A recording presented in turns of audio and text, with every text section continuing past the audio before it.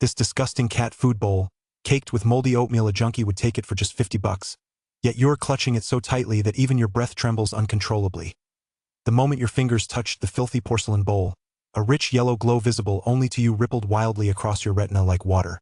The dizziness vanished instantly, replaced by sheer ecstasy. You dug your fingernails into the black grime, and the 6 seal characters in seal script made during the Qianlong reign of the Qing dynasty flickered in and out of view in the dim light. The patterns of the 3-color pastel glaze seemed to come to life in that moment. You strained your facial muscles to the limit, forcing yourself to wear a dismissive sneer, yet your heart raced through your chest like an overloaded truck. The hammer fell at $500, and clutching this peerless imperial porcelain, you sprinted into the night. You knew that this murky swamp could no longer hold you captive. Main text: 1. A tiger fallen from grace. Ricky, look here.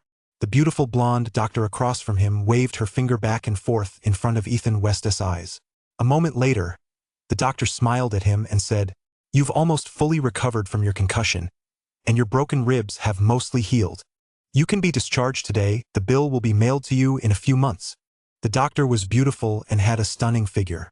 Normally, seeing such a vibrant and alluring beauty should have been a cause for joy. But the thought of the hospital's terrifying bill left Ethan West feeling anything but happy.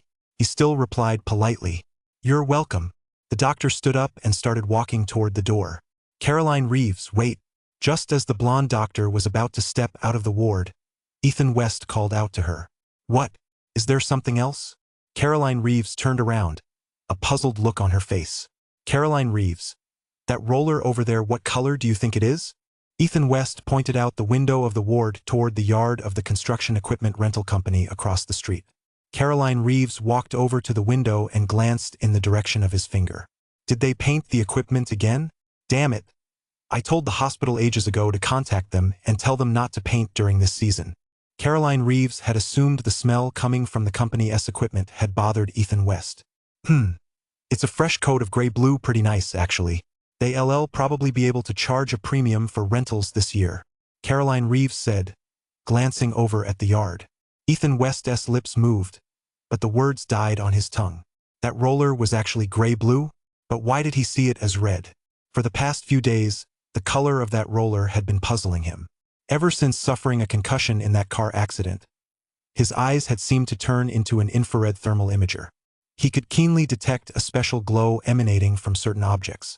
Take the roller on that crusher across the yard, for example. To his eyes, it glowed bright red. Ethan West had at one point wondered if there was something wrong with his eyes, or if it was a lingering effect of the concussion. But the colors of other objects appeared perfectly normal to him. Over the past few months, he'd undergone numerous brain CT scans, yet the results showed that his brain was completely normal. Now he'd reached a tentative conclusion, and he was about to test it. After quickly packing his belongings and leaving the hospital, Ethan West felt a pang of sadness the moment he stepped outside. Ever since his family's business went bankrupt half a year ago, the friends who used to surround him had all but disappeared. During his hospital stay of over a month, not a single person had come to visit him.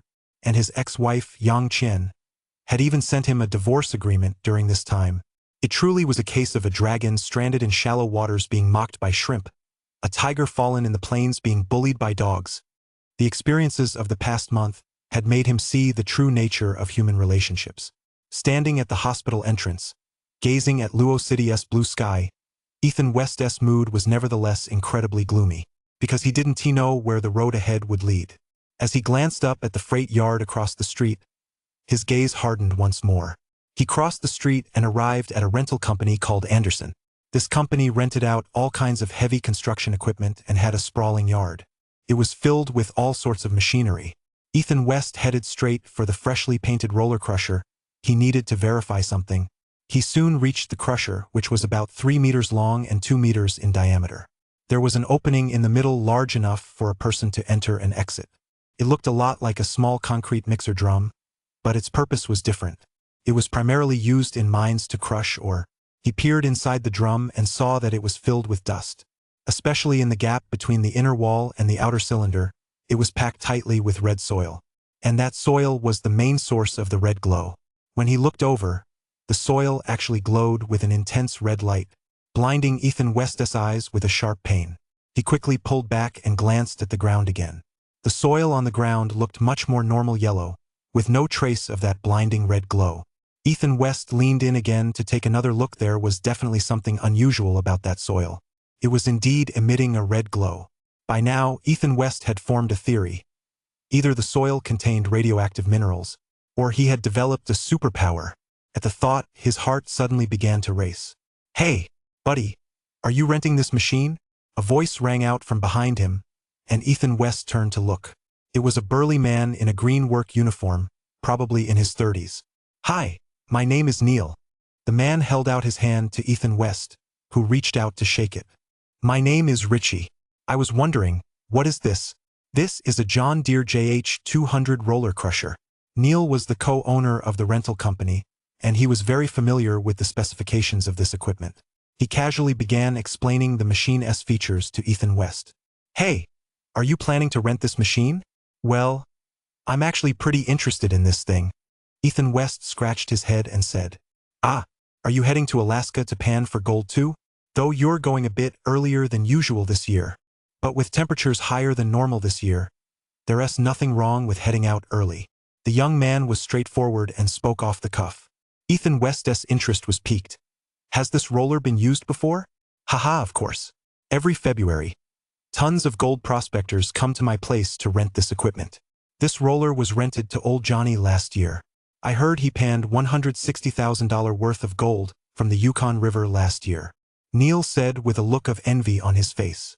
Alaska is, after all, a major gold-producing region in the U.S. Even though it's been mined for over 100 years, the gold deposits there still haven't run dry. To this day, large numbers of gold prospectors still flock to this gold mining mecca every year, and much of the equipment from Anderson Rental Company is rented out to those gold prospectors. Take this crusher right here, for example. Neil's eyes lit up as he talked about those gold prospectors. But he didn't notice that Ethan West, sitting across from him, was already beaming with delight. "Just as I thought, my hunch was right. I've got the golden eye now." Ethan West roared inwardly. His face grew flushed as he struggled to control his emotions. "How much does it cost to rent this roller crusher?" "If you rent it by the month, it's $4,500 a month." Neil's math skills were clearly above the average for his countrymen. Ethan West shook his head. Neil, I'm not going to Alaska to pan for gold. I just have some construction work to do over at Dalton Farm." Ethan West told a casual lie, and Neil was taken aback. "To glitter and glamour.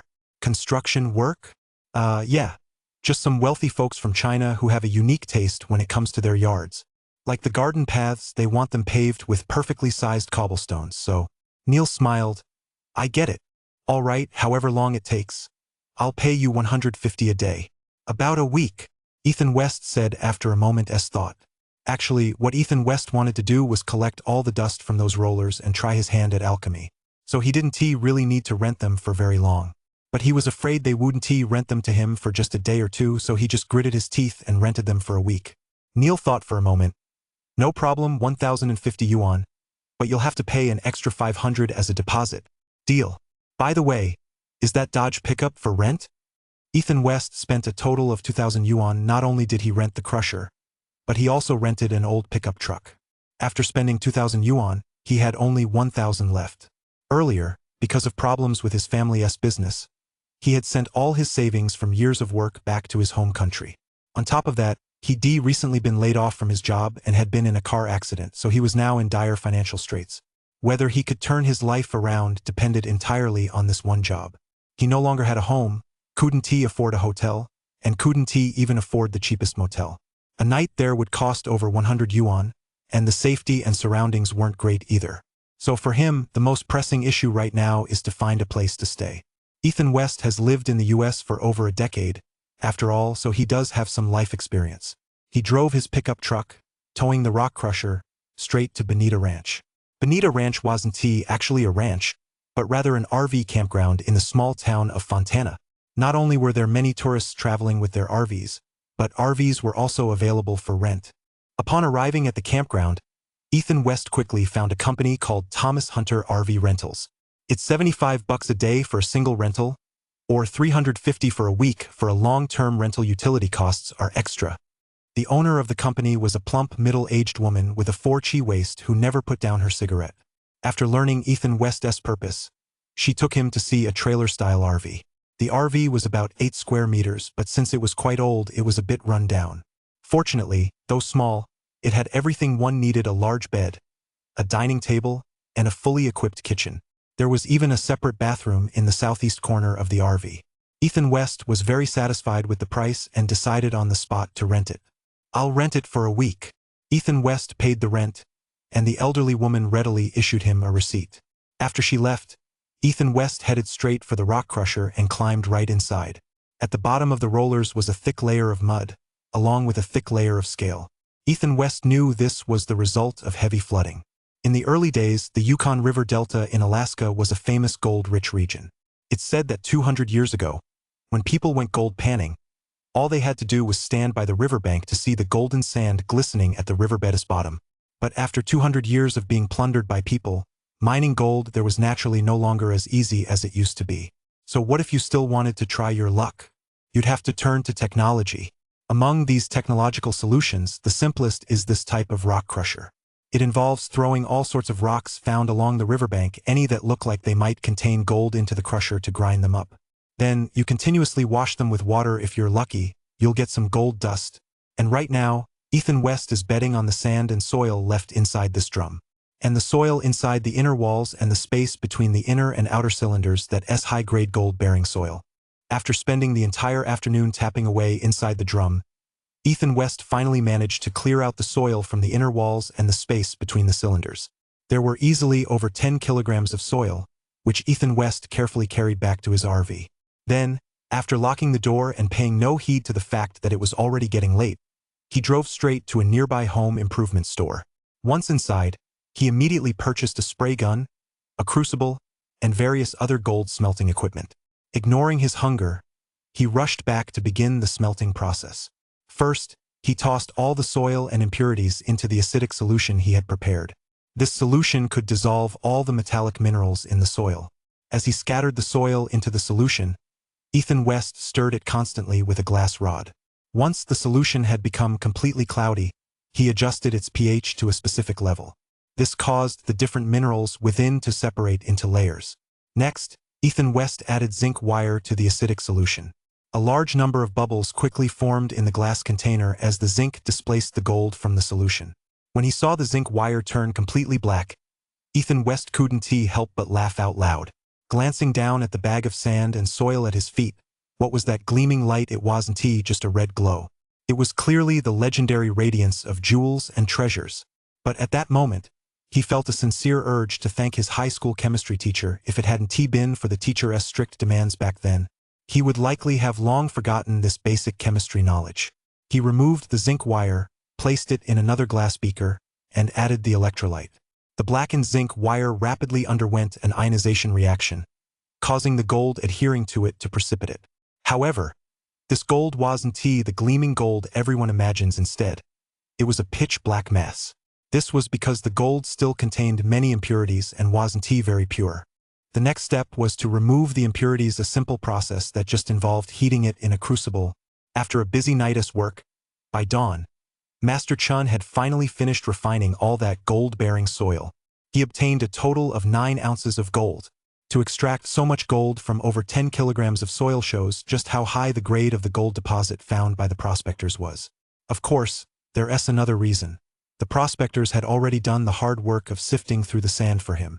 They had likely already washed away dozens of metric tons of silt and sand. He pulled out his phone to check today's gold price. With the recent string of bank failures in the U.S., gold prices had skyrocketed. When he saw that the price of an ounce of gold had already broken through the $2,000 mark last night, Ethan West's eyes lit up. He took off his gas mask, plopped down on the bed, and unable to hold himself up any longer, collapsed onto the bed and fell into a deep sleep. When he opened his eyes again, it was already past 2 p.m. He'd woken up hungry, and only then did he realize he hadn't eaten much for a day and a night. Tucking a few small goldfish, he smelted himself into his pocket. Ethan West stepped out of the RV. Passing by a convenience store, he bought a bottle of milk. Without stopping to eat, he drove straight to Beverly Hills. While checking the news earlier, he'd seen reports that several banks had experienced bank runs in recent days. He also learned that gold coins and bullion were currently the hottest selling items across the United States.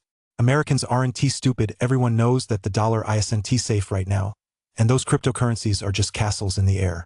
Anyone with even a modicum of wealth had started hoarding gold like crazy, so he needed to strike while the iron was hot and sell off this gold. 3. A bargain? Since there are so many wealthy people living in Beverly Hills, it's easier to get a higher price for gold there. He drove at full speed and, 3 hours later, finally arrived in Beverly Hills. This is Los Angeles' most famous neighborhood, comprising Wilshire Boulevard, Santa Monica Boulevard, and Sunset Boulevard. Beverly Boulevard and Rodeo Drive are the shopping districts within it. Returning here by car, he found that the neighborhood had changed drastically since his last visit. Many storefronts along the street had closed down, and some even had their windows and doors boarded up. Ethan West couldn't help but reflect on how things had changed. With the economic crisis of the past few years, ordinary Americans have had a tough time, too. He drove around the area for a while and spotted a few jewelry stores, but he didn't rush to go inside.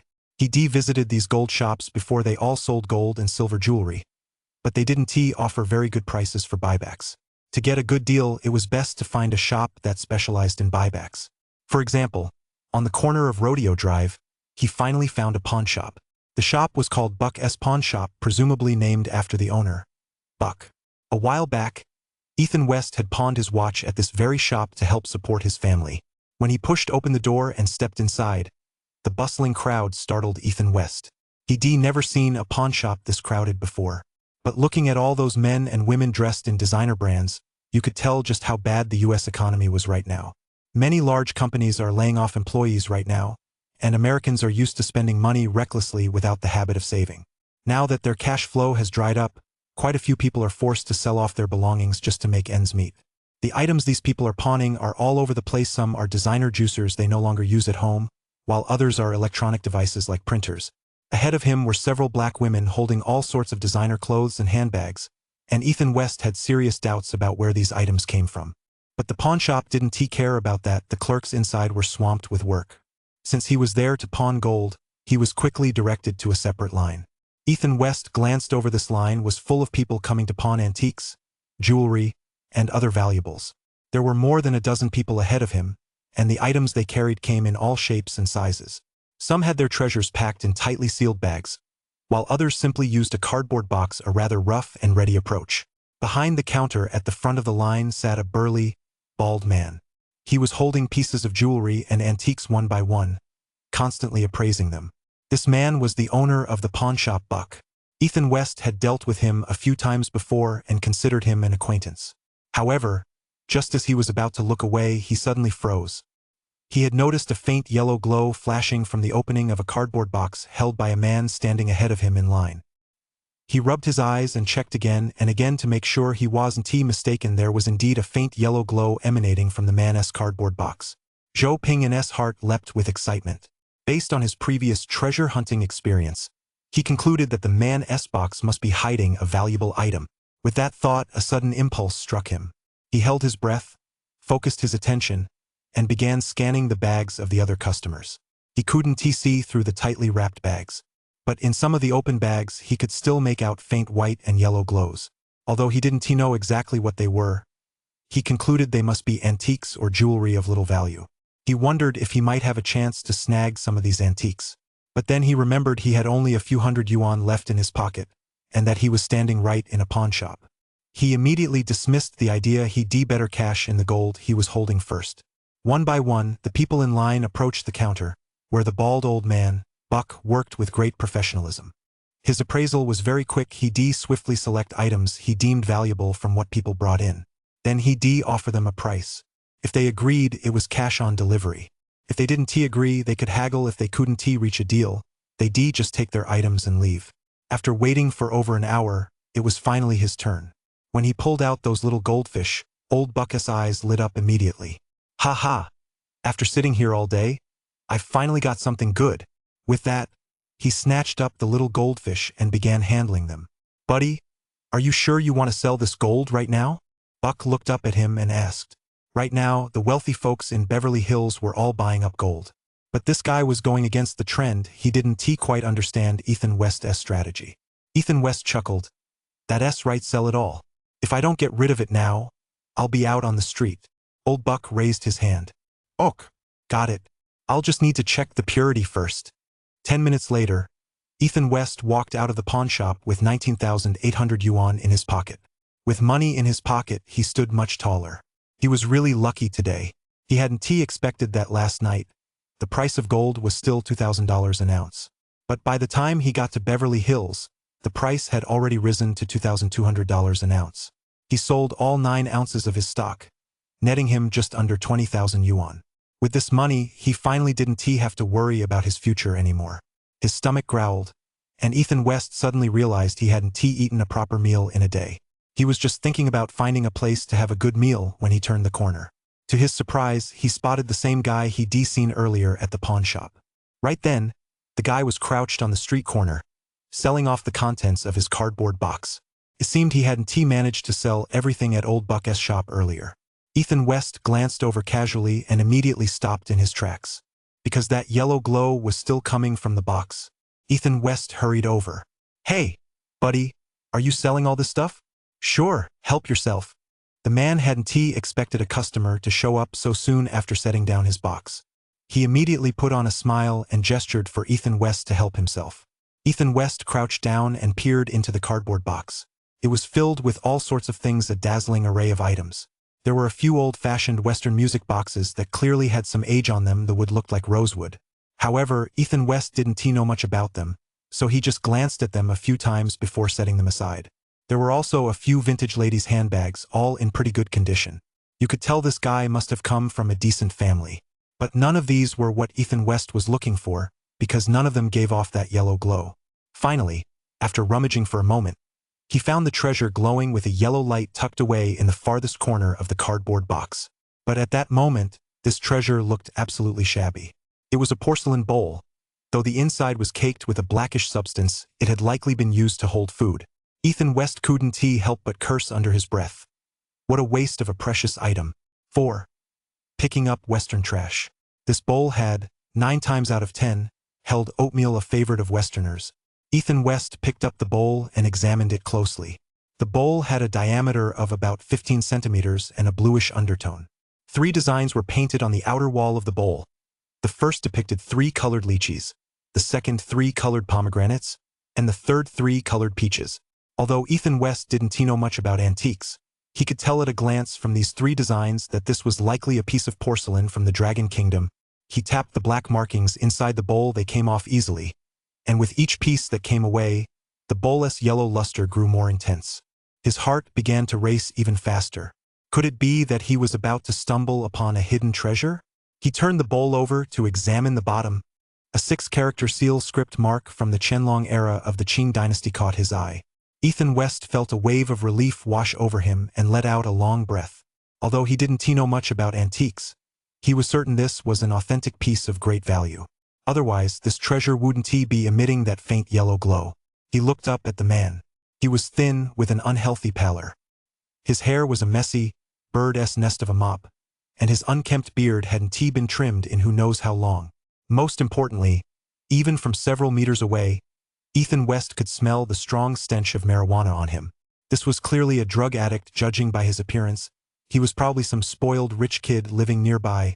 Ethan West didn't beat around the bush. He simply held up the bowl and asked him, "How much are you selling this for?" "Huh? This is my Laura's favorite food bowl. My old man brought it back from Hong Kong a while back.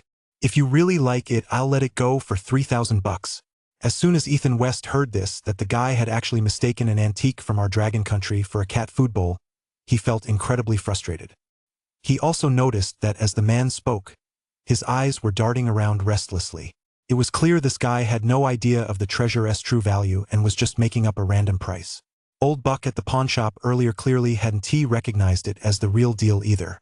Suppressing his inner excitement, he looked up at the man and said, "It's just a cat food bowl, and you're asking for $3,000? Dude, are you out of your mind?" His feigned look of astonishment left the spoiled rich kid feeling quite embarrassed. The man scratched his head. "Well, how much do you want?"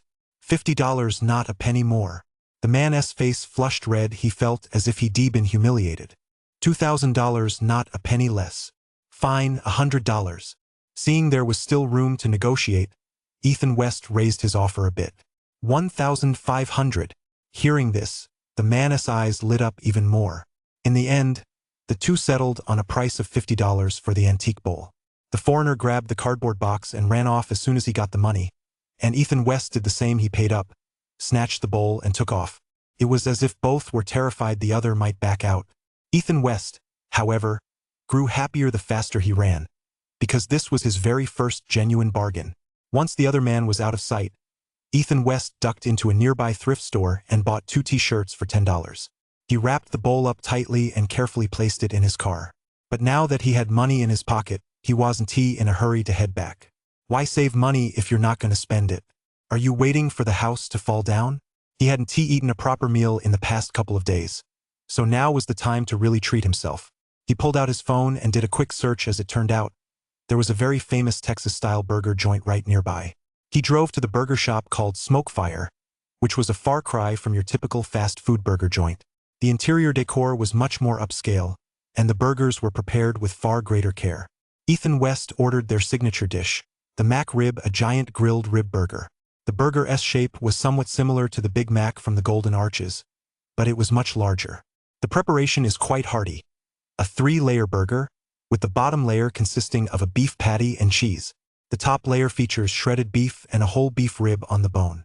The presentation is incredibly extravagant, and of course, the price is equally steep. It set him back a full $31.99. Compared to the set meals he usually gets at fast food restaurants for just over $10, this meal was definitely a luxury. Paired with the fries the restaurant provided, Ethan West ate his fill. Having been in the US for over a decade, he has grown accustomed to this American style of eating meat in big bites. With his belly full, he finally got back in his car and started driving home. Los Angeles is shaped like a flat pancake. It's a vast region made up of many small towns, covering a considerable area. Fontana, the small town where he currently lives, is located in the northeast corner of the Los Angeles metropolitan area. It took him over 3 hours to drive back to the RV he was renting. After a long day on the road, he was already exhausted and sleepy. He quickly washed up and fell fast asleep. When he woke up the next day, Ethan West wondered if he should return the drum crusher. Also, he should have someone appraise the porcelain bowl he'd found the day before. Plus, now that he had a little money on hand, it was time to get a decent car. And since the RV wasn't a place to stay long-term, he should find a house to rent and establish a stable place to live. No sooner said than done. He got up, washed up, and just as he pushed open the RV door, he saw the shop owner, Thomas Hunter, cursing as he threw things out of the RV next door. "Damn it, you son of a bitch. Don't let me run into you again. Leaving behind a pile of junk like this. FXXX. A string of F words made it clear that Thomas Hunter was furious. What happened? Ethan West walked up to the RV's door and asked, watching Thomas Hunter bustling about inside. Thomas Hunter, dressed in work clothes, was cleaning out the RV. Hearing the question, he turned his head to glance at Ethan and replied, "It was the previous tenant of this RV. That guy was a damn bastard, a thief. Yesterday, the cops came by and said he'd been stealing in Orange County and accidentally killed someone. They sealed off the RV and searched it for evidence for ages. Damn it. That bastard still owes me 3 weeks' rent." As Thomas Hunter spoke, he flung another suitcase out of the RV, as if venting his frustration. It landed right at Ethan West's feet. The police had already searched the RV yesterday, so naturally, there couldn't be anything of value left inside. The suitcase wasn't locked tight, and when it was thrown like that, it burst open with a loud bang. As the suitcase burst open, a pile of clothes spilled out, but when Ethan West looked down, his eyes lit up. That's because he saw a flash of white light at the bottom of the suitcase. His heart began to race again, and he glanced up at Thomas Hunter. "Oh, I'm so sorry, I hope I didn't hit you just now?" Thomas Hunter also noticed that Ethan didn't look too happy, and realized his action had indeed been a bit reckless. He quickly apologized, and Ethan West broke into a smile. "It's nothing. By the way, Thomas Hunter, do you still want this box?" Thomas Hunter raised an eyebrow. "Do you like it? Thank goodness, then you can have it. This kind of junk? Every year, those guys who skip town leave me dozens, even hundreds of them. 5 a windfall. Clearly, running a RV motel like this, The one thing Thomas Hunter had no shortage of was all kinds of suitcases left behind by guests who'd taken off. Ethan West put on a calm front and stowed away the other suitcases as well. Thanks so much, then. I actually needed a few suitcases. I'll just throw away the clothes in this one for you. Thomas Hunter clutched his heart. Ricky, you're such a good guy. In reality, Thomas Hunter struggled every year with how to get rid of these suitcases. That's because in the US you have to pay to dispose of bulky trash. Ethan West chuckled to himself. This was truly the most useful good guy compliment he'd ever received. Ethan West smiled as he loaded the suitcases into his beat-up pickup truck, then stepped on the gas and drove out of the campground. He didn't go far, though instead, he pulled into a small park nearby. Once the truck was parked, he couldn't wait to pull out the suitcase that had just glowed white. He stuffed the ragged clothes inside into a nearby trash can, then fumbled around the back of the suitcase for a moment. He pulled out a small knife and made a forceful cut through the fabric covering the bottom of the suitcase. To his surprise, there was a layer of wood underneath. He tapped on it, and sure enough, there was a hidden compartment inside. When he opened the compartment, a flat object wrapped in craft paper was revealed. He used the knife to cut open the outer layer of craft paper, and was immediately dazzled by the blue glow inside. It was a stunningly beautiful plate. Ethan West was a bit dazed by this windfall. It took him quite a while to calm down. He reached out, picked up the plate and began examining it. Judging by the bottom, the plate appeared to be made of silver, but he couldn't tell what material the surface was made of. Looking straight at it from the front, there was a massive butterfly right in the center of the plate. At that moment, you'd notice that the outer rim of the plate turns blue. If you looked at it from a different angle, other parts of the plate would also turn blue. As for the bottom of the plate, aside from the butterfly, the rest was covered with regular, symmetrical patterns. Whatever craftsmanship was used to create it, it exuded a truly unique beauty. This aesthetic is vastly different from that of traditional Chinese antiques. Although Ethan West didn't know exactly what this object was, he knew it probably wouldn't come cheap. He carefully packed away the plate and then drove straight into the city. This time, his destination was Irvine, a neighborhood with a large Chinese immigrant population. He was headed to a place called Jingxinjai, an antique shop. A few years back, when the family business was thriving, Ethan West's father had asked him to help find some treasures in the US to bring back home. To preserve the value of their assets, he dealt with the owner of this shop back then. After driving for over 3 hours, he finally arrived at the shop. Unlike his previous visits, he could clearly sense that the shop was quite quiet this time. This was obviously related to the recent economic climate. When the economy is booming, wealthy people naturally love to collect antiques to preserve and increase their wealth. But when the economy is struggling, everyone's attention naturally turns to gold. As soon as he pushed open the door, a middle-aged man of average build with graying hair walked up from the back. "Mr. Fong. Ethan West. It's been ages since you've been here." Mr. Fong smiled and invited Ethan West over. Ethan West nodded. "Yeah, it's been over a year. So, what brings you here today? Looking for any treasures?" The two had worked together before, so Mr. Fong got straight to the point. He assumed Ethan West was still looking for treasures on behalf of his family back home. These days, the market back home was crowded, prices were all over the place, and it was easy to get ripped off if you weren't careful. That's why sourcing treasures from overseas had become the top choice for collectors in China. After all, it was widely accepted that there were more treasures overseas, and they were cheaper. Mr. Fong had been doing quite well for the past few years thanks to this. Ethan West smiled slightly. "I'm not here to hunt for treasures this time. I actually have a piece I'd like to sell. I was wondering if you'd be interested in buying it." "Oh, of course I'd buy it. As long as it's a good piece, the price is negotiable." Mr. Fong's eyes lit up at those words. For an antique dealer, there's nothing more exciting than having a quality piece come right to his doorstep. Not having to go out and hunt for stock himself, that's a huge convenience. Ethan West carefully took the bowl out of his backpack. After returning home yesterday, he soaked it in hot water overnight, and this morning before leaving, he finally managed to remove all the black grime from the inside of the bowl. Mr. Fong's eyes lit up when he saw the bowl. He carefully picked it up, retrieved a magnifying glass from the glass display case, and began to examine it closely. He looked at the rim, then at the patterns on the exterior and the glaze color. Finally, he inspected the mark on the bottom, a process that took over half an hour. Then he carefully placed the bowl on the counter. A Qianlong-era pink enameled Dun-style bowl with a 3-fruit motif. A real gem, a major find. Peaches, lychees, and pomegranates, 3 kinds of fresh, plump, ripe fruits. The branches are slender and vigorous. The brushwork is exquisitely detailed. The leaves show both the light and dark sides. The green glaze is perfectly balanced in intensity, and the depiction is lifelike, truly a masterpiece from the Qianlong Imperial kills. Brother, where on earth did you dig up this treasure? As he spoke, the shop owner's eyes barely strayed from the bowl. He never expected that first thing in the morning, Ethan West would actually bring him such a rare find. Ethan West smiled slightly. Mr. Fong seemed like an honest man and hadn't tried to pull the wool over his eyes. Before setting out, he looked up information online and done his homework. He actually managed to track down the bowl's history. A couple of years ago, at a spring auction in Beijing, a bowl just like the one in his hands had been sold. Oh, it was something my family collected years ago. I've been a bit short on cash lately, so he made up an excuse on the spot. But the owner didn't seem the least bit suspicious.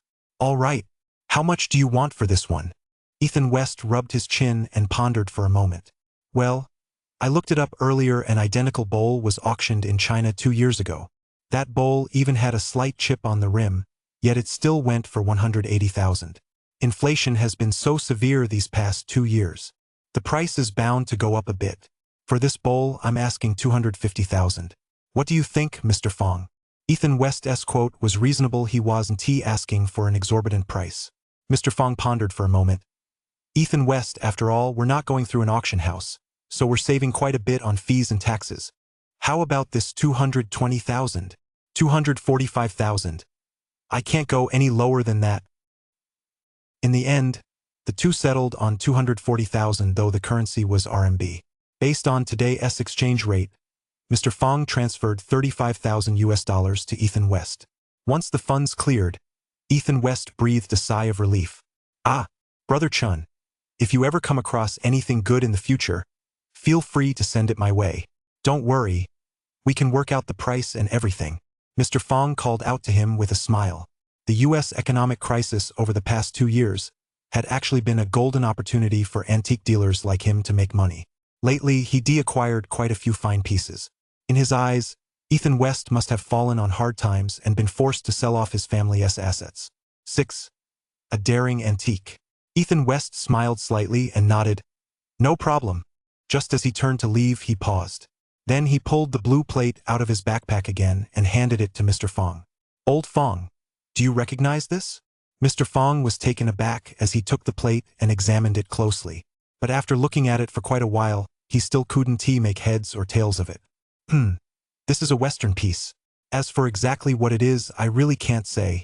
Old Fong was quite knowledgeable about Chinese antiques, but when it came to Western treasures, he was at a loss. This is a blue swallowtail plate from the United States. Judging by the style, it should be from the 1930s. Just then, a voice suddenly rang out from behind them.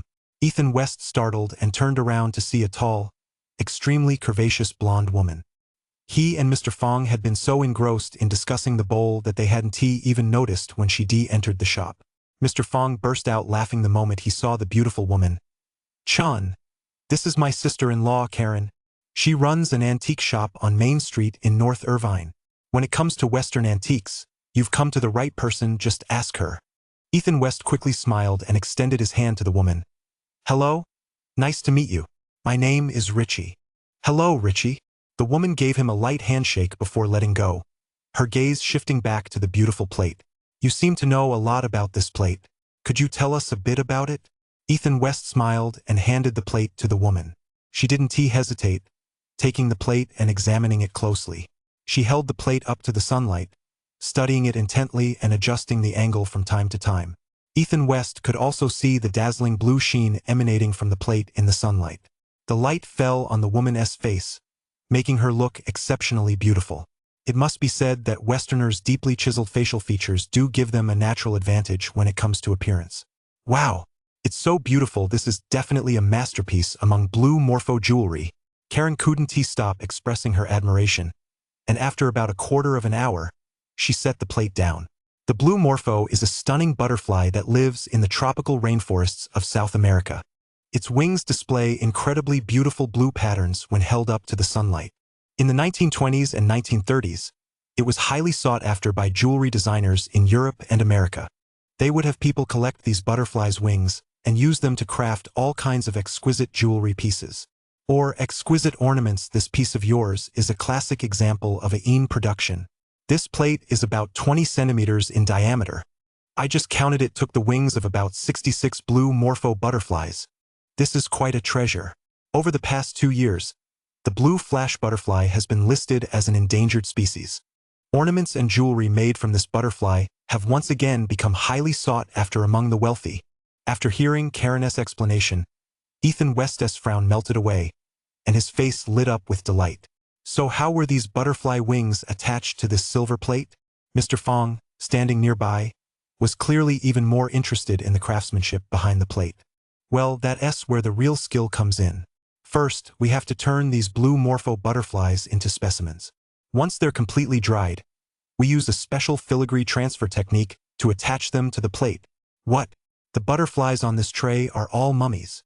Upon hearing that the tray was actually made from specimens, Ethan West couldn't help but shudder. These foreigners really do have a different sense of aesthetics than we do. Even their decorative pieces are so over the top. He had originally thought to himself, this tray is so beautiful. I'll get in touch with my old friends later and sell it to them.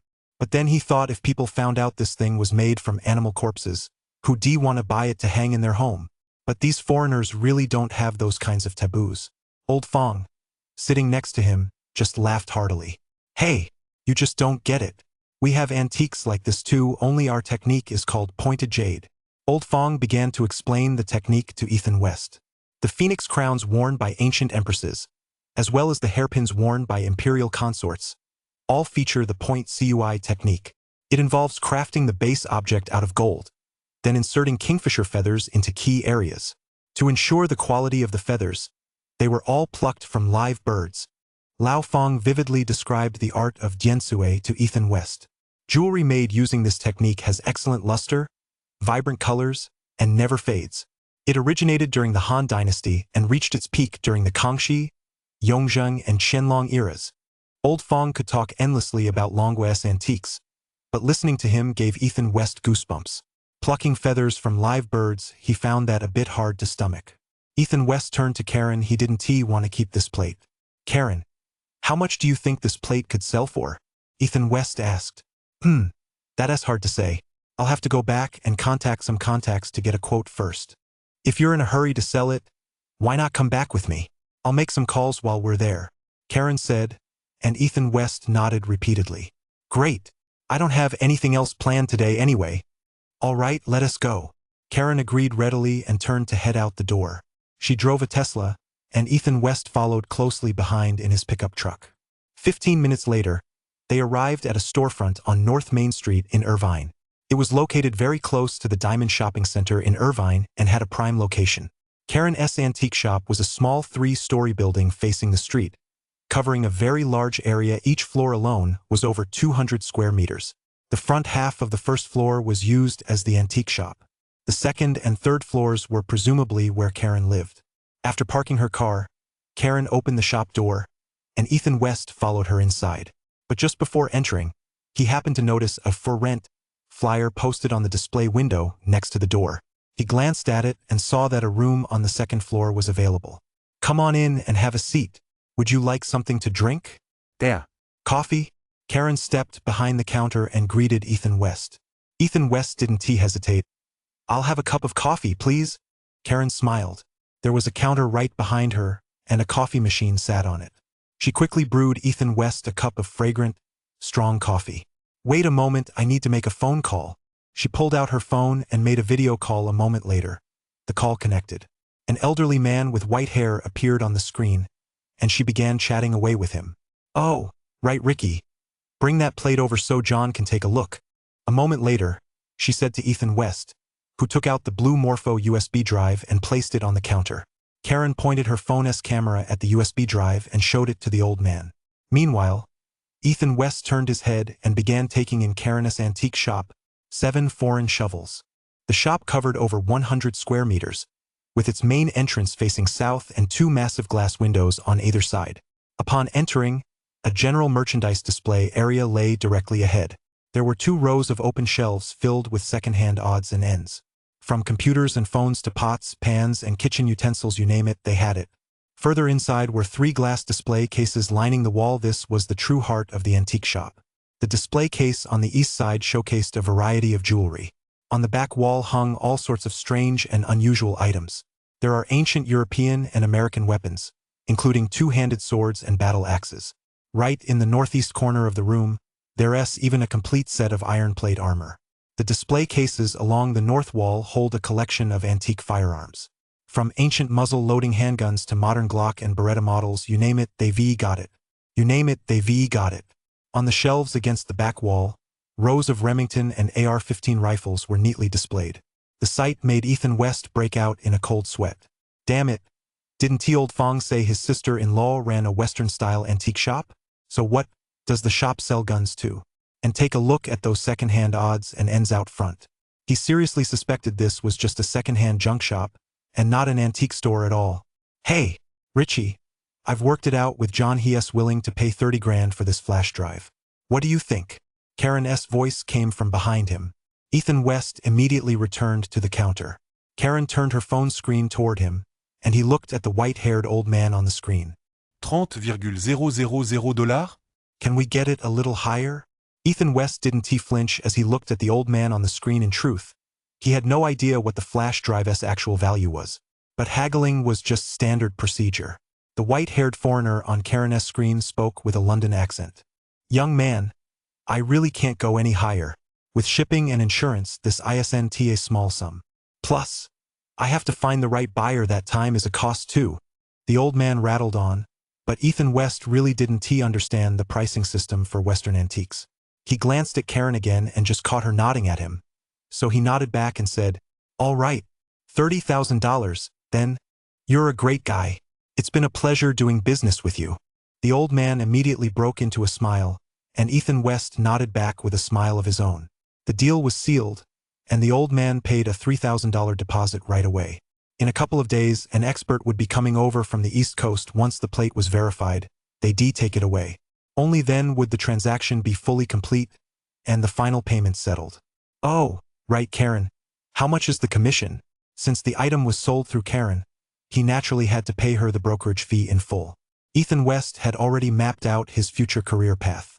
He used to work for a major tech company, but now those companies were all laying off employees. And now, as if fate had smiled upon him, he suddenly discovered a special talent, so going back to a regular job was out of the question. Instead, being his own boss and working as an overseas treasure hunter was just fine. When he finds antiques from our dragon country, he'll help trace their origins and send them back to China. If he finds Western antiques, he can sell them to those foreign devils through Karen.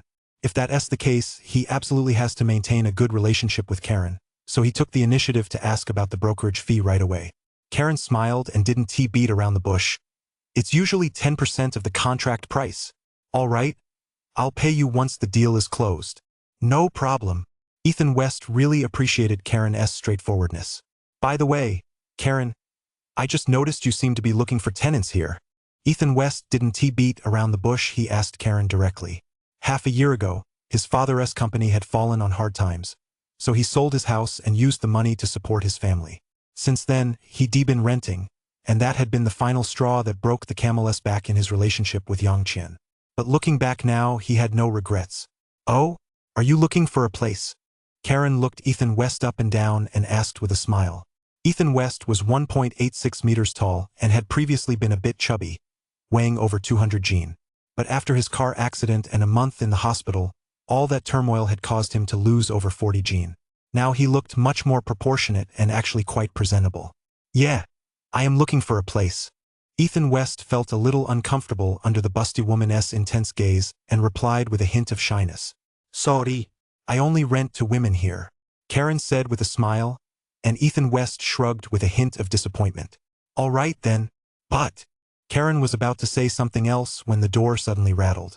The two turned to see 2 black men walking in. Both were very tall and very heavy. You could smell their distinctive body odor from a good distance away. "What are you looking at?" The black man in the back, noticing Ethan West's gaze, immediately snapped. Ethan West didn't want to get into trouble, so he simply turned his head away without engaging with him. FXXX. Seeing that Ethan West had turned away without saying a word, the man immediately burst into a smug laugh and cursed. Ethan West's expression darkened, and he was about to snap back when he noticed a dark mist swirling around the waist of the bald, heavy-set man. Glancing at the top of his head, he saw a similar wisp of black mist flickering in and out of view. Could this be malevolent energy? Could this guy be up to no good? Ethan West's guard was instantly on high alert. Just then, Karen stepped up to the two men.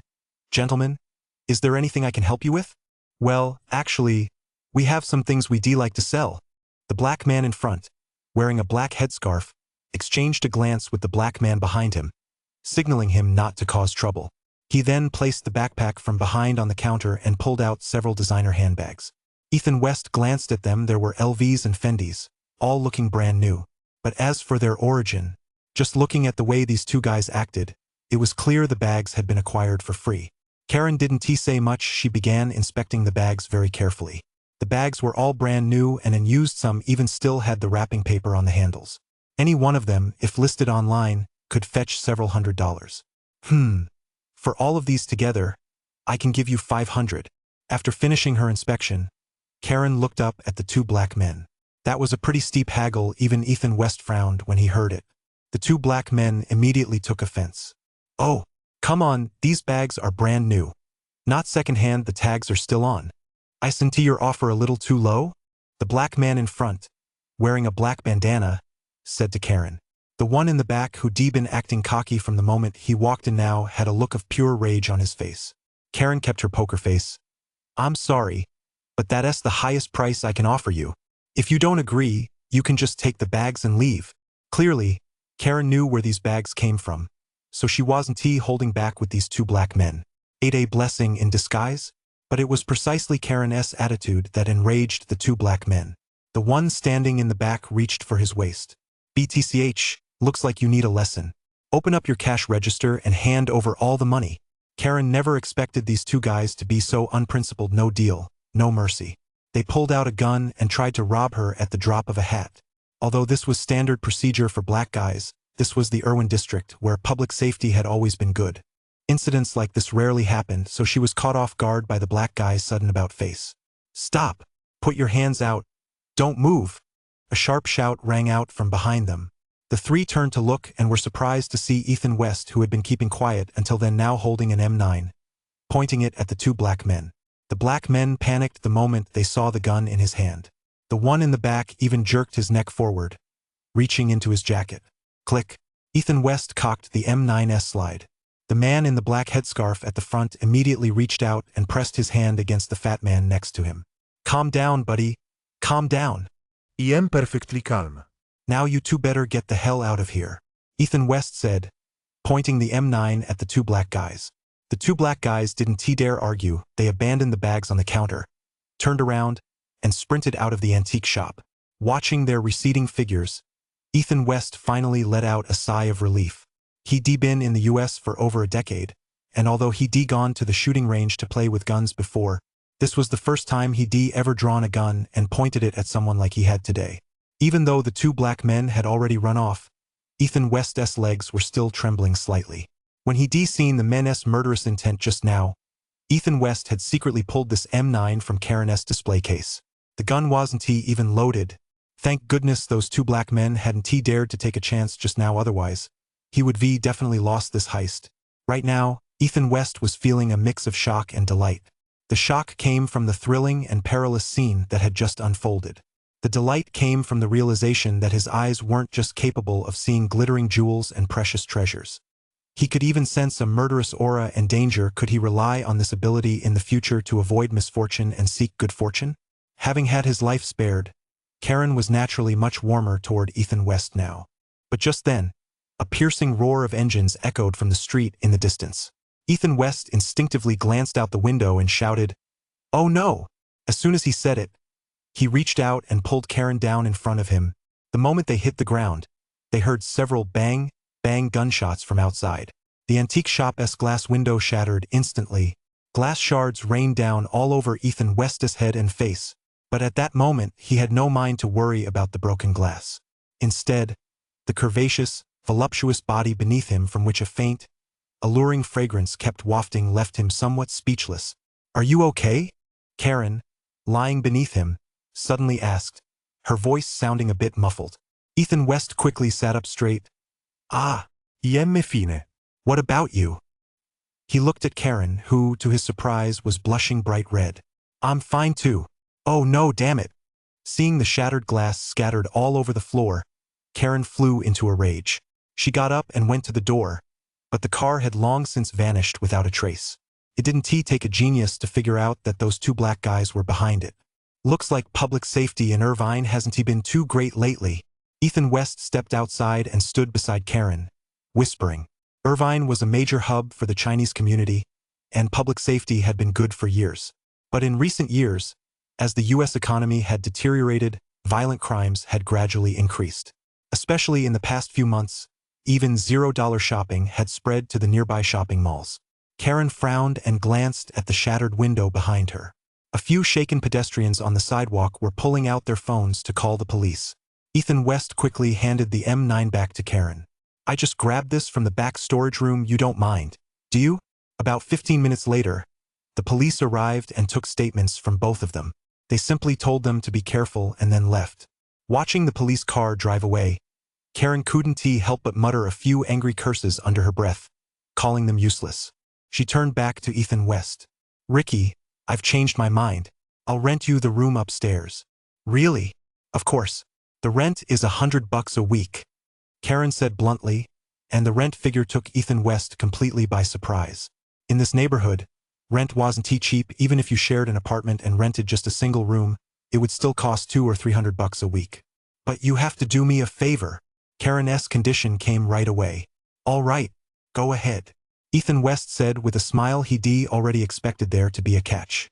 "First, help me clean up this mess." Karen pointed at the shattered window, and Ethan West nodded. He found a tape measure to take the dimensions, then drove to a nearby furniture store. He was going to buy a sheet of plywood to temporarily board up the window. Luckily, Karen's store had every tool he needed, and with the help of a power saw and a nail gun, it only took him about 2 hours to board up the window. "Karen, I think you should go buy a set of roller shutters. The crime situation is so bad these days. Just to be on the safe side, it's better to be prepared early." Ethan West, who had never done any renovation work before, was already drenched in sweat by the time he finished. As he packed up his tools, he said to Karen. Karen replied with a wry smile, "Do you think I don't want to? A while back, I consulted a security company. I wanted them to install a burglar alarm system for me. Do you know how much they quoted me?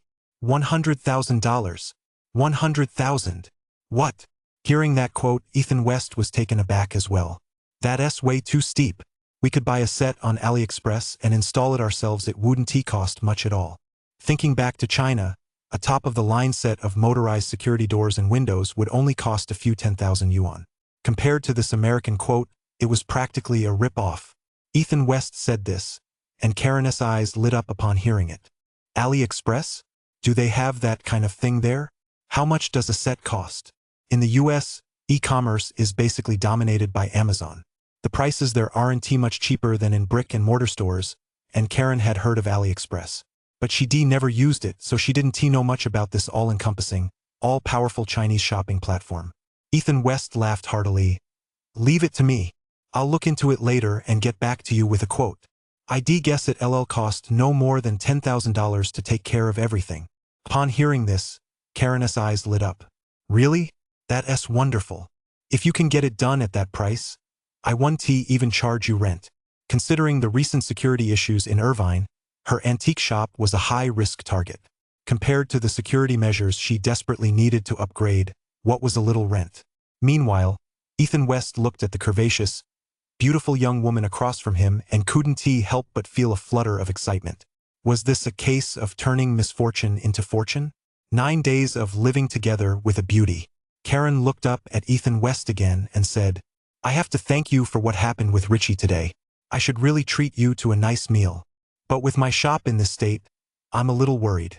My takeout is almost here, so let's just keep it simple today." Who says foreigners don't understand social graces? It just depends on who you're dealing with. As they spoke, the delivery guy had already brought over the Chinese takeout Karen had ordered. The two of them sat at the counter, eating the classic trio of fried rice, fried noodles, and broccoli with beef. Ethan West, who hadn't had Chinese food in a long time, ate with great relish, while Karen across from him ate with such delight that her eyes narrowed in pleasure. Ah, this delicious Chinese takeout is the #1 reason I can't move away from Irvine. Seeing her look like she'd never seen the world before, Ethan West couldn't help but chuckle to himself. In Chinese restaurants across the U.S., foreigners usually stick to the same old 3 favorites: fried rice, fried noodles, and sweet and sour chicken. After finishing their meal, Karen began telling Ethan West about her antique shop. The single-story shop covered over 200 square meters. The front half was a showroom open to the public. The back half served as a warehouse, containing more than a dozen shelves stocked with all kinds of second-hand goods. From second-hand designer bags and clothing to various Supreme collaboration sneakers, the place had everything under the sun. Karen, is this really an antique shop? Looking at the junk in the back, Ethan West couldn't help but ask her. Karen glanced at her collection and chuckled. Of course, ahem, I know that in your eyes and Fong-s, these things are probably just second-hand goods. But in the US, these are antiques. Take these clothes and shoes. For example, they're all highly collectible, Karen said, and Ethan West nodded in agreement. Indeed, in the US, because the country's history is so short, their definition of antiques is completely different from ours. Generally, anything over 20 years old or anything with a bit of collectible value is considered an antique in their eyes. They went up to the second floor, where Karen's rental unit was located. This floor served as the living area. There's a south-facing terrace of over 30 square meters outside, and on the west side of the interior are the living room, dining room, and open-concept kitchen. On the east side is the room being rented out. It's simply furnished with a large bed, a desk, and a wardrobe. There are 2 more rooms on the north side, but their doors are locked. Karen said no one lives there. She uses them as storage. Ethan West took a look and was very satisfied with the surroundings. If you're satisfied, you'll be living here from now on, and I'll be staying upstairs. Feel free to use the kitchen and bathroom downstairs, but don't go upstairs without my permission. After showing him around the house, Karen gave him these instructions. Ethan West nodded. No problem. So the two of them signed a simple lease, though Karen didn't charge him any rent. Ethan West knew she was hoping he'd keep her company. After all, it really wasn't very safe for a young woman to live alone in such a large store. Ethan West traded in the drum crusher and the pickup truck. He quickly moved into the antique shop and began his life, living together with the beautiful woman. On the 3rd day, the blue Morpho Butterfly USB drive sold. After deducting the $3,000 he owed Karen, Ethan West made a net profit of $27,000. Combined with the 2 previous earnings, Ethan West suddenly found himself with $80,000. He never imagined he'd turn his fortunes around so quickly. Think back to a little over a month ago, when Yang Qian served him divorce papers. That woman had emptied his bank accounts and walked off with all his assets. At the time, he had only 3,000 yuan left, the severance pay from his former company. Back then, he was just 1 step away from bankruptcy and begging for food. As the saying goes, money gives a man courage. Now, with these 80,000 yuan, he felt like he was alive again. But the first thing he needed to do was buy a car. The US is a vast, sparsely populated place, and even the urban areas are enormous. Without a car, it's really inconvenient to get anywhere.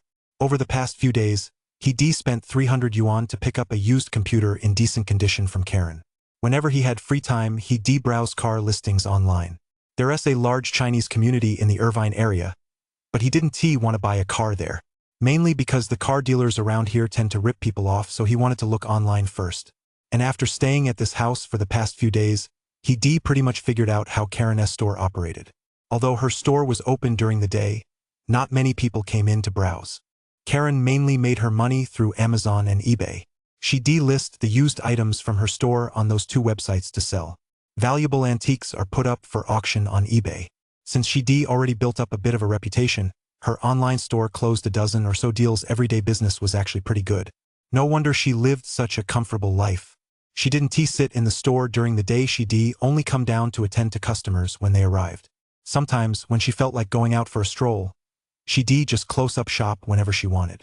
Since most of her transactions took place online, she had much more flexibility with her time.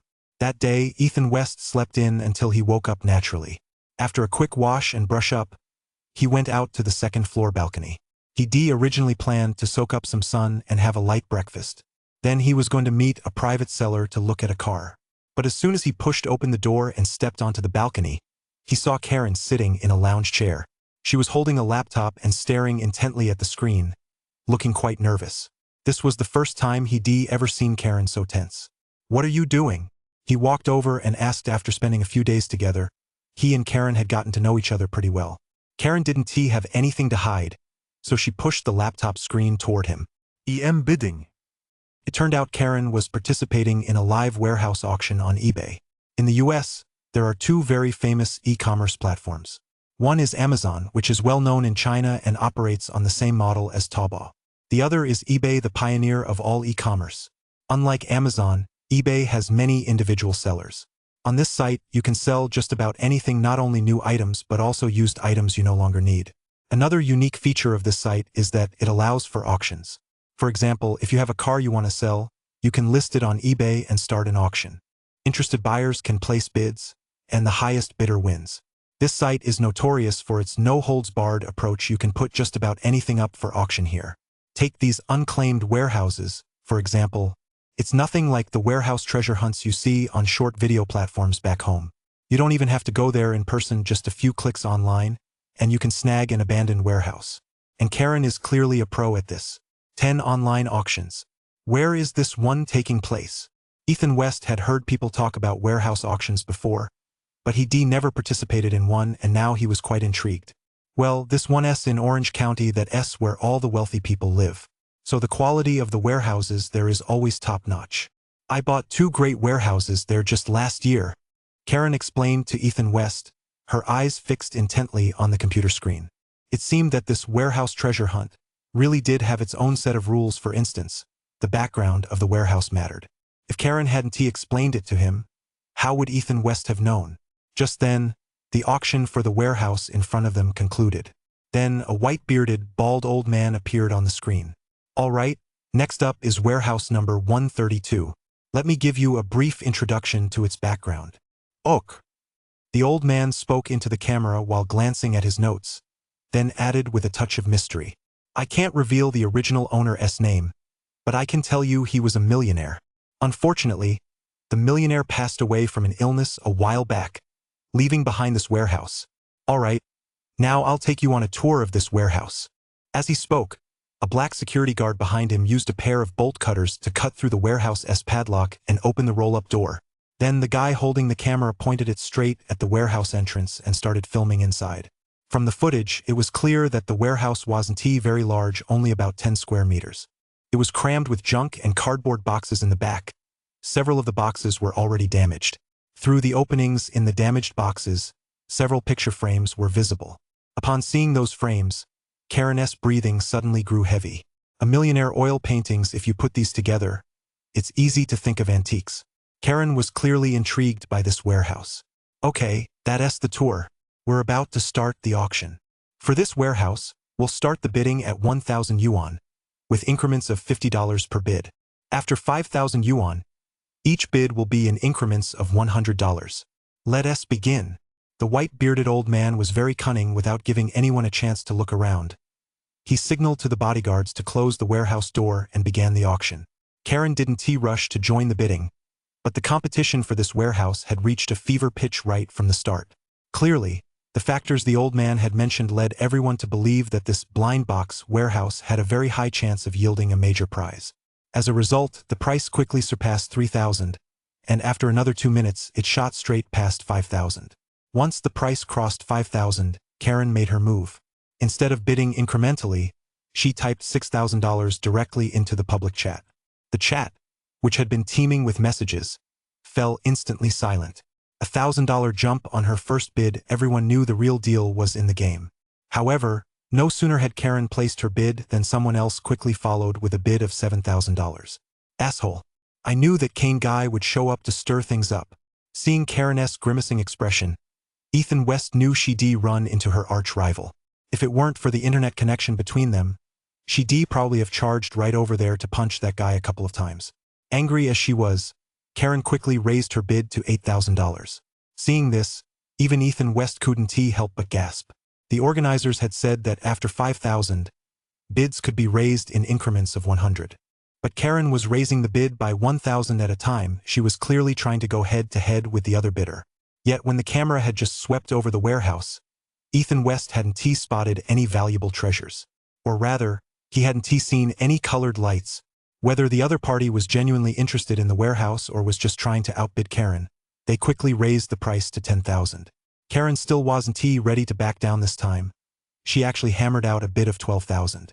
Now the guy on the other end hesitated a bit, taking a long time to make a counteroffer. Ms. K has bid 12,000. Any other bids? Don't hesitate, this is a warehouse left behind by a millionaire. The white-bearded old man's booming voice came from off-screen. He clearly wanted to egg everyone on to bid even higher. 12,000 going once, 12,000 going twice. Karen clenched her fists. In just 1 second, this warehouse would be hers. But just then, a bid of 13,000 flashed across the public chat. It was her arch-rival. Damn it! Seeing that bid, Karen's eyes turned red. Her blood was boiling, and she raised her hand to bid again. Ethan West was just about to stop her, but before he could say a word, Karen had already pressed the bid button. 14,000. Bidder number 35 has raised the bid to 14,000. Any higher bids? The elderly auctioneer's voice suddenly rose a few notches, and the atmosphere in the room became electric. In the end, however, no one outbid Karen. 14,000 yuan sold. Seeing this, Ethan West could only shake his head in resignation. Meanwhile, Karen seemed to be having second thoughts. "Ha! You fool! You fell for it!" Kane, ever the troublemaker, typed another string of nasty comments on the public chat. Enraged, Karen cursed. "You bastard! Don't let me catch you!" Karen realized she'd gotten a little carried away, but it was too late to take it back now. Meanwhile, the white-bearded old man had already opened the door to another warehouse next door. The cameraman's lens was trained on the opposite wall of the doorway, snapping away furiously. Compared to the previous one, this warehouse looked much shabbier. Right at the entrance were several black plastic bags, some of which were still open.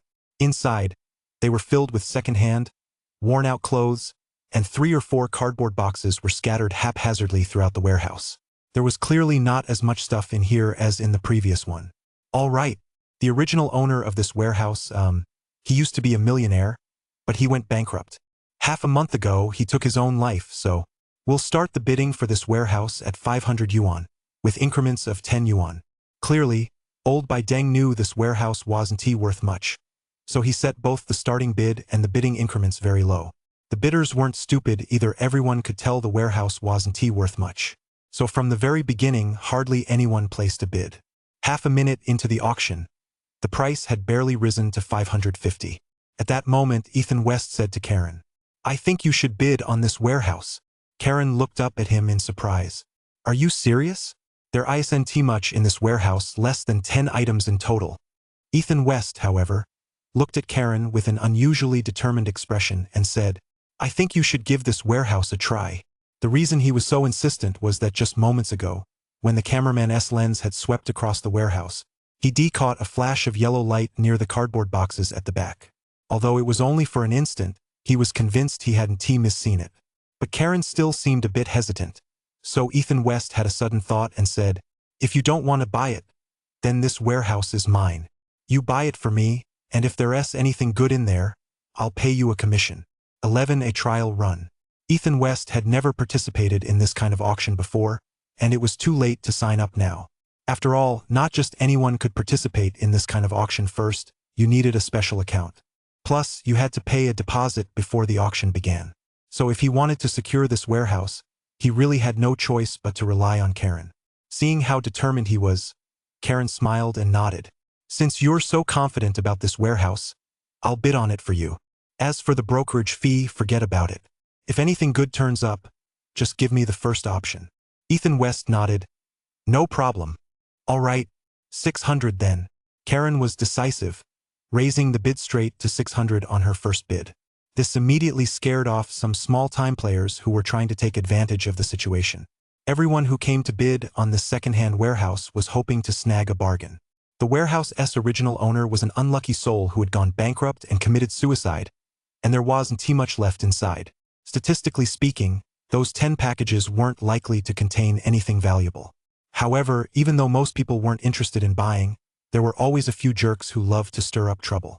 Take that cane, for example. Just when Karen thought she had the deal in the bag, that bastard popped up again. 700. The jerk immediately jacked the price up by 100, and Karen's face instantly flushed.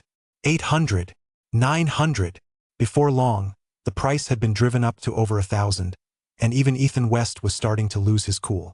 Damn it, why are there always these assholes who hurt others without gaining anything themselves? 1,500. He shouted a bit at Karen, who froze for a moment. Chun, calm down. This time it was her turn to try to talk Ethan West out of it, but he just shook his head. I'm perfectly calm, because I have a feeling there is something good in this warehouse. This time, the other guy stayed quiet, clearly afraid of driving the price up to the moon. In the end, Ethan West secured the warehouse for 1,500. He was very satisfied to have scored a win on his first try. By now it was noon, and neither of them was hungry, so they decided to lock up the store and head down to pick up the goods. Irvine is also in Orange County, so it wasn't too far from this warehouse, just a little over half an hour's drive, and they soon arrived at the warehouse's location. The white-bearded old man had been waiting for them at the entrance for quite some time. When he saw Karen pull up in the car, the old man smiled and handed them 2 keys. The two headed straight into the warehouse area, which was located inside a large warehouse. Hey, Karen, sweetheart, what a coincidence you're here to open blind boxes too. Just as the two rounded a corner, a burly man standing nearly 1.9 meters tall suddenly appeared out of nowhere, startling them both. Get lost, Kane, you son of a bitch. Karen couldn't help but curse at him the moment she saw him. Ethan West now got a clear look at the self-serving jerk. A square face with narrow, slanted eyes, a ring of stubble around his lips and 2 gapped teeth. He clearly didn't look like a good person. He was staring at them both with a wicked grin, his gaze constantly shifting between the two of them. However, when his gaze swept over Ethan West could sense that the guy's attitude was clearly not friendly. Is this your boyfriend? You've got terrible taste. Where do you find such a squinty-eyed guy? As he spoke, he made a gesture of pulling the corners of his eyes, making no attempt to hide his hostility toward Ethan West. Ethan West took a single stride and lunged toward the guy, raising his fist to punch him. Kane, standing across from him, was startled. He clearly hadn't expected this unassuming Asian kid to be such a tough guy, ready to throw a punch at the slightest provocation. But Karen reached out and grabbed him by the arm. Ricky, this isn't the time to cause trouble. If the organizers find out we're fighting here, they'll kick us out and ban us from attending their auctions in the future. Karen's words stopped Ethan West in his tracks. He shot Kane a vicious glare. Kane hadn't expected this Asian guy to be so aggressive. He was about to hurl a few more threats at him when he suddenly noticed a red flash in Ethan West's pupils. Kane was startled. It was the first time he'd ever seen someone's eyes turn red. He wanted to take a closer look, but Karen had already dragged Ethan West away. There isn't much in your warehouse. Let us see what you've got there first. Karen pulled Ethan West straight toward his warehouse number 55. Soon the two arrived at the warehouse door. Using the key the old man had given them, they quickly unlocked it. The first things that caught their eye were several black plastic bags at the front. Ethan West grabbed the first bag and opened it. Inside were nothing but worn-out clothes. He pretended to be dejected as he tossed the clothes aside. In reality, he knew the cardboard boxes at the back of the warehouse were the real prize, but with Karen by his side, he felt it would be awkward to head straight for the back and open the boxes right away. So for now, he went through the motions up front. Seeing that he'd gotten off to a rocky start, Karen came over, patted him on the shoulder, and consoled him. Ha! It's your first time at an auction. It's only natural to miss a few gems. Ethan West pretended to be annoyed and flung the plastic bag aside. I just don't believe there's nothing at all in this warehouse. With that, he walked over to a cardboard box in the back. Through a crack at the top of the box, he could see a glimmer of white light. So Ethan West knew that even if there weren't any real treasures inside, there were bound to be some good finds. Sure enough, as soon as he opened the lid, Karen, standing beside him, covered her mouth in surprise. Oh my God, you're one lucky guy. What met their eyes were rows of neatly arranged shoeboxes, each bearing a large Jumpman logo. They were none other than the Acone series sneakers, the most popular on the North American market. And here was an entire box of them. Seeing this, Ethan West was taken aback. He wasn't a die-hard sneakerhead. But he had a friend who was absolutely obsessed with them. That guy once spent $180,000 on a pair of Jordans designed by Kanye. If this whole box were filled with Collector S editions, he'd be set for life. But upon closer inspection, it was clear he'd gotten his hopes up. The shoe boxes inside the box were a dazzling array of colors, but at a glance, they clearly weren't the kind of Collector S editions he was hoping for. Karen, on the other hand, beamed with delight at the sight of these sneakers, as if she'd stumbled upon a treasure. Oh my! Kyrie S Panda sneakers? And they're brand new. Size 11. These would sell for at least $250 online. Wow, Kyrie S Flow 10 also brand new. These are worth at least $300. Durán esa cadecin. Karen opened one shoe box after another, examining the sneakers inside as if they were her own treasures, her eyes crinkling into slits with delight. Ethan West's mood also began to lift as she continued rummaging through the boxes. Wow, with just 6 pairs of shoes, you've already made your money back. Karen pointed to the 6 shoe boxes she'd pulled out of the cardboard box and said to Ethan West with a smile. Ethan West looked at her. Do these shoes sell well? 12 newcomers never come up empty-handed. Ethan West had been in the US for many years and understood that Americans have a completely different attitude toward secondhand goods than we do. We Chinese can accept some used items, but it's generally limited to large items such as secondhand homes, cars, furniture, and appliances. But when it comes to secondhand clothes and shoes, we might all have some reservations. But these foreigners, they really have no taboos at all. As long as the clothes and shoes are clean and in good condition, they don't care whether they're secondhand or not. So Ethan West knew these shoes would sell, but when it came to exactly how to price them or what the market conditions were like, he was completely in the dark. Karen, however, was clearly an expert in this area. She nodded proudly. That's where you're missing the point. These may not be Collector S items, but they're all the hottest sneakers on the market right now. Plus, they're all brand new. As long as you list them online just a tiny bit cheaper than the competition, they sell in no time. So when it came to assessing the market value and pricing these used sneakers, Karen was definitely the expert. After hearing this, Ethan West smiled and nodded. Then I'll leave these shoes to you. Karen laughed heartily. Thanks so much. Wow, there are still so many more down here. Looking at the box full of shoe boxes, Karen seemed to have discovered a gold mine. She bent down and began rummaging through the box. Soon, Karen pulled out another 7 or 8 shoe boxes from the box. Without exception, they all contained brand new sneakers. Some of them even still had the price tags attached. It was easy to imagine that the former owner of this warehouse must have been a serious sneakerhead. As she rummaged through them, Karen estimated the value of each pair. This pair could go for $300, this one for $290. In just a few minutes, she'd found shoes worth $3,000 in that box alone. Ethan West had paid only $1,500 to bid on this warehouse, which meant he'd already broken even. But at that moment, Ethan West wasn't paying any attention to what Karen was muttering. His eyes were fixed intently on the bottom of the cardboard box. Although the sneakers on top were all decent, not a single pair was particularly flashy. They were just ordinary secondhand goods. But at the very bottom of the box, a shoe box was glowing brightly white. This must be the big catch. Ethan West couldn't wait to pull out that shoe box. The shoe box was wrapped in a white cloth bag, and the moment he picked it up, Ethan West sensed something was off. Because the box was really, really heavy. He weighed it in his hands and estimated it must be about 10 G'n. When he opened the cloth bag, a natural wood-colored shoe box was revealed. Karen, standing nearby, immediately held her breath. In the center of the wooden box was an eagle, flanked by 2 basketballs. And in the middle of the eagle carving was a row of large letters. R.I.P. Black Mamba. On the other side was a row of numbers. Even though Ethan West didn't know much about sneakers, the moment he saw the words Black Mamba, he understood. These were a pair of Kobe commemorative sneakers. As for the numbers beside them, they represented Kobe's career achievements. 5 NBA championships, 2 finals MVPs, 1 MVP, 2 scoring titles. Just seeing that list of titles was enough to make Ethan West's head spin. He held his breath as he opened the shoe box, which was covered with a layer of blue wrapping paper. On top lay a pair of shoelaces in the classic Lakers color scheme. As he unwrapped the paper, a blinding white light suddenly filled Ethan West's vision. There was a pair of Lakers sneakers in the classic color scheme. Black snakeskin uppers with purple laces. Beside them was the yellow hook logo. The entire shoe featured only 3 colors: white, yellow, and purple. At first glance, the impression it gave could be summed up in 2 words: classy. On the heel, 2 numbers 8 and 24 were embroidered in gold thread.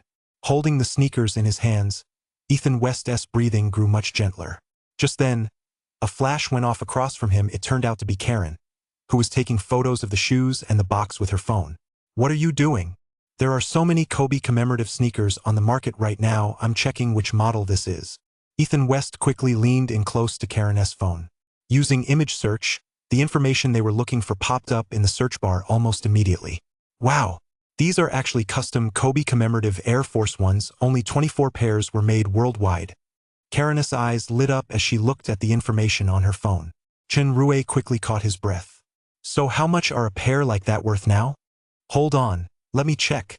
A pair just like this went up for auction not long ago, and it sold for $45,000. Oh my god. I'm starting to regret this a little." "Ricky, you're really lucky," Karen said with a smile to Ethan West. Ethan West looked surprised at first, then said with delight, "It's true, my luck has been way too good lately." Although he already knew there was a treasure in that box, Ethan West couldn't afford to look too smug. When it was time to put on a show, he had to play his part. You know, some beginners tend to have really good luck when they first get into a new field. He just said it offhand, but to his surprise, Karen nodded earnestly. "That does seem to be the case. Back when my dad first took me fishing, it only took me 8 seconds to catch a huge one." Ethan West laughed heartily. "Exactly. We have an old saying in China: beginners never come up empty-handed. What are you planning to do with these shoes?" Karen looked up and asked Ethan West, who paused to think for a moment. "I have a friend who collects sneakers. I'm sure he'd love this pair." Ethan West actually did have a friend who collected sneakers. If he sold these shoes to him, he'd definitely get a good price. After hearing this, Karen nodded, looking slightly disappointed. "All right then. Go take a look at those boxes. There might be some other good stuff in there." Seeing that she looked a little unhappy, Ethan West quickly changed the subject. As soon as Karen heard this, her spirits lifted again. She dragged over a few cardboard boxes nearby, but these boxes didn't contain anything particularly exciting. Inside were just some old clothes, a few worthless books, and small appliances she didn't need. These things are probably only worth about 200 yuan. As a second-hand dealer, Karen had a keen eye for these kinds of items. She casually estimated their value, and Ethan West nodded in agreement. He was already quite satisfied with the pair of shoes he found earlier. It didn't matter if these old junk items were thrown away. If Karen wanted them, he'd gladly give them to her. But just as he thought there was nothing else of value in the warehouse and turned to leave, suddenly, he saw a flash of white light in the corner of the warehouse. He even wondered if he was seeing things. He rubbed his eyes to make sure he wasn't mistaken, then immediately walked over to the corner, his heart filled with joy. 13. A streak of good luck. In the corner lay a dust-covered cardboard box, covered by a tattered piece of clothing that Karen had casually tossed aside. If he hadn't been paying close attention, he would have easily overlooked the box. He pulled back the tattered garment, and the contents were quickly revealed. They were all used porcelain plates and bowls, items Ethan West didn't pay much attention to. But in the corner of the box, a tower-shaped porcelain jar instantly caught his attention. He reached out to pick up the jar, wiped the dust off it, and soon the porcelain's true form was revealed. It was an exquisitely crafted octagonal tower-shaped porcelain jar. The octagonal sides of the jar were carved with delicate patterns of little angels. The little figures looked lifelike and were exquisitely crafted. Seeing the porcelain jar in his hands, Ethan West couldn't help but stare in astonishment. In his mind, when it came to porcelain, China was the true pioneer. As for these Westerners, they had indeed developed their own porcelain later on. But in his mind, these Western porcelain pieces simply couldn't hold a candle to those from China. Yet this porcelain jar before him was, for the first time, beginning to challenge his preconceptions. At that moment, Karen was also staring blankly at the porcelain jar in his hands. It was as if time itself had come to a standstill. Wow! Karen looked at the porcelain jar, seemingly at a loss for words. Ethan West, seeing Karen's hesitant expression, smiled and asked her, "What's the matter, Karen? Do you recognize this thing?" Karen motioned for him to put the jar down first. Only after he had set it down did she pick it up and cradle it in her hands. It seemed that, no matter where in the world, there were specific etiquettes for handling porcelain. At that moment, a magnifying glass had somehow appeared in Karen's hand. She carefully examined the little porcelain angel figurine on the jar. Then she reached out and gently twisted the lid on top of the jar. Just then, Ethan West heard the crisp sound of a metal spring being wound. His eyes widened in surprise. Karen wound the spring tightly, let go, and to his surprise, the porcelain jar began to spin to the sound of gentle music. Seeing this, Karen let out a long sigh, as if a great weight had been lifted from her shoulders. Meanwhile, Ethan West stood there with his mouth agape in astonishment. Could porcelain really be used this way? It turned out to be a music box disguised as a ceramic jar. He truly learned something new today. This thing completely overturned his previous understanding of traditional porcelain. But that wasn't all. In just a moment, the 8 sides of the porcelain case, each carved with porcelain figurines, actually swung outward as it spun. Behind the porcelain panels were rows of golden pouches. Inside the octagonal prism were rows of tiny mirrors. Below was a base trimmed with red velvet and gilded edges. This instantly lent the music box an air of nobility. Even though Ethan West didn't know much about such things, he could tell this was likely a jewelry box designed for a woman. He looked up at Karen, who had just snapped out of her spellbound state. "Ricky, your luck is really..." Karen stumbled over her words several times clearly. She couldn't think of an adjective to describe Ethan West's unbelievable luck. This is the famous Capotamont porcelain figurine music box. And as you can see, it's not just a music box, it's also a decorative case for lipstick. Karen pointed to the metal pouch behind the porcelain figure and explained to Zhou Ping'an. Only then did Zhou Ping'an realize what it was. He previously thought it was a jewelry box. So it was meant for lipstick, and judging by the shape and size of the pouch, it was indeed the perfect size for holding lipstick. "Is this Capotamont porcelain figurine really that famous?" he asked casually, only to be met with a roll of the eyes from Karen. "You really should brush up on your knowledge of European and American antiques. This piece is more than just famous. This was once a luxury item reserved exclusively for the nobility in Europe and America." Ethan West nodded in agreement. Indeed, such an intricately crafted porcelain figurine cosmetic case was certainly beyond the means of ordinary people. Capotamont is the ceramics capital of the Naples region. The porcelain industry flourished here in the 18th century. But it was different from the porcelain manufacturers in China and Germany. Although they produced plates and bowls, they preferred to make all kinds of porcelain figurines. So the porcelain figurines produced there were extremely popular among the upper classes at the time and commanded very high prices. A piece like this one is an exceptionally rare masterpiece. It's over 100 years old. Yet not only does the music box still work, but the porcelain surface shows not a single chip. In this condition, if you put it up for auction, people will definitely be scrambling to buy it. Karen explained the history of this Capotamont porcelain figurine to Ethan West. Ethan West was a bit confused by what she said, but he understood one thing. This piece was in excellent condition and could fetch a good price. How much is this thing worth, roughly?" he asked. Karen took another look at the porcelain figurine, then shook her head. "It's hard to say at this point. I'm not sure which period it's from. If it's from the 19th century, it would definitely be considered a masterpiece. It's a shame there's no signature on it, nor any owner's mark. If we had evidence like that to trace its provenance, this porcelain figurine would definitely be worth even more. To be precise, we'll have to go back and determine its provenance before we can estimate its value. But I'd guess it shouldn't go for less than $200,000. Whoa! Ethan West couldn't help but gasp. $200,000. Just think back when he worked at that internet company. He'd work himself to the bone all year round and still only make $100,000. In the US, that was already considered a high salary. And this porcelain jar right in front of him was worth $200,000. It seemed that the saying, "choices matter more than effort," really wasn't just empty talk. If it hadn't been for her antics, which led to his car accident later on, he might still be out there scrambling to find a job right now. Then I'd better put this thing away and keep it safe. Ethan West carefully placed the porcelain jar into his backpack, wrapping it tightly in foam before putting it away. Then, pretending to look around the warehouse, he didn't find anything else of value. With these 2 treasures, Ethan West was already grinning from ear to ear. However, before leaving, he still had to help clear out the warehouse. He couldn't leave the trash behind for the owner. After returning all the ordinary shoes to the car, Ethan West walked back to the warehouse area with Karen. Now that he'd finished with his own warehouse, it was naturally time to help Karen open her mystery box. But he hadn't had high hopes for that mystery box from the very beginning. Haha! Karen, sweetheart, how did your haul go? It looks like you guys sent quite a few pairs of shoes back to the car. What? Did you only find a bunch of used shoes? That annoying Kane suddenly darted out from a nearby warehouse. He had to come right in and ruin their mood. 14 if not you. Then who? On the surface, this guy was opening his own warehouse, but he'd been keeping a close eye on Karen and the others the whole time. Karen didn't want to deal with him at all, she just flipped him off and sent his family a greeting. This guy was a real old hand, he didn't get angry and was even trying to keep provoking her. But this time, Ethan West grabbed Karen by the arm, and the two of them hurried over to the entrance of the warehouse Karen had purchased.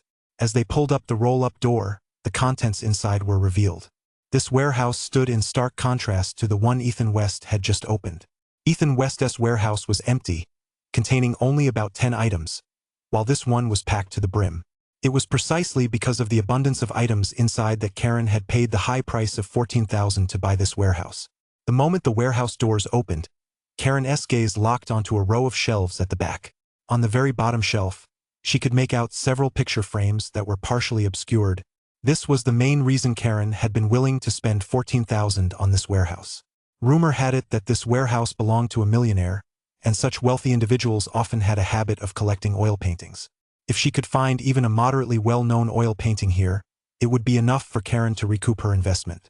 So right now, Karen was brimming with enthusiasm. She didn't even bother looking at the stacks of boxes piled up in front over a person's height, but as soon as she opened the door, she headed straight for the shelves in the back. Ethan West hurried after her. Quick, give me a hand, Richie. Move some of that clutter out of the way. The picture frame was on the bottom shelf, blocked by some clutter in front of it. Karen didn't dare yank it out forcefully, afraid she might damage the painting, so she had to ask Ethan West to come over and push the clutter aside. She took the opportunity to pull out the largest frame. But the moment she pulled it out, she was stunned. It wasn't an oil painting at all, but a black and white sketch. The image depicted a self-portrait of a 19th century American. There was a signature at the bottom reading, 1898 Franklin XXX.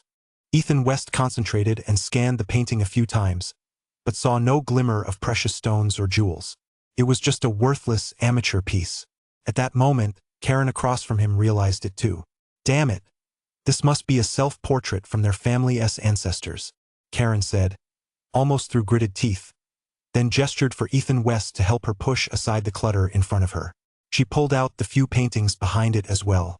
These were indeed oil paintings, but just like the ones before, they were all self-portraits of Americans from the last century. They must be family portraits of this bankrupt tycoon's ancestors. They weren't exactly European or American nobility, so these paintings had no historical research value. Since they weren't painted by famous artists, they were naturally worthless. At that moment, Karen looked on the verge of tears clearly. She'd lost money on this deal. Ethan West didn't know how to comfort her, so he changed the subject with a curse. That damn Alan, what an ungrateful son, to just toss his ancestors' portraits into a warehouse like that. He deserves to go bankrupt. Back in our dragon country, portraits like these would be enshrined at home. Karen, sitting across from him, now looked even more miserable than if she were crying. It's over. Even if we sell these paintings at a garage sale, each one is only worth 10 or 8 yuan. But I spent 14,000 on them. Ethan West could only shake his head and sigh. What else could he say? He tried to talk her out of it before, but unfortunately, she hadn't listened. Hey, wait a minute, what's this? Suddenly, in a corner of the second shelf, he spotted another picture frame buried beneath a pile of clutter. At the sight of the frame, Karen's eyes lit up instantly. Ricky, hurry up and give me a hand. Ethan West expertly pushed aside the clutter in front of the shelf, and Karen took the opportunity to pull out the oil painting. This one looked a bit more normal. It depicted a sunflower in a vase. Wow, a sunflower. This one must be something special, right? Ethan West didn't know much about Western oil paintings, but sunflowers were the subject of the famous Van Gogh's favorite works. Van Gogh himself had painted many sunflower pieces in his lifetime, and later, quite a few renowned artists had imitated his sunflowers. If this were one of them, it would certainly be worth a pretty penny. But as his gaze swept over the painting, He let out a silent sigh. There wasn't a hint of glamour, it was just another amateur piece.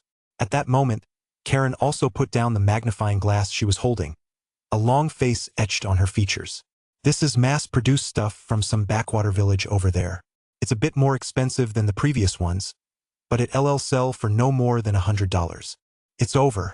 We're in big trouble now. Karen huffed and slammed the magnifying glass down, losing all interest in unpacking the other boxes.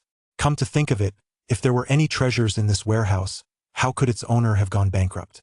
And even if there really were any valuable items, they would surely have been seized by the bank long ago after the bankruptcy. The more Karen thought about it, the more disheartened she became. Just then, Ethan West suddenly raised a finger to his lips and motioned for her to be quiet. Then he pointed at the roll-up door ahead. It turned out that after he'd come in, he casually pulled the door shut to prevent anyone outside from seeing inside the warehouse. Now he could see that behind the roll-up door, a red figure was crouched by the edge, eavesdropping on the sounds inside.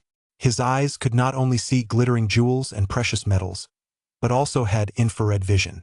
This was a brand new discovery, but Ethan West had no time to celebrate right now. His mind raced, and he quickly came up with a way to break the deadlock for Karen. Is there someone out there? Karen wasn't stupid. As soon as she saw his gesture, she guessed what he meant and asked him in a low voice. Ethan West nodded. It's probably that Kane guy, waiting to see you make a fool of yourself. That bastard. If it weren't for him, I wouldn't have spent so much money on this warehouse. Just mentioning that guy made Karen grind her teeth in rage. So, do you want to make that money back?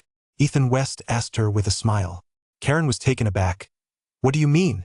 Ethan West pulled her aside and moved some items down from the second shelf. Then he stuffed the oil paintings inside, but placed the one of the sunflowers right at the front. Afterward, he placed some odds and ends in front of them so that, when looking in from the doorway, you could just make out a few of the oil paintings. And the sunflower painting was the one showing the most. Watching what he was doing, Karen vaguely guessed what he meant. He was trying to find someone to take over the warehouse. Considering Kane's previous shenanigans, who else would he try to screw over if not you? Then Ethan West pulled her over to the roll-up door and pushed over a few cardboard boxes by the door. There was a loud clatter, and Ethan West let out a cry of ouch as he clutched his head and fell to the ground.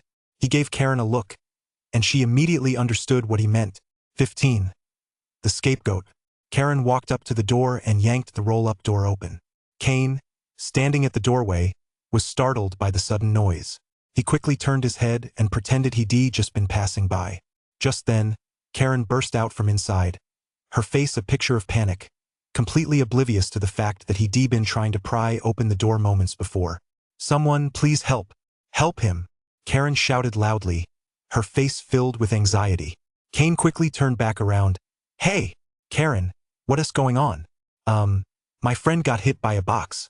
He needs to go to the hospital. Could you keep an eye on him for me while I take him to the hospital? Karen pointed to Ethan West, who was holding his head and standing behind the warehouse. But Kane didn't even glance at him. His gaze drifted straight into the warehouse. When he caught sight of several picture frames faintly visible on the back shelves, his breathing suddenly became rapid. Karen, this is going to be a problem. Asante it? You know the organizer's rules. We have to clear out the warehouse within 3 hours. Otherwise, they'll confiscate everything and fine you. Karen looked completely at a loss. What are we going to do? It's too late to call an ambulance. But if we don't take Richie to the hospital, I'm afraid his life could be in danger. Kane suddenly became evasive. How about this? Why don't you just sell this to me? Ethan West, sitting on the other side, let a faint smile play at the corners of his mouth. This bastard finally took the bait. Karen's acting was spot on. Her face flushed suddenly, and she glared at Kane with fury. I knew you had ulterior motives, you bastard. Kane, however, had shed his earlier hesitation and now adopted an attitude of, I've got nothing to lose. Haha, it's up to you. Either sell it to me, or get ready to pay a fine from the organizers. Upon hearing this, Karen's expression turned conflicted. Meanwhile, Ethan West, inside the warehouse, played along by letting out a few agonized screams. Ouch, that hurts. When's the ambulance coming? Karen, I'm afraid your friend won't be able to wait that long, Kane said with a cold laugh, and Karen clenched her teeth. Fine, I'll sell it to you. Excellent. I'll pay $10,000 for this warehouse. Kane was truly shameless. He D-slashed the price by 4,000 right off the bat. Karen looked like a cat whose tail had been stepped on. She almost leaped up to scratch his face. You're taking advantage of the situation. Ugh, you bastard. Kane, if you really want this warehouse, then buy it at the original price of 14,000. Otherwise, I'd rather call a moving company to haul everything out of this warehouse. As soon as Kane heard that, he immediately grew anxious. The reason he'd been bidding against Karen for this warehouse in the first place was because he spotted the picture frames on the back shelves. Besides, Orange County has always been home to many wealthy people, so the odds of hitting the jackpot with blind boxes in warehouses here are extremely high. If he hadn't already bid on 2 other warehouses and been short on cash, there was no way he would have let Karen have this one. Now that Karen was offering to sell it, he certainly didn't want to miss this opportunity. Fine, 14,000 it is. Fearing Karen might change her mind, Kane called a friend to borrow a few thousand more, scraping together the full 14,000. He transferred the money to Karen, who didn't waste any time. She simply helped Ethan West to his feet and left. Kane rushed excitedly into the warehouse, where a crowd had already gathered outside. The crowd included both black and white people, all familiar faces. They often ran into each other at various warehouse auctions, and now that Kane had managed to snag a warehouse from Karen, everyone wanted to see if he could snag a bargain. And Kane, being the big talker that he was, hadn't even opened the prize yet, but he already switched to live stream mode. Haha. Guys, I'm about to strike it rich, wish me luck. Let me tell you, in this line of work, the most important thing is to have a keen eye. Most ordinary Americans have this kind of show-off personality. What's this about not flaunting your wealth? For these guys, that concept doesn't even exist. If they got money, they love to wear 10 or 8 big gold chains at once. In Western society, where only merit matters, this is perfectly normal. Of course, if we're talking about the truly wealthy upper class, that's a whole different story. Right now, Kane thought he hit the jackpot, so naturally he switched into show-off mode. As he spoke, he pushed the cardboard boxes in front aside and walked over to the shelves in the back. He reached out and pulled out the painting sunflowers. Guys, check this out. Sunflowers is a favorite among the wealthy. Wow, there are so many famous oil paintings here, look at these. The guy pulled out a few more portraits from the back. However, he clearly didn't have Karen's artistic discernment and had no idea who was depicted in these paintings. He just figured they must be worth a lot of money. Hey, Bobby, didn't you say you used to be a teaching assistant at the Art Institute of Southern California? Come take a look and tell me how much this painting is worth. As Kane spoke, he called out to a white-haired old man standing by the doorway. The old man didn't hesitate. He walked straight into the warehouse and pulled out a flashlight, a magnifying glass, and various other tools from the small bag he was carrying. Finally, he put on a pair of white gloves and, with a sense of ceremony, began examining the paintings. Kane, unfortunately, these aren't works by any famous artists. This appears to be Mr. Franklin's family album. These are likely his ancestors. Given that this family isn't particularly well known in history, these portraits aren't worth much. After examining them for a few minutes, Bobby set the portraits aside and spoke bluntly to Kane. By now, Kane's face had turned as red as a boiled crab. The onlookers gathered at the doorway were all grinning from ear to ear. Attending auctions like this, betting small to win big and hunting for hidden treasures was their greatest pleasure. And watching someone miss the mark, fall into a trap, and throw their money down the drain was their second greatest pleasure. Clearly, today's biggest laughingstock had just emerged. Kane had clearly fallen for the trap and ended up as Karen's fall guy. Ha ha ha, Kane, you're really lucky. Ha ha, what a sucker. That's a real bummer. He lost 14,000. Kane isn't exactly a saint in his daily life. He's offended quite a few people. Many people couldn't help but start making snide remarks. Meanwhile, Karen was standing at the door with a smirk on her face, waiting to see the show. She didn't look the least bit anxious about taking someone to the hospital. When Kane saw Karen and Ethan West standing at the door, his heart sank. No way, Bobby. There's another sunflowers here? That painting must be worth a fortune, right? That sunflowers had become Kane's last hope. But Bobby just glanced at the painting and shook his head. I'm sorry, Kane. Oh, no you bastards. You tricked me? Kane turned to face Karen and Ethan West, his eyes bloodshot, charging straight at them like a raging bull. 16 swallowing the bitter pill. But before he could even get close to Karen and Ethan, A dark figure burst out from the side, a bald, muscular black man who was taller than him and a full size bigger. It was Terry, the organizer's security guard. He grabbed Kane by the shoulders. "Hey, buddy, if you ever want to come to our auction again, I suggest you keep your cool. Don't cause trouble here," the bald black man said to Kane with a cold expression. Kane looked at Karen across from him just then. She stuck her tongue out at him. And the Asian kid standing next to her was even more brazen, making an internationally recognized gesture at him. "Damn it, you ripped me off and now you're insulting my family? Your grandmother." Kane made a move to lunge forward, but the black guy gave him a hard shove, sending him stumbling backward. "I'll say it again. Calm down, buddy.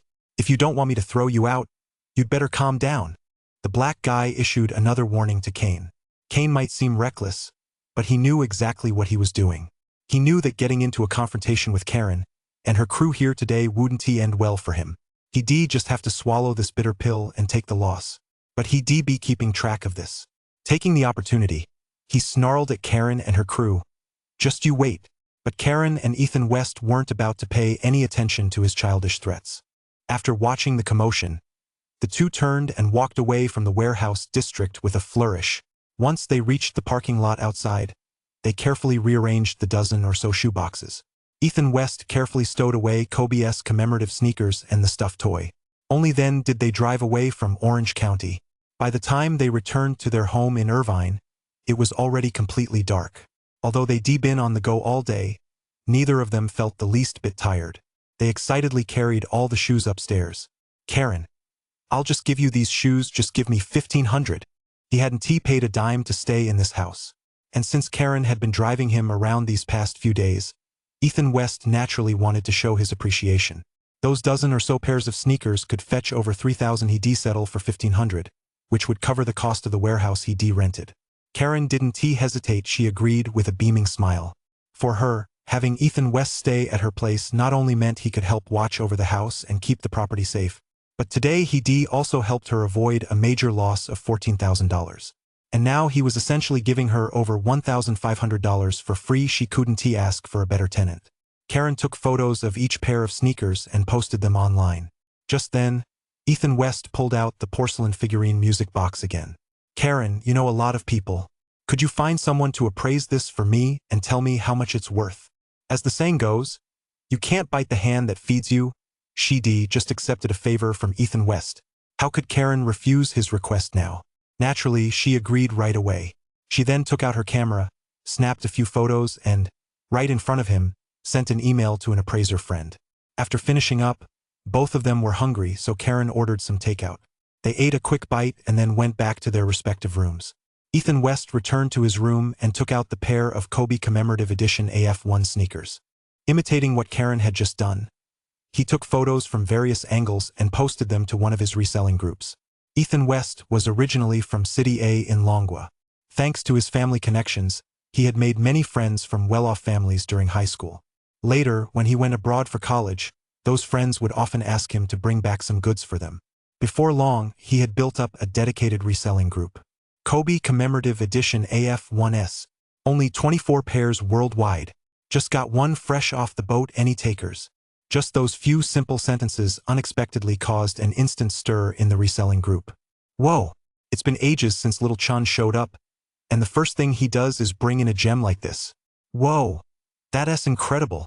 A limited edition AF1? Is that for real? Dude, how much? How do we verify it? The group chat, which had been quiet until then, suddenly came alive. Even guys who rarely spoke up usually popped up now. When it comes to basketball, the most influential figures in China are undoubtedly Jordan and Kobe. But for their generation, Jordan is a bit too old. Kobe, on the other hand, was an indelible idol during their teenage years. So even those who weren't particularly into sneakers were now chiming in. A guy named Two Tigers was the first to speak up. "Ethan West, turn on your camera and shoot a short video. Right. Make sure to get a clear shot of the tongue, the embroidery, and all the other details." A guy named Rock in the Woods chimed in right after. Seeing these two speak up, Ethan West smiled. Two Tigers was an older guy from his hometown who dealt in antiques. It seemed he'd finally caught up with the times, while strange Rock in the Woods was none other than Lin Lei, the friend he'd mentioned who loved collecting sneakers. He pulled out his phone and carefully filmed the shoes from top to bottom. He even captured the shoe box and packaging in crystal clear detail. 3 one-minute-long videos were uploaded to the group chat, and the chat instantly fell silent. Clearly, everyone was intently watching those short clips, eager to see what made these commemorative sneakers so special. With stuff like this, it's truly a case of laypeople focusing on the spectacle while experts look for the finer details. Actually, when it comes to sneaker speculation, this is a concept that only made its way over from abroad in recent years. Although many people don't understand it, that hasn't stopped the prices of some commemorative sneakers from skyrocketing, especially for special commemorative editions like this one. About 5 minutes later, the group chat buzzed with activity again. Whoa, looks like they're the real deal. Yeah, these sneakers are definitely the real thing. Check out the upper, it's treated with a special process to create a snake scale pattern. This is the most unique upper treatment among all of Kobe's commemorative models. It has a really textured feel, and most importantly, it instantly reminds you of the Black Mamba's killer instinct. That craftsmanship alone is worth a fortune. Lin Lei, a sneaker collector, couldn't help but start sharing some sneaker trivia with everyone. Meanwhile, the two tigers had already sent Ethan West a private message. Bro, I'll take these sneakers for 300,000. Ethan West's lips curled slightly at the offer. Only 300,000? Karen had told him earlier that this pair had previously been auctioned in the US. The final sale price back then was $45,000. That was several years ago. It's been quite a while. With inflation running so high these days, prices like these naturally can't stay the same. He didn't reply right away, but instead sent a direct message to Lin Lei. Bro, do you want these sneakers? If not, there are other guys making offers. Even though there were plenty of loudmouths in this group chat, Ethan West knew that the only ones who could actually afford these sneakers were these two guys, so he didn't beat around the bush. He asked Lin Lei straight out. What? That old fart Jian again? Does he even know anything about sneakers? How much is he offering? True to form, it was that hot-headed Lin Lei. Ethan West smiled slightly. I can't tell you that, but I think you know better than I do how much these shoes are worth. 17. The struggle between the snipe and the clam. Fine. I'll offer 400,000. Lin Lei, sitting across from him, made his offer. Ethan West couldn't help but admire how shrewd this guy was. Although he was wealthy, he showed remarkable restraint when it came to spending money. Ok. How about this? I'll set up a group chat, and you guys can bid directly in there. That'll be fairer for everyone. Lin Lei, on the other end, was silent for a moment, then quickly replied with an okay. It's a battle between the snipe and the clam. Only the fisherman stands to gain. In just a minute, Ethan West added Lin Lei and Jian to a group chat. These shoes are authentic. I'm open to an inspection. Second, once the auction is over, you'll have to figure out how to get them back on your own. But it's just a pair of shoes. It shouldn't be too hard to bring them back. Also, let us be straightforward. A pair of these shoes sold 2 years ago for $45,000. So for this auction, I'm setting the starting bid at 400,000, with increments of 10,000 per bid. Once it exceeds 500,000, each bid will increase by 20,000. Any objections? As soon as the group chat was set up, Ethan West announced the auction rules. No problem. The two men on the other end replied in unison. All right, let us begin. 500,000.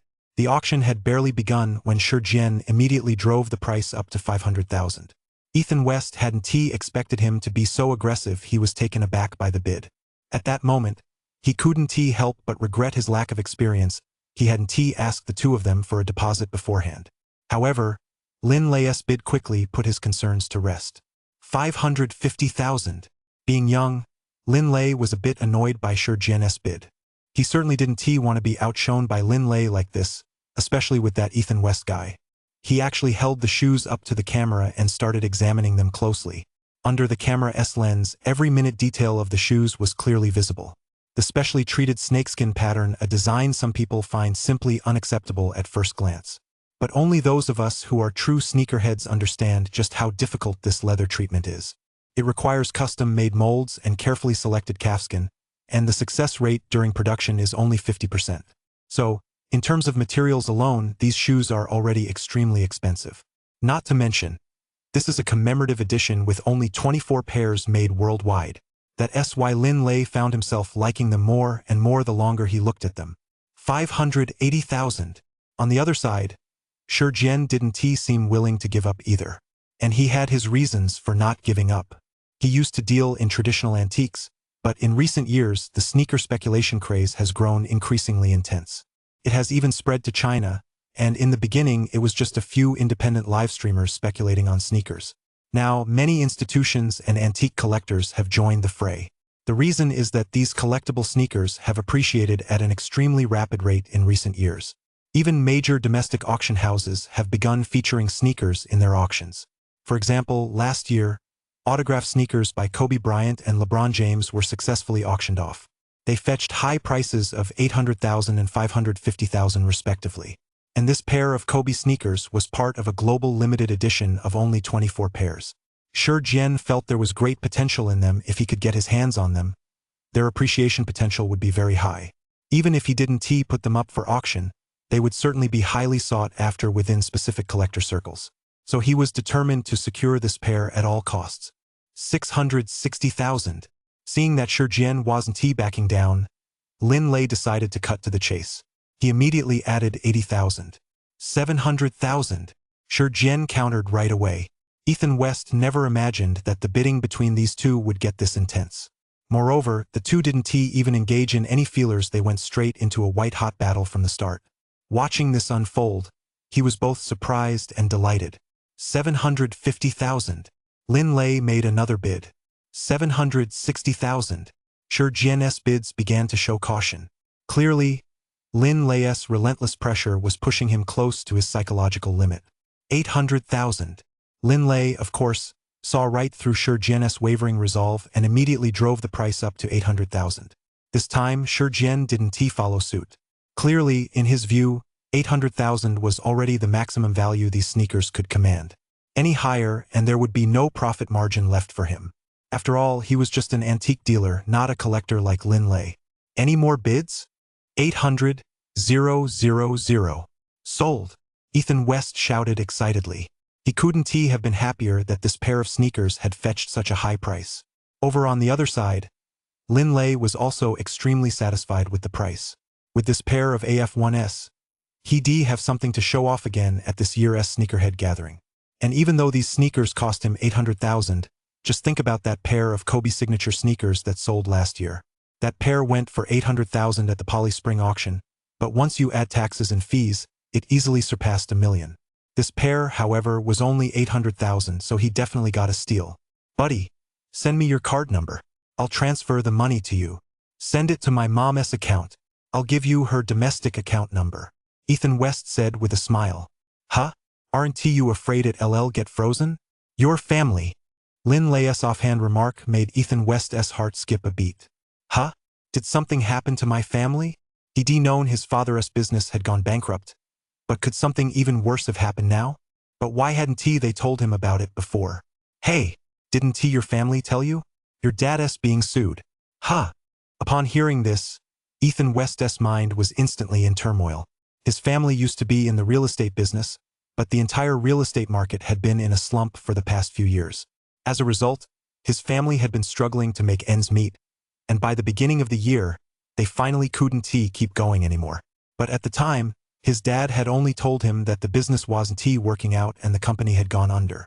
He hadn't said much else, and when he called home a few days ago, his mom had even been chatting and laughing with him, telling him not to worry. Who would have thought that something this serious had happened, and his family hadn't even told him? Now even Lin Lei knew about it. It seemed the news had already spread like wildfire.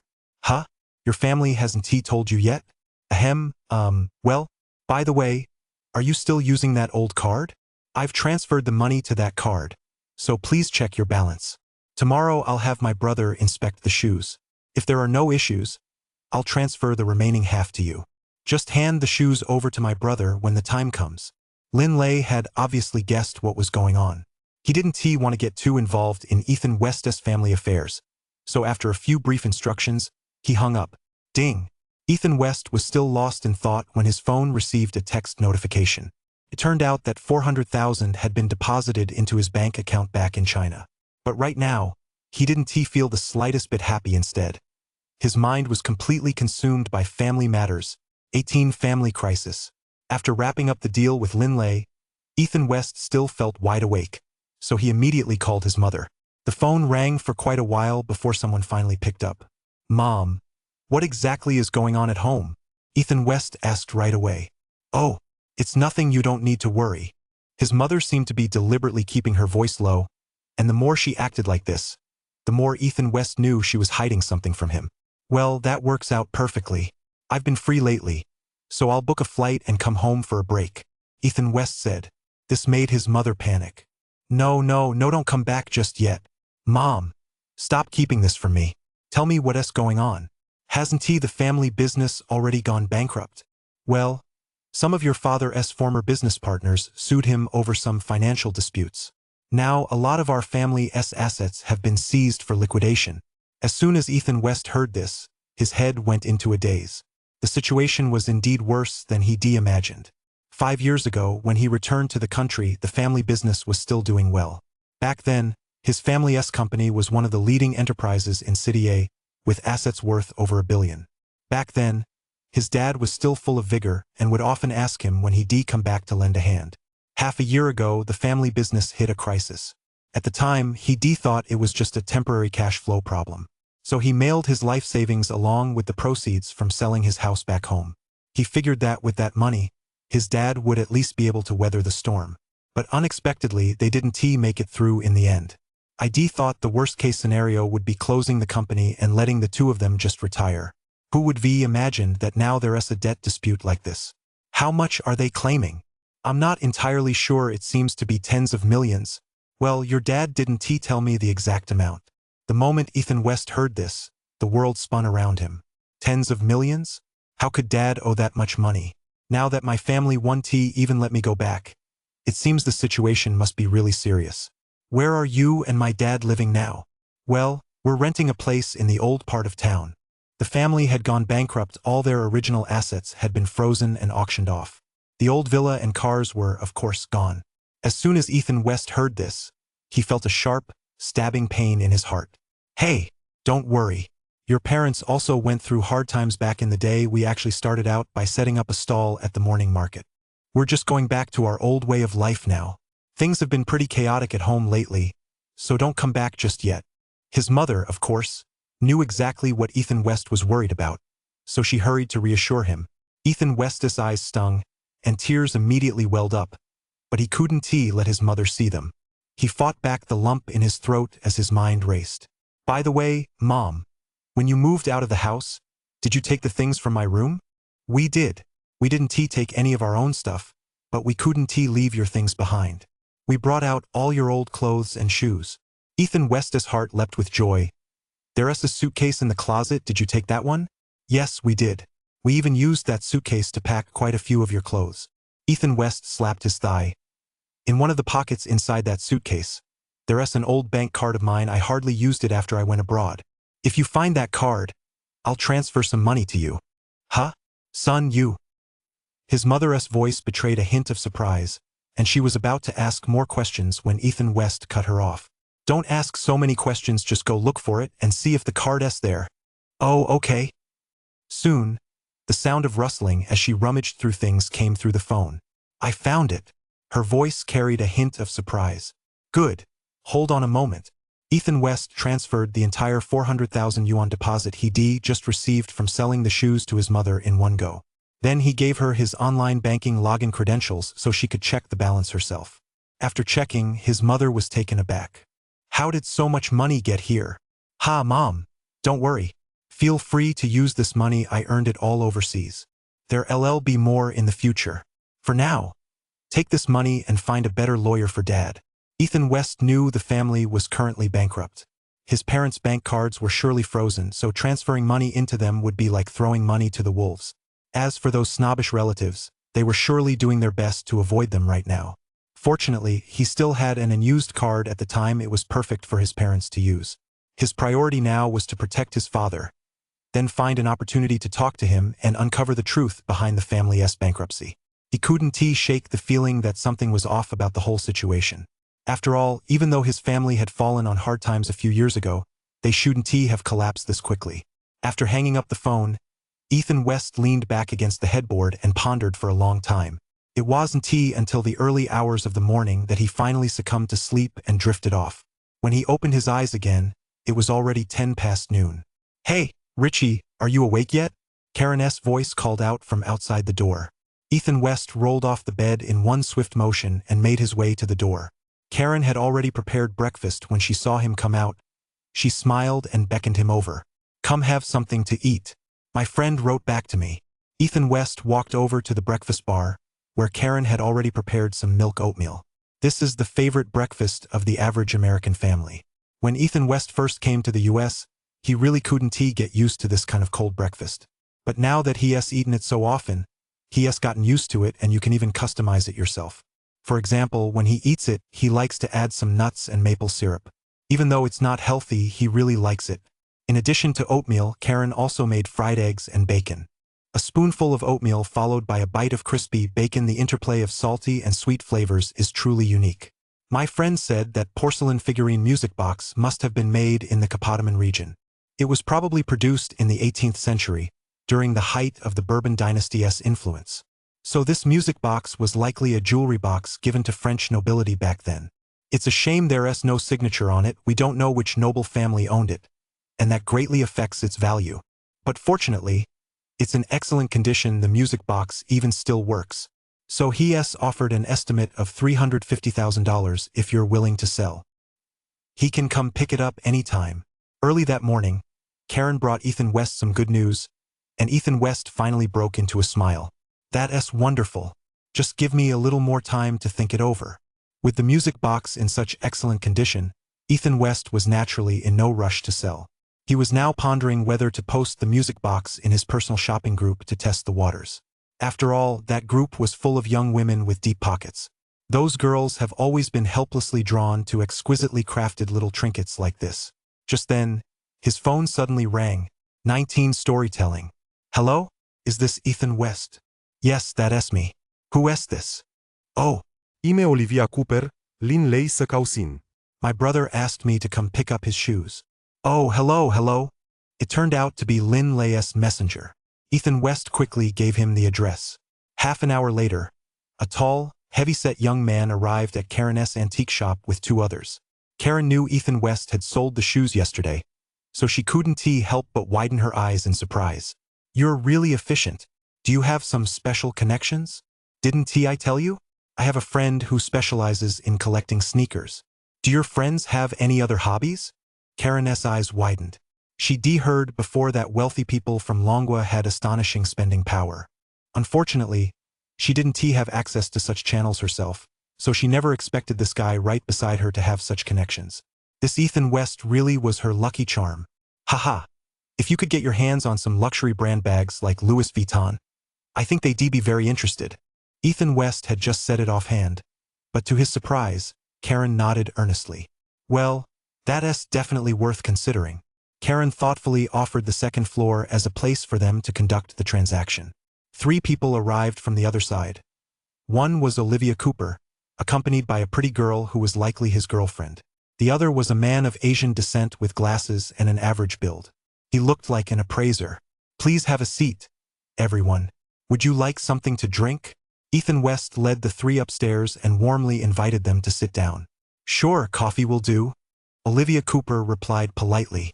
Since Karen's family ran a second-hand shop on the side, they certainly had no shortage of coffee machines. Ethan West, knowing exactly what to do, freshly ground and brewed 3 cups of coffee for them.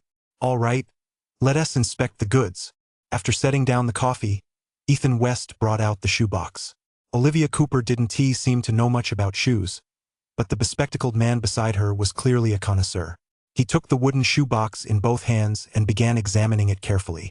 Meanwhile, Olivia Cooper spent the entire time holding her phone, live streaming the event to her cousin. Although Ethan West felt bored out of his mind, he sat across from them to keep her company.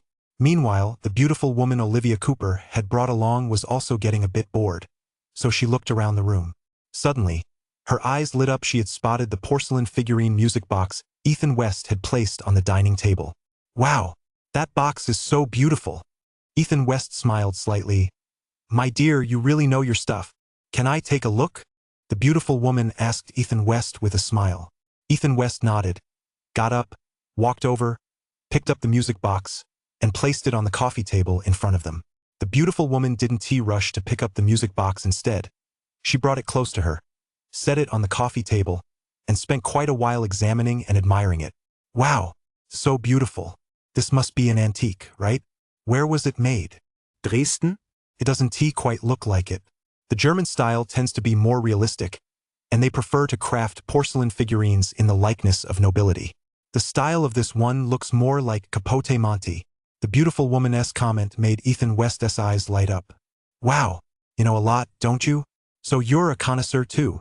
If it hadn't been for the fact that Ethan West couldn't sleep after talking to his family last night, he wouldn't have taken the opportunity to cram a lot of knowledge about porcelain figurines. Otherwise, he might have really shown his ignorance in front of this beautiful woman today. Europe has actually been making porcelain for hundreds of years.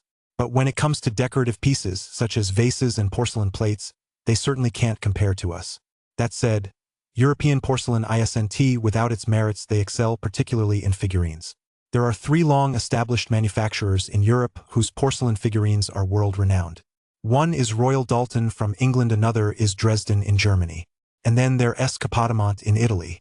When it comes to the finest craftsmanship, Royal Doulton is undoubtedly the best, followed by Dresden. Capodimont of Italy, however, falls slightly short. This difference is evident in the character depictions of the porcelain figurines produced by these 3 manufacturers. For example, figurines from the United Kingdom tend to portray British beauties of the time, particularly classical beauties wearing ball gowns.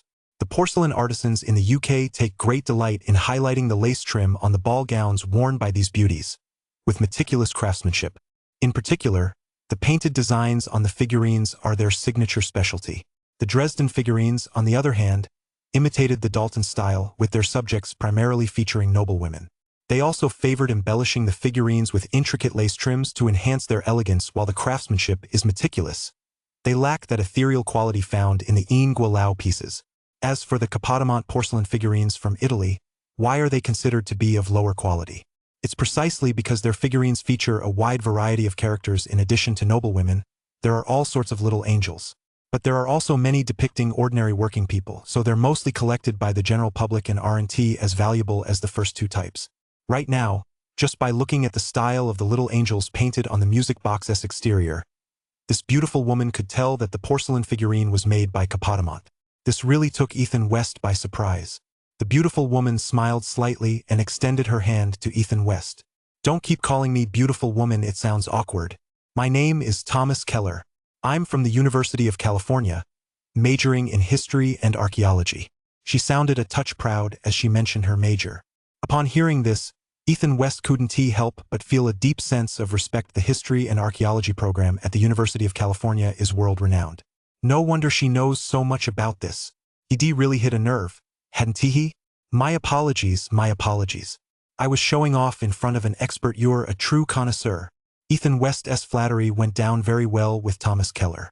The thought that this beautiful woman had come with Olivia Cooper and was so interested in the porcelain jar made Ethan West's heart skip a beat. He picked up the porcelain figurine music box. Let me show you something fun. With that, he twisted the lid on the porcelain jar to wind the music box. Accompanied by soothing music, the porcelain jar spun open like a peacock spreading its tail, revealing several porcelain lids. The secret inside was unveiled, and the beautiful woman's eyes lit up instantly. Wow, I knew it. This porcelain jar feels quite heavy in my hands. It couldn't possibly be this heavy if it were just a porcelain figurine. So it's a music box, no? This seems to be more than just a music box, doesn't it? As Thomas Keller spoke, he looked up at Ethan West. Ethan West smiled slightly. That's right. It's also a makeup case. Look at the hanging pouch behind the porcelain wall. It's just the right size to hold a lipstick. This is actually a music box custom made for the Countess of Provence.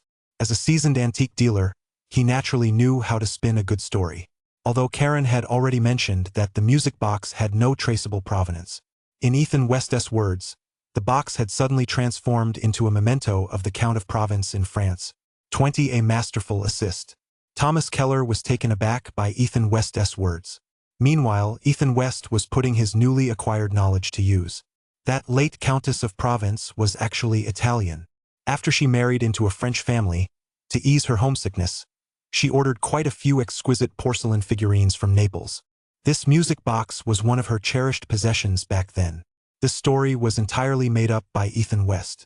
Yesterday, while cramming for knowledge about porcelain figurines, Karen had mentioned it in passing.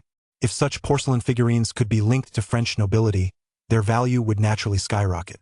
Later, while researching, he specifically looked up famous historical figures from that era. As it turned out, he actually found one, this Countess of Provence. Her name was Maria Giuseppina. She was born in Turin and was an Italian through and through. She later married the Count of Provence in France, who would later become King Louis XVIII of France. It is precisely for this reason that she left her mark on history. And since Ethan West wanted to drive up the price of this porcelain music box, he naturally had to link it to a famous figure. So he settled on this particular figure. But Thomas Keller, sitting across from him, was clearly not so easy to fool. She shot Ethan West a peculiar glance. But as far as I know, this countess was from northern Italy, a world away from Naples, isn't she? Well, they're both treasures from her homeland, aren't they? Ethan West made up an excuse on the spot, but his face flushed slightly. Just then, Olivia Cooper and the guy with glasses standing nearby finished inspecting the sneakers. No doubt about it, these are the real deal. The guy with glasses set the sneakers down and spoke up, effectively saving Ethan West from an awkward situation. Of course, I went to great lengths to track down this treasure. There's no way I'd be wrong, Ethan West said to Lin Lei, who was on a video call with Olivia Cooper. Lin Lei, meanwhile, was grinning from ear to ear. All right, Ethan West, I'll transfer the money to you right away. Please check your account. This guy's family was also in the real estate business on an even larger scale than Ethan West's. So he was certainly not short on cash. Before long, Ethan West received a text notification that the funds had been deposited. He nodded at Lin Lei with a smile. I've received the money. Have your brother take the shoes. Haha. Sure thing. By the way, old Chun, if you ever come across any good finds in the US in the future, feel free to let me know. Don't worry, I'm not short on cash. Over the past 2 years, currencies around the world have been quite volatile. The biggest concern for the wealthy is that their cash won't keep up with inflation. So they're all looking for investments that are both safe and capable of retaining or increasing their value. Nothing fits the bill better than antiques. But the domestic antique market in China is too murky. Even if there are some good pieces, they're either already snapped up by others or inflated to astronomical prices. So in recent years, hunting for treasures overseas has become the unspoken consensus among China's wealthy. This time, Lin Lei had also managed to snag the sneakers he'd been eyeing through Ethan West. So in his view, Ethan West wasn't entirely without merit. The guy had some real skills, so naturally, Lin Lei wanted to build a closer relationship with him. Ethan West laughed heartily. Don't worry, if there is something good, you won't be left out. After exchanging a few polite remarks, the two hung up. Olivia Cooper put the sneakers away and was about to leave. But just then, Thomas Keller found himself gazing longingly at the music box. He was clearly captivated by it. Xinyao, what are you looking at? Do you like this music box? Ethan West, how much is this music box? I'll buy it. Seeing how much Thomas Keller liked the music box, Olivia Cooper turned around and blurted out to Ethan West without a care in the world. Ethan West was already over the moon inside, and he didn't mind this guy's rudeness at all. He could tell this guy was clearly Thomas Keller's sycophant, trying to curry favor with him right now. Since that was the case, he wouldn't be held responsible. Once he figured out the relationship between the two, the 40-meter-long sword at Ethan West's waist was already itching to strike. This music box? $500,000. What? When Olivia Cooper heard his price, her jaw nearly hit the floor. Her eyes widened so much they seemed ready to pop out, and she was this close to cursing him out right then and there. Seeing the rage on her face, Ethan West quickly explained. This music box isn't just any old thing. It's an antique. What? This is an antique? Damn it. Do Westerners know how to make porcelain now? Olivia Cooper looked completely skeptical. Ethan West smiled warmly at him and said, This is a porcelain figurine made by Capote Monte, an 18th century piece. It used to be the cherished possession of the Countess of Provence. Ethan West recounted the story he'd just told to Olivia Cooper once more. As he spoke, he demonstrated the music box's functions and its most fascinating features to her. As he explained, she could see that the music box was indeed exquisitely crafted and ingeniously designed. Olivia Cooper's anger gradually subsided. Clearly, She had been moved by Ethan West's story. The mention of that foreign place name, combined with references to a countess and the wife of the French king, he suddenly found the porcelain jar increasingly appealing. After all, it was an item once used by the royal family. When antiques are associated with royalty, they're never cheap. Take Chinese porcelain, for example. If it's from an imperial kiln, doesn't its value skyrocket? Even broken porcelain shards can see their prices multiply several times over. The same goes for Western antiques. These days, high-quality antiques from China are hard to come by, which is why Western antiques are gaining increasing recognition in China. They're even highly sought after among the circle of high-net-worth businesspeople. That's because these items are highly liquid. They can be easily converted into cash anywhere in the world. The moment this thought crossed his mind, Olivia Cooper's interest was piqued, and she turned to look at Thomas Keller. Ethan West couldn't help but break out in a cold sweat. He knew Thomas Keller wasn't someone to be easily fooled, and she had already noticed something amiss with the porcelain figurine earlier. But to his surprise, Thomas Keller smiled and nodded at Olivia Cooper. This porcelain figurine is indeed a masterpiece from 18th century Capotamont. It's certainly worth a pretty penny. Ethan West was taken aback. He truly hadn't expected Thomas Keller to come to his rescue at that very moment. As for Olivia Cooper, upon hearing Thomas Keller's words, the expression on her face finally turned serious. But just as he was deep in thought, Karen came rushing downstairs from upstairs, her cell phone in hand. "Ricky, my friend wants this music box. At the price you quoted. He'll be flying in from New York tomorrow to inspect it." As she spoke, Karen gave him a mischievous wink. Ethan West couldn't help but think to himself, perfect timing. Karen was so thoughtful. This brilliant assist came at just the right moment. "Ah, is that so? That's wonderful." Ethan West walked over to the table with a smile, reached out to take the music box, then looked up at Olivia Cooper and said, "Sorry, 21 people with money to burn? That's just a myth. Wait." Just as Ethan West was about to take the porcelain jar away, Olivia Cooper called out. A smile flitted across Ethan West's face. It seemed Olivia Cooper had finally been moved by his story. "Put that music box down. Let me take a look." Olivia Cooper looked at Ethan West with a serious expression. Ethan West, looking visibly uncomfortable, replied, "But someone else already reserved it." "How can it be reserved? He hasn't even paid for it yet, has he?" Ethan West was already over the moon inside, but he still pretended to be torn for a while before finally setting the music box down with a hint of reluctance. After all, it was a $500,000 antique, so Olivia Cooper was taking it very seriously. Although he didn't know much about Western antiques, that didn't mean the people he knew didn't. So he quickly used his connections to contact an appraiser in China. He used a video call to show the appraiser every detail of the antique. Ethan West wasn't the least bit nervous. After all, this was the real deal. He simply made up a story to drive up the price. This sort of thing was commonplace in the antique world. Anyway, if you're convinced, you buy it. If not, so be it. The expert examined it carefully for over half an hour and finally concluded that the piece was genuine. As for the price, he and Olivia Cooper haggled back and forth for quite a while. "Brother Chun, I really love this music box. In a little while, it'll be my aunt's 60th birthday. I've been racking my brain for a gift for her. This is just perfect. I wonder if you'd be willing to part with it." Ever since finding out the porcelain figurine was the real deal, Olivia Cooper's attitude toward Ethan West had become much more courteous. Well, I've already asked a friend to help find a buyer, and they're arriving tomorrow." Ethan West gave Olivia Cooper a nod, and she smiled slightly.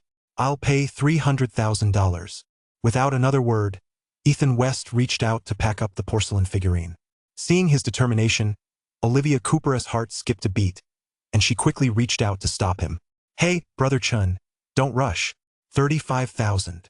Hey, we've been at this all morning. Everyone is tired, and I haven't even eaten yet. You guys go ahead. For $150,000. For $150,000, that should do it, right?" Olivia Cooper gritted her teeth and made her offer. Although he was wealthy, rich people aren't stupid. Stupid with money is just a myth. While the porcelain was genuine, Ethan West's story was a mix of fact and fiction.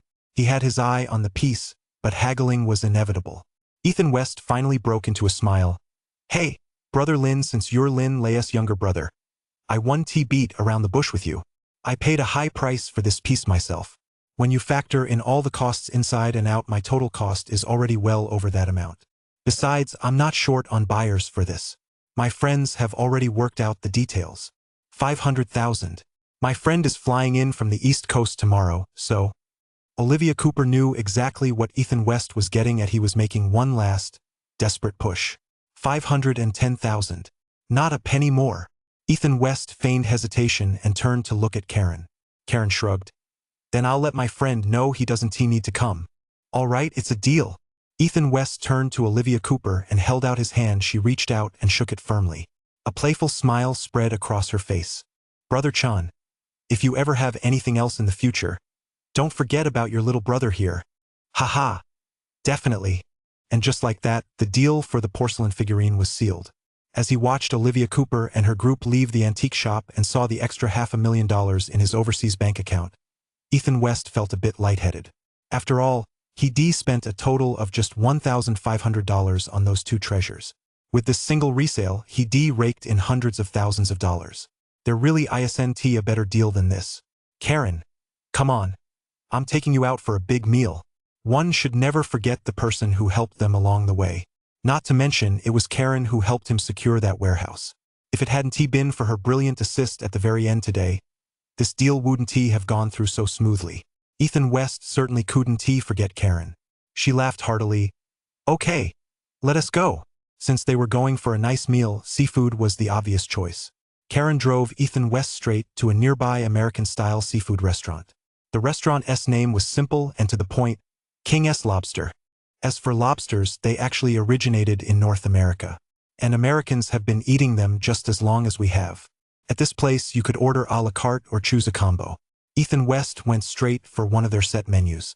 1 pound of shrimp, 1 pound of crawfish, plus 1 pound of mussels, along with 2 ears of corn, 3 potatoes, and 6 sausages.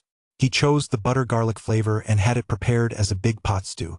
After ordering, he still wasn't satisfied, so he added a stack of raw oysters. When the bill came, it totaled exactly $100. With the tip, the meal came to $110 in all. By American standards, that's definitely not a cheap meal. Although this place isn't cheap, it's incredibly busy. Even though Americans have been complaining non-stop lately, constantly harping on how bad inflation is, it doesn't seem to have much of an impact on the middle class and above. The two of them found a seat and waited less than 20 minutes before their seafood was brought out. The way the food was served was pretty wild, similar to the shovel-style seafood platters that were popular in China a few years back. They laid down 2 thick layers of paper right on the table, then dumped an entire pot of seafood onto it. There wasn't much in the way of cutlery. Each person was given a pair of gloves, and they ate with their hands. This way of eating was, sure enough, very American.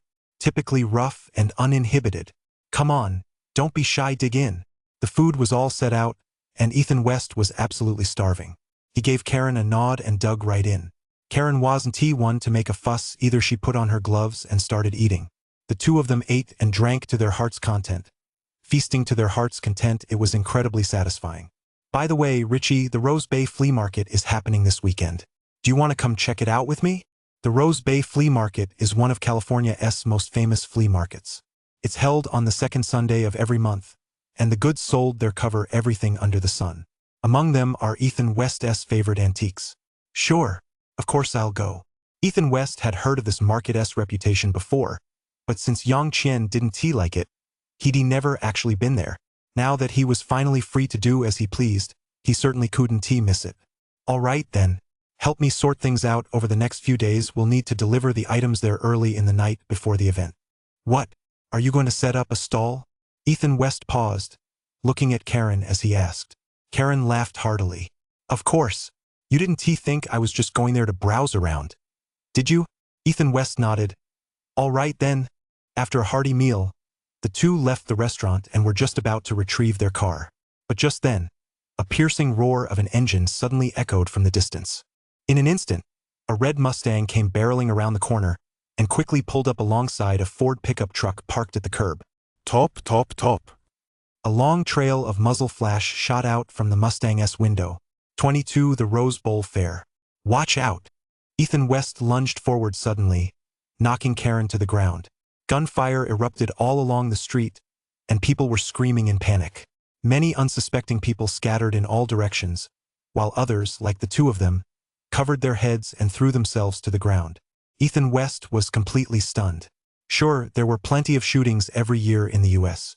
But in the past, incidents like this only happened in certain neighborhoods, like areas where Black or Latino communities lived. In places like the Chinatown they were in, or the affluent neighborhoods, such incidents were rare. But this year, shootings like this had clearly become much more widespread.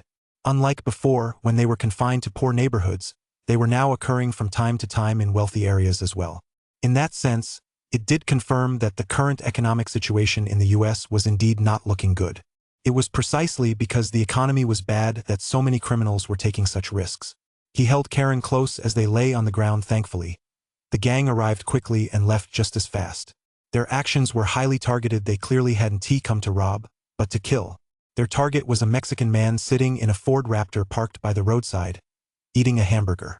A full magazine of bullets rained down, turning the man into a Swiss cheese in an instant. Then, amid a deafening roar, the Mustang sped off. Ethan West caught whiffs of a rich perfume right under his nose and felt that incredible sensation in his hands. Only then did he vaguely realize that Karen was still lying beneath him. To be honest, his feelings were very mixed at that moment. On the one hand, he was relieved to have escaped the gunfire. On the other hand, he found himself harboring a fleeting fantasy about Karen beneath him. Karen was an absolute stunner, but he'd been so preoccupied with making ends meet these past few days that he hadn't given her a second thought. Now that they had this intimate encounter, how could he, a man in the prime of his life, not be moved? But now was no time for daydreaming.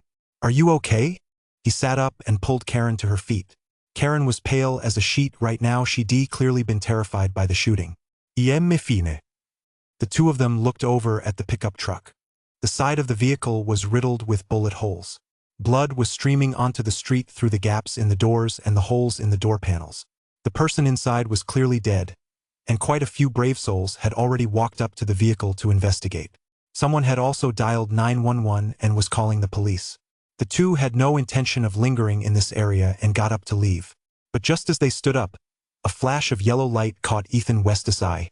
The yellow glow emanated from the car across the street. This sudden flash of opulence startled even Ethan West. What's going on? Could there be something valuable inside that car? He turned to Karen and said, "I'm going over there to see if I can help." With that, he strode quickly over to the pickup truck. As he got closer, he could see clearly that it was a new blue Ford Raptor, a model that had long dominated the US sales charts. There was more than one person inside. Someone was sitting in the passenger seat as well. It was obvious that both people in the car were dead. At that moment, quite a few daring onlookers were even taking photos of the bodies inside with their cell phones. This put Ethan West in a bit of a bind. He could see that the yellow light was seeping through a gap in the intact rear door panel. But with so many people around, he had no idea how to go about it. Just then, the piercing wail of police sirens echoed from the distance. Soon, several police cars raced to the scene. Ethan West didn't dare linger any longer and reluctantly returned to Karen's side. He watched as the police towed the pickup truck away. Over the next few days, he helped Karen prepare merchandise for the big weekend market. In his spare time, he searched online for a car that suited him. In the US, it's truly impossible to get anywhere without a car. Ethan West's old car had been taken by Yang Qian. Previously, because he was short on cash, he hadn't even considered buying a car. But now that money was no longer an issue, buying a car naturally made it onto his agenda. And since money wasn't an issue, he wasn't even considering an electric car. Although electric cars are all the rage in the US right now, he didn't want one. It wasn't that he disliked them, it was simply that their range was a real headache. Plus, in certain conditions like extreme cold or heat, when you need to use the air conditioning, it really cuts into the driving range. On top of that, he was thinking about how he might need to go treasure hunting often in the future and haul things around. So this time, he was leaning more toward getting a pickup truck. This greatly expanded his range of options. He spent a few days looking but hadn't found the perfect one yet. Saturday finally arrived, and by evening, Karen was already making arrangements to head out. The Rose Bowl market is held at the famous Rose Bowl Stadium in Pasadena. It takes about 45 minutes to drive there from the Bay Area. Since they were vendors, they had to leave in the middle of the night to arrive at the venue early in the morning and start setting up their booth. That's because the market opens to the public at 5 a.m. To fit all of Karen's goods, the two of them rented a small box van. At 2 a.m., the two arrived outside the Rose Bowl Stadium. When they got there, the place was already teeming with people. The scene took Ethan West aback. He really hadn't expected Americans to be so hardworking. This market can accommodate 2,500 booths at a time, and the fee for each booth varies depending on the section and location. My booth is in the antique section, so I have to pay a $500 management fee, plus the $750 for the rental van and gas. If I don't make at least $1,300 today, I'll be in the red, Karen explained to Ethan West as she set up her booth. This is the first time I've seen so many Americans out in the middle of the night. Ethan West made a joke, and Karen laughed heartily. These are second-hand dealers and antique dealers who spend their whole year traveling all over the U.S. They set up stalls at big flea markets all across the country. Karen's explanation really opened Ethan West's eyes. It turned out that the antique market in the U.S. was completely different from what we're used to. All right, I can handle the rest of this on my own. If you want, go out and take a look around, then come back and take over for me later. With Ethan West's help, Karen quickly set up her tent and arranged her booth. Then she said something to Ethan West that caught him off guard. Doesn't the market not start until 5 o'clock? Haha. That's for the regular tourists out there. But for us, the time before that is the famous night market. Karen gave Ethan West a wink, and he suddenly understood. This is just like our own ghost market. I see it. Hey, now this is getting interesting. Okay, I'll go take a look around first. 23 Ghost Market. This huge market has been around for decades, and its layout is very well established. Since the sections are so well organized, it's easy to find what you're looking for. If you're interested in antiques, head straight to the orange section on your left as soon as you enter. This is where the antiques are sold, and Karen's stall is located toward the back. So Ethan West stepped away from Karen's stall and began strolling counterclockwise along the path. Almost every stall here had a tent set up, even though it was spring. But the California weather is dry and hot by noon. Temperatures can reach 30 degrees without a tent. You'd be roasted alive. Right now, small lights were glowing at the entrances of many stalls. Looking up at night, you'd see a row of tents with lights glowing at their entrances, and groups of 3 or 5 people moving along the path. The scene really did have a bit of the atmosphere of a legendary ghost market. Every time Ethan West passed a tent, he'd take a quick peek inside. Walking along this route had really opened his eyes. He'd never realized these antique stalls sold such a wide variety of items. Some specialized in vintage military uniforms and various weapons and equipment, primarily from the World War II era. From U.S. Army uniforms from World War II to Japanese military uniforms, they had everything from head to toe. Aside from uniforms, there were all kinds of firearms from the legendary M1 Garand to the Japanese turtle boxes. You could find them all at the stalls here. Ethan West walked up and fiddled with a couple of them. The guns were all in pretty good condition, and he could smell the strong scent of gun oil, the kind that could be loaded and fired at any moment. Unfortunately, he wasn't very interested in them. After fiddling with them for a while, he put them down. In addition to these, there were also vendors selling second-hand costumes and props. These weren't ordinary clothes, they were custom-made costumes from major Hollywood blockbusters. For example, stormtrooper suits from Star Wars and so on.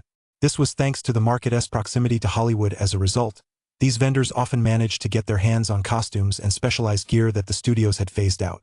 Since Americans are willing to spend generously on movie props, the quality of their props is consistently excellent. Consequently, these movie-related props and costumes have a very strong market in the U.S. If they've been worn by certain A-list movie stars, the prices are even more astronomical. Along the way, Ethan West did indeed spot quite a few treasures adorned with glittering jewels and precious stones. Unfortunately, they all emitted only a faint white glow. Based on what Ethan West had learned about his special ability over the past few days, he judged these treasures to be miscellaneous items of slight value but with limited appreciation potential. They might not even qualify as antiques. Some items might be considered antiques by American standards. But in the eyes of us Chinese and people from other countries, their value isn't that high. Mainly because the market for them is narrow and their appreciation potential is limited, so they aren't worth buying. After browsing through a dozen or so shops, he'd seen quite a few treasures and encountered many treasure hunters out to find bargains. These people were a colorful mix, speaking all sorts of languages and coming from all corners of the globe. They were all drawn here by the reputation of the Rose Bowl flea market. As Ethan West wandered around, he started to get hungry.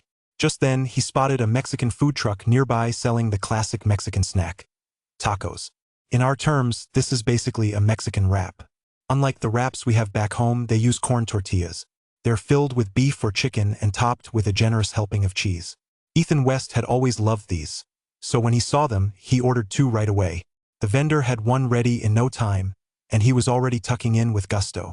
Unexpectedly, right next to the food truck, he spotted a small stall. This stall was a bit different from the others. It didn't have a tent instead. A blanket was simply spread out on the ground.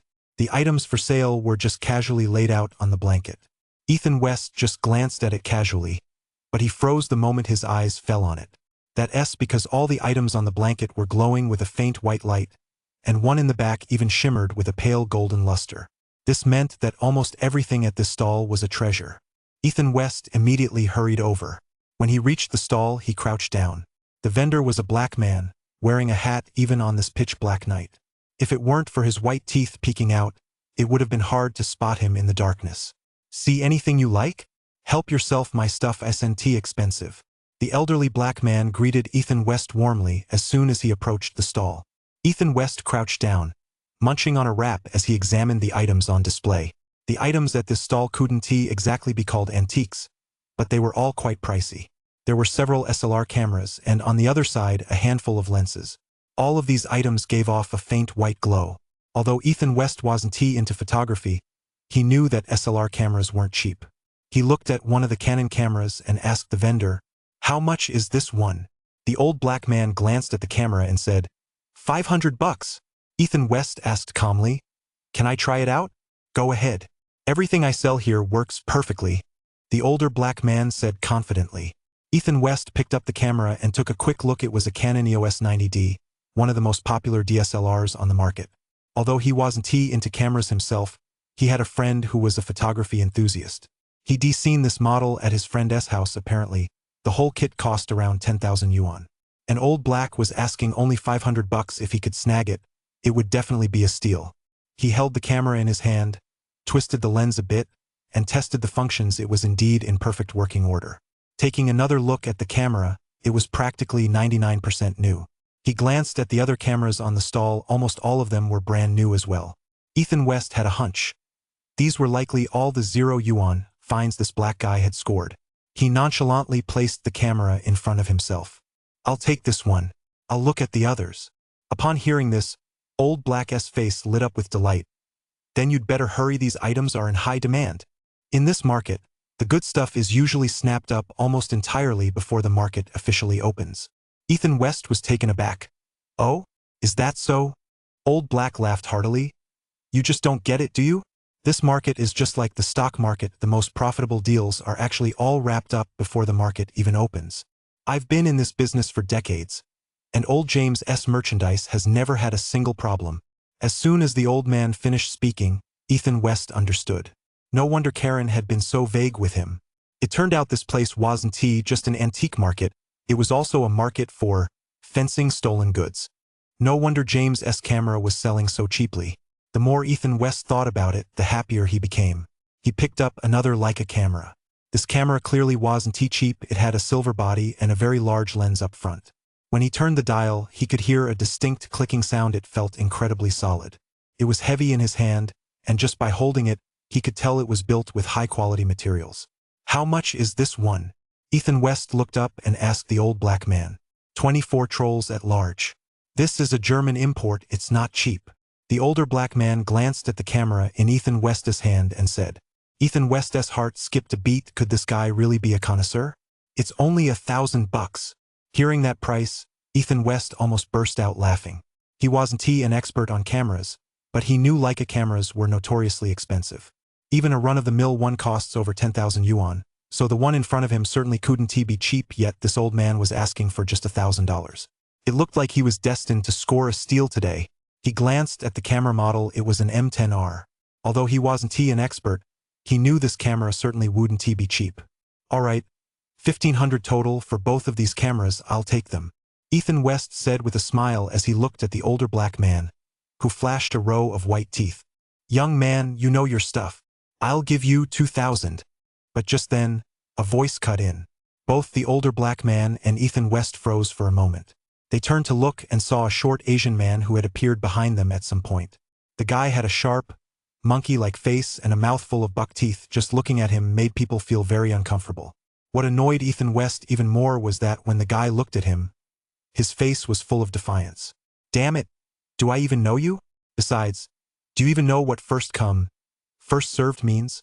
Ethan West glared at the guy with obvious annoyance, but the guy just gave him a haughty, dismissive glance. What are you staring at, mainlander? You're so broke, why are you trying to copy others and play at photography? Can you even afford it? Hearing him speak like that and seeing his unfriendly attitude, Ethan West knew exactly what kind of guy he was dealing with. In recent years, a huge number of these lowlifes had immigrated to North America. Usually, they kept to their own circles and everyone mind their own business. He never expected to run into one right here today. Ethan West turned to the black guy. I was here first.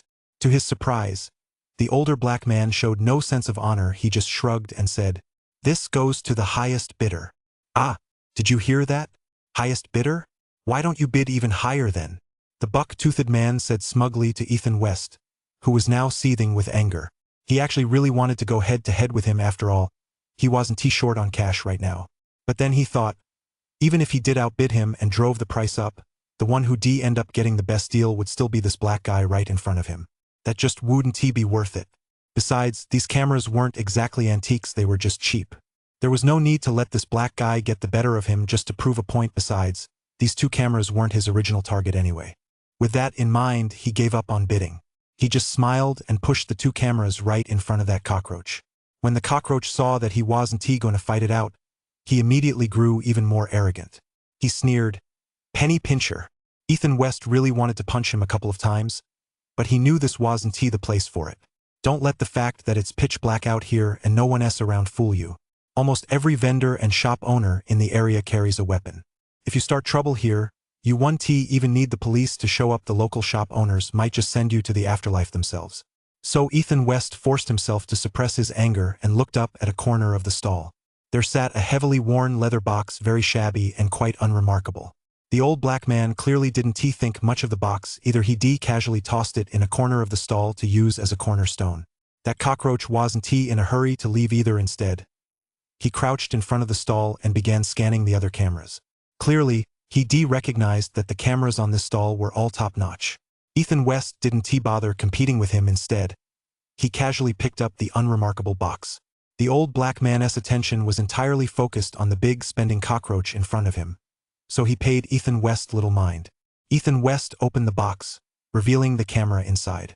Unlike the brand new cameras on the stall, this one was in very poor condition.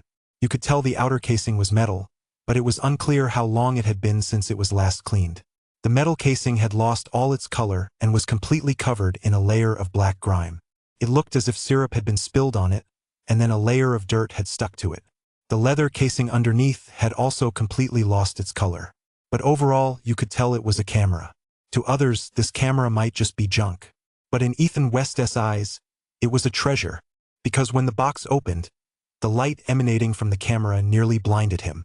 It was an intense yellow glow, compared to the cameras on the floor that gave off a faint white light which could only be considered valuable items. This one was definitely an antique. Ethan West suppressed his excitement and turned to ask the old black man, "How much is this camera?" The old black man glanced at the camera in his hand.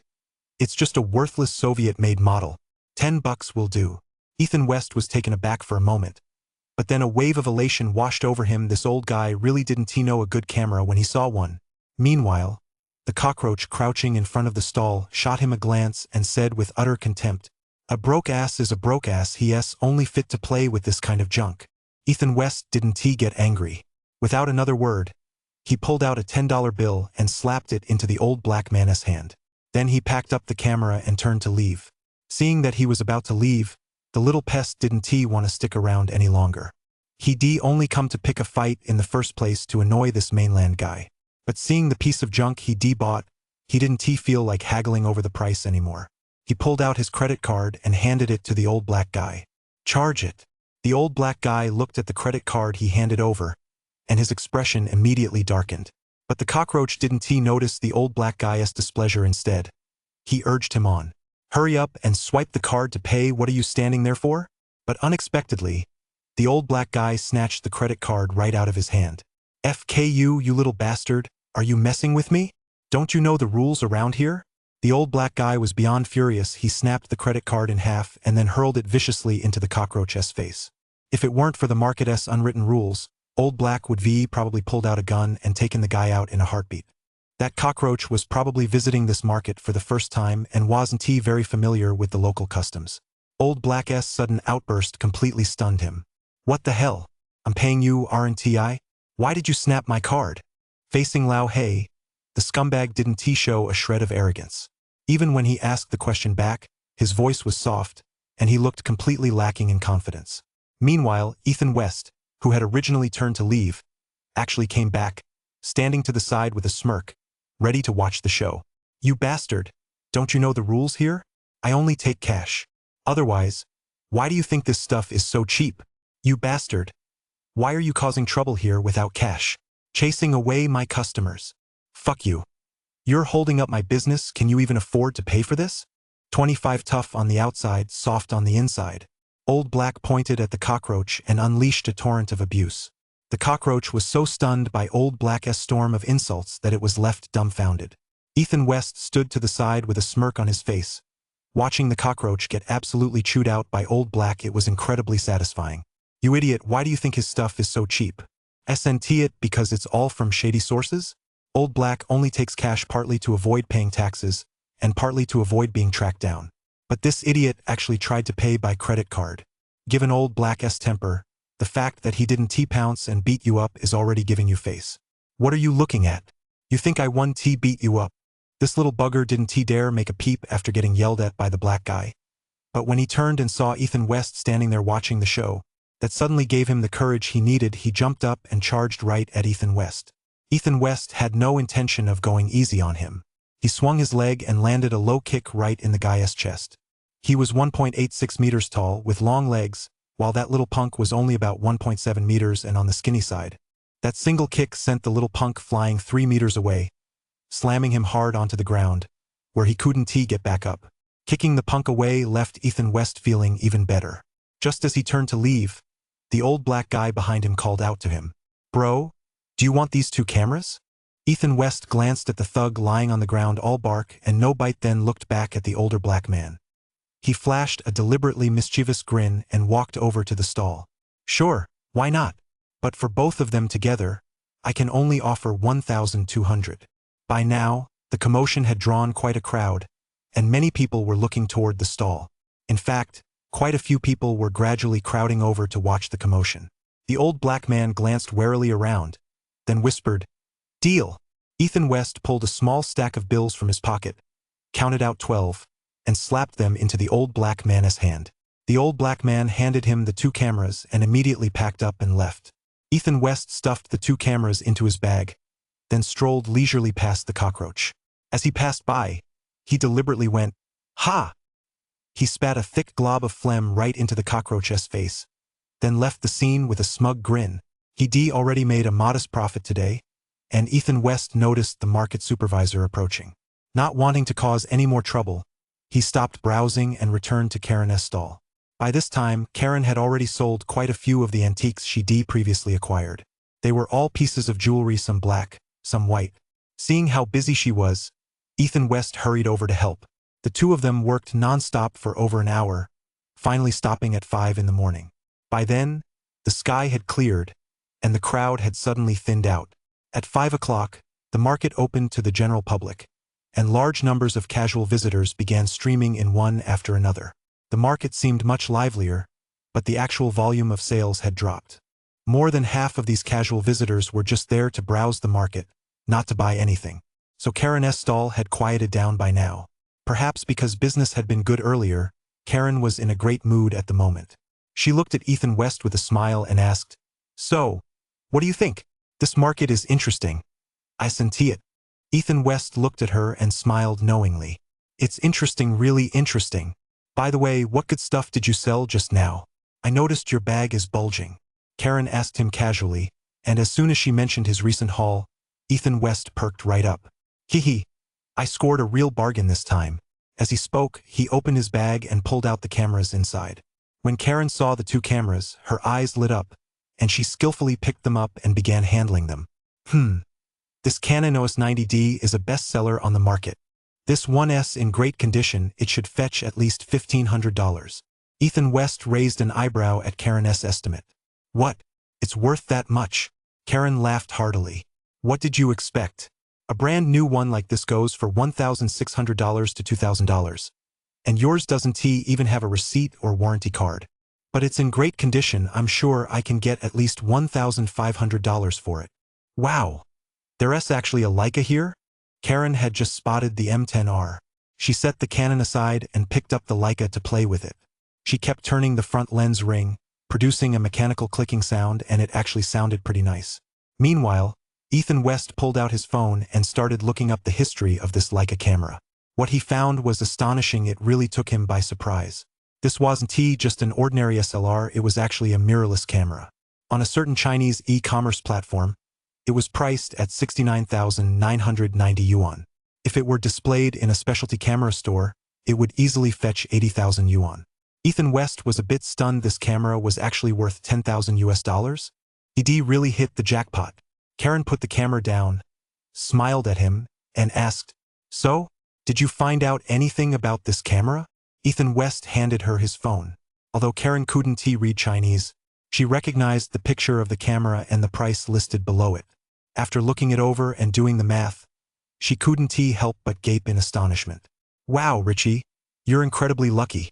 Where on earth did you get this thing? I bought it from a black guy named James. James?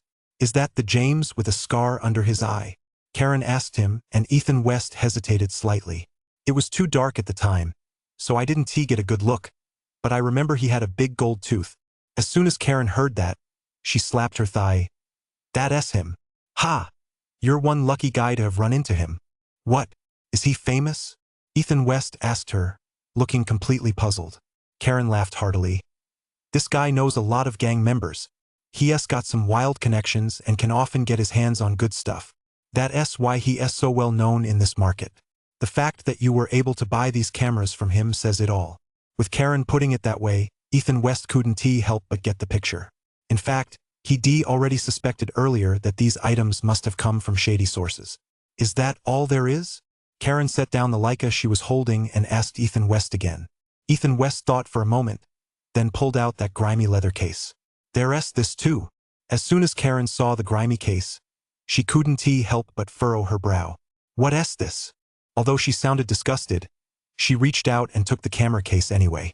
The phrase talking the talk but walking the walk couldn't have been more fitting for her. WTF? What the hell is this thing? When she pulled the grimy camera out of the case, Karen couldn't help but curse under her breath. Ethan West could only scratch his head awkwardly. This is supposed to be a rather special antique camera. As soon as she heard the word antique, Karen's expression immediately became serious. It does look the part. Let me take a closer look. 26 Commemorative Edition Zorgi. As she spoke, Karen pulled a small box from under the shelf. She opened it to find to her surprise a tool kit containing a magnifying glass, cotton swabs, alcohol, and various other supplies. She took out a cotton swab, dipped it in alcohol, and began wiping away the black, sticky grime on the camera. It didn't seem to be working very well, so she looked up and called out loudly to the neighboring stall. Catherine, an elderly woman with graying hair at the neighboring stall, leaned over. What is it, Karen? Do you have any banana water? Could I borrow some?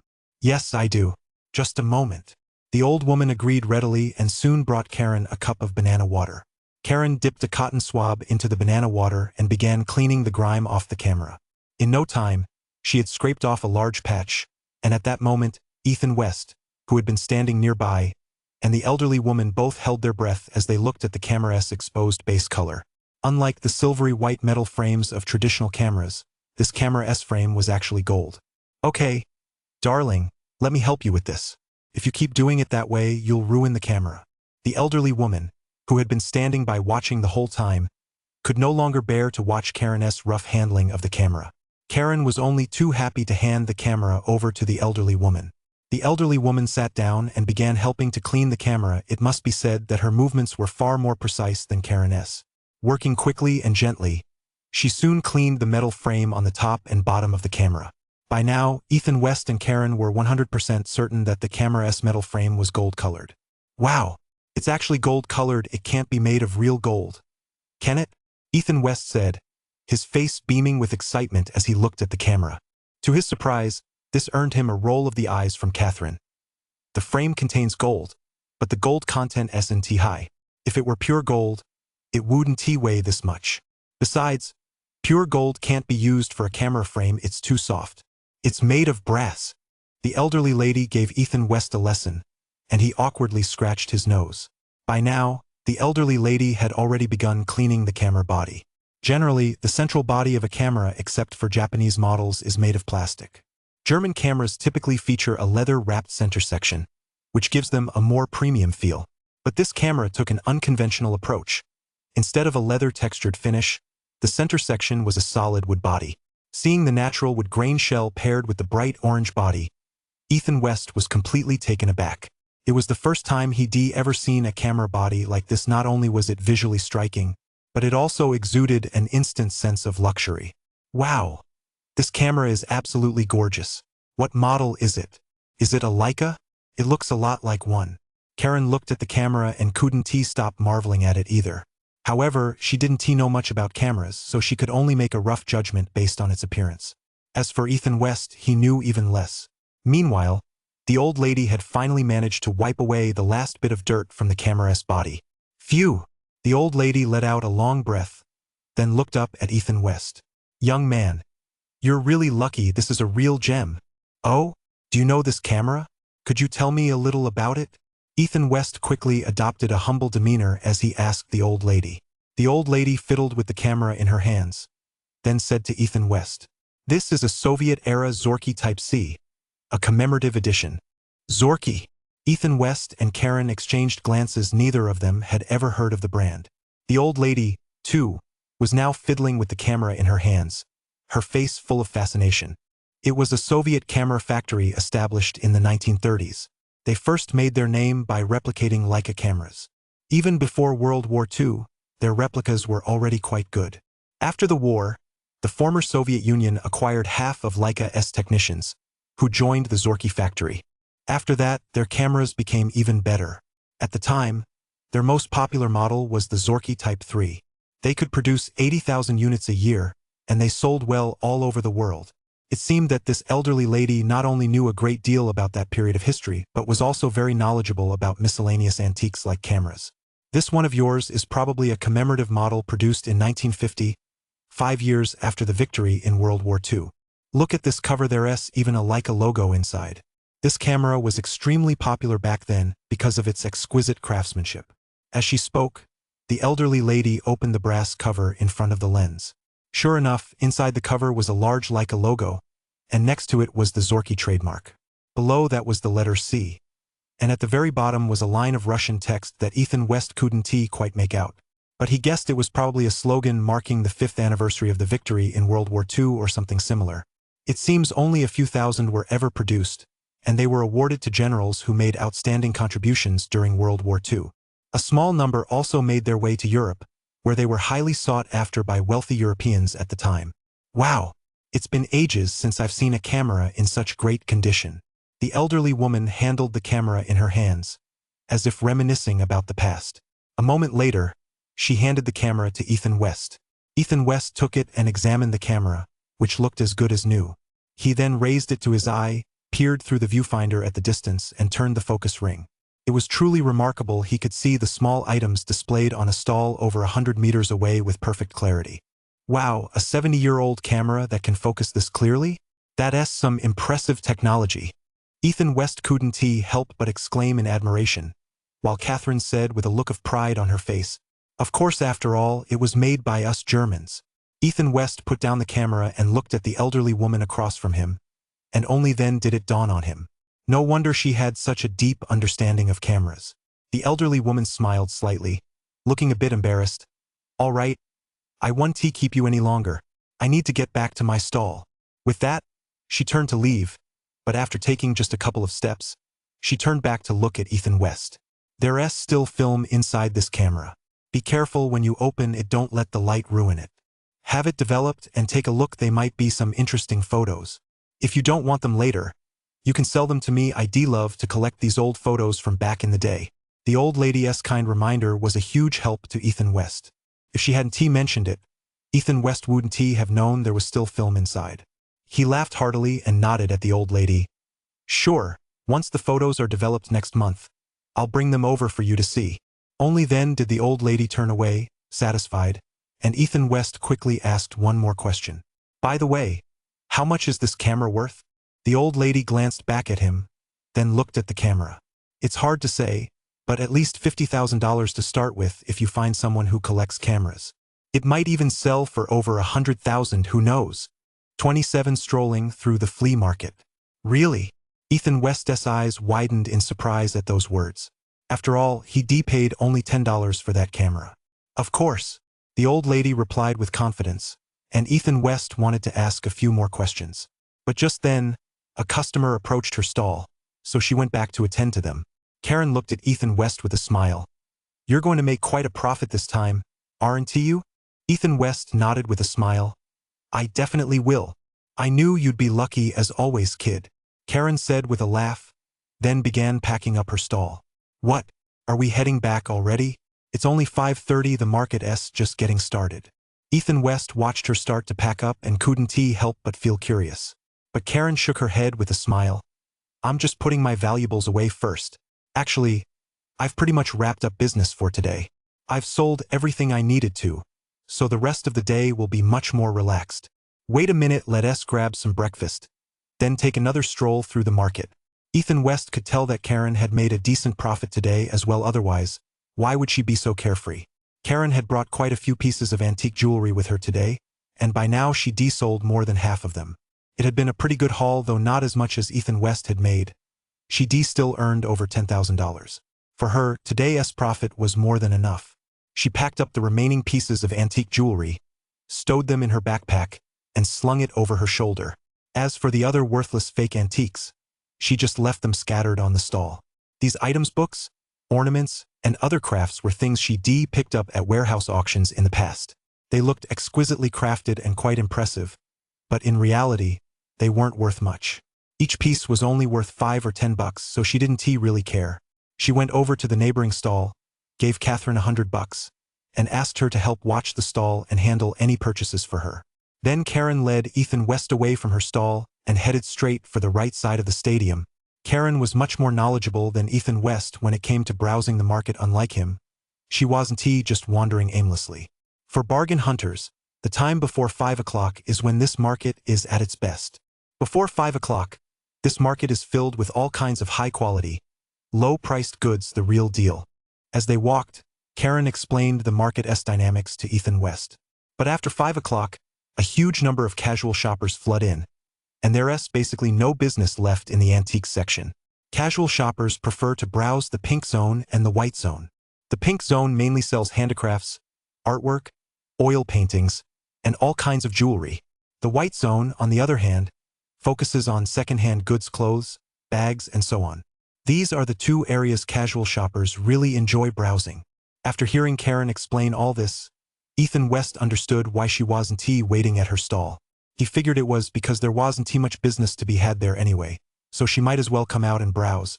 Karen led him to the pink zone, and sure enough, as soon as they entered, he could clearly feel the crowd thickening. Moreover, there were far more stalls here than in the antique zone where they had been. As they walked along, Ethan West was completely dazzled by the sights. Row upon row of tents were lined with all kinds of oil paintings. The cheaper ones went for 40 or 50 yuan, while the better ones fetched $400 or $500. Looking at these paintings, Ethan West felt as if he stepped into an art gallery. He didn't know much about oil paintings, but even he could tell the difference between the cheaper and more expensive ones. The good ones were indeed good. Their quality was clearly evident in the use of color and the painting technique. Beyond this area lay a variety of handicrafts, some of which were truly bizarre. There were all kinds of straw weavings, wood carvings, and various copper flower pots, ornaments, and table lamps. Every now and then, someone would buy an item since the prices were reasonable. Sales here were indeed much livelier than in the antique section. Next came the jewelry stalls, featuring beautiful pieces adorned with colorful stones, plastic, and glass. A crowd gathered in front of every stall. However, Karen and Ethan West weren't particularly interested in these items, so the two quickly made their way through this section. They arrived at the white section in the back, which was the liveliest area of the entire market. It was filled with all kinds of clothes and shoes. Some were brand new, while others were second-hand designer items, all at affordable prices. You could get a t-shirt for 5 yuan, a pair of second-hand denim jeans for a dozen or so yuan, or even a full set of movie costumes for over 100 yuan. Basically, there's nothing here you can't buy, only things you can't imagine. Karen knew her way around here well. After a few turns, she arrived at a stall selling second-hand bags. There was a wide variety of bags here: leather, canvas, even straw, you name it, they had it. Karen browsed the stall for a moment, then pursed her lips. There aren't any designer items today. Clearly, she hadn't found the designer bag she was looking for. Let us go. We'll grab something to eat outside. With that, she led Ethan West out of the market. The market charged an entrance fee for visitors, but that only applied to casual shoppers. As stall owners like Karen and Ethan, they naturally didn't have to pay for tickets. There were a few food stalls inside the market, but even more outside. Near the parking lot, there was a long row of food trucks, each with a long line of people waiting in front of it. Soon, Karen led Ethan West to a food truck selling southern Vietnamese noodle soup. Nothing beats a bowl of light, broth-based noodle soup first thing in the morning. Ethan West glanced over at the Mexican taco food trucks and the American burger and hot dog trucks nearby. It was true, eating that kind of food first thing in the morning was a bit too heavy. He only managed to eat half of that taco he just had before tossing the rest aside. It wasn't that it didn't taste good, it was just too rich to eat so early in the morning. The two of them each ordered a bowl of soup noodles and ate as they walked. However, as they emerged from the row of food trucks, Ethan West froze in surprise. He was stunned to discover that there was actually a market right on the outskirts of the stadium. In the area closest to the parking lot, there was a section dedicated to large items, selling all kinds of solid wood furniture. From benches and sofas to desks, double beds, and even large wardrobes, they had everything here. What's more, the quality of this furniture was quite good. But what surprised him most was that behind this row of furniture vendors, there was actually an area set aside for used cars.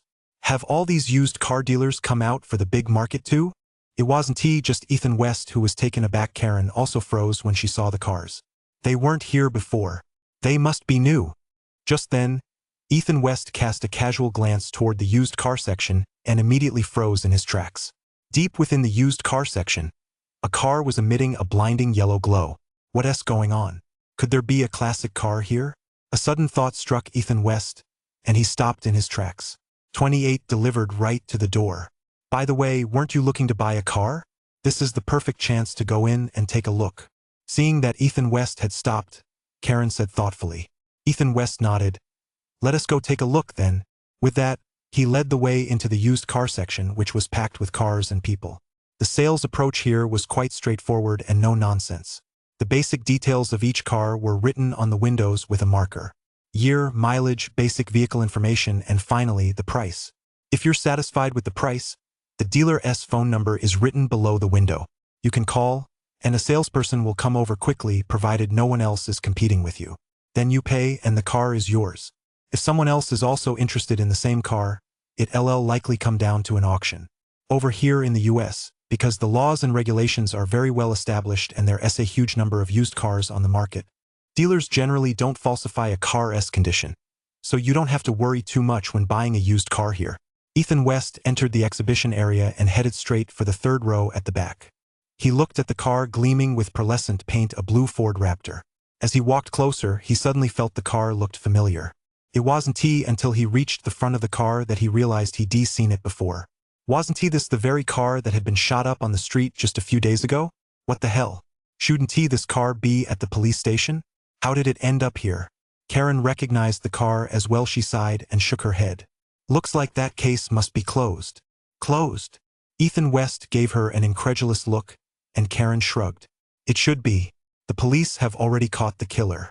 A case like this is clearly a gang-related murder. If the police take it seriously, catching the culprit should be easy. And since this car has already ended up on the open market, it must mean the killer was shot dead during the arrest. Without going through legal proceedings, the case is closed, and the car is returned to the family, or maybe their isn't even a family. So the car became state property and was auctioned off. After listening to Karen's explanation, Ethan West thought she made a lot of sense. But knowing how efficient the US police are, It seemed almost unbelievable that they could close the case so quickly and dispose of the evidence. It was truly hard to fathom. But who knows how it really went? In any case, the car had already made its way onto the market. But who cares? He'd been kicking himself for missing out on the treasure inside that car. And now, didn't this mean the treasure had practically delivered itself right to his doorstep? The truck hadn't been restored yet, even the bullet holes in the driver's and passenger's door panels were still visible. However, the cabin had apparently been cleaned out, all the glass shards had been cleared away. The blood-stained carpet and interior had also been washed down. Even so, the truck still gave off a creepy vibe. Looking at the rear window, there's also a description of the car's basic details. A pickup truck manufactured in 2022, with 10,000 miles on the odometer. As for the engine, in short, the engine and everything else are in good condition, but the car comes with a spirit ring. On this point, the dealer used some subtle wording, simply noting in the description that the car was involved in a criminal case. But they didn't specify exactly how serious it was. Anyway, anyone can look it up with just a few taps on their phone. The asking price is $3,000, an absurdly low price to say the least. Keep in mind that used cars of the same model and vintage usually go for $20,000 to $30,000. Yet this one is going for just $3,000. Everyone knows exactly why. So right now, there are a lot of people checking out the car, but most are just there to take photos as a tourist attraction. Quite a few people have pulled out their phones to snap pictures of the bullet holes in the car's body. But when it comes to buying it, practically no one is willing to make an offer. Who says Americans don't believe in ghosts and spirits? Anyway, when it comes to a car where someone died, very few of these folks are willing to buy it. Ethan West, however, walked up close to the car, leaned against the window, and peered inside a few times. Sure enough, a yellow glow was steadily seeping out from the right rear door panel. Seeing this, he was almost certain that the treasure inside hadn't been taken, it was still hidden in the car. What? You're not actually interested in this car, are you? Seeing how thoroughly Ethan West was inspecting the car, Karen couldn't help but ask. Ethan West was about to agree, but out of the corner of his eye, he suddenly spotted a familiar figure. So he immediately changed his tune and said, "Of course not. I'm just curious about this car." Just then, the figure beside him also looked up at him, his face twisted into a mocking sneer. This guy was none other than the scumbag he'd kicked over at Old Black's stall earlier. This time, he wasn't alone, he was accompanied by another tall, lanky guy. This guy had long hair and wore black-rimmed glasses, he was very thin, and his appearance alone gave off an extremely sinister vibe. Now that he saw Ethan West had spotted them, he gave him a sinister grin. Ethan West knew right away that it was a good thing he hadn't spoken up just now. Otherwise, these two guys would definitely have tried to pull a fast one on him. "I think that Lexus over there looks good. Let us go check it out." Ethan West pointed to a car being auctioned in the distance and said to Karen, who nodded in agreement. Not far away, a Lexus was being auctioned. Ethan West walked over to get a closer look at the car. It was 3 years old, had 30,000 miles on it, was a one-owner car, was in excellent condition, and was priced at $30,000. You have to understand that Lexuses sold in the US are completely different from those sold in China. Although the exterior looks the same, the build quality and the engine are in a completely different league. The car that little Japanese sold to their godfather was definitely built with much higher quality materials. Americans really love this model because, compared to other American and German cars, it has a very low failure rate. And the asking price wasn't high, just $30,000, which was several $1,000s below the normal market rate. Naturally, this sparked a lot of competition, which is why it had reached the auction bidding stage.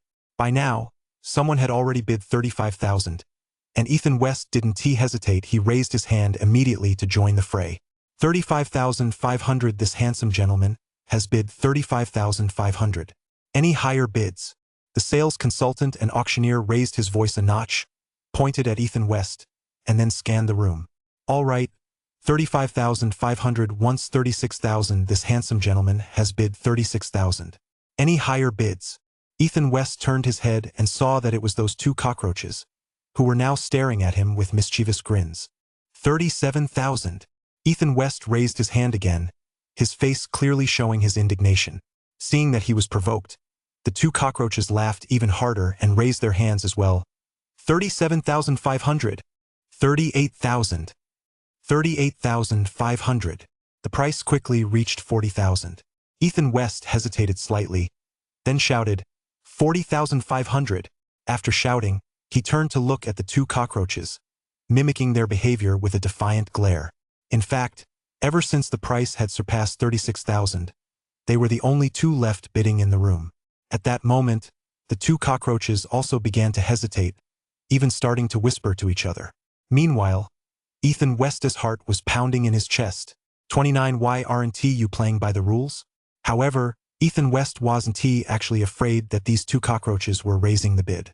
What he feared was that if they stopped bidding, he'd be left hanging in limbo. After all, he hadn't even been interested in this car to begin with. With so many cars to choose from in the US, why on earth would he be interested in this Japanese car? In his mind, no matter how well-made Japanese cars were, he wouldn't pay for them. The only reason he was bidding on this car was to bait them. Actually, his real target was that blue Ford Raptor, but he knew that if he showed direct interest in that car, those two pests would surely try to mess with him. Back and forth bidding would drive the price of that car up, and that wouldn't be worth the trouble. So he pretended to show keen interest in this Lexus to lure those two pests over. Since they liked to cause trouble, it was time to see who could outmaneuver whom. By now, the price had been driven up to 40,000, and Ethan West felt the timing was just right. Those two cockroaches had been conferring for quite a while but were still hesitating over whether to make one final bid. The auctioneer up front was speaking more and more urgently clearly. The deal was about to be sealed. Just then, those two cockroaches happened to glance right at him. Ethan West had a sudden idea and made an internationally recognized gesture toward the two of them. He also raised his leg in a mock flying kick, taunting the cockroach he'd previously knocked to the ground. Sure enough, these provocative gestures instantly ignited the cockroach's rage. 41,000. He raised his hand to make the bid, but it was already too late for his cockroach accomplice standing beside him to pull him back.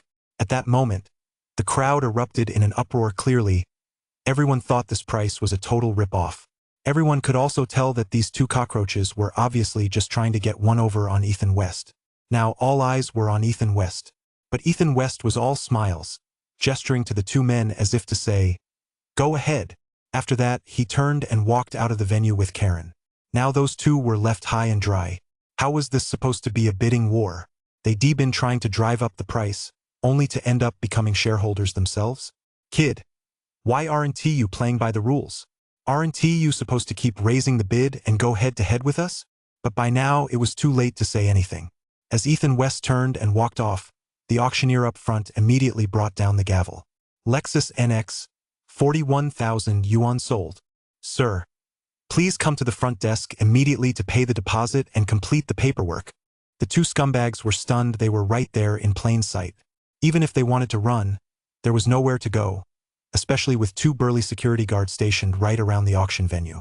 If they tried to make a run for it today and got caught, legal trouble would be inevitable. They might not end up in prison, but they'd definitely have to pay several times the amount of the loss in compensation. Thinking about the consequences of running away, the two of them had no choice but to steel themselves and step up to the auctioneer. Can we pay in installments?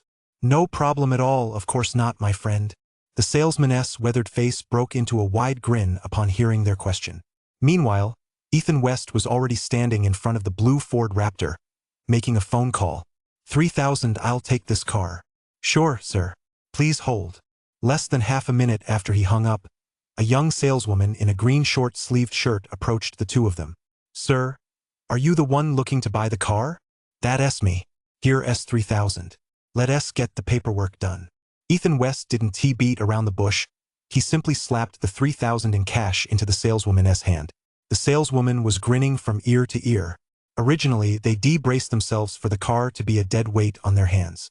Their boss had even told them it didn't matter if the car didn't sell, they could just treat it as free advertising for the company.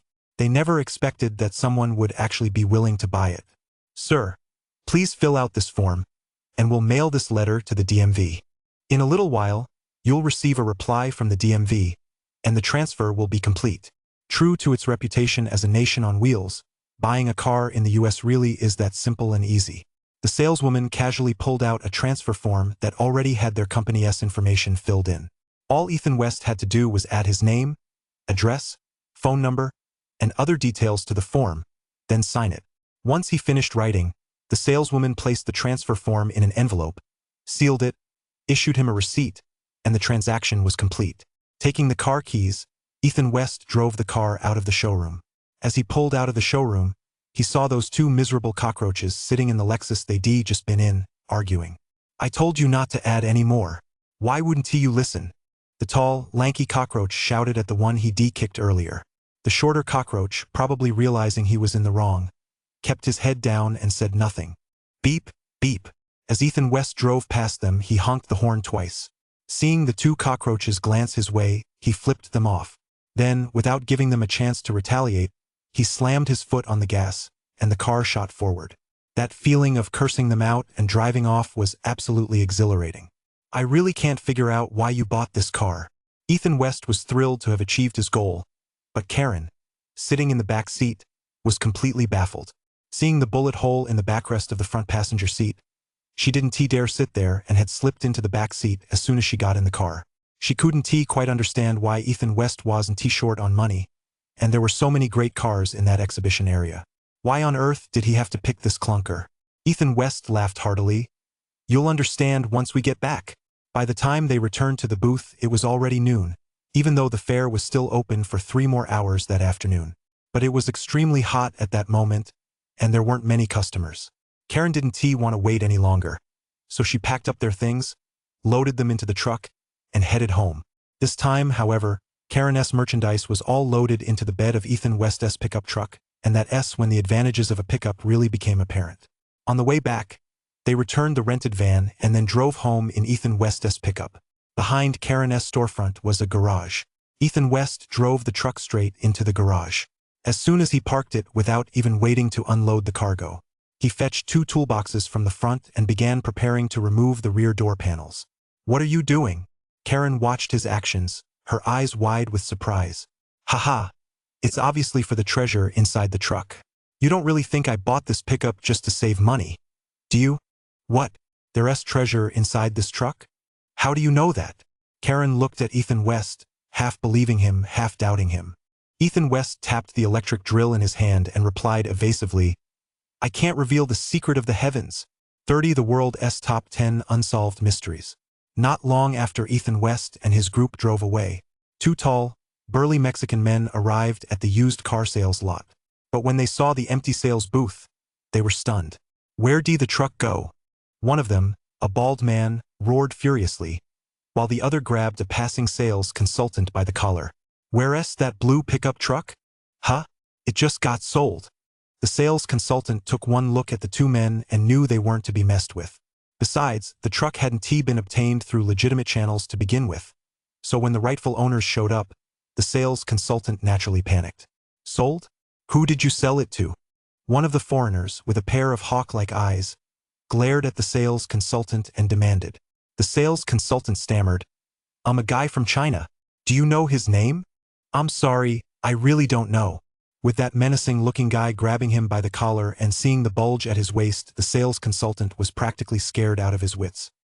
His voice trembled with fear, but just as the Mexican across from him furrowed his brow, the sales consultant seemed to suddenly remember something. "They seem to know that guy from China." The sales consultant pointed to a Lexus at the entrance of the auto show, where 2 Asian men were currently arguing. The 2 Mexicans exchanged a glance, then forced a smile that looked worse than a cry, and walked over toward the 2 cockroaches. Bzzz. With the help of an electric drill, Ethan West finally managed to pry the door panel off. Meanwhile, Karen, too busy to unload the cargo from the truck bed, stood behind him shining a flashlight. The moment the door panel came off, Karen couldn't help but gasp. "Wow, there really is something in here." Inside the door panel was a small package, tightly wrapped in plastic. Ethan West quickly retrieved the plastic package, found a utility knife, and slit open the outer wrapping. The contents spilled out, a ring and a gold chain. There was also a Rolex watch. All of these items emitted a faint white glow. They were clearly high-quality jewelry, though not exactly antiques. Karen took the 3 items and began examining them. Meanwhile, Ethan West focused his attention on a small notebook inside the package. This notebook was, in fact, the source of the yellow glow he had seen. Earlier, he had wondered why the jewelry didn't seem particularly valuable. Yet why was the yellow glow so intense? Turned out the secret lay entirely in this little notebook. Suppressing the wild excitement surging through him, he took the notebook in his hands. When he opened it, he was stunned to find that it was a diary and it was all handwritten. April 15, 1980. I was stationed in Colombia, where I met my lifelong best friend, Pascal. Our work here is pretty easy gathering local intelligence. 1986. June 3, 1988. I never imagined things would get this bad. Otter was killed while on a mission, and no one knows who did it. But we know it had to be that bastard. He knew we were investigating him. You bastard, I'll make you pay for this sooner or later. July 15, 1990. We received intelligence that Pablo has fled. However, we've already placed his bank accounts under surveillance. Yet he still has ample funds for his operations. We know he has hidden the money in many places. But exactly where it's hidden is currently the subject of much speculation. Many locals involved in hiding the money have been killed by him. Even if anyone knows, no one dares to speak up. But I heard that Pascal caught an accountant. The guy had Pablo's ledger. Yet when I asked him about it today, he told me he hadn't managed to find out where the ledger was at all. I'm skeptical of his attitude. Ethan West skimmed through the diary. It turned out to be the diary of a USDA agent from 40 years ago. It documented some of his early work. For example, when he was sent to Colombia and the cat and mouse games they played with the local drug lords. But what really piqued his interest was another agent mentioned in the diary. Pascal. According to the diary, he suspected that this guy had Pablo's accountant's ledger in his possession. At the thought of this, his heart suddenly began to race. A few years ago, Netflix had produced a sensational hit series called Narcos. It chronicled the life of Pablo, the Colombian drug lord.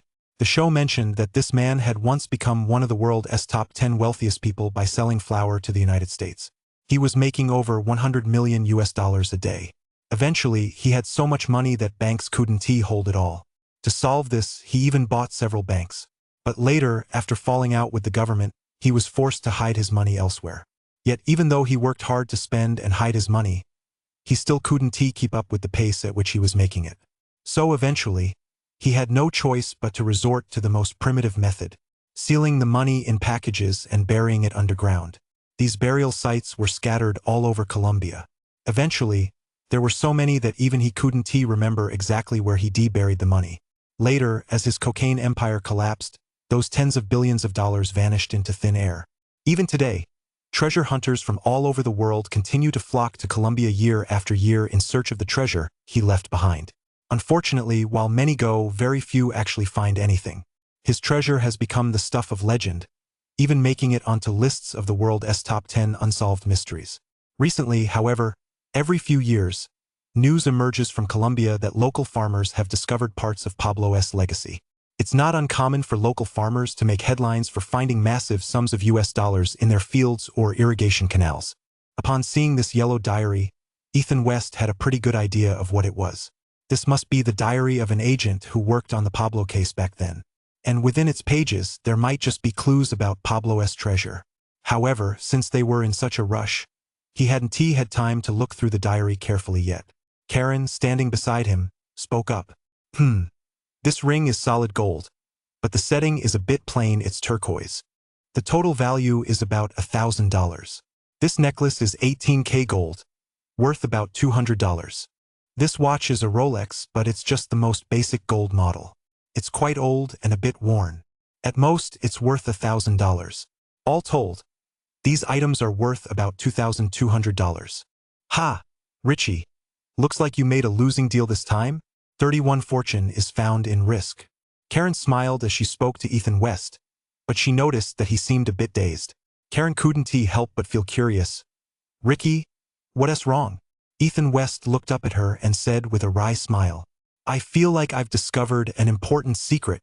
A secret? What secret? Karen's curiosity was instantly piqued, and Ethan West handed her the diary he was holding.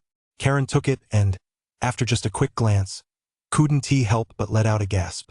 OMG, it's actually Pablo's treasure. Karen, of course, knew all about the infamous Pablo, the guy who had turned the US upside down 30 years ago. Over the years, American film and TV studios had produced countless movies and TV shows based on his life. So while he might not be a household name to every American, he was certainly well known to most.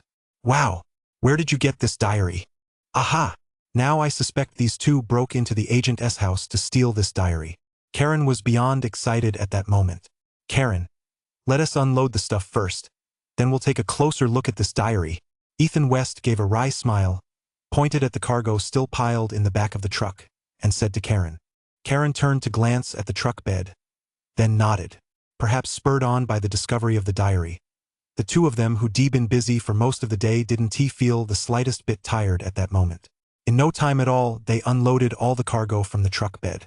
This time, however, Karen didn't bother sorting the items or putting them back where they belonged. She hurried straight upstairs. Once upstairs, the two didn't feel like cooking, so they simply ordered 2 takeout meals. Then they sat down to examine the diary. Look, the handwriting at the end is clearly different from the beginning. And judging by the ink marks, it must have been written recently. The observant Karen noticed some distinctly different handwriting toward the end of the diary. Ethan West quickly leaned in to take a closer look. There, at the end, it read, Number 735, 25, Peacock Street, Chicano City. What kind of place is this? Ethan West asked. Karen thought for a moment before replying. Chicano City is a small town in the south, about 150 kilometers from downtown. That's a Mexican community. Ethan West fell silent the moment he heard this. The entire city of Los Angeles is actually made up of more than 100 different towns. The most famous of these are, of course, places like Beverly Hills, Santa Monica, and Malibu. But there are far more towns like Chicano, and these towns are also home to communities of different races and ethnicities. Take, for example, Irvine, Roland Heights, and Abraham, major Chinese enclaves. But there are even more Mexican enclaves like Chicano. Public safety in these areas has historically been poor. So when Ethan West heard this was a Mexican enclave, he couldn't help but furrow his brow.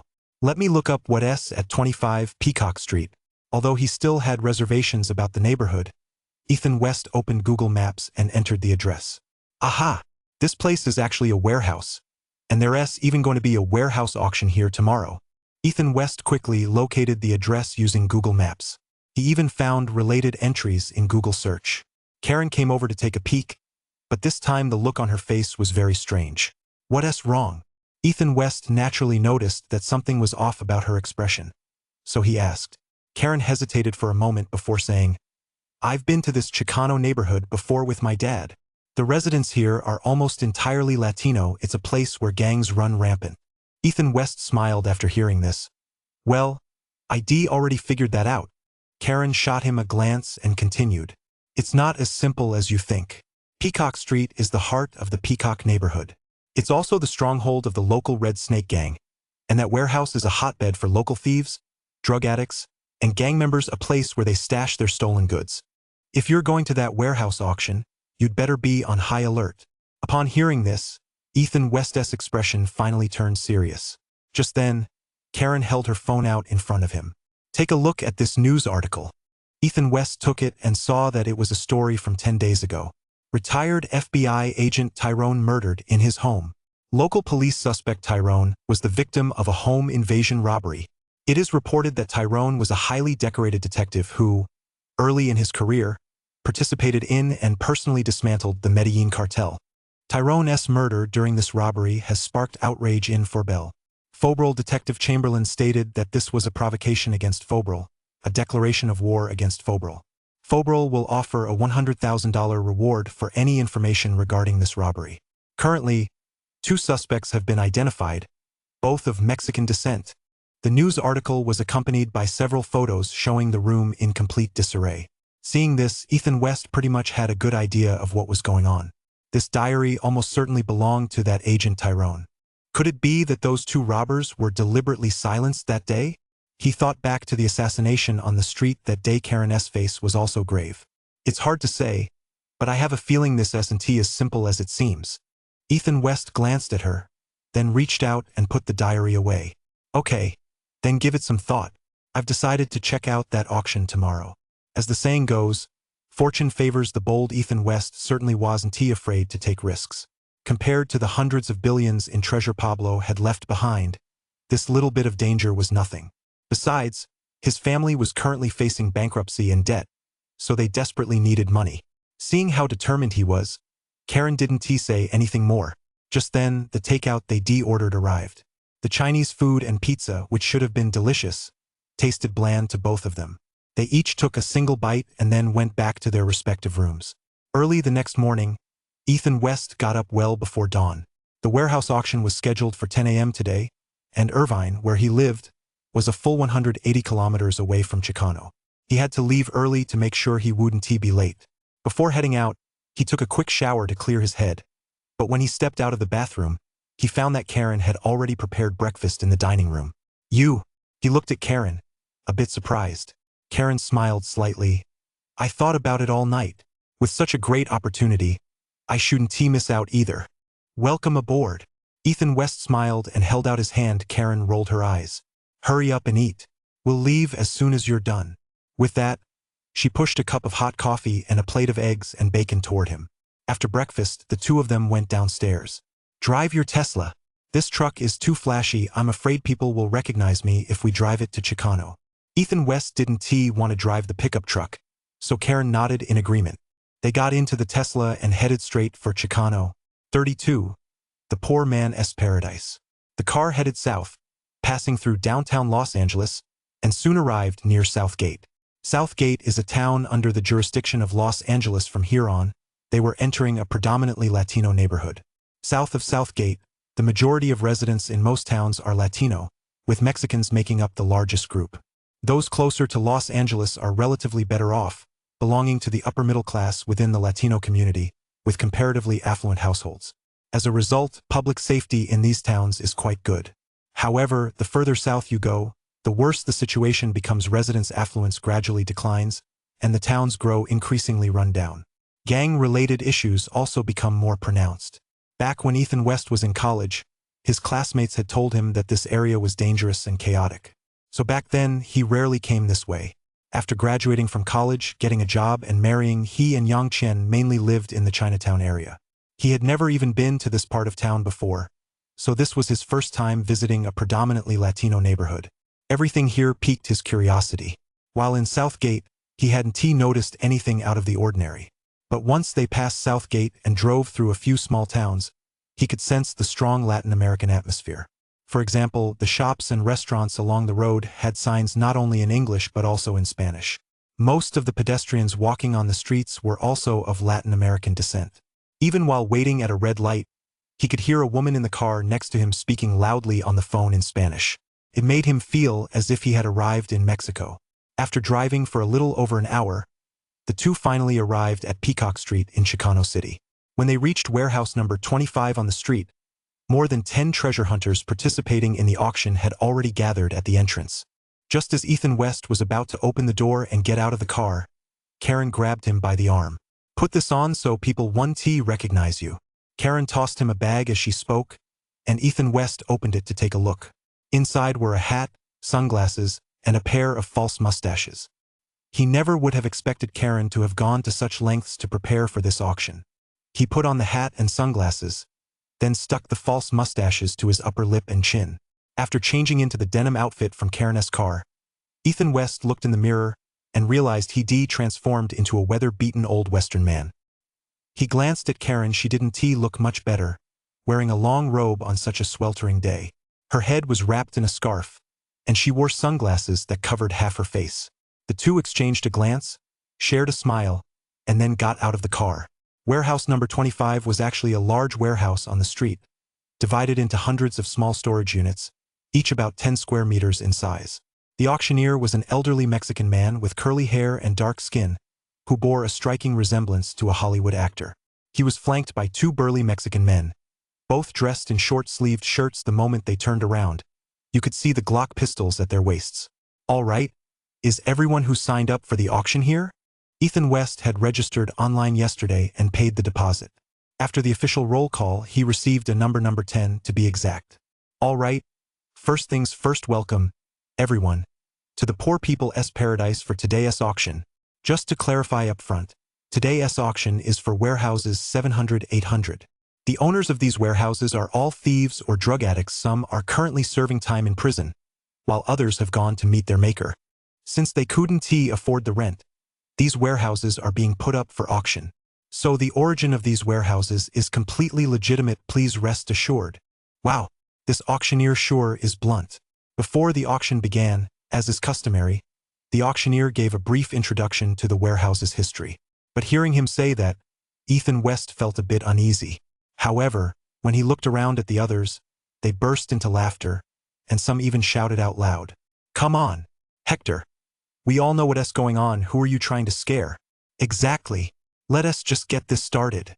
The group of treasure hunters' carefree attitude clearly showed they didn't take that whole thieves and drug addicts business seriously at all. The host, Hector, also laughed heartily. "All right, let us get started then." With that, he led everyone into the large warehouse, winding through a maze of corridors. Finally arriving at the storage area to be auctioned off today, Hector cut straight to the chase. He had someone cut the lock on Warehouse 700 and pull up the roll-up door. This was a junkie-s warehouse, but he-s already gone to meet his maker. "You have 3 minutes to inspect the contents." "All right, 3 minutes are up. Let us begin the auction." Starting bid, $50. Bids in increments of $10. This was Ethan West's first time personally participating in a warehouse auction, so he wasn't in a hurry to bid. He'd just taken a look himself. There wasn't much of value in this warehouse. Just a few used mattresses, a few bags of old clothes, and some odds and ends. It wasn't worth much at all. But while it seemed worthless to him, to others it was a treasure trove. 60, 70, 80. Soon, several people began bidding fiercely for this storage unit, and in the end, it went to a bald guy for 150 yuan. The next few storage units didn't pique Ethan West's interest either. It was the bald man, along with 2 middle-aged women and a tall, heavy-set black man, who were bidding and making offers almost every time. It was clear that these few were all quite well off. As for the other treasure hunters, Ethan West took one glance and knew they were just broke folks looking for a bargain. But they probably only had a few hundred yuan on them, so they didn't dare bid lightly. After all, one wrong bet could leave them penniless. There are plenty of people like that in the US. In fact, rather than calling them treasure hunters, it would be more accurate to call them scavengers. That bald guy is named Mendez. He owns a second-hand store. I've run into him before at auctions in other warehouses. Those 2 middle-aged women are Eleanor and Sylvia. They mainly deal in second-hand clothes and handbags, and they also sell some counterfeit goods on the side. As for that chubby black guy, his name is Dylan. He is a very dangerous guy. You've got to watch out for him during the auction. Following these people, he watched as they successfully bid on more than a dozen warehouses in a row. Karen moved closer to Ethan West and whispered a brief introduction about those people to him. Ethan West couldn't help but be taken aback. Karen actually knew all of them. He turned to look at Karen, who shrugged in a very American way. The treasure hunting community is just that small. You'll recognize them all after hanging around here for a year. You'll be able to recognize most of these familiar faces. The rest are just nobodies. Don't worry too much about them. Before they knew it, they had arrived at Warehouse 720. As soon as the door opened, a foul stench wafted out. Overwhelmed by the smell, everyone instinctively covered their noses and mouths and took several steps back. 33. The sucker. Damn it. What the hell did this guy put in there? Did something die in there? The treasure hunters, covering their noses and mouths, shouted curses. Hector, the auctioneer, looked extremely displeased at this point. The previous owner of this warehouse was a thief. He's already behind bars. All right, the starting bid for this warehouse is still 50. Hector let everyone take a quick look inside the warehouse, then began the auction. But because the warehouse stank so badly, he waited half a minute without receiving a single bid. Hector shook his head. All right, 40. Since no one was taking the opening bid, he had no choice but to lower it. But still no one was willing to bid, so Hector had to call out again, 30 bucks. Here. Finally, someone raised their hand. Everyone couldn't help but turn around to see which sucker had bid on this warehouse. But when they saw it was a guy wearing a hat and sporting a big beard, everyone was taken aback. It was a new face. No one had seen him before. Maybe he was just some greenhorn? Who knows what might turn up inside a stinking warehouse like this? Hey, buddy, are you going to have to pay another 20 bucks for trash disposal later?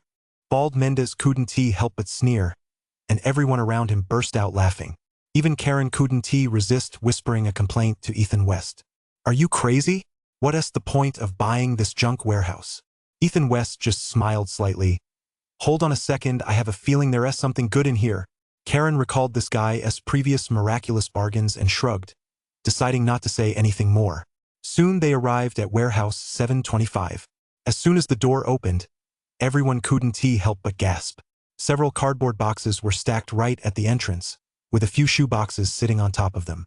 The interior of the warehouse was crammed with odds and ends, along with some second-hand furniture, such as desks and nightstands. Although the warehouse looked like a total mess, just judging by the shoe boxes in those cardboard boxes at the entrance, this was definitely the most valuable warehouse they'd encountered so far that day. It wasn't just Bald Mendez and his crew, even Karen was itching to get started. After all, they'd come all this way, they couldn't possibly have come just for warehouse number 735. The starting bid for this warehouse is $300. All right, let the bidding begin. Sure enough, the auctioneers weren't fools. Storage units in good condition always had starting bids significantly higher than average ones. 310, 320. The bidding for this unit was fierce from the very start. Even a few bystanders who'd been silent until then jumped into the fray. 500. Ethan West didn't have time to waste on them. He immediately drove the price up to 500. His bid made Hector happy, but the other treasure hunters all started cursing under their breath. Damn, where did this hothead come from? They say Asian people are rich, looks like it's true after all. Damn it. Daring to bid like that, I'll make him pay once the auction is over. Many of the less well-heeled bystanders glared menacingly at Ethan West.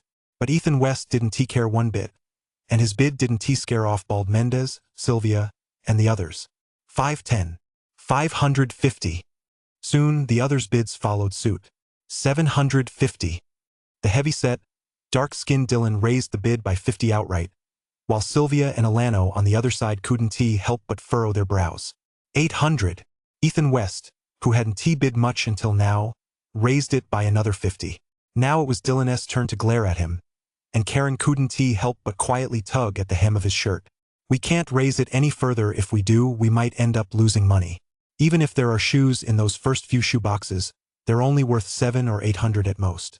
And that's assuming they're new. If they're used, they're not worth much. The odds and ends in the back aren't worth much either. Karen felt this bid was about right, and Ethan West naturally hoped to secure the warehouse at this price. Because right now, in his eyes, a nightstand at the back of the warehouse was emitting a faint white glow. This was the second time today he spotted something sparkling and precious here. The first time was that stinky warehouse he snagged for $30. 900. Just as the hammer was about to fall to seal the deal, the bald guy, Mendez, unexpectedly jumped in to throw a wrench in the works. Karen tugged at Ethan West, signaling him to just let the bald guy have it. But Ethan West raised his hand without hesitation. 1,000. Holy shit. This guy is crazy. Got money to burn, huh? Hey, dude, this isn't Beverly Hills or Orange County. Didn't you hear what Hector said? This is a paradise for broke people. Betting like that, you might end up losing your underwear. The whole crowd started yelling insults at Ethan West.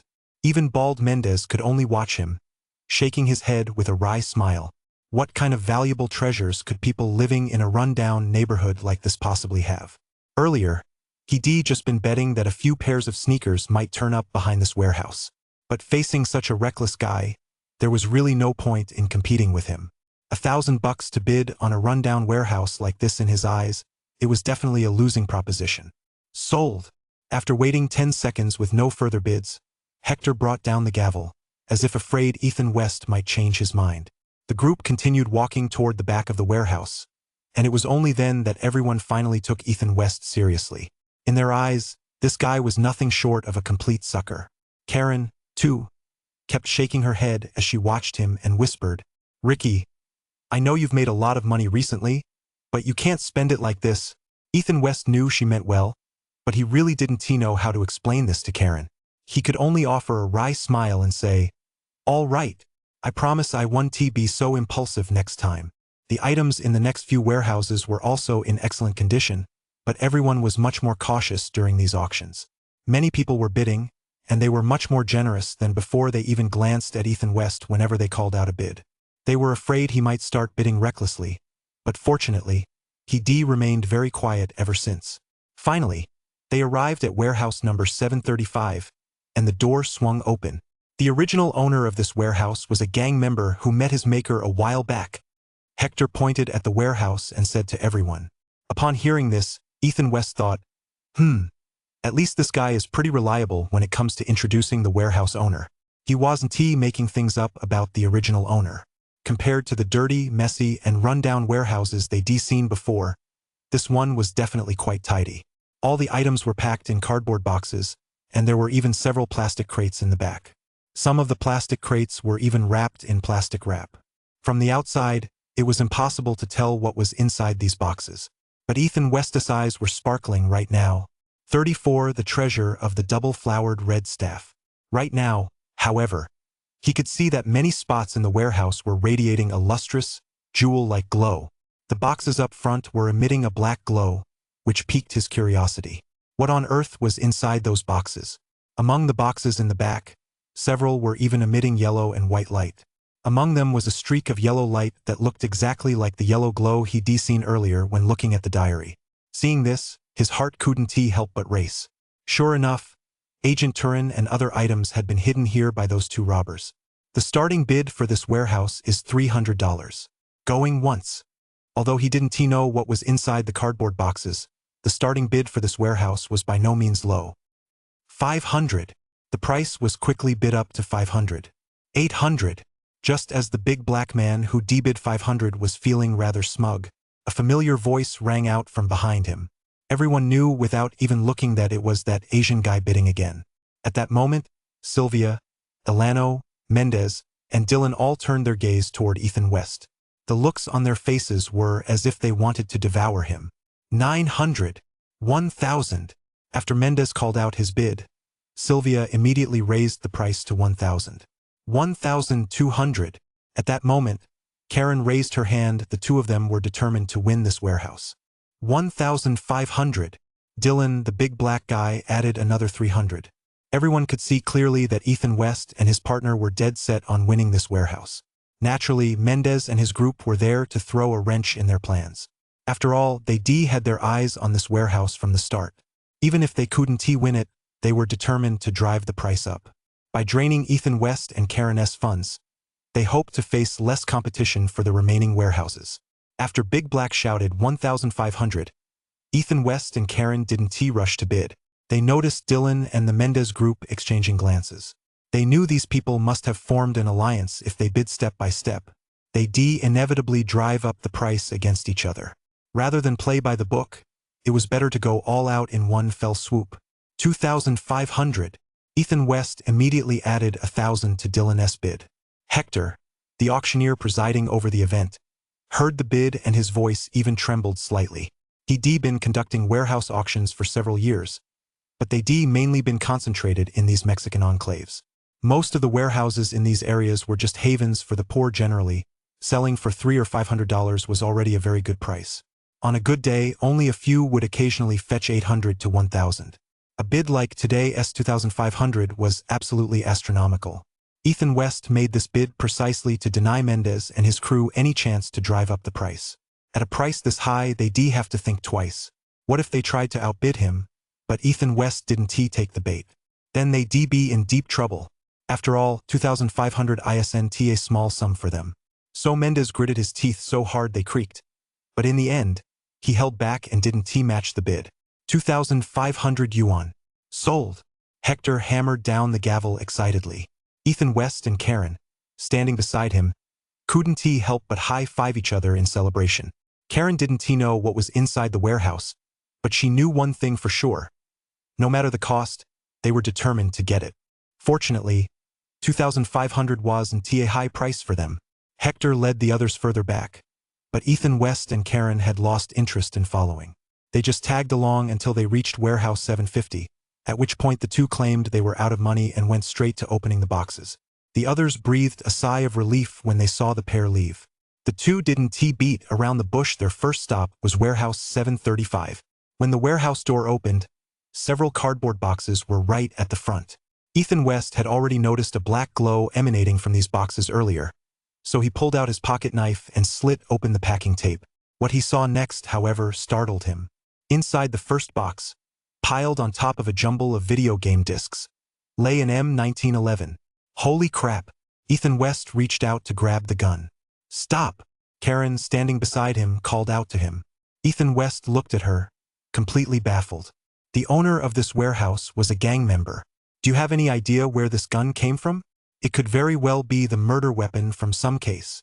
As she spoke, she pulled out 2 pairs of rubber gloves and tossed 1 pair to Ethan West. Then, putting on the gloves, she picked up the gun. She took out a cloth she carried with her, wiped the gun clean, and handed it to Ethan West. Ethan West had seen all kinds of handguns before at Karen's thrift store. But those were all displayed for sale, and he hadn't felt comfortable handling them. But this time was different. He bought it himself so he could handle it however he wanted. He took the M1911 and expertly cycled the slide a few times. The slide moved smoothly, and the metal clink of the frame was crisp. This was a fine gun. A 9mm M1911. This gun could sell for at least $900. Karen was very familiar with the market value of these kinds of guns and immediately gave an estimate. What if we add these to the mix? Ethan West said, pulling a few boxes of ammunition from the bottom of the box. As soon as Karen saw those 9mm rounds, her eyes lit up. Wow, ammo is really valuable these days.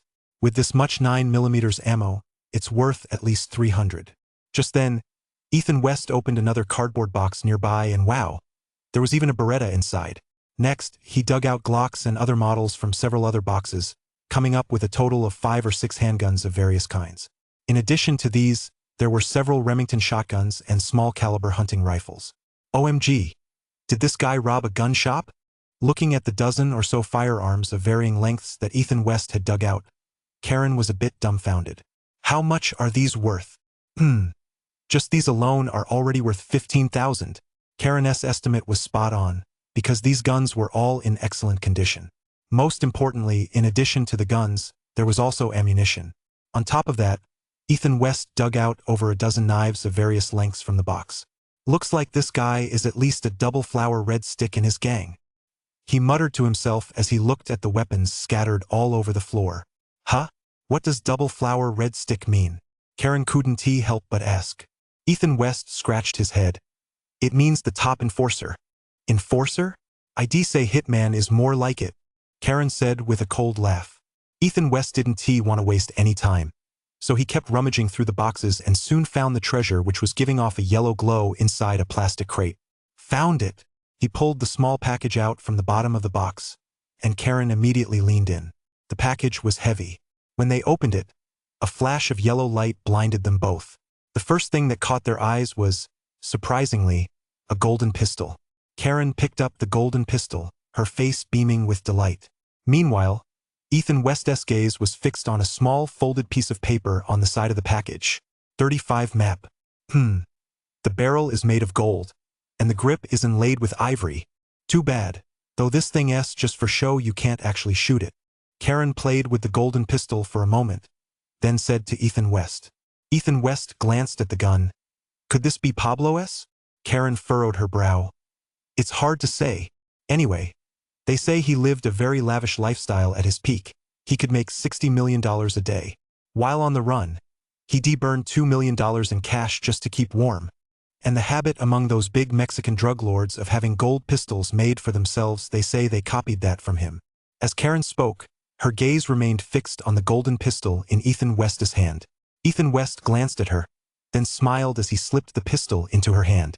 Karen immediately beamed with delight and tucked the gun into her waistband.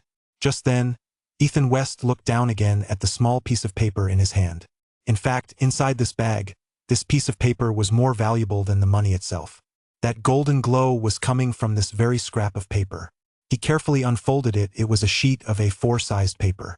However, it was obvious at a glance that it had been torn from a diary. There were still traces of tearing along the edges. Only when the entire sheet was unfolded could one see that it was, in fact, a hand-drawn map. The map featured mountains, rivers, and rainforests, with numerous place names marked on it. For example, the mountains, rivers, villages, and towns within, and even the rainforests all had names labeled in Spanish. Then they noticed several key markers indicated by triangles or circles. Upon seeing these markers, both Karen and Ethan West's breathing involuntarily quickened.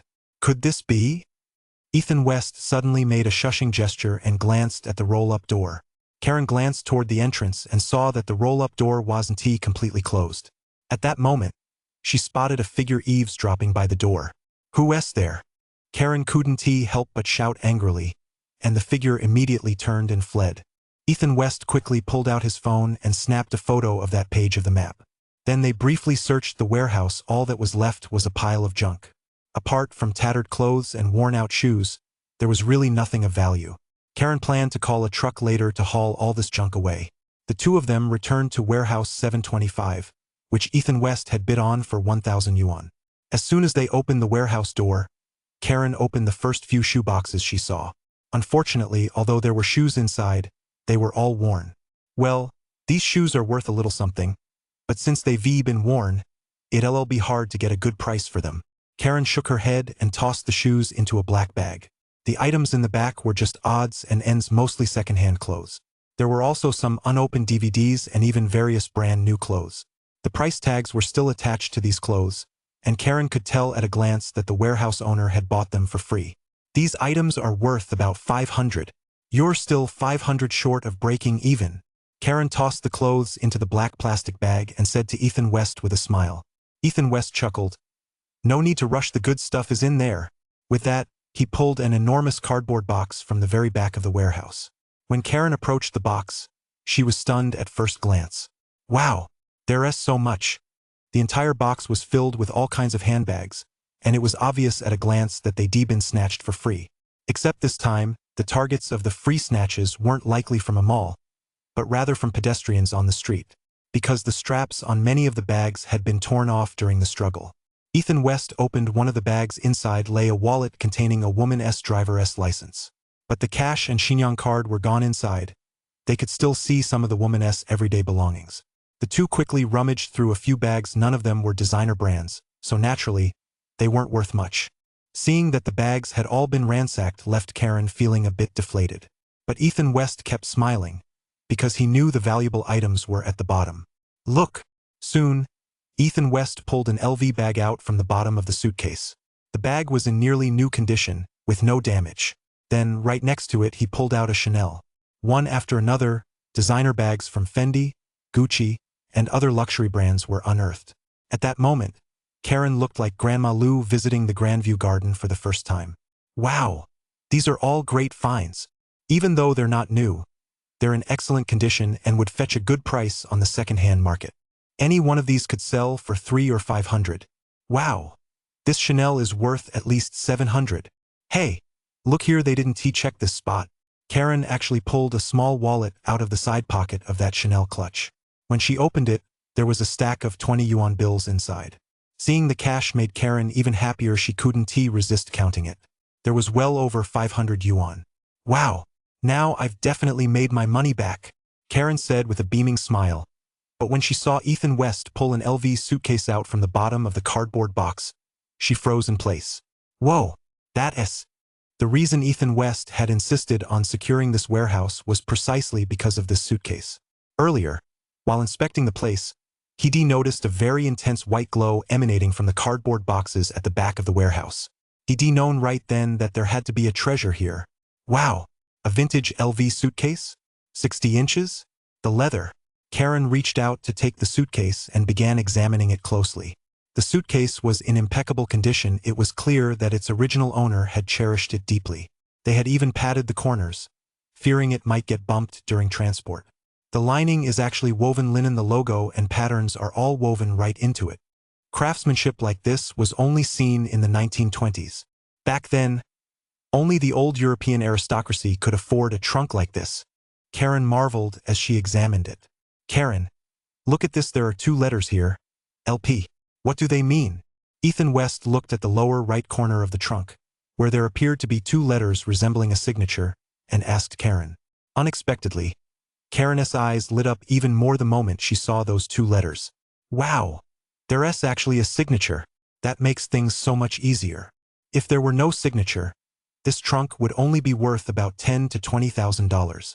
But if we can figure out who signed it, we'll know the trunk's history and provenance. Once an antique has a story behind it, its price can at least multiply several times over. Karen's smile at that moment was even a bit sly, but Ethan West thought she looked adorable. Then let us hurry back. Let us find out what these letters actually mean. No rush, we still have one last warehouse to go through. 36 Teddy Bear. Right? Come on. Let us go check it out. Haha. I have a feeling we'll find something good in that warehouse too. Karen said with a beaming smile as she looked at Ethan West in her eyes. He was the kind of guy with unbelievable luck. He always manages to find great stuff. The two of them arrived at the warehouse Ethan West had originally bought for $30. As soon as they opened it, a foul stench hit them in the face. Yuck! What on earth is in this warehouse? Did something die in here? Karen said, covering her mouth and nose as she cursed under her breath. Ethan West then pulled a mask out of his pocket. Although the pandemic wasn't as severe in the US lately, he'd gotten into the habit of carrying a mask with him. He handed one to Karen, and after they both put them on, they didn't rush inside the warehouse. In fact, the warehouse was quite simple, just a few cardboard boxes, and you could see everything at a glance from the doorway. It was precisely because there was so little inside that no one had been willing to bid on it during the auction. Ethan West asked Karen for a pair of gloves, and only after the smell had mostly dissipated did he step inside the warehouse. Karen remained standing at the doorway, watching him rummage through the boxes.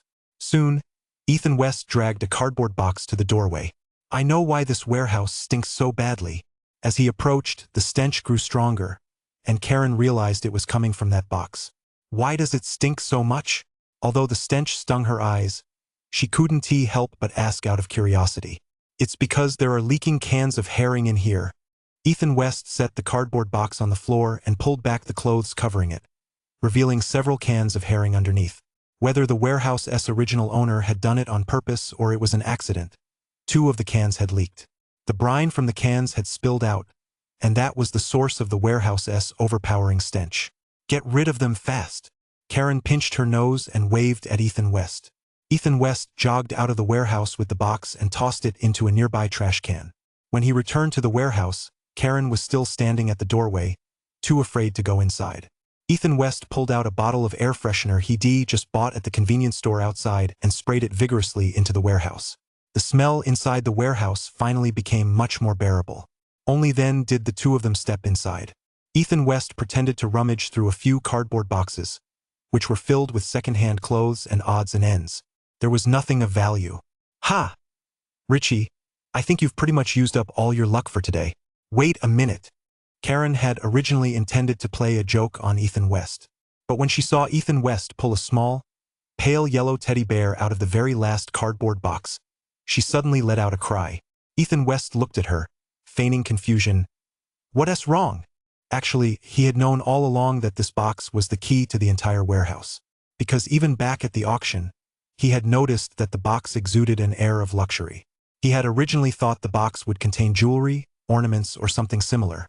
But when he opened it and saw it filled with teddy bears, he couldn't help but feel quite disappointed.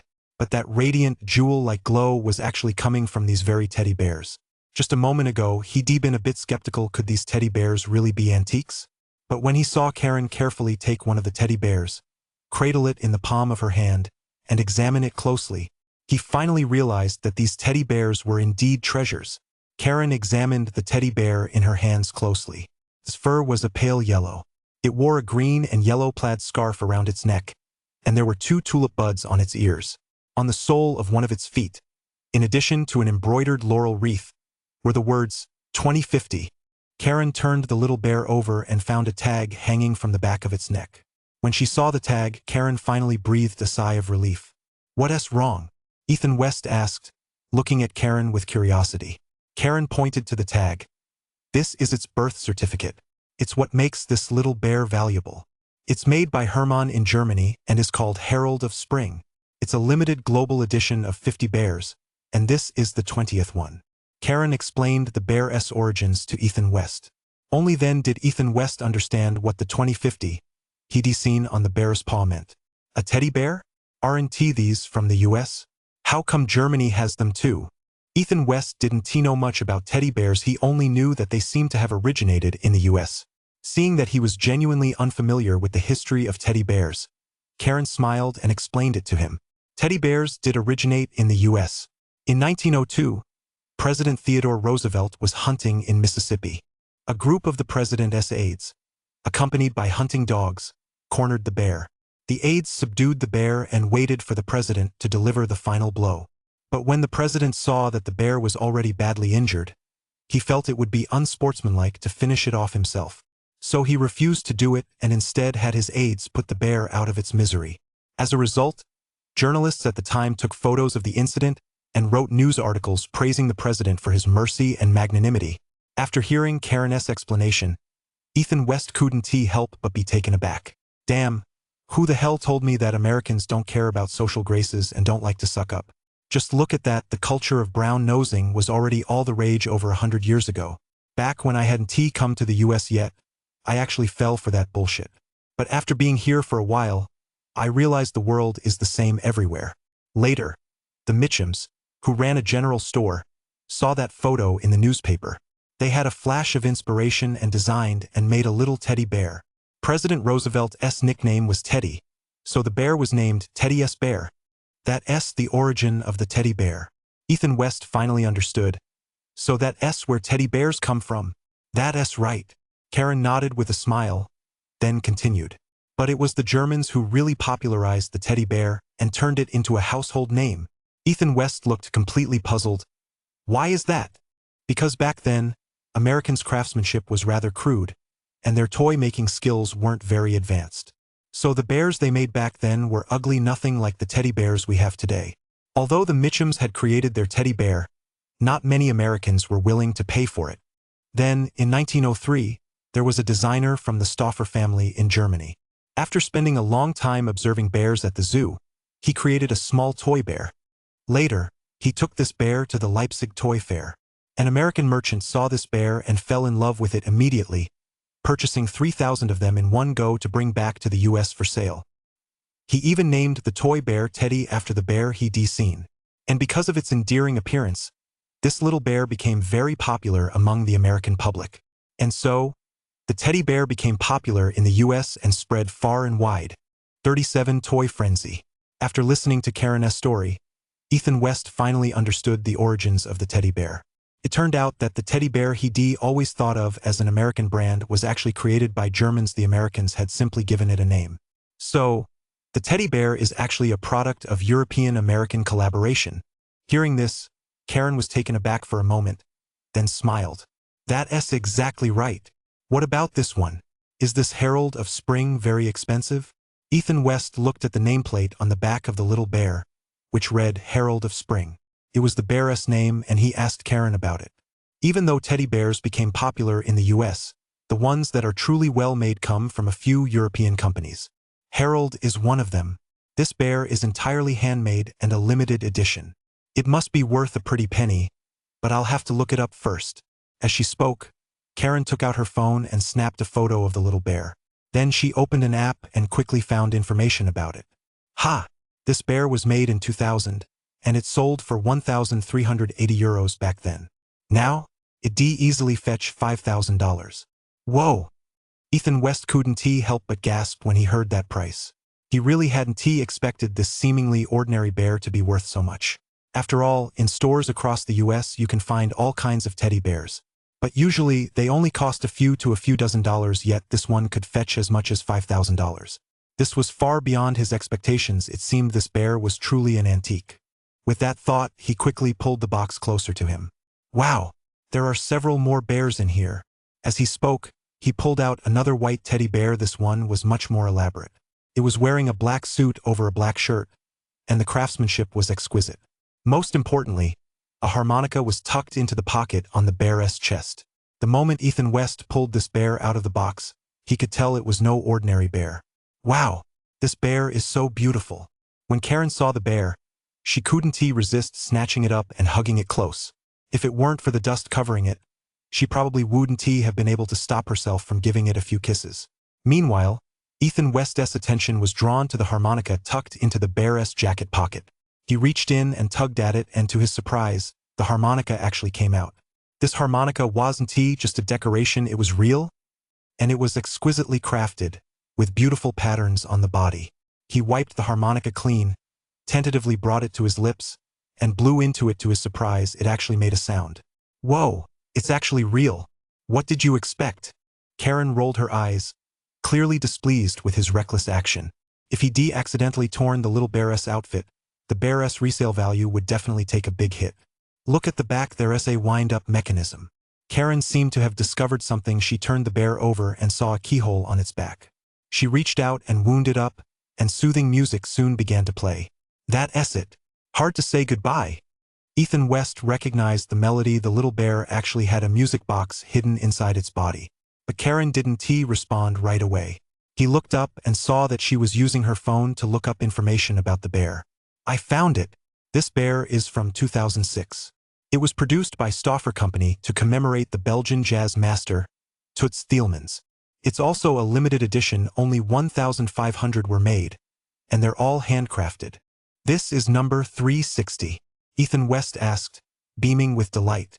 Another limited edition? Then it must be worth a fortune. Yeah, the original retail price was €3,600. It's easily worth $10,000 now. Upon hearing that price, Ethan West couldn't stop grinning. The two bears together were already worth $15,000, and to think he bought this warehouse for just $30. Right now, he already seen a 500-fold return on his investment. Isn't that better than subscribing to an IPO? This is just crazy. Just two stuffed animals, and they can fetch such a high price. These foreigners' understanding of and preference for antiques are truly baffling. Wow, you've already found two bears with such high collectible value. And they're even made by the two giants of the teddy bear world. Ricky, your luck is off the charts. Watching Ethan West basking in his success, Karen couldn't help but say with envy in her eyes. Ethan West was taken aback. Huh? Are those two companies really that famous? Karen laughed heartily. You just don't get it. Teddy bears are a major category in the Western antique collecting scene. Nowadays, Christie's in London holds a dedicated auction for teddy bear collectors every 2 years. What? A dedicated auction for teddy bears? It was the first time Ethan West had realized just how popular teddy bears were in the West. And judging by this, it was practically no different from the status of porcelain among Chinese people. You bet. Plus, any teddy bear that makes it to auction has to be a top-quality piece and come from a prestigious lineage. And the top two names in that prestigious lineage are Germany's Stief and Hermann. No wonder I said you were lucky. Hearing Karen say this, Ethan West finally understood just how valuable these two teddy bears were. He hadn't really had a concept of their lineage before, but now he finally got it. It turned out that Stief and Hermann were the equivalent of Jingdezhen and Quanzhou, the famous porcelain-producing regions in China. No wonder these two plush toys were so valuable. But that wasn't all. There was another bear at the bottom of the box. He reached in and pulled the bear from the bottom of the box out. However, compared to the first two teddy bears, this one wasn't anything special. You could even say it was a bit ugly. It was pitch black, and there really wasn't anything remarkable about it. Ethan West took one look at it, sighed, and was about to toss the bear aside. But just then, Karen, standing beside him, growled, "Wait! Be careful!" As she spoke, she snatched the little black bear from his hands and rolled her eyes at him. Can't you be a little gentler? What's the matter? This bear doesn't look like it's worth much, does it? Ethan West replied, completely baffled, only to be met with Karen's mocking laughter. You really don't know a good thing when you see it. This one is actually the most valuable of the three bears. What? Ethan West looked at the black bear, completely baffled. In terms of design, this bear wasn't as cute as the harbinger of spring. As for its features, it wasn't as fancy as that commemorative edition bear. It had no harmonica and no music box function. It even gave off a rather shabby vibe. So why was it the most expensive? Ethan West looked up at Karen, who was examining the little bear at that moment. She turned the bear's feet upside down and, sure enough, found an embroidered label on the soles. It's definitely this one. Ethan West's curiosity was thoroughly piqued. Just tell me already, what's the story behind this bear? 38. The Millionaire Bear. It's called the Morning Bear. It was produced by the British company Chiffon in 1953 to commemorate the Titanic. Only 600 of these bears were produced, and in 2000, it was auctioned at Christie's Teddy Bear Collector's Auction. Karen began explaining the bear's history.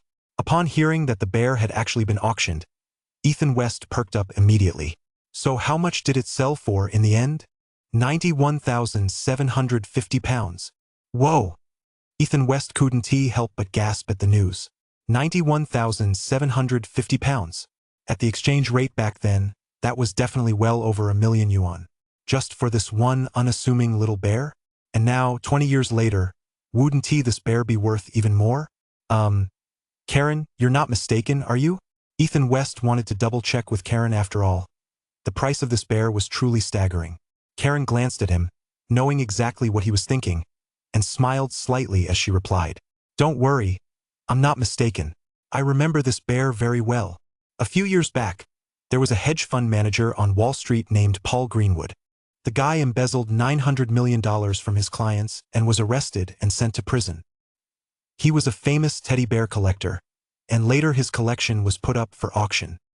His teddy bear collection alone eventually sold for $1.6 million. I watched that auction myself, and there was a mourning bear just like this one among them. It finally sold for $160,000. Ethan West was left speechless. A few years ago, a bear like this actually sold for $160,000. Given how fast the dollar is depreciating these days, wouldn't this bear easily fetch $260,000? Converted to RMB, that S definitely a millionaire bear. Now that S what I call striking it rich. At that moment, he looked at the little black bear, and it seemed much more appealing than before. It even looked more comforting than those two little bears from earlier. It really is the kind that grows on you the more you look at it, Ethan West said, stroking his chin, and Karen burst out laughing. I'm not even going to bother calling you out on that. Ethan West felt a bit flustered and annoyed, but before he could say anything, Karen spoke again. Is there anything else? If not, let us get out of here. This warehouse stinks to high heaven. Hearing that, Ethan West quickly glanced under the box again. After confirming there was nothing else, he finally began to quickly clear out the items in the warehouse. Fortunately, there wasn't too much here they could be treated as trash and thrown away in a dumpster along the roadside. As for the items from the other warehouses, they could be taken back. He left the clothes and shoes to Karen to sell as second-hand goods. As for the handbags, the LV suitcase, and the 3 teddy bears, those naturally had to be kept safe. And so, after Karen had picked and chosen, she still managed to pack the Tesla to the brim. As for the other unwanted odds and ends, Ethan West called for a small truck. He gave the driver $200 to haul the junk to a nearby landfill. By the time they left the warehouse, it was already past 3 p.m. They hadn't eaten much all morning, so both were feeling a bit hungry. Let us find a place to grab a bite before we head out. Karen glanced at the dashboard. Sounds good, the car needs to charge anyway. With that, she drove off to explore the small town. Before long, they found a Mexican restaurant in town called Desiolados. Ethan West wasn't sure what the restaurant's name actually meant, but it clearly had a distinctly Mexican vibe. They chose this place because the restaurant's parking lot had a Tesla fast charging station. Once inside, they each ordered 2 tacos.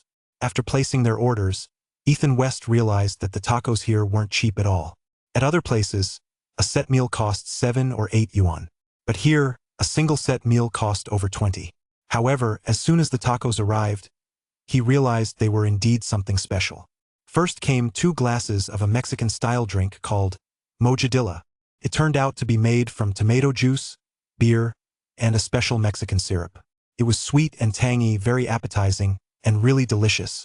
If you were to ask Ethan West what he likes most about the US after living here for so long, it would have to be American drink culture. Unlike how we Chinese drink, where beer is just beer and baijiu is just baijiu, Americans are different. They like to mix their drinks. Whiskey mixed with fruit juice, other liquors, or soda. There are also lots of unexpected ingredients they mix into their drinks. That's the American cocktail culture. And you know what? Some of those cocktails are actually really good. Take today's drink, for example. It could barely be considered a cocktail. It doesn't have a high alcohol content, but it really is delicious. Ethan West ordered 2 tacos. Ever since he recovered from his car accident and his superpowers awakened, he has had a huge appetite. Plus, no matter how much he eats, he doesn't gain weight. He suspects this has something to do with how using his powers burns through a lot of energy. Looking at the 2 tacos in front of him now, he was taken aback once again. Sure enough, there's a reason this place is pricey. Their tacos are truly massive. They're a full cup larger than your average taco, and the tortillas are piled high with ground beef. He squeezed on some of their special taco sauce and took a bite. The flavor is absolutely incredible. Ethan West has been in the US for many years and has tried cuisines from all over the world. But when it comes to Western cuisine, he felt that Mexican tacos were the ones that best suited the Chinese palate. The flavor was really quite similar to our own Chinese wraps. though the fillings were a bit different. But in terms of taste, they were just as good, no doubt about it. In just a few bites, he polished off one taco and was reaching for the second. Just then, the restaurant door swung open. 3 Mexican men walked into the restaurant. The one in front was bald and looked menacing. The other one was short, and the other was of average height but very thin. Both of them had shifty expressions. They clearly didn't look like good people. Moreover, as soon as they entered the restaurant, the 3 of them began scanning the room with their eyes. Their gaze soon settled on Ethan West and Karen.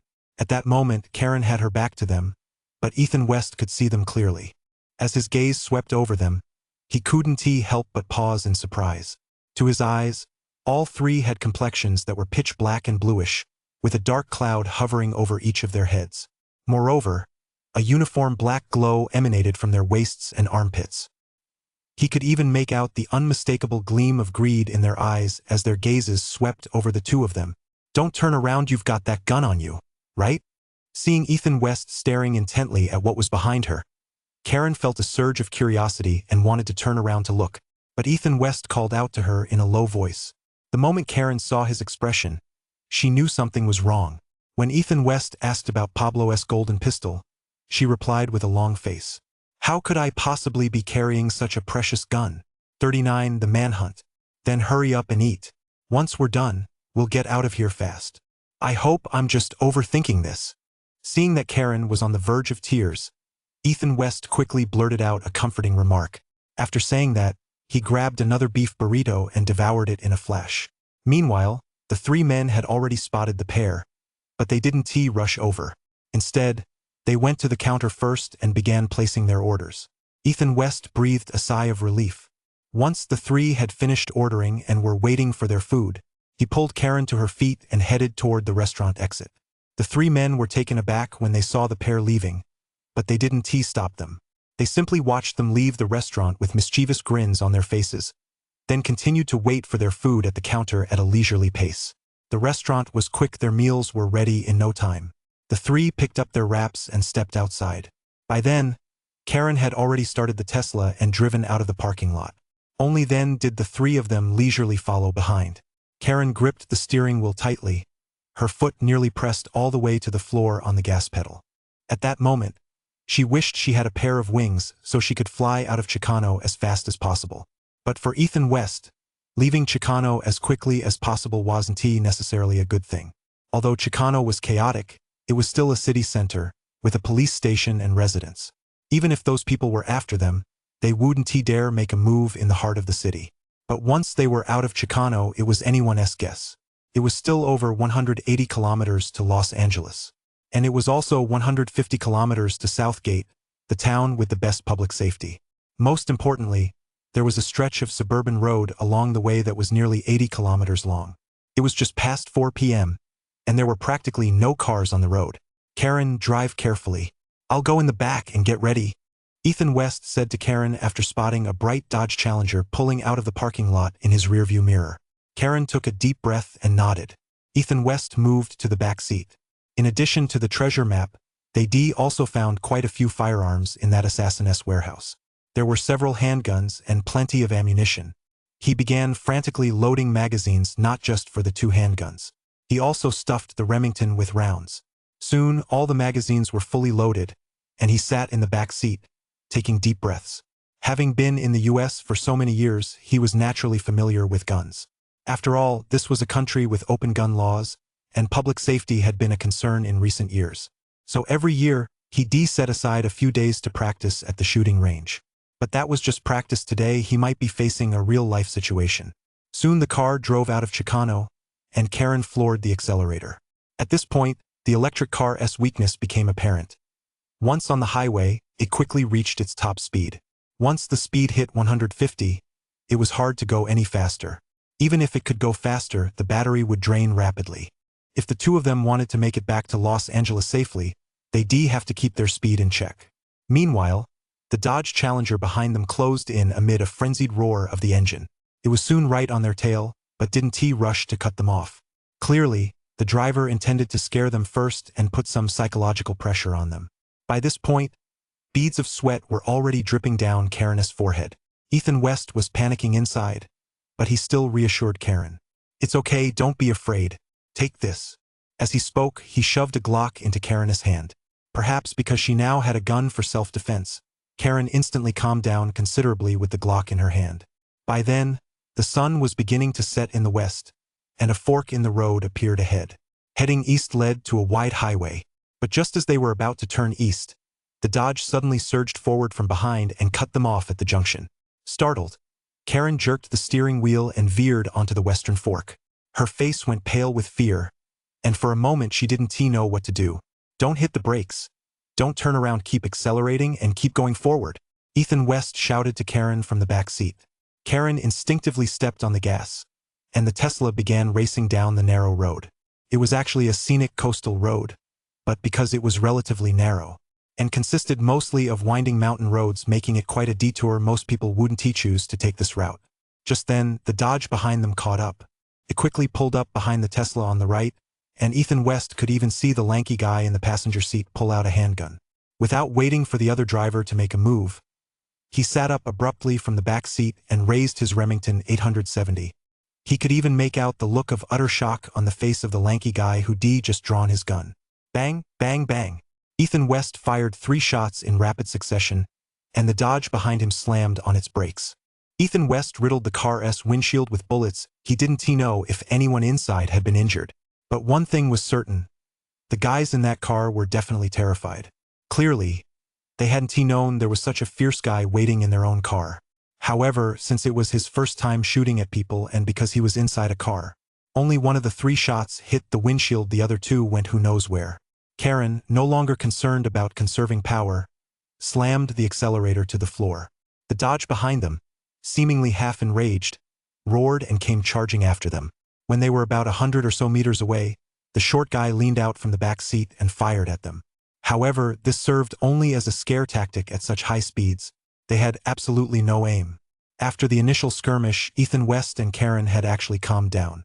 The road ahead remained narrow and rugged, and Ethan West glanced at the Tesla's battery level. It had enough charge for only 150 kilometers. At this speed, they certainly wouldn't make it to Los Angeles. With their pursuers closing in so fiercely, he decided to take a gamble. Karen, slowly ease off the gas. Karen understood what he meant and gradually reduced the speed, while the Dodge behind them closed in frantically. Ethan West suddenly leaned halfway out of the back seat, raising his AR-15 and firing short bursts at the car behind them. He often practiced with this rifle at the shooting range, so he was very familiar with its characteristics. After 2 shots, he got the hang of firing from a moving vehicle. With his concentration at its peak, Ethan West suddenly entered a transcendent state. To his eyes, the car behind him seemed to slow down even from over 100 meters away. He could see everything inside it clearly. The bald driver, his face contorted with rage, was cursing furiously, while the lanky guy in the passenger seat was slumped over the center, console his fate unknown. As for the short guy in the back, he emptied a magazine and was now reloading. 40. Unleashing his power. 3 p.m. A mountain road, dimly lit. Under these conditions, Ethan West could actually see the situation inside the high-speed car more than 100 meters behind him with crystal clarity. To be honest, when the scene inside that car appeared at the back of his retina, he found it hard to believe. What exactly were these eyes of his? An infrared imager? But right now, he didn't have time to dwell on all sorts of random thoughts. Holding his breath and focusing his mind, he shouldered the AR-15 and calmly pulled the trigger. He didn't know where the first 2 shots went, but after those 2, he found his rhythm. To his eyes, the bullets fired from the AR-15 actually looked like tracer rounds. He could actually see the bullets' trajectories very clearly. Then, based on those trajectories, he made an adjustment and sure enough, the 3rd shot hit the driver's seat of the Dodge dead center. The bullet pierced the windshield and struck the bald driver in the shoulder. The Dodge swerved, and the 2nd shot followed, once again accurately piercing the windshield and striking the bald man squarely in the chest. The bald man slumped face down on the steering wheel, and the Dodge crashed directly into a tree by the roadside. Ethan West quickly ducked back into the car, but as soon as his body was back inside, his legs gave out. He plopped down onto the back seat and couldn't get up again. He was gasping for breath. Those few shots seemed to have drained every last ounce of his strength. "Are you okay? You're all right, right?" Seeing that Ethan West had fended off their pursuers, Karen's voice no longer sounded as tense as before. She asked Ethan West with concern. At that moment, he looked as if he'd just been pulled out of the water. His head was covered in sweat. I had an adrenaline rush just now, so I'm feeling a bit drained right now. Here, I've got some energy bars and chocolate. Karen opened the glove compartment, pulled out a few energy bars and a Snickers bar, and handed them to Ethan West. Ethan West tore open the wrappers and wolfed down 2 of them. Only then did he feel himself gradually coming to his senses. He glanced back. The Dodge was nowhere to be seen and finally let out a sigh of relief. Soon, a fork in the road appeared ahead, and Karen turned onto a wide highway. The road was now filled with commuters heading out of the city after work. In such a crowded environment with so many people and cars, no matter how bold the pursuer might be, they wouldn't dare chase them down on the highway. Only then did the 2 of them relax. That Chicano, I wouldn't dare come here again, Karen said, patting her chest with lingering fear, while Ethan West had already gradually recovered from the terror he'd just experienced. Having just survived his first highway shootout, he was actually quite excited. Come on, why not? Next time, we'll just wear bulletproof vests. Karen shook her head with a wry smile. But we definitely need to get a different car. A Tesla probably isn't the best choice for situations like this. This time, as soon as Ethan West spoke, Karen nodded. You're right. When we get back, you'd better get that pickup truck fixed right away. Ethan West shook his head vigorously. We're not short on money. I plan to sell that truck and buy a new one. As they chatted casually, the 2 drove into downtown Los Angeles, crossed the city, and returned to Irvine. Before the Tesla's battery ran out of its last bar of power, Karen pulled the car into her garage. She usually parked on the street, but today she chose to drive it back into the garage. Perhaps because she'd been chased earlier that day, she didn't dare leave the car parked outside, afraid someone might recognize her. The 2 of them quickly carried everything upstairs. Karen took care of the shoes and miscellaneous items. Ethan West carried the 3 teddy bears and the Louis Vuitton suitcase into his room.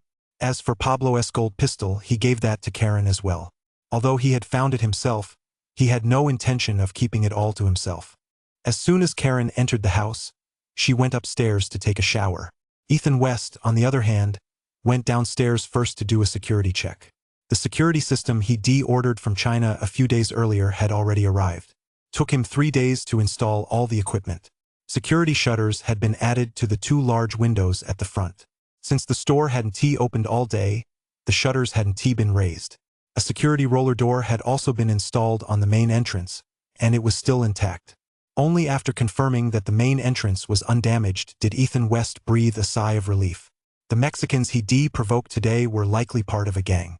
Given how badly he'd beaten them up, and based on his knowledge of Mexican gangs, retaliation was inevitable. Moreover, when he and Karen were eating at that Mexican restaurant, they hadn't been in disguise. The gang members had seen their true faces. Who knows if they might track him down all the way to Irvine. So he had to remain vigilant. After confirming that all the doors and windows were locked, Ethan West finally went back upstairs. By now, it was completely dark outside. He glanced at the street through the security camera installed by the front door. The area had fallen completely silent, and Ethan West finally let out a sigh of relief. Back in his room, he took out the Louis Vuitton suitcase, pondering how to dispose of it. Just then, a fragrant breeze carrying a hint of warmth drifted in. He turned his head and saw Karen, who had just finished her shower. She was wrapped only in a bath towel. Her striking features were like a lotus blossom emerging from the water. Her curvaceous figure seemed on the verge of bursting through the towel, and Ethan West's attention was instantly drawn to her. Ricky, I found out where this suitcase came from. Karen didn't notice Ethan West's little daydream. She was too excited, holding her phone aloft. Oh? Whose suitcase is it? Ethan West perked up immediately. This suitcase belonged to Lucy Parker, the 1927 French beauty queen. Karen read aloud from her phone, then pushed it toward Ethan West. Ethan West took it and looked at it. There was an old photograph on the screen. In the old photo, a dark-haired beauty was boarding a ship, carrying an LV suitcase. The photo must have been taken on the gangway as she posed for the camera just before boarding. After winning the beauty pageant that year, she went on a world tour. The first stop was China, and later she also came to the US. This suitcase was purchased at auction in 2000 by a Dutch businessman for $50,000, who then brought it to the US. Later, that Dutch businessman passed away in Los Angeles, and the suitcase vanished without a trace. Karen held the phone and read the information on the screen. After hearing this, Ethan West perked up. They traced the suitcase's origins. That made things much easier. What are you planning to do with this box? Karen put down her phone and asked him. Ethan West glanced at her and smiled again. Karen looked down and only then realized she was wearing nothing but a bath towel, her pretty face flushed bright red. You jerk, don't stare. Haha. What are you thinking? I was just asking if you'd mind modeling for me once. Ethan West said with a laugh. 41 online sales event. Be a model? Upon hearing this, Karen was taken aback for a moment, then asked him with a smile. What do you mean? I have some friends back home who really like these designer bags. Several of them are women, and I think if we could have a female model holding these bags for a photo shoot, it would make for better advertising. Today in the second warehouse they hadn't just unearthed this one LV travel case. They also found quite a few LV, Chanel and Fendi items that the warehouse owner had purchased for free. Ethan West had just taken stock. There were about 10 brand new bags with their tags still attached. Prices ranged from $700 to $1,500. The most important item, of course, was that vintage LV suitcase. If these items were listed for sale on a US website, who knows how long it would take to sell them. It would be better to sell them in his own shopping group. After all, his group had over 100 members, and most of them weren't short on cash. Some were rich second-generation kids from their hometowns, while others were classmates from his intensive English course at New Oriental before he went abroad. Most of these classmates were children from upper-middle-class families in Beijing or other provincial capitals. Their spending power was nothing short of extraordinary. So, in Ethan West's view, selling these bags to them should result in a higher closing rate. At that moment, Karen understood Ethan West's thinking and nodded eagerly. Okay, no problem. How can I help you? Ethan West smiled as he looked at her. Do you have any clothes that go with these bags? Karen glanced at the bags he placed on the bed and smiled slightly. Don't you know what I do for a living? The last thing I lack is clothes. With that, she got up and went upstairs. Before long, Karen called out to Ethan West to come upstairs and help. The third floor was where Karen usually lived, and this was Ethan West's first time up there. As soon as he stepped inside, Ethan West was stunned.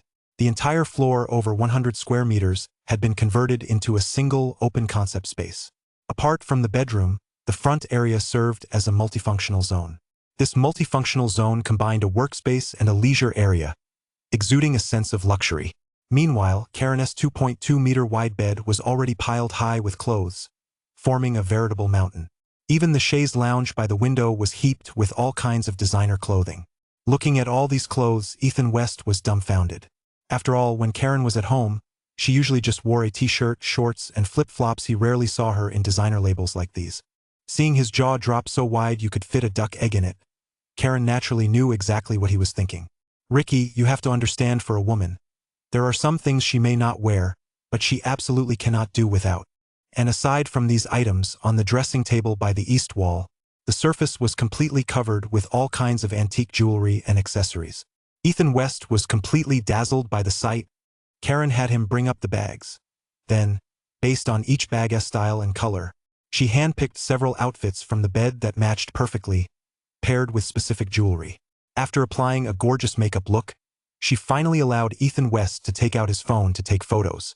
The two of them kept at it until midnight, when Ethan West finally finished photographing the bags. Then she posted all the photos of the bags and boxes in one go to her domestic shopping group. A new batch of bags has arrived, along with designer clothing. Please take your pick. Don't miss out if you're passing by.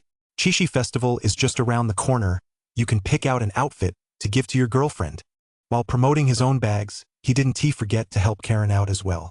After all, those designer clothes were all sourced by Karen. Some were high-quality second-hand items, while others were brand new goods she acquired for free. In the past, she always listed these items for sale in her own online store. Since Ethan West had asked her to model for him this time, it was only natural for him to return the favor by helping her open up a new sales channel. It was the middle of the night in the US, but morning back in China.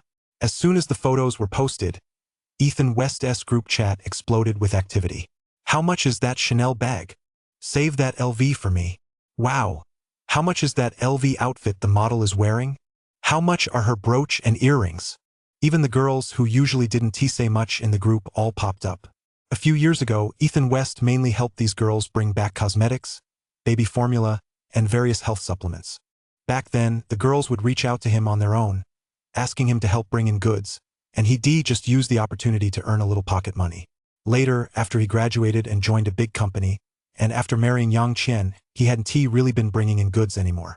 This was the first time he'd publicly showcased these luxury items in the group, and he hadn't expected it to spark such a huge reaction. It wasn't just the girls who were drawn out, quite a few guys popped up as well. Whoa, old chun. Spill the beans, where do you find that female model? Exactly. You rascal. You wouldn't happen to be. Haha. Are there more girls like this? Introduce some to us guys, too. Ethan West didn't pay much attention to these idle chatterers. Instead, he focused all his attention on the female customers inquiring about the bags. Sister Hua, this Chanel bag is brand new, priced at 1,500. Sister Wendy, this LV bag is the latest model, in mint condition, priced at $1,000. Sister Hua was a girl from Shanghai whom Ethan West had met when he first arrived in the US. When he was just a freshman in college, she was already a junior about to graduate.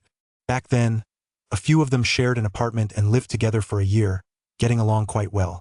As soon as Sister Hua graduated, she returned to Shanghai, landed a job at a foreign company, and was living a very middle-class lifestyle. As for Sister Wendy, she was a classmate Ethan West had met while taking a course at New Oriental in Beijing before he left for the US. She was a Beijing native who had also wanted to study abroad at the time, but for certain reasons, her visa didn't come through. So she found a job in China, but they stayed in touch all along. Both families were quite well off, so they didn't even haggle over his price. They agreed to it right away. Okay, I'll transfer the money to you in a bit, and you can mail the bag back to me, Sister Wendy said very readily. Xiao Chun, for that Chanel bag, I'll pay half up front, and the rest after I've inspected it. From their payment methods and choice of handbag brands alone, you can see the stark contrast in personality between women from Beijing and those from Shanghai. Women from Beijing love large bags with prominent logos, like LV, which showcase the brand while remaining practical. Women from Shanghai, on the other hand, aren't as concerned with practicality, so they prefer smaller, more delicate Chanel clutches. When it comes to payment, Beijing beauties are quite carefree. Shanghai beauties, on the other hand, tend to be a bit more meticulous. For the next hour or so, Ethan West spent his time answering inquiries from various group members. All 10 of the bags in his hands sold out, totaling $13,000. Even quite a few of Karen S. designer clothes were sold. The group, which had been quiet for quite some time, was now exceptionally lively. Even people who usually didn't say much were chiming in. Ethan West took one look and felt the atmosphere had been built up just right. It was time to pull out the big guns. 42 private photo shoot. The reason he'd been promoting these relatively affordable bags and clothes earlier was to drive traffic. He'd successfully hyped up the Group S atmosphere now. Out of the Group S 100+ members, 70 to 80 were actively posting. Ethan West felt the timing was just right. He nodded at Karen, who was resting in a rocking chair, and said, "Let us get started." Karen stood up, put on a pair of sunglasses, and picked up that vintage LV suitcase.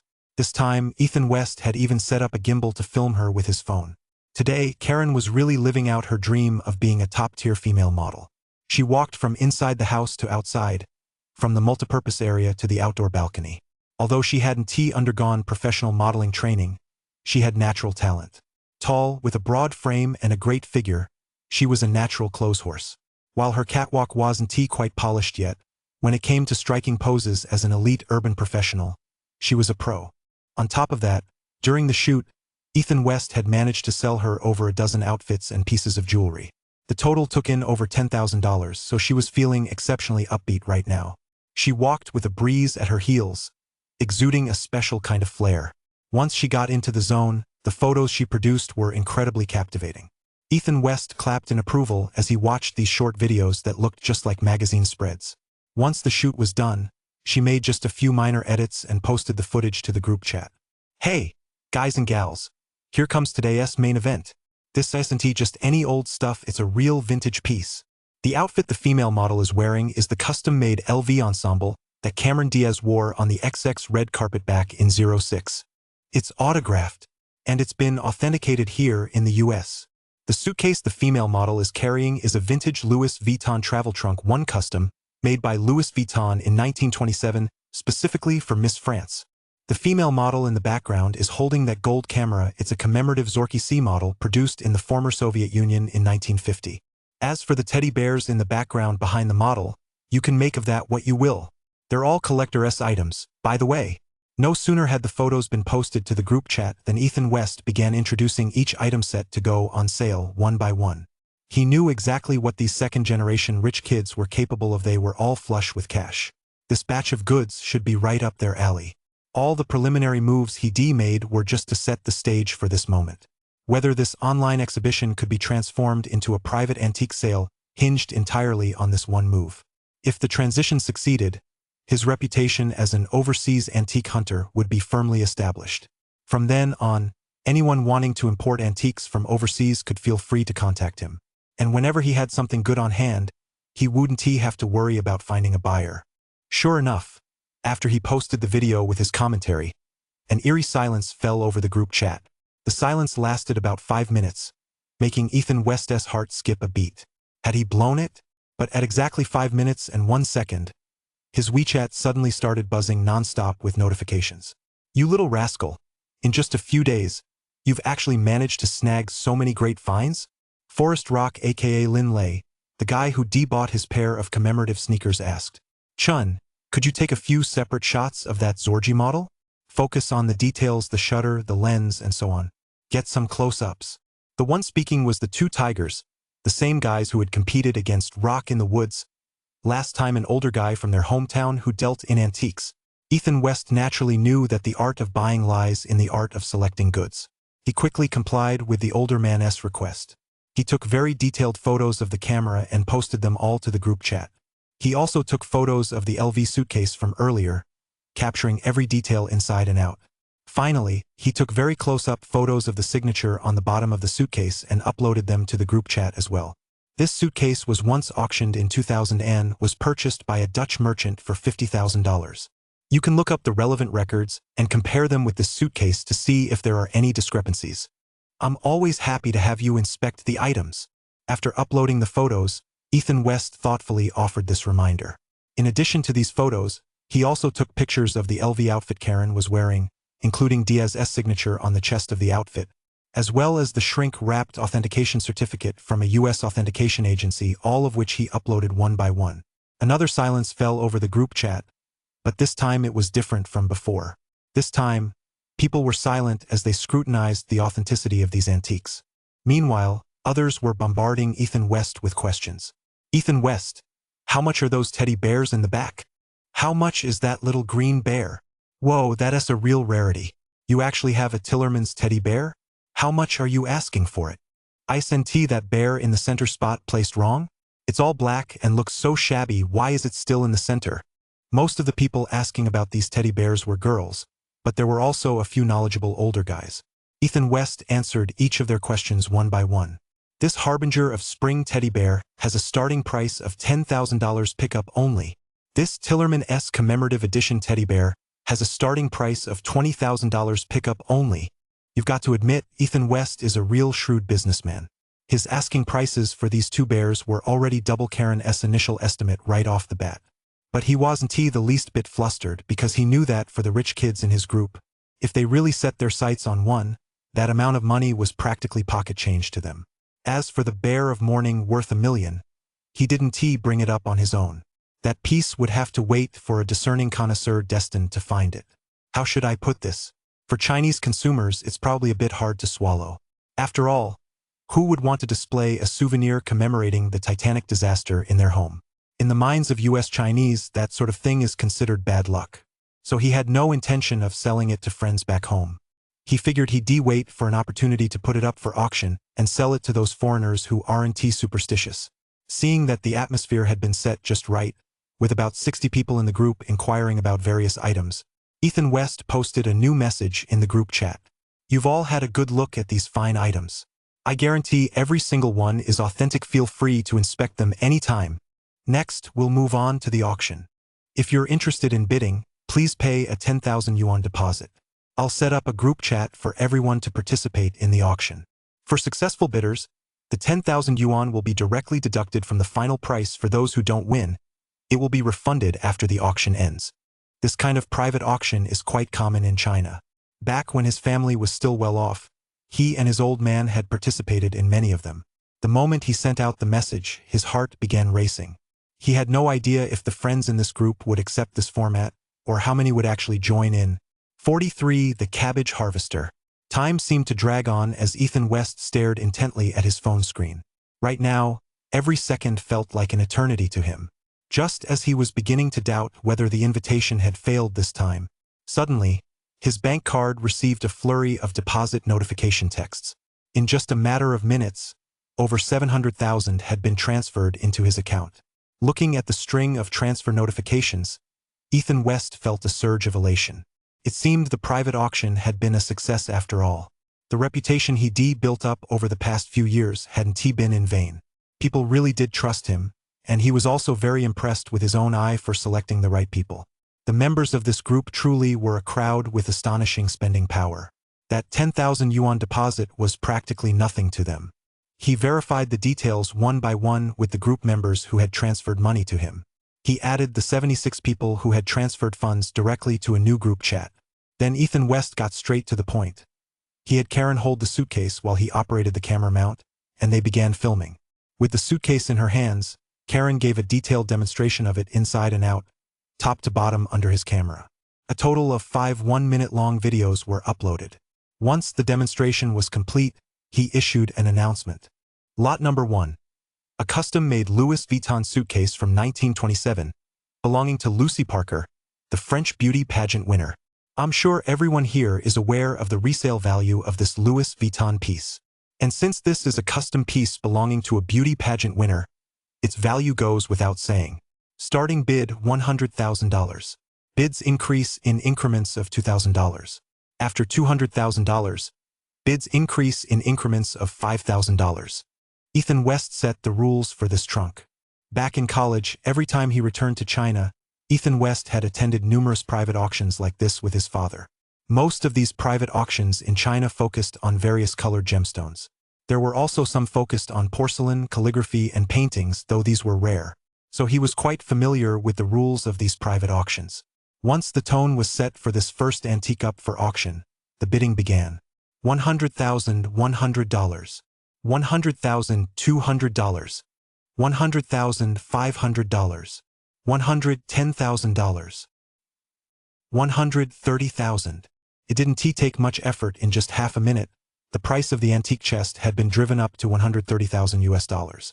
The speed at which the price was rising left Ethan West and Karen, who were watching from the sidelines, somewhat dazed. Ethan West was fine. He was well aware of the influence the LV brand held among China's wealthy. But Karen was once again stunned by these wealthy Chinese. This trunk had sold for $50,000 back in 2000, but even though 20 years had passed, based on the US market, she had estimated its value at $100,000 at most. But who would have thought that in the blink of an eye, this group from China would drive the price up by $30,000 above her estimate. And judging by the trend, the price was set to climb even higher. Sure enough, after another minute of back and forth, the price finally broke through $140,000. At this price point, the bidding finally began to slow down. Clearly, this price was already approaching everyone's psychological limit. At this point, everyone's bidding became more cautious. In the end, only Sister Yen from Beijing and the two tigers from his hometown, both antique dealers, were still locked in a bidding war. $144,000. Sister Yen hesitated for half a minute before finally making her bid. This bid ultimately crushed the two tigers, who stopped bidding. Ethan West shouted excitedly in the group chat, "Anyone else bidding? Anyone? If not, this beautifully symbolic box is about to go to Sister Yen." 144,000 once. 144,000 twice. 150,000. No one expected that at the last minute, Hua Jie from Shanghai, who had remained silent the whole time, would suddenly make a move.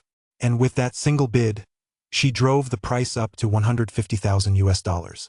The group chat fell silent at that price. It was nearly 1 million RMB. Spending $1 million on a single suitcase, that made a lot of people stop and think. "Oh my, Hua Jie, didn't you say you were here because you like Chanel?" Sister Yen couldn't hold back her frustration and blurted out the question. "Ah, I do love Chanel handbags, but when it comes to suitcases, I just happen to be missing an LV like this. Sister Hua's reply left Sister Yen speechless. In this group, private messaging is prohibited except for bidding. Seeing that the two women were about to get into a heated argument right then and there, Ethan West quickly laid down the rules. With that, the group fell completely silent. All right, 150,000 sold. Sister Hua, please pay half the amount up front, and settle the remaining half after inspecting the item. Although it was Ethan West's first time hosting an online auction with so many participants, he still managed everything in an orderly fashion. Sister Hua was also very rule-abiding and didn't haggle with him this time. Soon, his bank account was credited with $75,000. As he looked at the deposit notification, a single thought echoed in Ethan West's mind. Rying, what a thrill to fleece these suckers. Next up is lot number 2, Harbinger of Spring, a teddy bear. I'm sure you're all aware of this teddy bear's collectible value. Every 2 years, Christie's London holds a teddy bear auction, and our spring messenger here is a top-tier piece worthy of the auction block. This bear is a handcrafted masterpiece from Herman, the world's leading teddy bear manufacturer. Produced in 2000, with a global limited edition of 500 pieces. Since this is an auction, you can't just dump all the good stuff out at once. You've got to sprinkle in some highlights along the way, just like in a World Championship boxing match. Before the main event begins, there are always a few undercard bouts. This spring messenger teddy bear serves exactly that purpose. Ethan West began giving a detailed introduction to the teddy bear, worried that these wealthy clients might not understand the market. He also made a point of emphasizing that this item was extremely popular overseas and was a best-selling collectible antique. Sure enough, as soon as he said that, the group chat fell into a moment of silence. Ethan West chuckled to himself right now. These rich kids were probably typing away furiously, searching for information on this teddy bear collection. Perhaps because the bear wasn't too expensive and had such a great reputation. As soon as the bidding began, it was met with frenzied enthusiasm.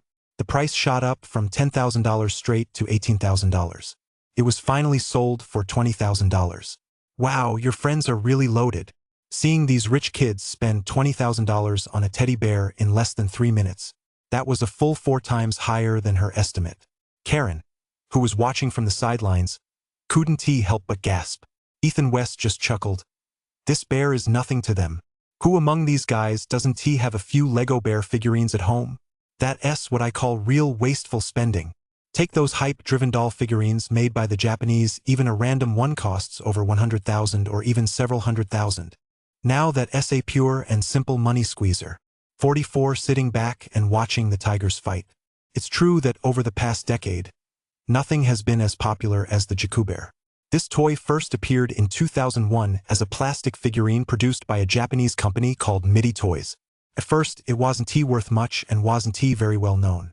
But they happened to catch a wave at just the right time. The 2000s marked the dawn of the anime and manga boom.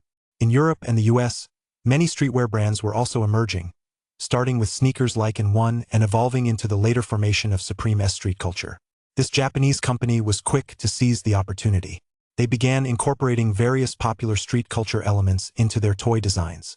They created teddy bears in all sorts of styles, then poured massive amounts of money into advertising and hype. Finally, they teamed up with various luxury brands to produce collaborative and limited edition models. After all that hype, these toys became a trendy brand in the fashion world. Nowadays, among China's second-generation youth, if you don't have a few of these figurines at home, you'd be too embarrassed to invite guests over. A plastic toy that costs a few hundred yuan can be hyped up to over 100,000 yuan. How can that compare to my limited edition teddy bear, which is handcrafted from genuine materials? Ethan West said indignantly. He had once helped a group member purchase that Lego Bear and Fendi collaboration item from the US.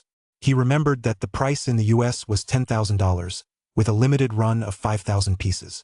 As soon as they hit the market, they sold out instantly. If he hadn't acted fast, he would missed out completely. In the end, he sold it to that friend for just 2,000 extra. He later found out that a single Fendi collab building block bear like that sells for over 100,000 yuan in China. At the time, he felt like he missed out on hundreds of thousands. Upon hearing this, Karen couldn't help but nod. It really was true. Alright, next up is the main event, the commemorative edition Zorky Type C.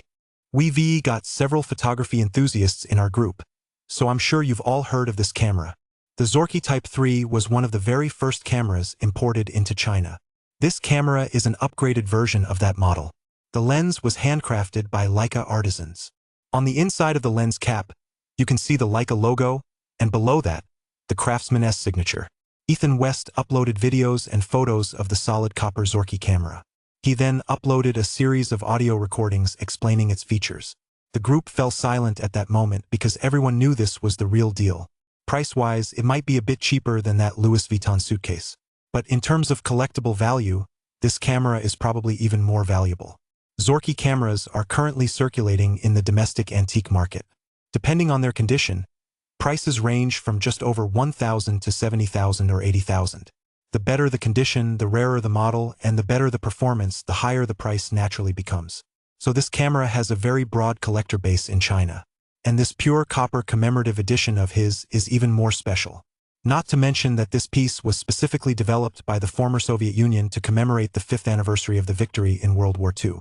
Even in Europe and the United States, this camera is absolutely top tier. Not only is its craftsmanship exquisite and its survival rate extremely low, but most importantly, it holds extraordinary historical significance. This camera has a starting bid of $50,000, with increments of $2,000. Ethan West set the rules. $52,000. $60,000. It was only the second bid, and someone had already driven the price up to $60,000. This bidding style truly took everyone by surprise. Ethan West glanced over and realized it was the same two tigers, who had come away empty-handed both times before. It seemed this guy was determined to get his hands on this camera at all costs. $70,000. Lin Lei, who hadn't bid much until then, also entered the fray. Just like the two tigers, they all adopted this strategy of driving the price up immediately. On one hand, it was to save time, on the other, it was to scare off unnecessary competitors. After all, they all had their own price range in mind for this camera. As long as the bid didn't exceed their bottom line, they didn't mind how high the others bid. $75,000. Seeing that Lin Lei had jumped to $70,000, the two tigers quickly added another $5,000. As soon as that price was announced, the group chat erupted. No way! Old Yang, you're the man! Impressive! By now, everyone had figured it out. These two were showing intense interest in the camera. And these two were notorious in the group for having deep pockets. Although everyone knew this commemorative edition Zorky was a top-notch item, for most in the group it was either out of their price range or simply not their style. So these people had no intention of making a move, they were just happy to sit back and watch the battle unfold. $80,000. Lin Lei made another bid. The pair of commemorative edition sneakers he bought from Ethan West last time had already been brought back by his younger cousin. He had them authenticated by an expert in Shanghai, and the conclusion was that they were undoubtedly genuine. No sooner had the authentication been completed than a friend in Shanghai expressed interest in buying the pair from him. The price offered was $200,000 higher than what he paid Ethan West. Having tasted success with Ethan West, Lin Lei naturally wanted to snag another gem today. But those two tigers were now showing no signs of backing down. $90,000. The two tigers made their latest bid, but the price didn't deter Lin Lei. He glanced at the offer and smiled slightly. $95,000. At that moment, the two tigers across from him hesitated clearly. This price was already pushing the limits of what they were willing to pay. But they weren't about to give up so easily either. Meanwhile, Ethan West, watching the bids flash across his phone screen, was grinning from ear to ear. He knew this camera would be popular, but he never imagined it would fetch such a high price. This price was almost approaching the starting bid for an LV suitcase. It was truly a steal. After all, this wasn't an international luxury brand like LV. Moreover, its target audience was relatively small, limited to the circle of photography enthusiasts. So this price was absolutely astronomical. Just as Ethan West was wondering whether this camera would ultimately break the 100,000 mark, his phone suddenly vibrated, signaling a text message. He opened it to find a private message from two tigers. That old guy, was he trying to pull some strings? Bro, let me have this camera. I've got some important information I'm sure you'll be very interested in. It's inside information about your company's bankruptcy. Ethan West had barely finished reading the first message when he immediately received a second one. Upon seeing these messages, Ethan West sat up straight with a start. What's going on? There's actually inside information about my company's bankruptcy? What exactly does this guy know? How do I know you're not trying to trick me? Although he was anxious inside, Ethan West quickly regained his composure and asked another probing question. Haha, how could the once mighty Chongqing group in City A collapse so suddenly? Don't you want to know who set your dad up? 45. The pig slaughter scam. Ethan West was struck as if by lightning. So my family's bankruptcy was actually because someone set a trap for my dad? No wonder our vast family business collapsed so suddenly. The Chun family had been a prominent clan in City A for 20 years. Although the company's assets couldn't compare to those of the major corporations, they still amounted to over $1 billion. Locally in City A, it was definitely a top-tier enterprise. How could a company like that go bankrupt so suddenly in just a few short months? Until then, Ethan West had been completely baffled by this.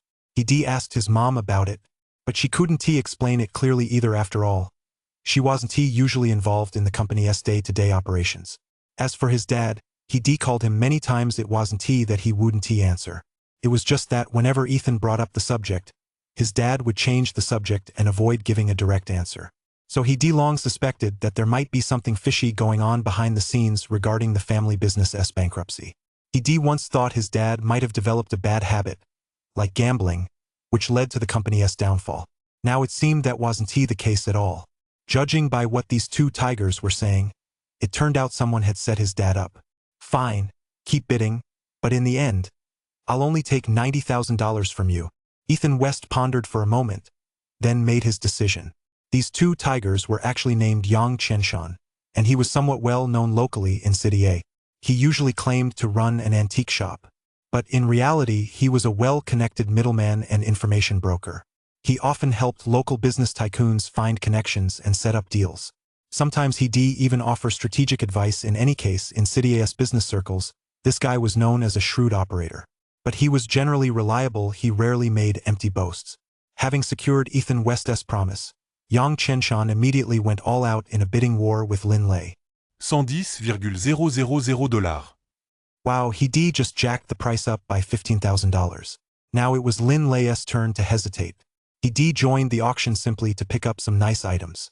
He certainly wasn't there to be taken for a ride. This collector's edition camera was indeed quite valuable. But if the price exceeded $100,000, that would push past his mental limit. Sure enough, after the two tigers made their bid, Lin Lei didn't follow suit.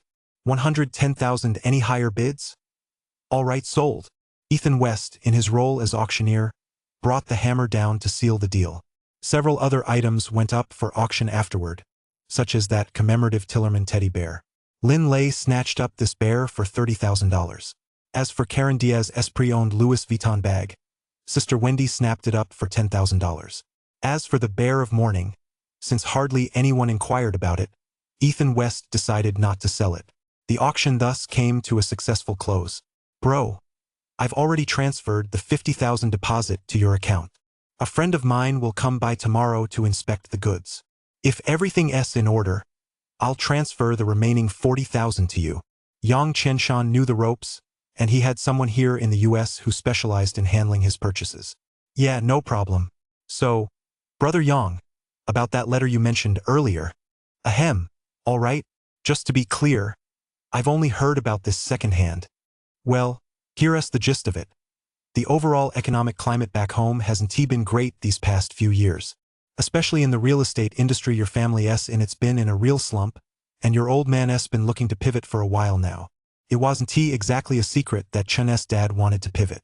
Over the past couple of years, his dad had sent him to the US time and again to scout out suitable projects. He was always hoping to bring back some advanced technology from the US to set up a factory or something. Unfortunately, because the US has very strict controls on high-tech industries, and the domestic business environment isn't great either, the plan never came to fruition. Your dad has actually been pretty anxious about this transition. Last year, Mr. He from our city's Heimu group mentioned a high-tech project. He then reached out to quite a few entrepreneurs in our city to explore investment opportunities. Your dad was one of them. When Ethan West heard this, his heart skipped a beat. This sounded a lot like a pig slaughtering scam, didn't it? I'm not exactly sure what the project entails. I've only heard rumors. Apparently, they're a high-tech company based in Beijing. They're developing a metaverse project and raising investment. I heard they're capitalizing on NFTs, which have been all the rage these past couple of years. Yang Qianshan was actually pretty straightforward. He didn't hold anything back and told him everything he knew. Upon hearing this, Ethan West couldn't help but slap his thigh hard. This is a total scam. It's already crystal clear now the metaverse concept has completely collapsed. Because whether it's software or hardware, we're still way too far from making this concept a reality. As for those NFTs, he'd known since a few years ago that they were nothing more than a hot potato scam. He never expected his dad to fall into this trap. But Dad, if you were going to invest in this, why didn't you consult me first? At the thought of this, Ethan West couldn't help but feel an endless sense of regret. A few years ago, when he graduated from college in the US, his dad had asked him to come home to help run the family business. But back then, Yang Qian insisted on staying in the US, and he couldn't bear to part with her. On top of that, he was deeply averse to the family South traditional real estate business, so he didn't go back to help out. Looking back now, if he'd returned to China a few years earlier to help his dad with the business, or even if he'd just taken the time to talk things over with his dad more often, the family wouldn't have ended up in this situation. You probably already know how it all turned out. Yang Qianshan left it at that, but Ethan West wasn't satisfied. What about Mr. He from the Heimu group? Was he in on it all along? Ethan West pressed further, and Yang Qianshan fell silent for a moment. I heard the Heimu group has gone bankrupt as well. What? Ethan West was taken aback. He'd assumed he fan of Heimu was the mastermind behind the scam, who would thought he'd been duped as well? But his family didn't suffer as badly as yours did. That he fled long before the truth came out. He also made off with a lot of people's money. Now, many are looking for him. Yang Qianshan then made another vague remark, and Ethan West had pretty much made up his mind. This matter was undoubtedly linked to this He fan. But now that He fan had vanished into thin air, where could he possibly be found? However, I do have some information about his son. Yang Qianshan suddenly changed the subject. Ethan West was taken aback. This guy really lived up to his reputation as an intelligence broker. How could he even know that? So where is his son now? Ah!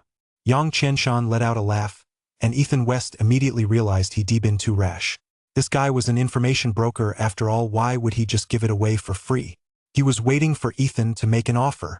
46 The spoiled brat. All right, once your people arrive tomorrow and verify the goods are in order, I'll give you a 50% discount. Ethan West made his offer right away. Great, young Master Chun is indeed straightforward. It's a deal. Upon hearing this, Yang Qianshan was overjoyed. This camera was priced at $95,000, and even though the US dollar had depreciated significantly, that still amounted to nearly 1 million RMB. If he could save half the price outright, that would mean saving 500,000. That price was definitely worth the tip he'd provided. Once the auction was over, Ethan West didn't seem particularly happy, which Karen found puzzling. Ethan West didn't hide anything from her and told her everything that had happened to him recently. After listening, Karen fell silent, expressing deep sympathy for him. Finally, she brought out a bottle of whiskey, and the two of them sat in the living room and finished the bottle together.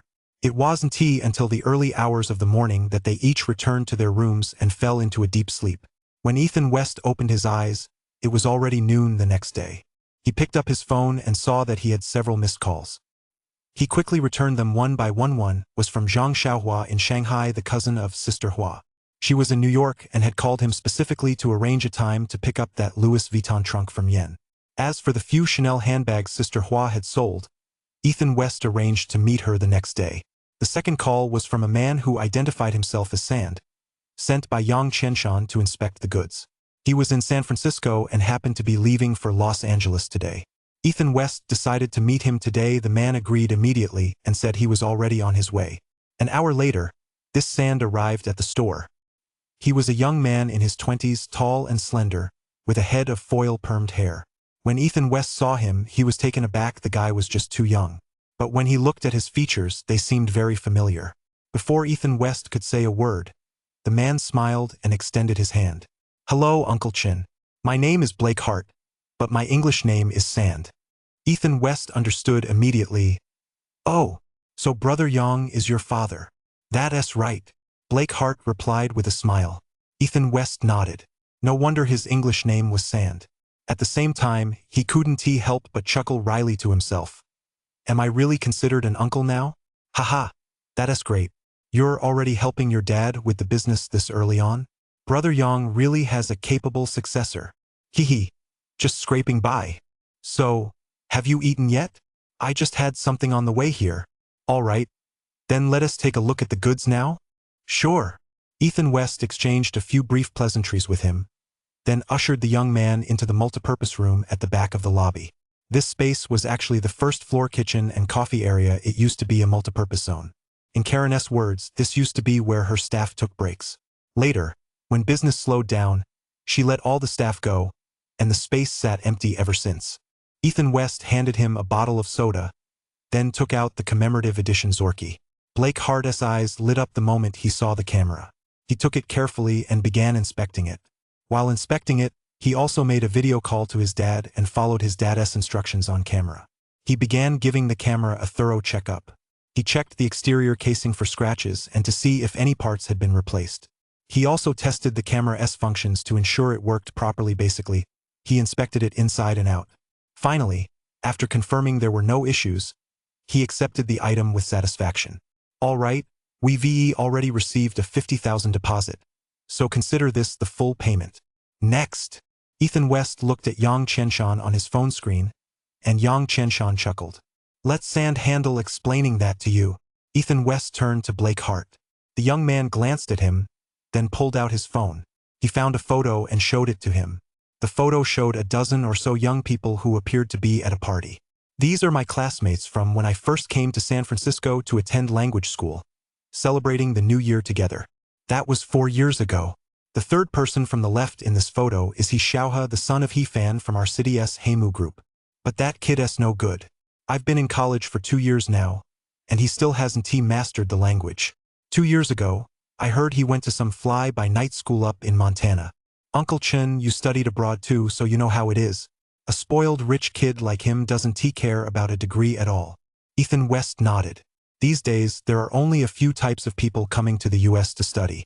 The top tier, of course, are international students from China's 985 and 211 key universities who come here to pursue master's and doctoral degrees. Many of them receive scholarships from US universities. After graduation, they have no trouble finding jobs and generally return to various research institutions. But in recent years, due to changes in international relations, it hasn't been as easy for them to find work in the US either. The second type is people like him from families with decent financial means who come to study abroad with a genuine desire to learn. As for the third type, well, that's people like He Xiaohe. They come from wealthy families, just here to coast through life and get a green card. They don't care about a degree at all. That's why there are so many diploma mills here. They're specifically designed for students like that. I'm on so-so terms with him, but we still keep in touch from time to time. A while back, my dad told me that Heimu Group had gone bankrupt and his dad had absconded with the money. I even asked him about it. He told me, don't worry, my dad be fine. In a little while, he'll be able to go back under a different identity. Then he showed me a bunch of photos here. These ones, Blake Hart said, flipping through his Instagram on his phone. Ethan West took one look and was so furious his hair practically stood on end. In the photos, the young man was holding an ace of spades while sitting in a Ferrari. He had a pretty young woman draped around his arm. A classic scene of a rich kid flaunting his wealth. He tapped into the guy's profile to take a look. Man, almost every photo showed this jerk enjoying the good life. One day he was in Hawaii, the next he was in Miami. How could this possibly look like someone whose family had fallen on hard times, gone bankrupt and fled? This was clearly a carefree rich kid, living it up day in and day out, thinking about how his own family had been ruined and torn apart by this bastard's father. Ethan West suddenly felt a rage so intense he could almost grind his teeth to dust. Where is this guy? He asked through gritted teeth. Well, it's hard to say. I asked him, but he didn't answer me.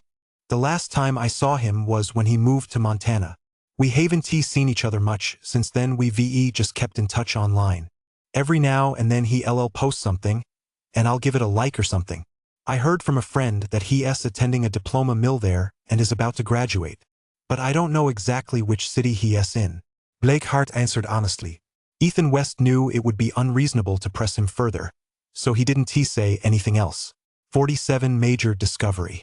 Send me his Instagram handle and his other social media accounts so I can follow him. Ethan West said to Blake Hart, and Blake Hart didn't refuse. He quickly sent Ethan West the guy's Instagram account and other social media handles. Ethan West started following the guy's updates. Uncle Chun, if there's nothing else, I'll be heading out. Blake Hart saw that it was getting late, so he said his goodbyes to Ethan West. Ethan West didn't try to keep him. Oh, sure. By the way, Uncle Chun, right now I'm mainly helping my dad collect some nice items around here. If you ever come across anything good in the future, feel free to contact me. Haha, sure. If you ever have the chance to visit San Francisco, be sure to contact me so I can show you some hospitality. No problem. The young man was polite and courteous, and Ethan West had a very favorable impression of him.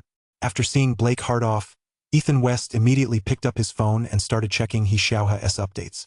The guy's other accounts weren't very active, especially his domestic social media accounts like WeChat. Perhaps because of the trouble at home, he hadn't updated them in a long time. But his Instagram account was still relatively active, with the most recent update posted a month ago. Perhaps because it was an overseas social media account, he wasn't worried about being discovered by people in China. Looking at the photos he posted on Instagram flaunting his wealth, Ethan West seethed with rage. Although it had cost him $40,000 to buy just these few accounts from Blake Hart, but Ethan West still felt it was money well spent. Because through the photos he Xiaoha posted on Instagram, he could confirm one thing.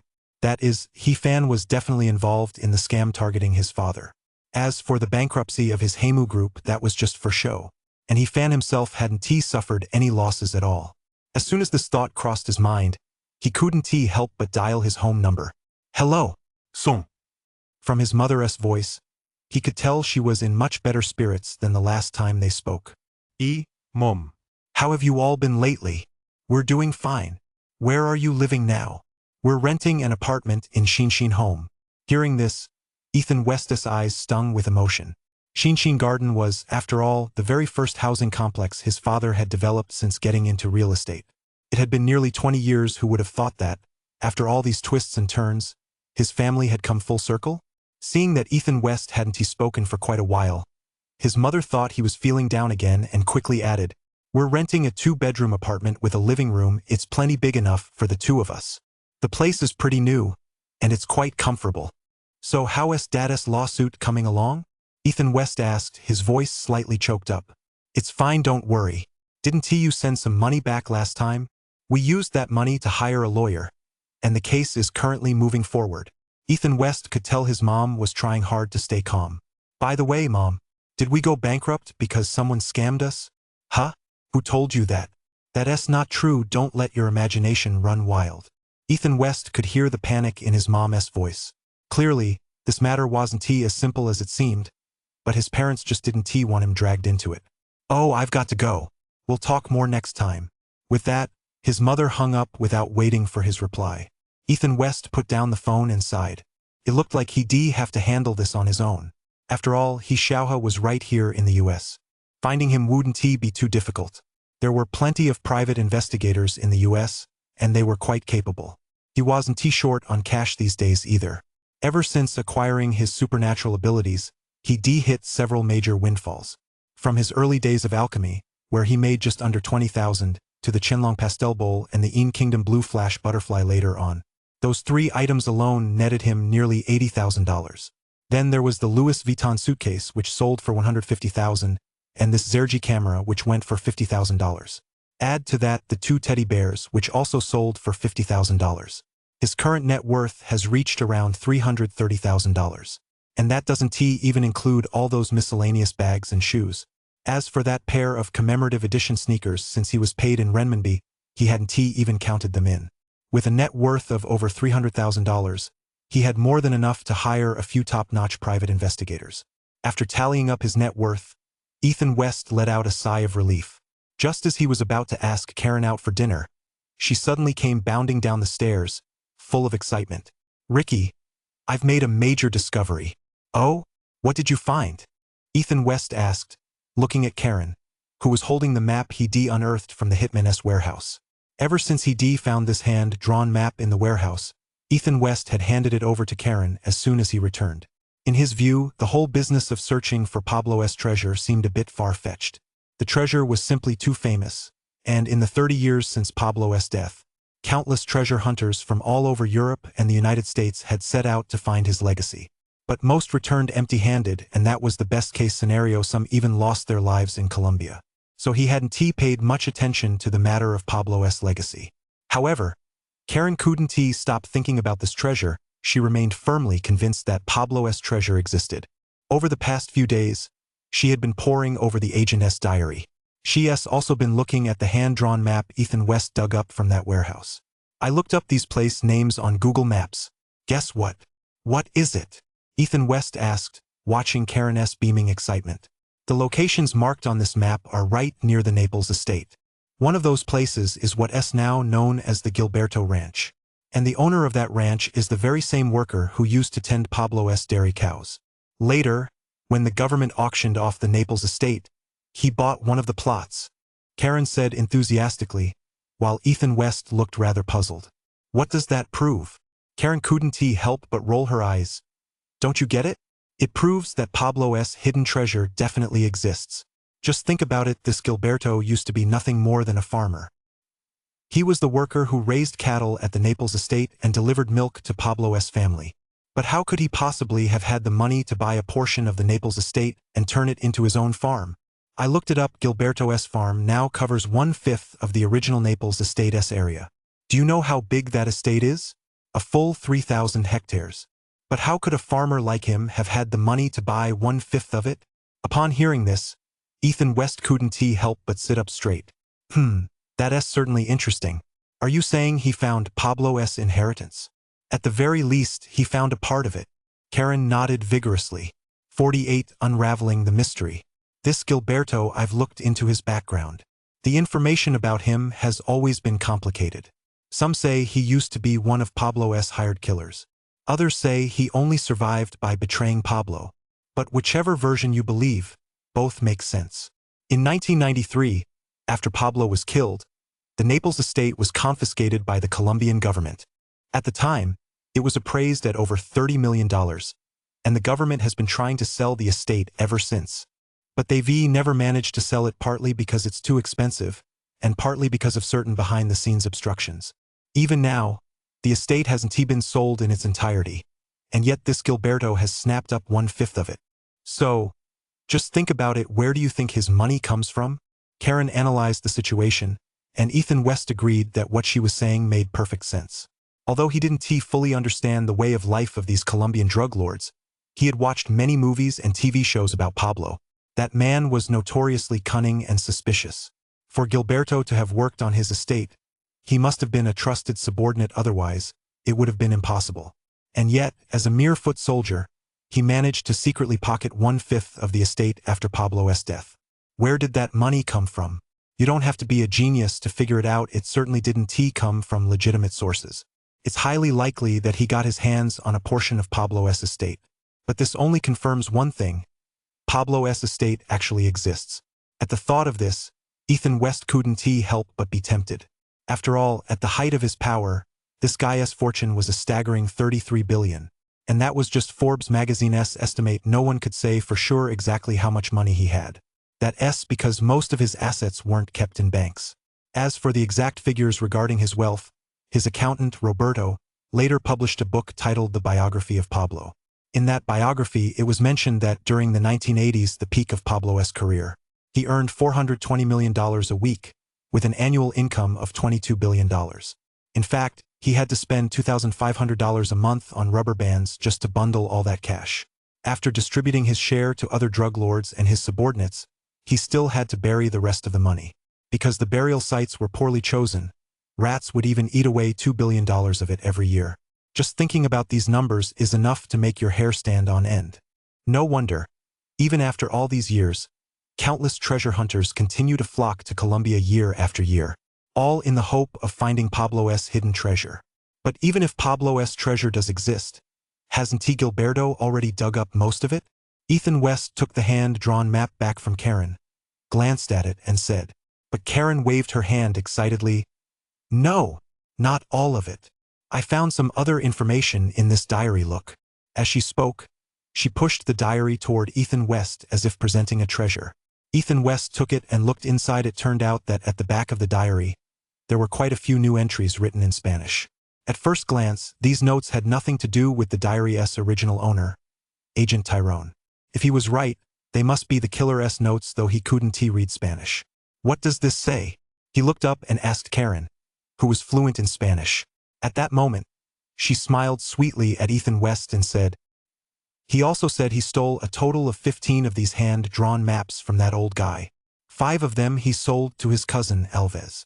And 4 more were handed over to Juanito, though he checked the locations on those maps have all been raided. The remaining 5 were hidden in a warehouse in Santa Monica. This guy is really cunning," Ethan West said with a smile after hearing this, and Karen nodded with a smile as well. "You're right. He is no fool. So what should we do next? It's not very realistic to track down his cousin with just these clues, is it?" Ethan West looked at the diary and asked again. "Even if they knew there were a dozen or so other hand-drawn maps out there, so what?" "Look at this." Karen pulled out her tablet and opened an app. Ethan West picked it up and looked at it. It turned out to be a news page from a Spanish-language community. The front page featured a photo of a family attending a funeral, accompanied by a block of text in Spanish. At the very bottom were photos of 2 Mexican men, which left him a bit confused. "What is this?" "That's the funeral for those 2 killers, and in this photo here this guy in the black suit. That's his cousin Alves." Karen pointed to the photo of a Mexican man in a suit. "So what?" "Sure, we know what he looks like, but we still don't know where he is." "Who says so?" "Look at this." Karen brought up another screen on the tablet, and Ethan West took a look. It turned out to be a local news story from the Santa Monica area, featuring a man holding a surfboard. It was a local surfing competition, and the winner was none other than this Alves. Comparing it to the previous photo, Alves' whereabouts suddenly became crystal clear. He owns a sports equipment store near Santa Monica Beach. He usually runs a business selling swimsuits and surfboards. Karen looked at Ethan West with a smug expression, and he couldn't help but give her a thumbs up. "With investigative skills like that, it's a shame you didn't join the FBI. Haha, you're telling me. So, what do you say, should we go try to find him?"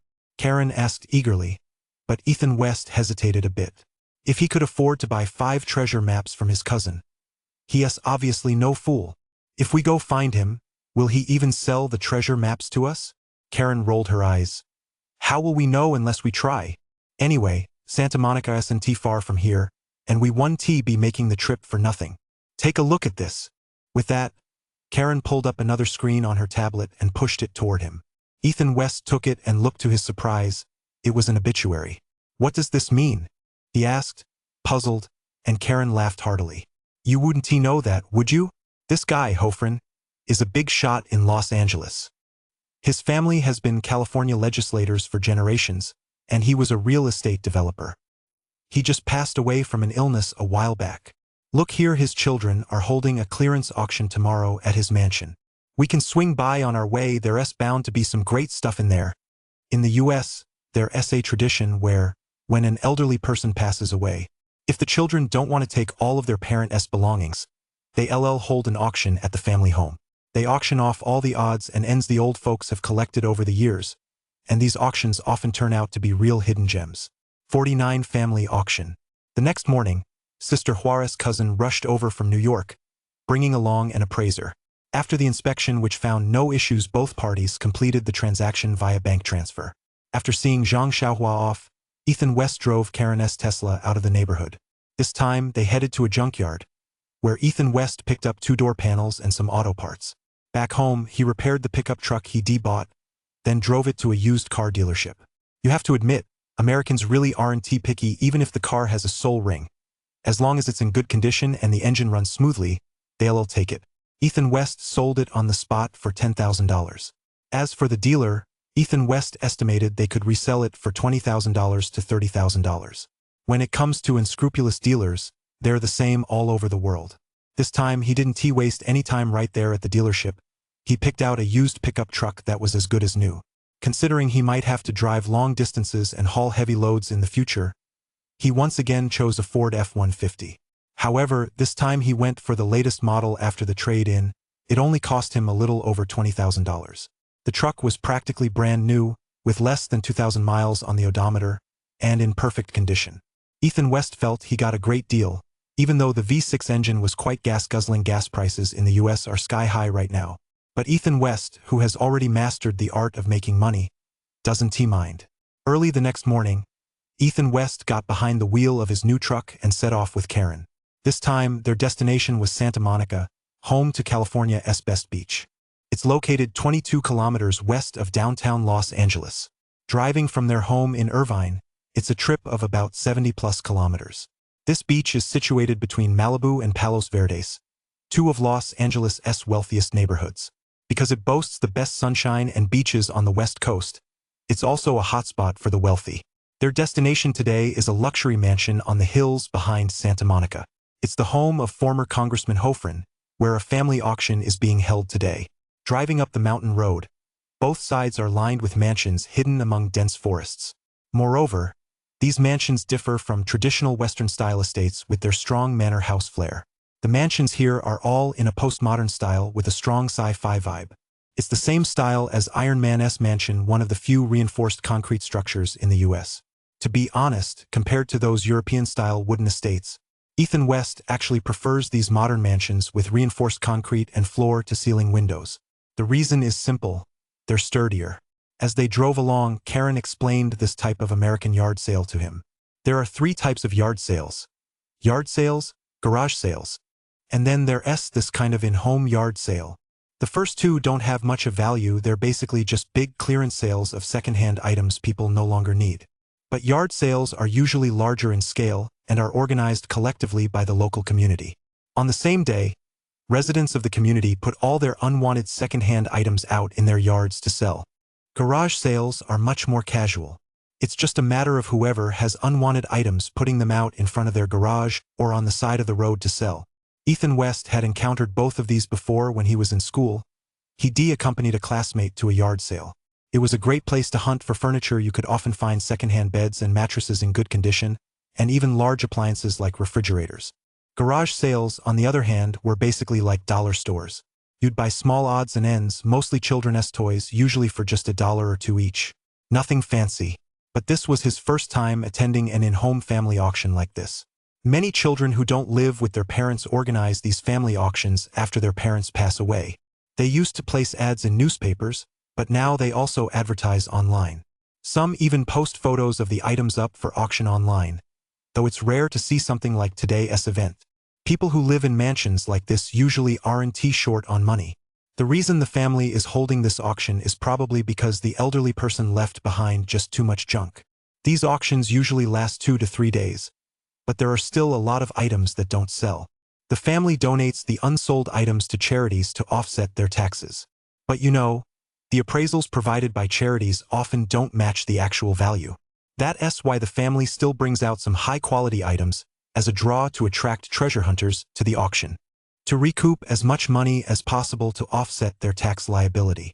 So at auctions in luxury neighborhoods like this, the chances of hitting the jackpot are very high. As for family auctions in ordinary neighborhoods, unless you run a second-hand store, there's really no point in attending, because the chances of hitting a major antique jackpot are practically non-existent. Karen was filling Ethan West in on the basics of the US treasure hunting scene, and Chun Rue nodded in agreement as he listened. It was much the same principle as when antique dealers used to travel to rural areas in China decades ago to buy up goods. But over the past few decades, most of the treasures held by ordinary people in China have already been pretty much plundered. It's practically impossible for antique dealers to even consider going to the countryside to source treasures anymore. If anything, it's more about gathering material for stories. Soon, their car pulled up to a courtyard halfway up the mountainside. The villa was also built in a modern style.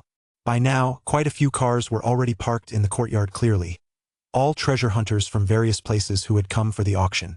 The two entered the house, which was already teeming with people. The owner had clearly planned this carefully, having displayed the items for sale well in advance. The pair followed the crowd as they made their way through the house. There were 3 exhibition areas on the ground floor. The main exhibition areas were the living room and dining room. The kitchen island and the area around the sink in the dining room were filled with all kinds of kitchenware. From frying pans to chef's knives, they had everything. The dining table was piled high with all kinds of tableware, and even the wine glasses were for sale. Ethan West and Karen weren't there for that, so they just took a quick look around. But as they passed by, Ethan West couldn't help but glance at the items. The owner was clearly quite well off. The cookware pots and knives were all zwilling, which isn't cheap even in the US. The tableware was all white porcelain, nothing particularly remarkable. But the prices were steep. Even a single plate cost $5, and a crowd of foreigners was gathered over there, picking and choosing. Leaving the kitchen, they happened to pass by the master bedroom downstairs, which served as the second exhibition area. The room was lined with clothes racks full of garments, and it was the most crowded area of the house. Dozens of men and women were browsing through the items. In the past, Karen would have definitely lingered here for a while. But this time, she merely glanced around before following Ethan West out of the room. Arriving in the downstairs living room, she found herself in the largest exhibition hall of the event. The room was filled with tables, each piled high with all sorts of small ornaments. Ceramic figurines made up the majority. Ethan West roughly counted at least 6 tables. There were probably 300 or 400 trinkets on display. It was clear that Mr. Hofren had once been quite fond of collecting these little ornaments. These items ranged from Hawaiian-style straw dolls to Southeast Asian-style seated Buddha statues, as well as various Western-style porcelain figurines. They were truly bizarre and covered every imaginable style. However, after looking around, Ethan West didn't spot anything worth buying. Just as he was feeling a bit disappointed, he suddenly noticed a flash of blue light on a table by the window. 50 pest control. Ethan West hurried over to the table, which was covered with all sorts of jars and bottles. Unlike the porcelain figurines and statues on the other tables, the porcelain on this table had a distinct Chinese style at a glance. Almost all of it appeared to be made in China. However, most of these pieces were modern reproductions. There were also a few jars about the size of wine bottles that looked particularly unsettling. Although the patterns on these jars were exquisitely detailed, Ethan West simply couldn't bring himself to like them. That's because jars of this shape are used in China to hold, well, you know what? But here, abroad, these foreigners actually bought them and displayed them in their homes. Well, I guess you could just say that Eastern and Western understandings of aesthetics are simply different. However, these jars weren't what caught Ethan West's attention. What truly drew him in was a large jar sitting under the table, filled with artificial flowers. The jar is about 30 centimeters tall, with a mouth diameter of around 10 centimeters. It's a large one. The body is adorned with garish pastel patterns, interspersed with blue cloud motifs. It looks quite elaborate, but overall gives off a tacky vibe. But if you look closely, you can appreciate a different kind of beauty. It's the intricate beauty of the patterns, created by an artisan who painstakingly applied color to the vase's surface. Others might not be so sure, but Ethan West knew at a glance that this vase was definitely the real thing. For an ancient master artisan to paint such exquisite patterns on a single vase, they must have put in a great deal of effort. It must have been the potter's desire to deliberately show off his skills that led to the creation of such an exquisite jar. However, the owner of this house clearly didn't know a good piece when he saw one. Otherwise, he wouldn't have just casually tossed this jar aside near the leg of the table. He'd even stuck a dozen or so fake flowers inside it. If he really knew its value, wouldn't he at least have put a few real flowers in there? Ethan West shook his head with a wry smile. He was just about to reach out to pick up the vase and take a closer look. But suddenly, a familiar voice came from behind him. Don't you know the rules? If you don't go touching things. He turned his head and, what a coincidence. It was the same cockroach he'd encountered a few days ago at the Rose Bowl flea market. This time, though, there was only one, that lanky guy with a mouthful of rotten teeth. The short one wasn't here.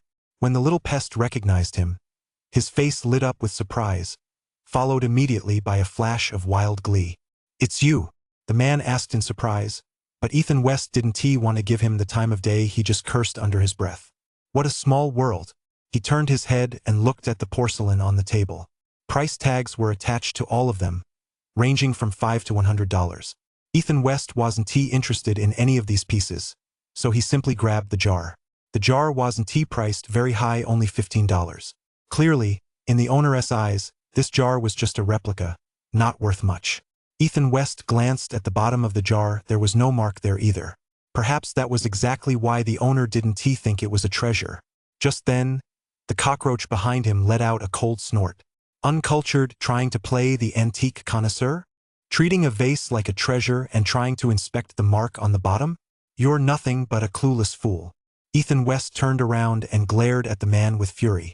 If it weren't for the circumstances, he'd have loved to punch the guy a couple of times. But the man knew full well that Ethan wouldn't dare strike him here, so he now adopted an even more haughty demeanor. Just then, a voice suddenly came from beside the man. Ouch! The man turned his head to see an elderly woman holding a steaming cup of coffee. She appeared out of nowhere. Just as she passed Karen quietly tripped her with her foot, and the old woman stumbled. Ethan West, quick on his feet, darted aside and simultaneously reached out, yanking that cockroach right in front of him. The cup of coffee, scalding at 80 degrees, was splashed directly onto the cockroach's vital parts. Ah! Scorched by the heat, the cockroach let out a piercing scream and jumped straight up. The old lady was stunned, but Ethan West darted forward and appeared right in front of the cockroach. His body blocked everyone's view, while his hand reached down to pinch the cockroach's burn. Sir, are you all right? He completely blocked everyone's view, so no one could see his subtle maneuver. To the untrained eye, it even looked as though Ethan West had simply stepped in to help. But with that twist, the cockroach's eyes nearly popped out of their sockets. You! The pain turned his face the color of a purple eggplant. He didn't even dare to breathe heavily while speaking. Ethan West tightened his grip and then released it. The little bug felt like he was ready for the Imperial court, but the excruciating pain left him completely unable to make a sound. Oh my! How could you be so careless? Tisk, tsk. Call an ambulance. By then, a group of foreigners had gathered around, though the villa's owner hadn't shown up. The butler did pop his head in, however, and upon seeing that the old lady had caused the trouble, his expression darkened. With the cockroach's face turning purple from the pain, the butler didn't wait for anyone to call an ambulance. Instead, he called a driver and had him take the woman straight to the hospital. Since this had happened on his property, they would be held responsible if anything happened to her. So the owner didn't want to risk any trouble, better to get her to the hospital first. Once the old lady was taken away, Ethan West immediately felt the air in the house become a bit sweeter. When he turned to look at Karen, she happened to be looking at him and gave him a mischievous wink. Meanwhile, the butler was busy comforting the elderly woman. It seemed the elderly woman was no ordinary person. The butler called over 2 more people to help her leave. It's nothing, it's only natural, Ethan West said with a smile. There's also a blind box auction upstairs in a little while. If you're interested, feel free to go up and take a look. Oh, there's more upstairs. Ethan West raised an eyebrow. The butler gave a slight smile, said nothing more, and turned to leave. Ethan West glanced at Karen beside him. The two shared a smile, then headed straight upstairs. But before heading upstairs, Ethan West didn't forget to slip the large jar into his bag. Upon reaching the top, they found a multipurpose hall of over 100 square meters directly opposite the staircase. Along the west wall stood a row of wine cabinets, with a bar counter in front of them. The owner could usually host wine tastings and entertain guests here. The east wall was lined with bookshelves filled with books, with a writing desk in front of them. In the center were 4 long sofas, with a full-length glass curtain wall directly in front of them. Opening the door from here led out to an outdoor swimming pool. Standing at the pool's edge, one could gaze out at the distant beach and ocean views. 51. Half hidden behind a pipa. Ethan West had only ever seen a house and scenery like this in Hollywood blockbusters. He never imagined that today he would actually have the chance to experience such a mansion firsthand. Even though he was just a passerby here to attend the auction at that moment, he felt the trip had been well worth it. There weren't many guests upstairs, as access was by invitation only. Unless you had an invitation from the hosts, ordinary treasure hunters weren't allowed upstairs. Perhaps it was because he had just helped the elderly woman that the butler had invited the 2 of them upstairs. There were about a dozen treasure hunters upstairs, all gathered in this multipurpose hall at the moment. The hosts had placed quite a few items for sale on the desk in the multipurpose hall and on the bar counter in front of the wine cabinet. These items were far more valuable than the ones Ethan West had seen downstairs earlier. Downstairs, Ethan West had found only this one large jar, which was considered a treasure. The other items could only be described as second-hand odds and ends. Most of them didn't even qualify as handicrafts. But many of the items upstairs were glowing with a white light. According to Ethan West's own criteria, these items that glowed white should all be valuable treasures. But whether they were antiques was still hard to say. For example, on the desk lay a large number of pieces of jewelry. These pieces were all set with massive red, green, and blue stones. They looked quite impressive. Someone unfamiliar with them would surely assume they were precious gemstones. But in Ethan West's eyes, The light emitted by the gemstones on these rings and necklaces was rather ordinary. He knew right away that these weren't very expensive gemstones. Karen, on the other hand, was very knowledgeable about these items. She picked up a few of them, handled them for a moment, and then put them back. "What do you think?" Ethan West asked. Karen shook her head. "It's just tourmaline, not a precious gemstone." "Oh, I see." Ethan West nodded in understanding. Lately, whenever he had free time, he'd been cramming to learn about antiques and jewelry. Naturally, he'd gained quite a bit of knowledge about gemstone varieties that are very popular in the West. Take tourmaline, for example. It's one of the most deceptive items in the Western jewelry world. Tourmaline is a mineral composed of boron containing aluminum silicate. Depending on the elements it contains, it can appear in various colors, typically black, green, red, or blue. Those with high purity, sufficient hardness, and vibrant colors are known as tourmaline. Those of average quality can only be called tourmaline. Moreover, this gemstone is a major target for counterfeiting in the Western jewelry industry. This is because its appearance resembles that of natural gemstones like rubies and sapphires. As a result, Western jewelers are very fond of applying advanced treatments to these lower purity tourmalines. After undergoing these treatments, they can flood the market with them, selling them as rubies or sapphires. Novices who don't know the trade can easily get tripped up in this field.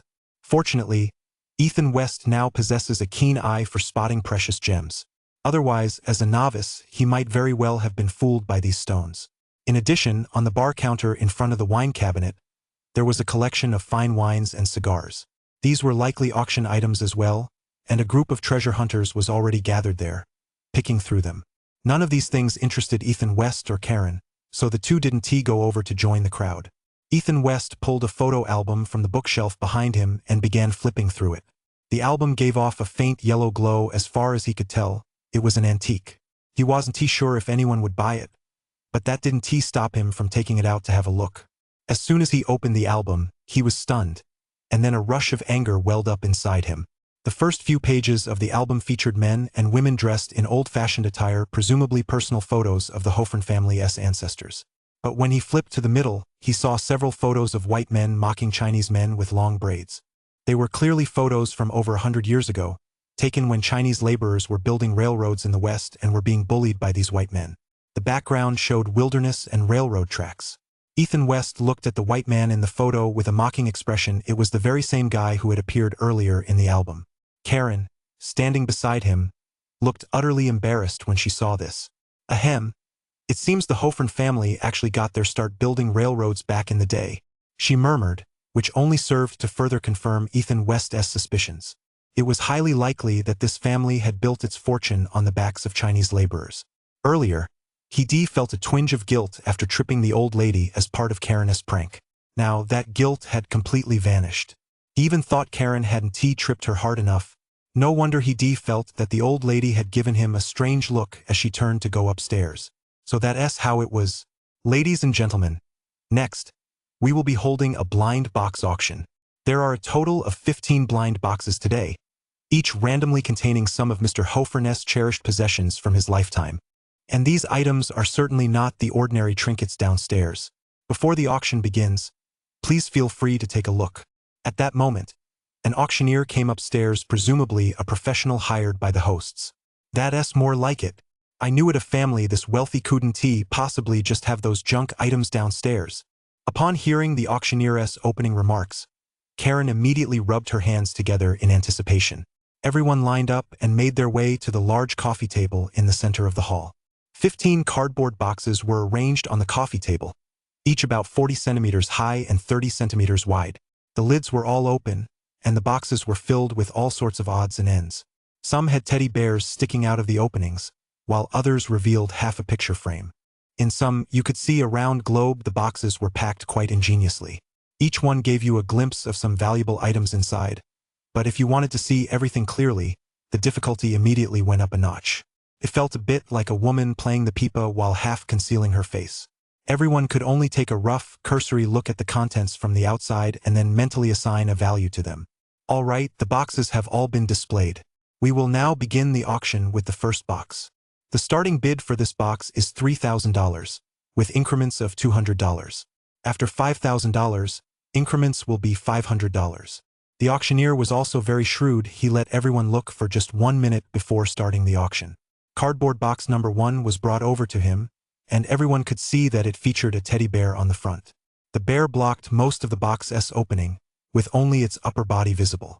Judging by the upper body, the bear was exquisitely crafted, but with its lower half hidden inside the box, it left everyone wondering what lay beneath. 52. The greenhorn. Ethan West had bought teddy bears before and had researched them, so he knew their status in the Western antiques world. Seeing all the treasure hunters itching to bid, he couldn't help but chuckle to himself at how shrewd the homeowner was. In his eyes, this teddy bear was just an ordinary stuffed animal, not the kind of collectible masterpiece worth pursuing. But typically, collectible masterpieces such as teddy bears made by German brands like Hermann or Stief are limited editions. Moreover, they would embroider the limited edition designation and the bear's nameplate on the sole of the teddy bear's foot. But this bear's lower half was buried in the cardboard box, leaving the treasure hunters with no way to verify its authenticity. Yet this simple trick was enough to make the treasure hunters in the room feel a wave of irresistible excitement. 3,200. 3,400. 5,000. The bidding was fierce from the very start, and the price quickly soared to 5,000. In the end, the cardboard box was snapped up by a burly man with a full beard for $5,500. The man was grinning from ear to ear, but Ethan West knew this guy would be crying soon enough. Next up was box number 2, which glowed with a faint white light. Ethan West knew there must be a treasure inside, but it wasn't worth much. This box also had a starting bid of 3,000, with the same rules as before. He tried bidding a few times, but once the price hit 5,000, he dropped out of the competition. It simply wasn't worth it to go any higher, and in the end, the box was won by a gray-haired old man. The next few boxes were unremarkable, containing nothing more than slightly more valuable second-hand goods. Although Ethan West didn't manage to win any of them, he still tested the waters by placing a few bids.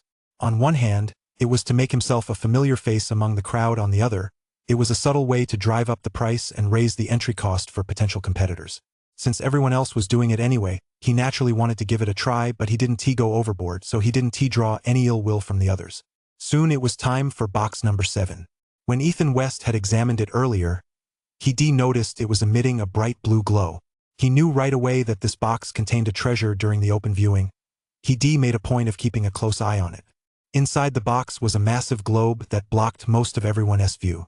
The globe looked somewhat dated. It was likely a vintage item from over 50 years ago. But it could only be considered a vintage item, not an antique, since it wasn't a rare or scarce object. At most, it was built a bit sturdier than an ordinary globe. The base was copper-plated, and the globe itself was carved from wood. That wasn't the key point, though. The key was that, at the bottom of the box, Ethan West spotted a tea bowl. Others might not have seen it at all, but that was no challenge for Ethan West, who possessed eagle eyes. So he was determined to win this box at all costs. 4,000. The bidding had barely begun when Ethan West immediately called out a bid of 4,000. This startled everyone in the room. Heads swiveled as they searched for the reckless upstart daring to bid so recklessly. When they saw it was Ethan West, they were all left speechless. He was clearly a new face, an Asian man, no less, and most likely just some wealthy Asian heir here to join the fun. Running into a random bystander like this was the most frustrating scenario for treasure hunters. People like that had money to burn but didn't understand the unwritten rules, often making irrational bids. When faced with someone like this, unless there was a truly valuable treasure at stake, everyone usually chose to steer clear. The other treasure hunters didn't see anything special about this cardboard box either, so there weren't many serious bidders. 4,200. The man with the bushy beard, who had just won the first box, tentatively called out a bid. 4,500.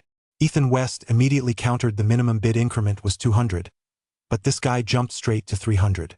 The treasure hunters were now even more certain that this was just a troublemaker. Everyone shook their heads, and seeing that no one else was bidding, the auctioneer called out 3 times and quickly brought down the hammer. 4,500. Sold. Congratulations to this young man. Amid the crowd's exasperated stares, Ethan West grinned sheepishly as he walked up to the podium, paid the money, and collected the box. At that moment, the only thought on the minds of the many treasure hunters was, they hoped this fool would know when to quit and not come back to disrupt the rest of the auction. Ethan West returned to his seat clutching the box, and Karen smiled at him. You acted pretty convincingly just now. Of course I did, don't you know who I am? Ethan West wiped his nose, and Karen rolled her eyes. You're getting all worked up just because I called you fat? It turned out this bidding strategy had been planned by the two of them well in advance. If Karen had been the one to bid, the other treasure hunters might not have taken it seriously and could have tried to disrupt the auction. But if Ethan West stepped forward pretending to be a wealthy, clueless rich kid, the other treasure hunters would be much more cautious. Sure enough, their plan worked this time. I really don't get it. What do you see in that box? Karen looked at the globe inside the box, then glanced at Ethan West. Ethan West chuckled. You don't get it, do you? I'll show you in a minute. By now, cardboard box number 8 had been carried to the front of the stage, revealing half a picture frame peeking out from inside. A small portion of the painting within the frame was also visible, just enough to make out a sun. Judging by this half-frame view, it appeared to be a landscape painting, and it was also the box the treasure hunters valued most highly this time around. Ethan West could even hear the others breathing heavily. Clearly, many treasure hunters were very interested in this box, but Ethan West knew better. This painting was either a forgery or a mere amateurish work, because, in his eyes, there was only a faint white glow on the painting. Box number 8, starting bid of $5,000, with increments of 500 yuan. The auctioneer was a shrewd operator, driving up the price of this box from the very start. However, this only further piqued the treasure hunter's curiosity. 5,500, 6,000, 10,000. It was like a bolt from the blue. While the other treasure hunters were still bidding by the book, Ethan West struck again, and with a single bid, he drove the price straight up to 10,000. This instantly made the other treasure hunters' eyes turn red with rage, and they all cursed him silently in their hearts. You bastard! Do you even know what you're doing? Why are you messing with this? But Ethan West acted as if he didn't care at all, simply staring at the cardboard box with excitement written all over his face. This only made everyone view him even more as a hot-headed greenhorn who'd come just to join the fun. 10,500. A bald, elderly man glared fiercely at Ethan West before making his bid. Any other bids? The auctioneer turned his gaze toward Ethan West. But this time, before he could call out a bid, several other treasure hunters couldn't hold back either. 11,000. 11,500. Soon, the price was bid up to 13,000.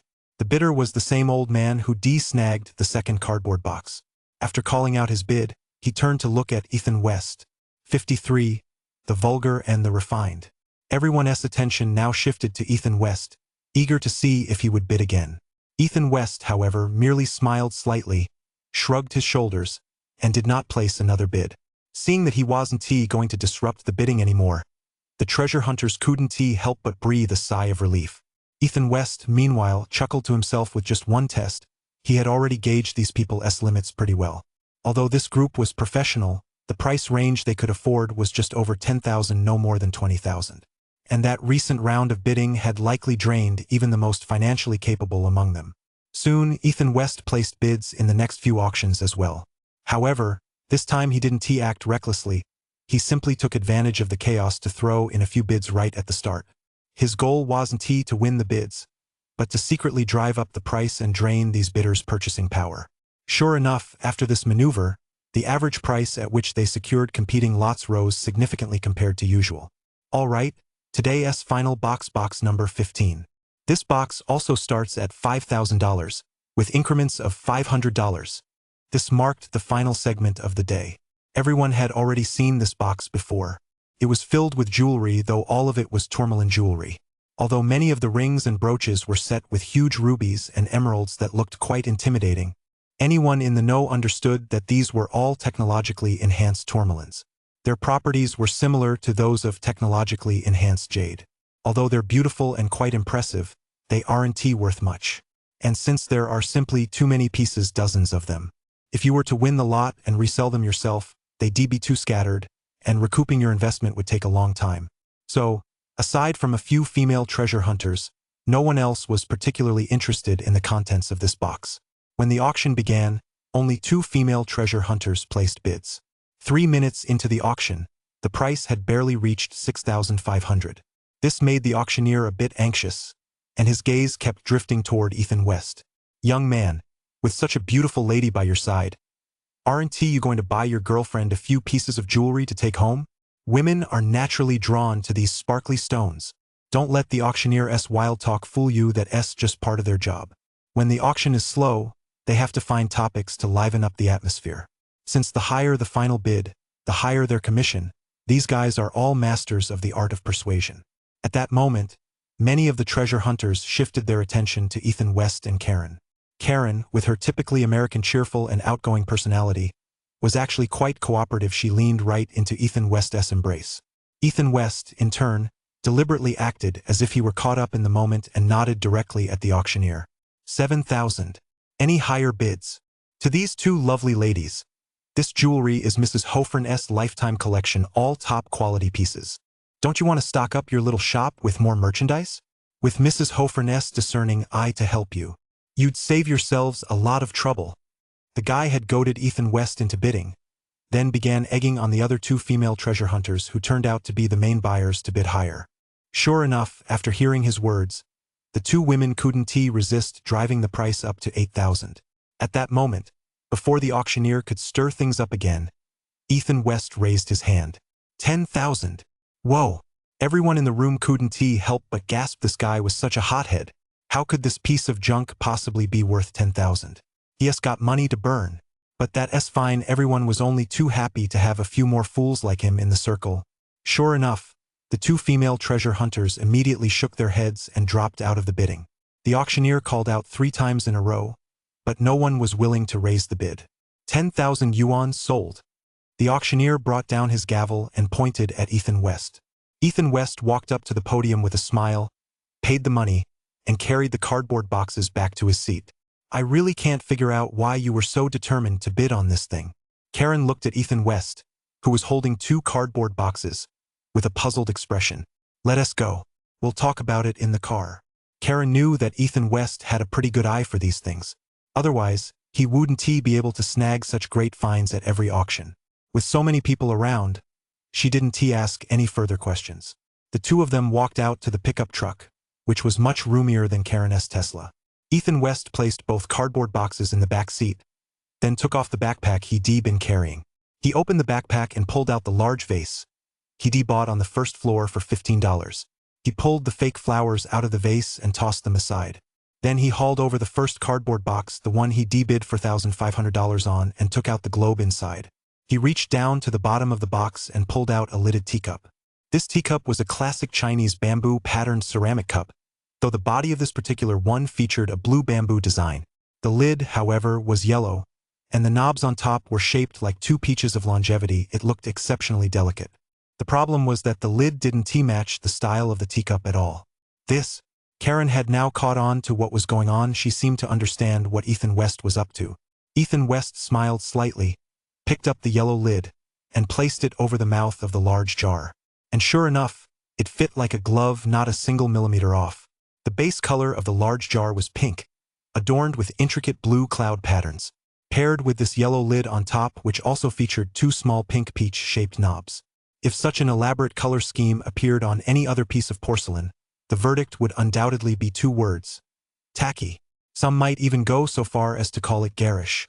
But when these 3 colors suddenly appeared on a large jar like this, for some reason they looked remarkably harmonious. In fact, the longer one looked at it, the more pleasing it became. As I examine this jar more closely now, I find myself liking it more and more. The more I look at it, the more I come to appreciate the profound meaning behind the phrase, "The vulgar can be elegant."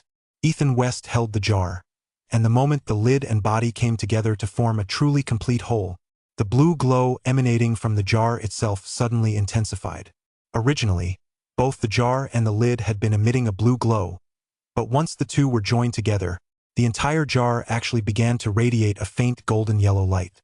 However, when he removed the lid to look inside, he found no markings, and the bottom of the jar bore no hallmark either. This left him somewhat baffled, but one thing was certain. This jar was definitely no ordinary object. Ethan West muttered to himself, "Could this be an item once used by the royal family? 54, a treasure found? Wow, this jar is really..." Karen was also an antique collector, though she wasn't exactly an expert on Chinese antiques. But as an antique collector, she still had a keen eye for their beauty. This must be an ancient Chinese porcelain jar, right? Wow, Richie. How on earth did you find it? This jar must be worth a fortune. Karen stared at the jar, her eyes sparkling with excitement. However, she couldn't quite figure out how Ethan West had managed to find that teacup in the most inconspicuous corner at the very bottom of that box, and how he even knew that the teacup's lid belonged to this jar. She looked up at Ethan West, who just laughed it off. It was just good luck. But this time, Karen wasn't buying his nonsense anymore. She was increasingly convinced that Ethan West was hiding something from her. He must have been an antique dealer in the past. Otherwise, how could he keep stumbling upon such treasures every time? That wasn't something that could be explained by luck alone. But since Ethan West wasn't saying anything, she didn't want to pry. Take a few photos of this jar, send them to Old Fong, and ask if he recognizes it. Although Ethan West could spot a treasure, he didn't really understand antiques. He knew the jar was valuable, but he couldn't tell exactly what it was. Karen didn't say much. She took out her phone, snapped a few photos of the jar, and sent them to her brother-in-law, Old Fong. Just then, Ethan West pulled a small toolbox out of the truck bed. Inside were air cushions and a pump. He picked up these packing techniques from his experience transporting goods for others in the past. Previously, when he and Karen went out hunting for treasures, this gear had been stored in Karen's car. But since they hadn't found any Longwa porcelain on their previous trips, these items hadn't been put to use. Now that they discovered this large jar, it naturally needed special protection. He separated the jar from its lid and wrapped both securely with air cushions. Then he brought out a suitcase stuffed with foam and carefully placed the two treasures inside. After securing the large jar, Ethan West pulled over the cardboard box that had cost them $10,000. While he was packing the jar, Karen had already been rummaging through the cardboard box for quite some time. There are 28 pieces of jewelry in total, including 10 matching sets. They're all 3-piece sets like this: earrings, rings, and brooches. Karen sorted the jewelry she considered valuable into batches and laid them out in front of Ethan West. But these are all tourmalines, not gemstones. Either they're not pure enough or they're not hard enough. Karen sorted through the jewelry sets as she explained to Ethan West. Foreigners' definition of gemstones is very different from ours. Take jadeite and hotan jade, for example, stones that are very popular among Chinese people and highly sought after domestically. But internationally, they aren't worth much and aren't even recognized as gemstones at all. Why is that? Because internationally, there are several basic criteria for defining a gemstone. First, it must have high purity, meaning the gemstone's color must be either rich enough or sufficiently translucent. Second, it must be hard enough. Only gemstones that meet a certain hardness standard can be classified as such. However, the Hetian jade and jadeite favored by Chinese people generally lack sufficient hardness. Therefore, internationally, they are generally not well received by foreigners. At that moment, Karen was holding these tourmalines, most of which lacked sufficient purity. Otherwise, these tourmalines could have been classified as tourmaline. Ethan West didn't pay much attention to the other treasures. Instead, he reached directly into the farthest corner of the jewelry display and picked up a black spider. When Karen saw it, she instinctively took a few steps back, her face contorted with fear. Ethan West noticed this and burst out laughing. "It seems you're not exactly keen on this brooch." "It's not just that I don't like it, I absolutely hate it." Karen frowned as she looked at the black spider brooch in his hand. Ethan West raised an eyebrow. "Why? Don't you know? Girls generally don't like these dark creatures." Okay. My sister used to keep these as pets, and I got bitten by one when I was a kid." As Karen spoke, she couldn't help but shiver. Ethan West laughed heartily. No wonder. Given Karen's expertise in Western antiques, she would never overlook a treasure. But this time she had missed it clearly because of her innate aversion to spiders. "What do you mean?" Watching Ethan West hold the spider up to the sunlight and fiddle with it, Karen now noticed something peculiar about it as well. The craftsmanship of this spider was, to say the least, exquisite. The spider's 8 legs and body were all crafted from gold, with a small sapphire set on the top of each leg. Its eyes were made of rubies, and its head and abdomen were connected by white gold. Adorning this white gold waistband was a massive sapphire. The spider's abdomen was also intricately crafted, with a gold ring setting at its base. On top of this gold ring setting sits a large black crystal that resembles stone yet is not. In the sunlight, the surface of this crystal sparkles brilliantly. Karen, after all, knew her jewelry. She picked up the brooch and examined the spider's abdomen a few times, unable to help but exclaim in wonder. It's glass enamel. Wow. The only one capable of creating a glaze in this color and daring to apply it to a gold ring setting is Faberge. Karen's voice grew increasingly enthusiastic. Ethan West, meanwhile, felt a sense of awe he couldn't quite explain. The reason he'd spent $10,000 bidding on this cardboard box was that he'd been drawn in by the yellow glow emanating from inside it. He'd originally thought the box might contain porcelain or something similar, but who would guessed that the pale yellow glow was actually coming from the spider brooch? At first, he couldn't make head or tail of it, because this piece clearly looked like the kind of jewelry foreigners would love. After all, here in China, we don't have a royal family that uses spider motifs in their jewelry. Only those foreigners are so unconventional they dare to use any design imaginable. But he had no idea what the story behind the spider actually was. Now, however, as Karen continued her analysis and cheered, the origins of this black spider were becoming clear. Now, as if to verify the authenticity of this black spider's origins, Karen had already pulled out her gear. A magnifying glass, a small flashlight, and even a microscope, not even bothering to notice they were still in the parking lot. She had already begun examining the spider. Just then, quite a few treasure hunters who had participated in the auction walked past them. As soon as they saw the setup, they knew these guys must have found a treasure, so they all instinctively crowded around. That kid from Longwa is incredibly lucky, looks like he found a real treasure. FCK. Look at the glass glaze on the black spider's abdomen. So what? S&T, that's just a layer of white spiderweb. Dumbass. I'm showing you the shape at the base of the web.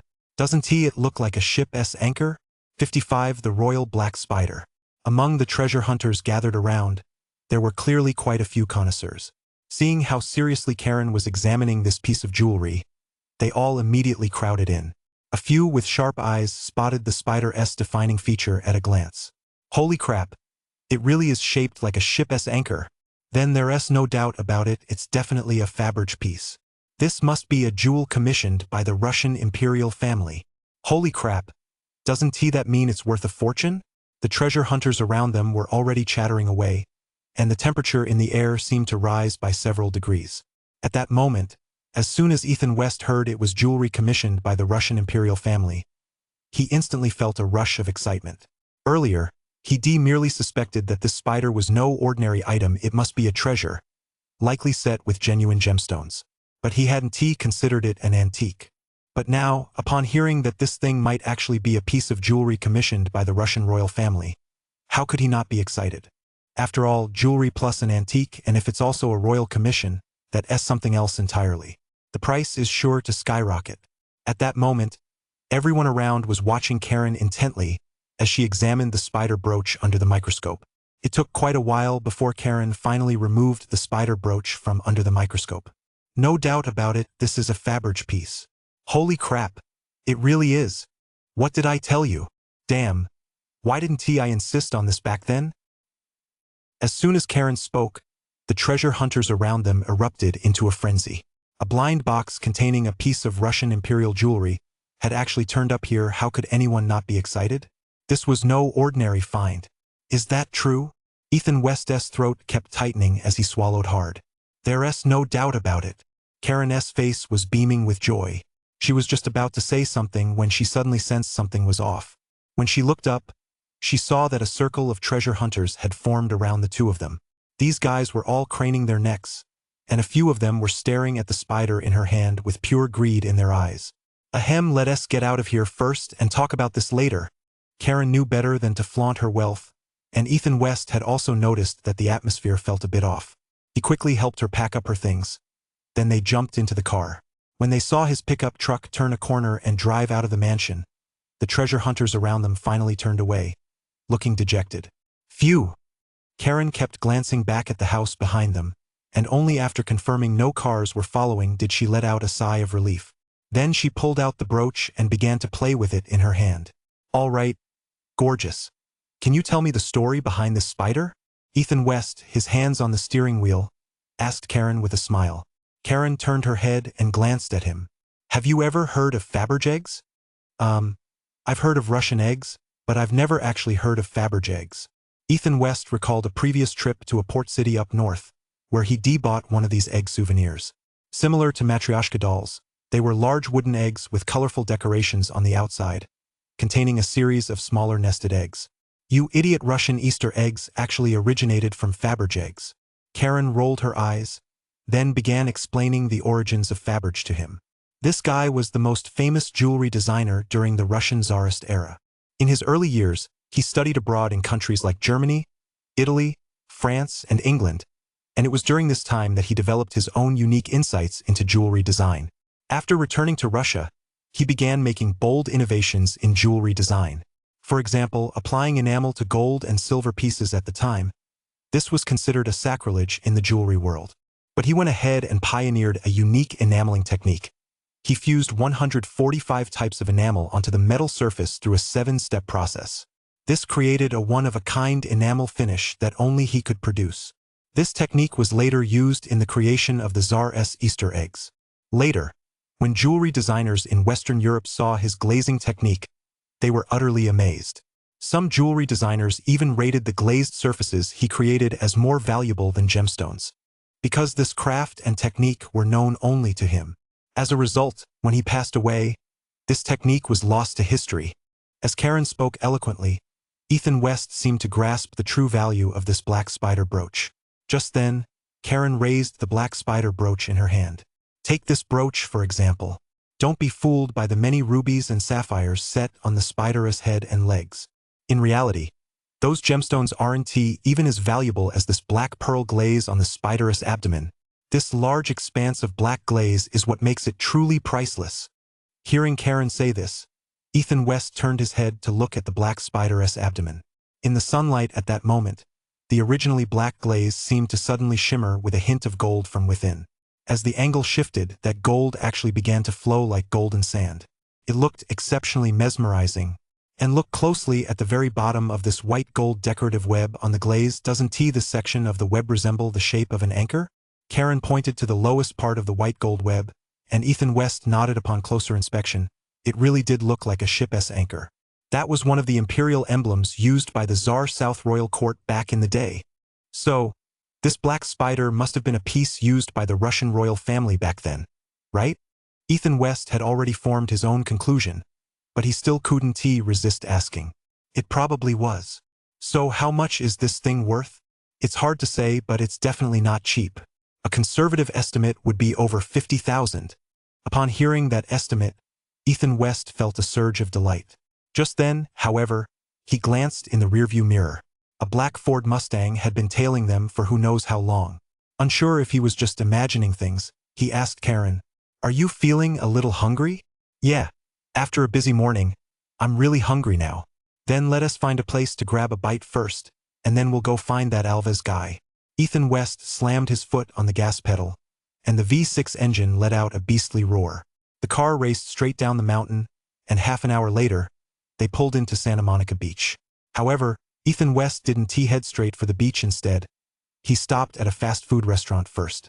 It was none other than Five Guys, the chain renowned as the best burger joint on the West Coast. The two locked their car and entered the restaurant. Ethan West ordered the classic double cheeseburger, while Karen ordered a single patty burger. Just as they picked up their food and sat down at a table, Ethan West looked out the window and saw that black Ford Mustang pulling into the parking lot. 56A step too late. Ethan West had been to this Five Guys location many times before. Although this burger joint is touted as the best fast food on the West Coast, but you certainly can't expect to find anything extraordinary in their burgers. Still, they do taste much better than the burgers at fast food chains like Golden Arches and Burger King. Ethan West had compared the burgers from these places before. The most obvious difference was that the beef patties at Five Men Burger were thicker, and the cheese was purer. The burger simply has a more substantial texture. In other respects, they're pretty much the same. Plus, they offer a wider variety of drinks than other burger joints. In addition to sodas, they also have milkshakes. Ethan West was now staring out the window, a milkshake straw clenched between his teeth. After the Mustang pulled into the parking lot, it stopped not far from his F-150. But the person inside didn't get out, which only made him even more suspicious that the car was there specifically for the two of them. What's wrong? Hurry up and eat. Seeing how distracted he looked, Karen couldn't help but ask. "Oh!" Ethan West quickly picked up his burger and took a big bite. To avoid causing unnecessary panic, he didn't tell Karen that they might be being followed. After finishing their burgers in just a few bites, the two left the restaurant and got into the car. Ethan West glanced at the rearview mirror again. "What are you looking at?" Karen noticed his unusual behavior, and Ethan West cleared his throat. "That Ford behind us, I have a feeling they're following us." Just as Karen was about to turn around to look, Ethan West quickly called out to her. "Don't look back, don't let them catch on." Karen froze, but the tension on her face was obvious. Ethan West smiled and opened the center console. "Take a look at this. Don't worry." When she saw the two Glocks lying inside, Karen finally let out a sigh of relief. "And there's the big one under the back seat. If they're here to cause trouble, I'll definitely give them a taste of their own medicine," Ethan West said with a cold smile. Ever since that last firefight with the Mexican gang on the mountain road, his courage had unconsciously grown considerably. Especially after discovering the practical uses of his superpower, he'd been heading to the shooting range near his home to fire a few rounds whenever he had a spare moment these past few days. This had greatly improved his shooting accuracy. Facing such reckless troublemakers now, he wasn't the least bit flustered. Karen seemed to have been infected by his confidence as well. Her earlier panic had vanished. "Let us go. We should get out of here quickly. Maybe you're just overthinking this." Ethan West started the car and slowly drove out of the parking lot. Soon, the two arrived at Santa Monica Beach. It happened to be the weekend, and the area was teeming with people. The seaside promenade was filled with pedestrians strolling about, and many skateboarding teens weaved in and out among them. On the beach in the distance, countless people were frolicking and splashing in the water. In the past, Ethan West would never have missed such a great opportunity to feast his eyes. After all, American girls here are generally open and passionate at the beach. They wear as little as possible. Add to that their stunning figures, and it's enough to make anyone want to stand at attention just looking at them. But today they were here on business, so Ethan West wasn't in the mood to check out the girls. The two found a spot in a nearby parking lot and quickly made their way to the beach. Alves Surf Shop was located in a small beach hut right on the sand. They'd barely taken a few steps onto the beach when they suddenly heard the piercing wail of police sirens approaching from the distance. Soon, several police cars raced straight onto the beach. People all around scattered to make way for the police cars, which sped frantically past them. "What's going on?" No idea. "Maybe there's been a crime. Let us go check it out." The two unconsciously quickened their pace, and within a few minutes, they arrived in front of Alves' store. By then, the area outside the store was already swarming with onlookers.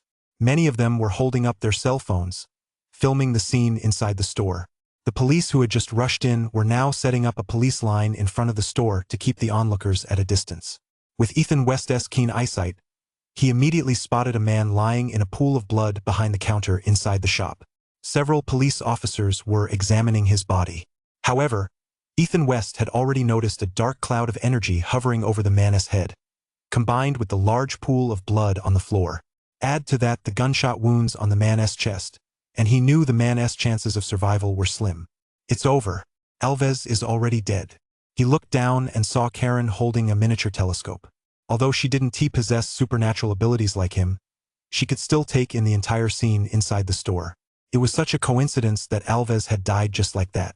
Moreover, his store had been ransacked and left in complete disarray, a situation that left the two of them deeply suspicious. Public safety is so bad these days.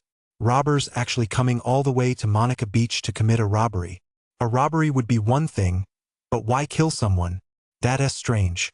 That guy was clearly shot, but I was right here on the beach just now and didn't hear any gunshots. Exactly. I didn't hear any gunshots either. The onlookers around them were buzzing with speculation. Hearing these murmurs, the two exchanged a glance. It only served to confirm their suspicions. Alves definitely didn't die in a robbery 9 times out of 10.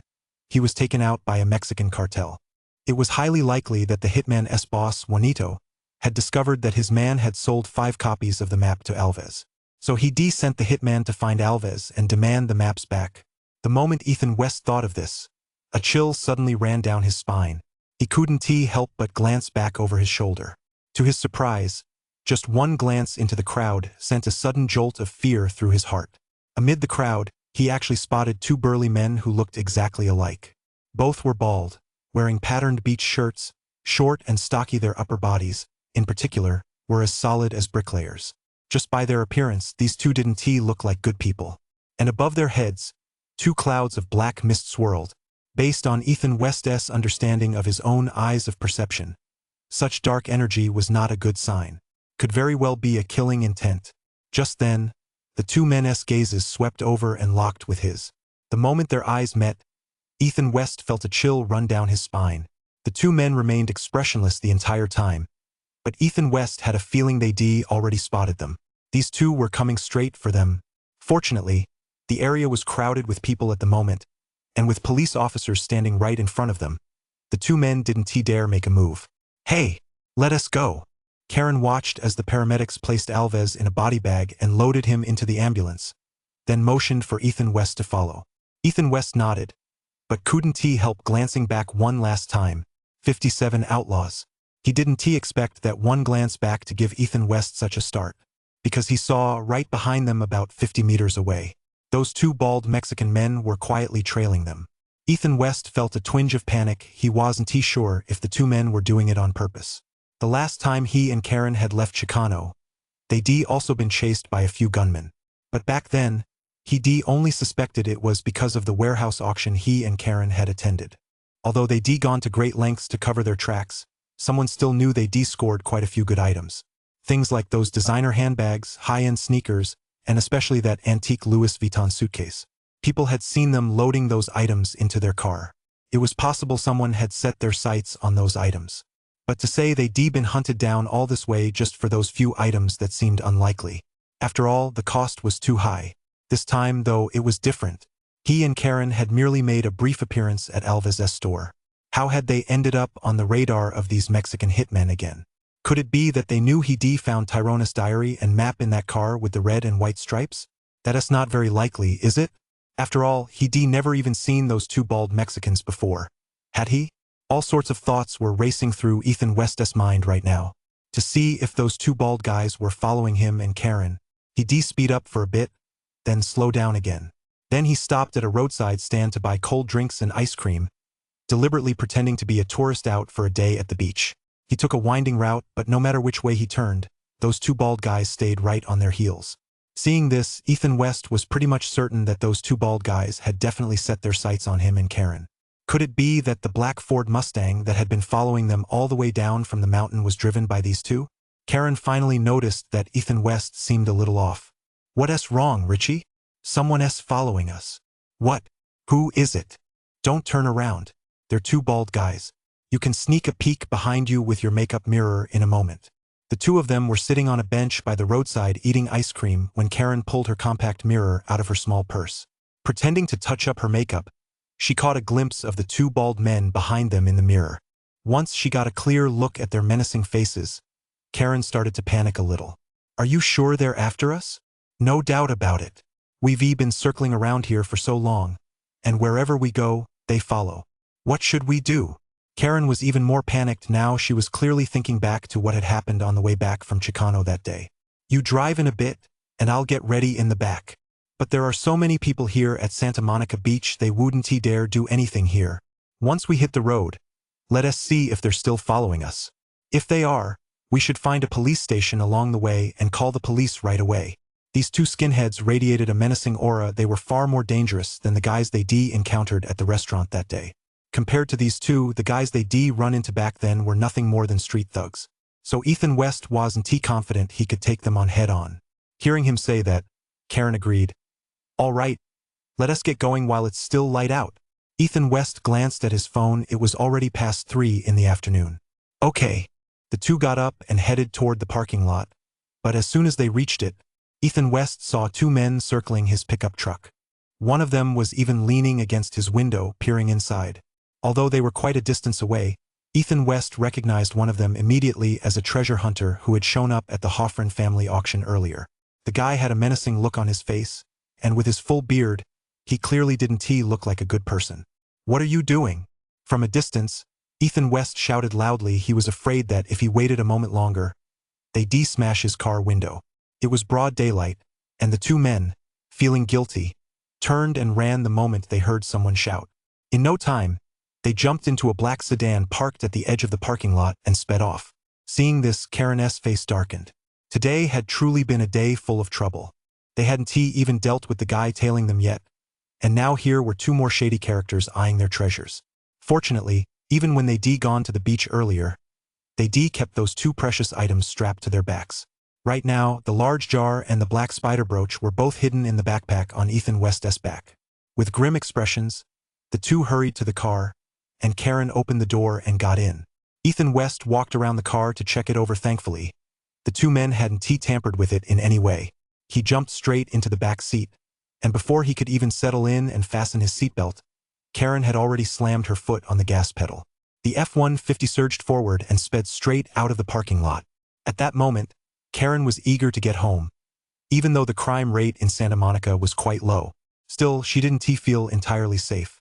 Starting from Santa Monica Beach, they had to drive through Malibu and then through Los Angeles before reaching their home in Irvine. The entire journey was about 70+ kilometers, and unfortunately, as soon as they got onto the freeway, they hit heavy traffic. It was all cars returning to the city after a day at Santa Monica Beach. At this rate, they wouldn't get home until around 10 p.m. "Let us take the coastal highway," Ethan West said to Karen. This route was a detour, adding more than 50 kilometers to the trip. Plus, the mountain roads were winding, and since there wasn't much to see at night, few people took that route. Karen turned the steering wheel, and the car headed toward the coastal highway. But as soon as they turned onto it, a black Mustang began tailing them. "Son of a bitch, just as I thought." Ethan West glanced back, even though the other car was still nearly a kilometer behind them. The sky was gradually darkening, but that didn't hinder his super dynamic vision. Right now, from inside the black Mustang, he had a clear view of the two guys inside. Of the two, the driver was none other than the bearded thug who previously tried to pry open his car window. This guy had also attended the previous family auction and had joined in on a few bids. But most of the time, he'd just been a bystander, failing to win anything. At the time, Ethan West had assumed the guy might not have enough money. But now it seemed that wasn't the case at all. This guy was simply scouting the scene. He wasn't a treasure hunter at all. He was a professional criminal out to rob people, and his presence at the family auction was aimed at a specific target. Unfortunately, he had set his sights on Ethan and Karen. The Mustang didn't rush forward but stayed steadily behind them. Clearly, the other party was choosing the right stretch of road to strike, and Ethan West pulled his Remington from under the seat and began loading it. But just then, it seemed as if he thought of something else. 58. A heist within a heist? Up front, Karen was completely focused, driving such a large vehicle on the mountain road. She didn't want to slow down. This was a real test of her driving skills. "Karen, let me borrow your binoculars," Ethan West said to Karen. She paused for a moment. "Those binoculars are in my purse." Ethan West leaned over from the passenger seat, grabbed Karen's handbag, and pulled out the small pair of binoculars. Then he lay down on the back seat and looked behind them. Although he had super dynamic vision, the problem was that he wasn't looking at the black Mustang 1,000 meters behind them. He was focusing on what was behind the Mustang. Right behind the Mustang, about a kilometer away, an older model Ford SUV suddenly appeared. At this distance, it was slightly beyond the range of his dynamic vision. Leaning over the back seat with the binoculars, he peered carefully backward for a moment. His heart sank at first because it was exactly as he suspected. In that Ford SUV behind them were the two bald Mexican hitmen he'd seen earlier on the beach. The situation now felt very much like the mantis stalks the cicada, unaware of the oriole behind. But the question was, who was the bird waiting behind the mantis? Watching the Ford SUV speeding toward them at breakneck speed, Ethan West suddenly felt a wave of relief wash over him. Soon, a bold idea took shape in his mind. "Karen, slow down." "Huh? Why?" Karen wondered if she'd heard wrong. But Ethan West spoke to her again. "Slow down. Don't panic. Just follow my instructions in a moment." Ethan West didn't say much to Karen. And although she didn't understand what he was up to, having spent so much time with him, she knew he was generally very reliable. Trusting him, she began to gently tap the brakes. The F-150 slowed down, and the Mustang behind them closed in. Meanwhile, the SUV trailing the Mustang was rapidly closing the gap. The two thugs in the Mustang clearly didn't think this was the right spot to make their move. But as for those two Mexican hitmen, they didn't care about that at all. With only 3 cars on the road, they felt any moment was the right time to strike. Soon, the Mustang was just 100 meters away clearly. Its occupants had no idea why the F-150 had slowed down. But they didn't dare slow down themselves, because a mysterious car was closing in from behind. Judging by its speed, the driver of that car was a maniac. On such a rugged mountain road, the guy was still taking the curves at 70. He was clearly treating his life like it was worth nothing. Just a moment ago, he'd been 2 kilometers behind them, but now he was less than 100 meters away. Just as the criminals in that car were feeling a bit bewildered, the pickup truck up ahead suddenly slammed on the brakes and came to a stop. The 2 criminals in the Mustang exchanged bewildered glances, unsure of what the other was up to. Just then, the Asian man in the pickup truck ahead actually opened the door, got out, and stepped out wielding a shotgun. "Quick, back up!" the guy in the passenger seat shouted to the bearded driver while drawing his gun. But the bearded driver glanced in the rearview mirror and instantly turned beet red with rage. "Shit, we fell for it." It turned out that the Ford SUV that had just accelerated to catch up with them was now blocking their path from behind. It was only about 20 meters away the occupants had clearly spotted Ethan West brandishing the shotgun and had stopped as well. However, these 2 hitmen were rather single-minded. Even though they could clearly see that Ethan West was already prepared, they didn't show the slightest sign of panic. In fact, the bald driver even opened the car door with a smile on his face. He pulled a gleaming big python straight from his waistband. "Shit, they're turning on us." The 2 thugs in the Mustang, caught in the middle, cursed loudly. This scene made them think they were surrounded. "Reverse. Run them over." Seeing that Ethan West up ahead had already raised his shotgun, even if they were idiots, they wouldn't dare charge him head-on. Instead, the bald Mexican in the back, armed with only a small handgun, seemed like an easier target. The Mustang's engine roared as it rammed wildly backward. The bald Mexican, who had just gotten out of the car and was posing with his big python, ready to exchange fire with Ethan West, was stunned. He hadn't expected the 2 Mustangs in the middle to suddenly go berserk.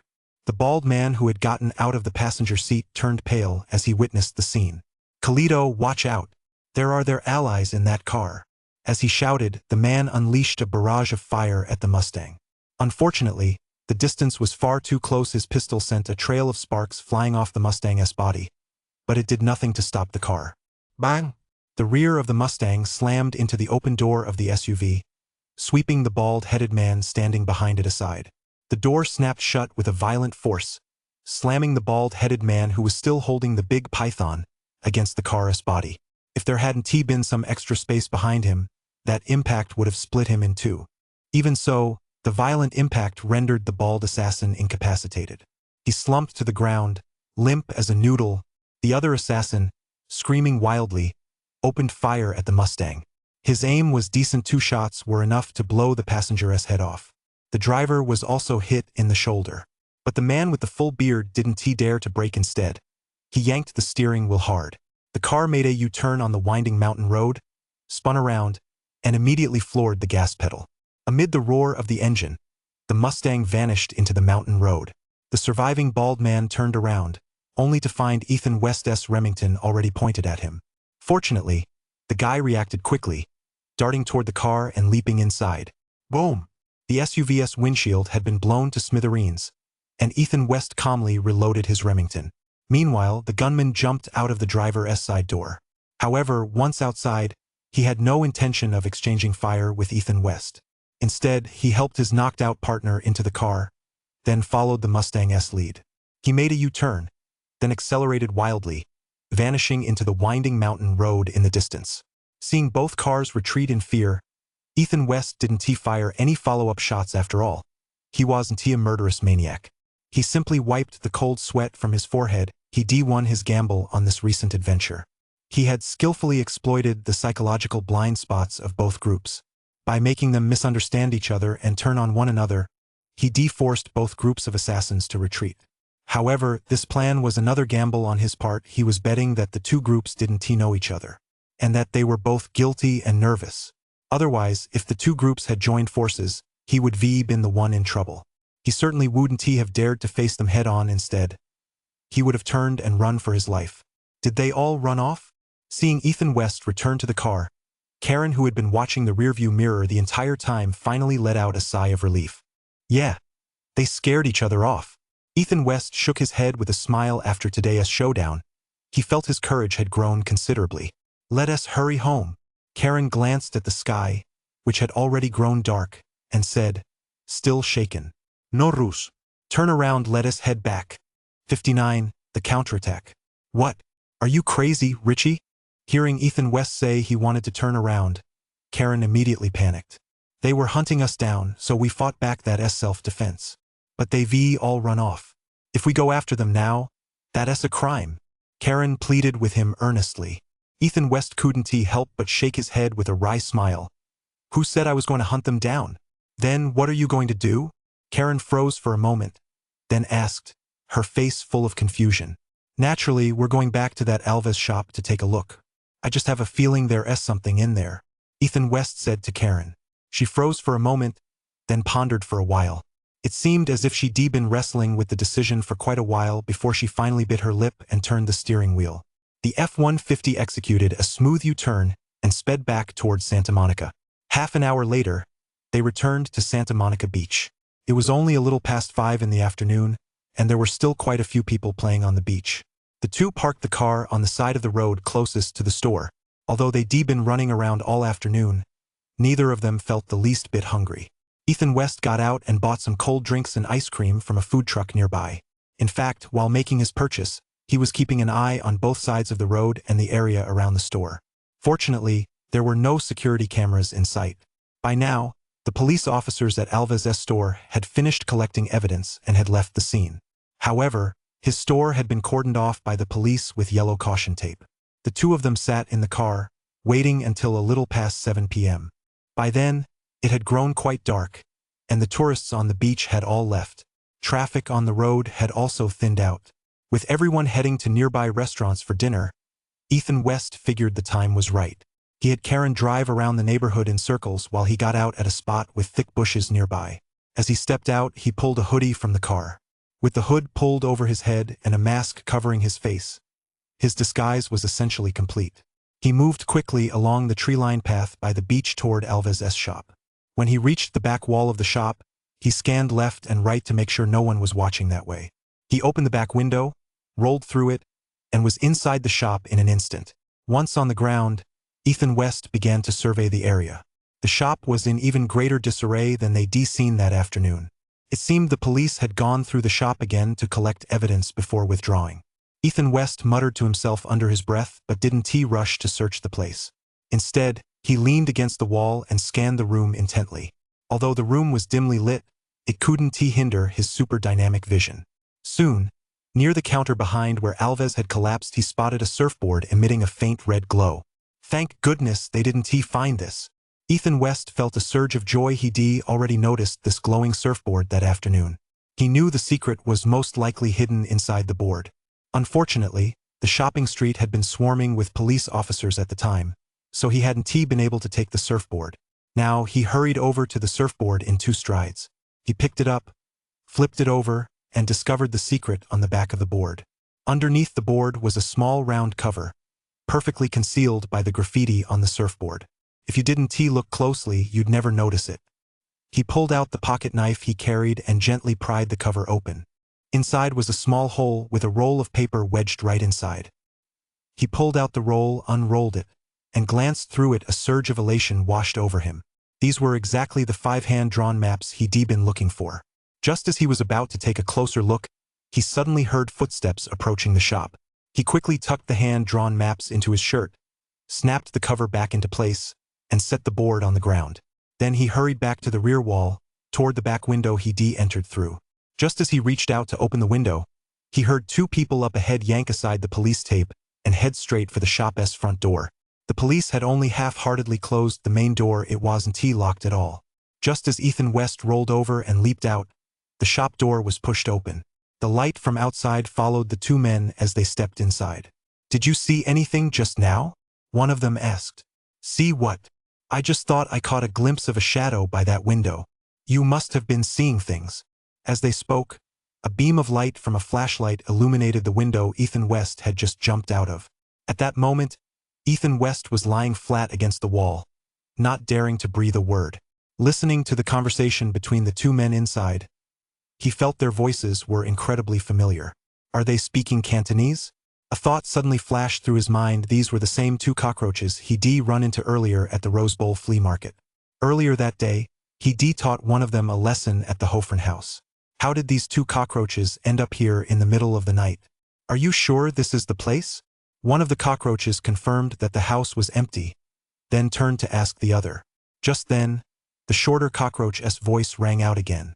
It's definitely here. You called those two idiots this morning to tell them about that mainland guy. They were right here on the beach. I saw them go into the shop with my own eyes. Sure enough, it wasn't too long before a murder happened in this store. Damn it. When they went into the store, they left me in the car. They never intended to let me go. If I hadn't been quick-witted enough to escape from the car, I might have lost my life today.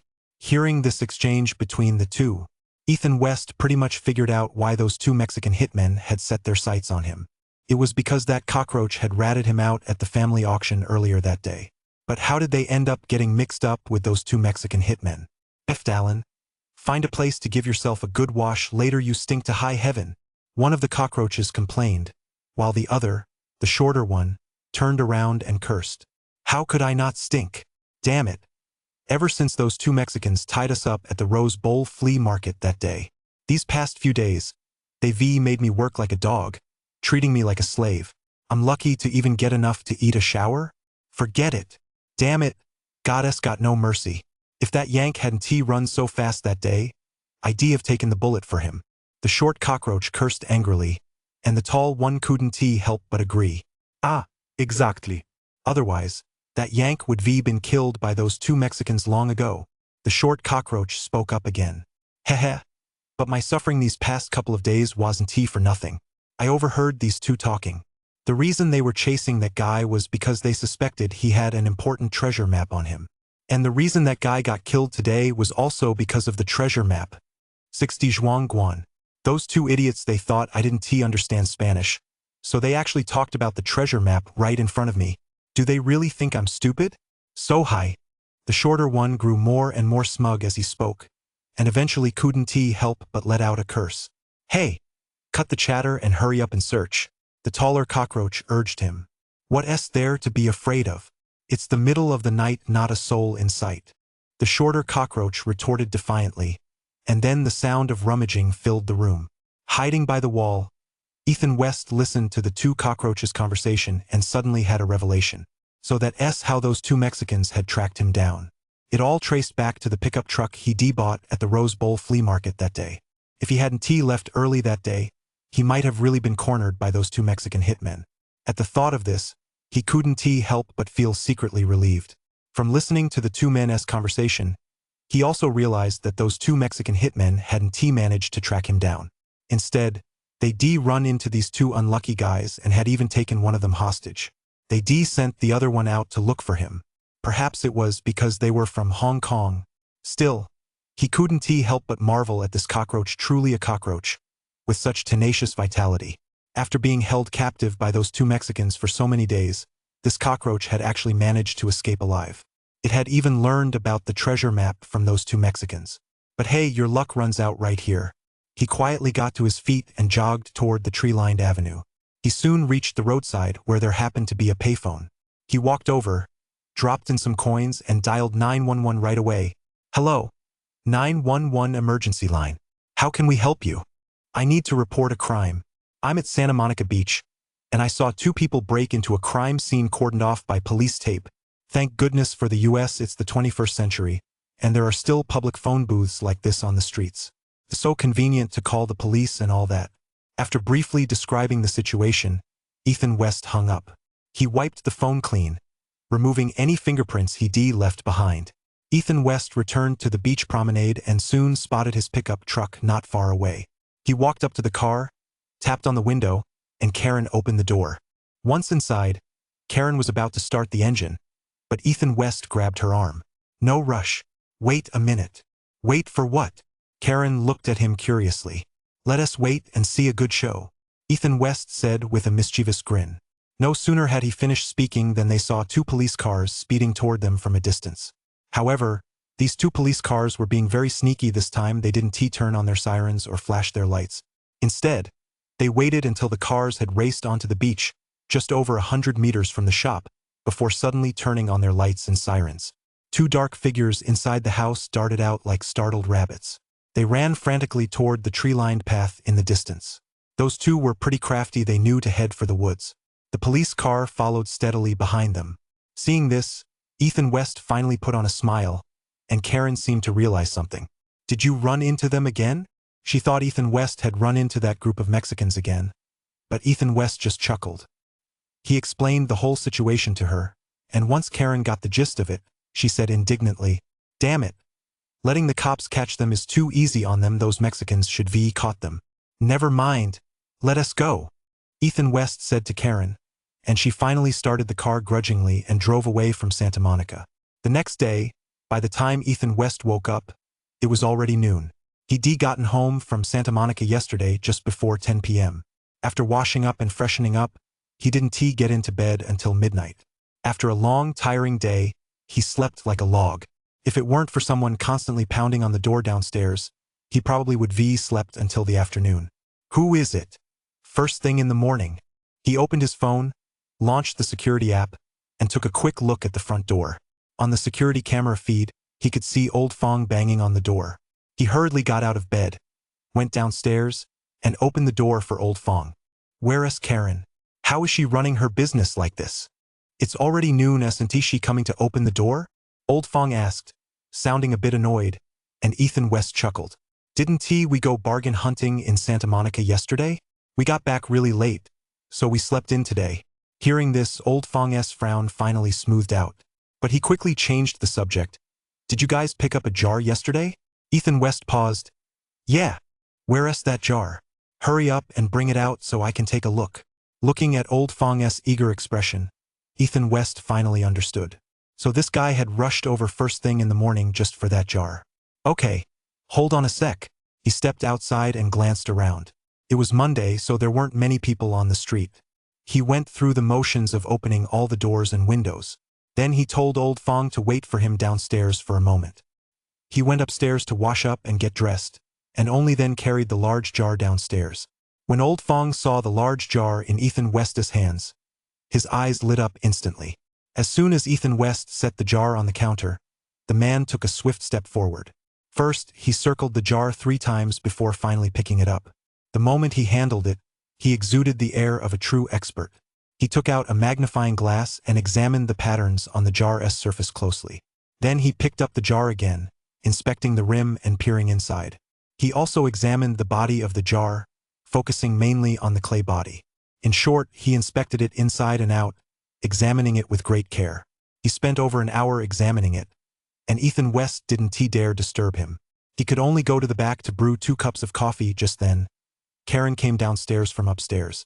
Seeing Old Fong appraising the jar, she remained silent. Finally, Old Fong set the jar down, and Ethan West quickly asked, "So, what do you think? Can you determine the origin of this jar?" Old Fong glanced at him. "Isn't that simple? Anyone with even a basic knowledge of Chinese antiques would recognize this." Ethan West's face flushed. "Then what exactly is this?" "It's called a zhuang jar, a style of jar that was popular during the Ming and Qing dynasties. Its characteristics include a straight rim, a stepped shoulder, and a cylindrical body. Because the body is so robust, it's called a zhuang jar. But there are no clear historical records regarding its specific purpose. It first appeared during the Xuande era of the Ming dynasty, and imitations continued to be produced throughout the Qing dynasty. Among the works from various dynasties, the best are the blue and white zhuang jars from the Ming Xuande era and the pink and white zhuang jars from the Qianlong era. Also, the pink and blue shallow vermilion zhuang vases from the Jiaqing and Daoguang reigns are considered the finest and hold the greatest collectible value. After listening to Old Fong's explanation, Ethan West couldn't help but get excited. "I'm guessing this zhuang vase is from the Qianlong era, right? That old guy's taste was the most tacky among all the Qing emperors," Ethan West said with a laugh. Having recently entered the antiques business, he'd naturally been cramming a lot of knowledge on the subject. However, Old Fong clearly didn't care for his amateurish remarks and rolled his eyes at him. 61 A light bulb moment. "You don't know a damn thing." Old Fong's words were anything but polite, leaving Ethan West's face burning with embarrassment.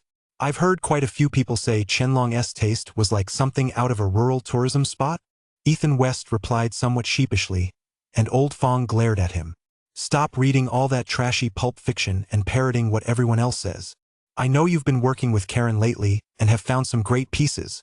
Karen S. told me, too, that you've got a real knack for antiques, but that's exactly why you need to work even harder. Study up on antiques more often, so you don't end up making a fool of yourself when the time comes. Besides, you can't rely on luck alone. One slip up and you could take a huge fall. By then, all the money you've worked so hard to save might go down the drain. Old Fong spoke to Ethan West with heartfelt sincerity. Ethan West nodded, feeling slightly embarrassed. Although Old Fong had been rather blunt earlier, he meant well. Well then, today I'll give you a free lesson. It's true that there's a trend online in China right now to mock Emperor Qianlong's aesthetic sense. People say his taste is old-fashioned, and that the things he liked were all in a rustic countryside style. But what you need to know is that Emperor Qianlong wasn't old-fashioned at all. You could even say his aesthetic sense was quite refined. Let us put it this way, right now when antique porcelain from our Dragon Nation goes up for auction, the most expensive pieces are almost always Qianlong's Imperial porcelain. In 2010, a Qianlong-era abundant auspiciousness powdered color rotating neck vase sold at an auction house in London for a staggering 554 million yuan. That's the highest price ever achieved for a piece of Ming or Qing dynasty porcelain at auction. What's more, 5 of the top 10 highest-selling pieces in the history of China's porcelain auctions are Qianlong's Imperial porcelain. Hearing Old Fong's explanation, Ethan West couldn't help but gasp in astonishment. Previously, he had only a superficial understanding of antiques, especially when it came to porcelain. He had been heavily influenced by online comments, which portrayed Qianlong as a vulgar man with poor taste. But now, hearing Old Fong's explanation, he realized that wasn't the case at all. Then why do those people judge Qianlong's aesthetic sense that way? He couldn't help but ask, and Old Fong snorted derisively. It's just the bad taste of intellectuals. They don't understand it, they can't obtain it, yet they insist on proving they're better than Qianlong. Take porcelain from the Qianlong era, for example, and compare it to that of the Yongzheng and Kangxi eras or even the Ming dynasty. They're determined to say that Qianlong's aesthetic sense was inferior to theirs. They claim that the simple elegance favored by Yongzheng and Kangxi is a sign of superior taste. In reality, this is a classic case of letting one's bias dictate one's thinking. People who say this either don't understand history, or they simply have no idea what aesthetics even means. Lao Fong seemed deeply indignant as he spoke about these things. Seeing his attitude, Ethan West felt he understood a bit better why Lao Fong hadn't been able to make it in China. With that uncompromising spirit, it really is hard to get by in China. Could you explain this to me in detail? I really don't quite get it. Still, Ethan West really liked Old Fong and deeply admired his erudition. Seeing his sincere attitude, Old Fong was very pleased. All right then, today I'll explain to you why Qianlong-era porcelain is so exceptional. To the average person, Qianlong-era porcelain often appears to be vibrantly colored. Unlike the simple, elegant, monochromatic porcelain favored by his father and grandfather, Qianlong-era porcelain often features a wide variety of color combinations, resulting in a vivid and colorful appearance. The painted designs on the porcelain are also extremely intricate, and the shapes of the pieces are quite different from those of the past. So, to the average person, Qianlong porcelain often appears to be bright reds and greens, vulgar and gaudy. Plus, the shapes are exaggerated, labor-intensive, and wasteful of materials, a drain on the people and the treasury. But the truth is, they don't know a thing about it. Seeing that Old Fong was getting more and more animated as he spoke, Ethan West quickly poured him a cup of tea. Old Fong gave him a satisfied look, took a sip to moisten his throat, and continued. Qianlong's aesthetic had 2 defining characteristics. One was opulence, and the other was perfection. And this perfection encompasses 2 aspects: the ultimate in simplicity and the ultimate in complexity. The reason he pursued this was, in part, because he happened to reign during the Qing dynasty's golden age. One could even say he established the Dragon Kingdom's most glorious feudal dynasty, crushing the Dzungars and reclaiming Zhejiang. He expanded the empire's borders to their greatest extent, and the dynasty's economy flourished as never before. Precisely because the imperial treasury was so well stocked, the imperial workshop was teeming with talent. That is why the Qianlong emperor dared to pursue this aesthetic of either extreme complexity or extreme simplicity. In fact, It's not just the Qianlong Emperor, it's the same all over the world. If you don't believe me, just take a look at the royal estates and court artifacts of the Victorian era. And what about the Palace of Versailles in France or the Winter Palace in Russia? Aren't they all examples of extreme opulence? Whenever a dynasty reaches its zenith, everyone's aesthetic preferences converge on the pursuit of extreme intricacy. So it's perfectly normal for the Qianlong Emperor to have had that kind of aesthetic sensibility. And precisely because the emperor held such tastes, those beneath him sought to please him by pursuing even greater extremes. Take the artisans who crafted imperial porcelain, for example. They wanted to showcase their skills and earn the emperor's recognition. So when firing porcelain, knowing the emperor's preferences, they would strive even harder for perfection. They would even intentionally show off their craftsmanship during production, which is why they created all sorts of exquisitely intricate porcelain pieces. Although the emperor also appreciated the utmost in simplicity, we see very few examples of such porcelain from the Qianlong era. Why? Because the artisans didn't like it. That kind of porcelain gave them no opportunity to show off their skills. That's why the Qianlong era porcelain we see on the market today is often characterized by bright reds and greens, with very exaggerated patterns. Hearing Old Fong explain it this way, Ethan West suddenly saw the light. So that's how it is.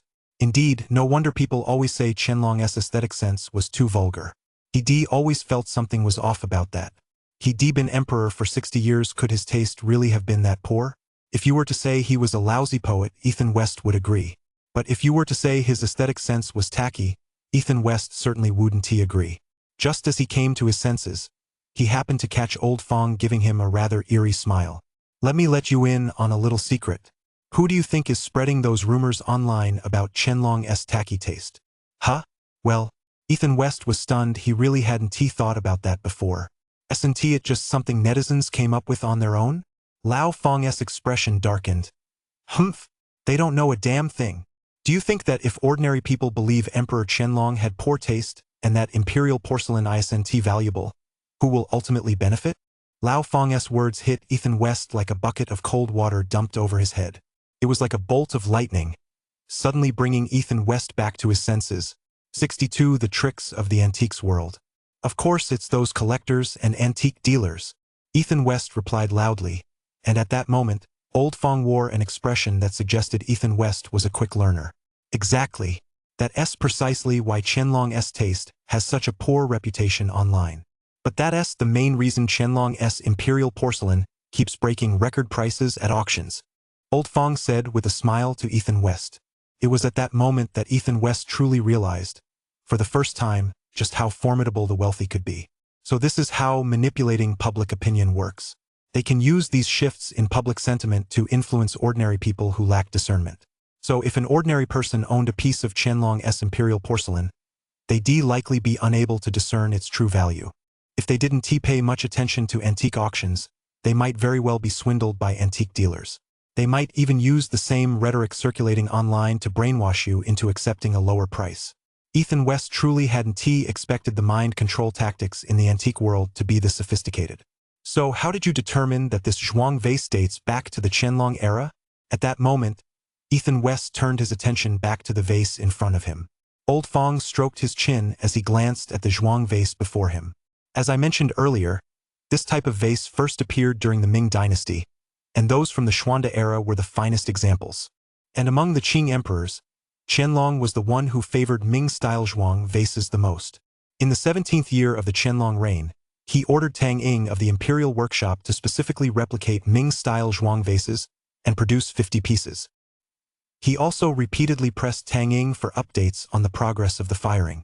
Furthermore, during the firing process, he specifically instructed Tang Ying not to include a Maker's mark. All of this is recorded in the Qing Court's Qianlong Chronicles. The reason for omitting the Maker's mark was to show respect for the Yongle and Xuande emperors of the Ming dynasty. Old Fong truly lived up to his reputation as a leading domestic expert on antiques. His explanation of the Zhuang vase's origins was thoroughly convincing. Ethan West listened with deep admiration now. He finally understood the vase's history completely.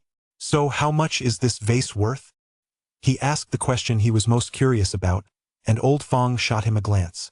These Zhuang vases are best when sold in pairs. If you have a pair, the price would be higher, probably around 1 or 2 million. But you only have one here. Although it's in good condition, it's only worth about 30,000 or so.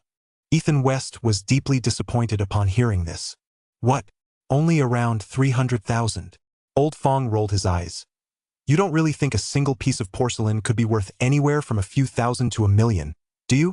Ethan West grew a bit impatient. Didn't you just say that Imperial porcelain from the Qianlong era is the most valuable?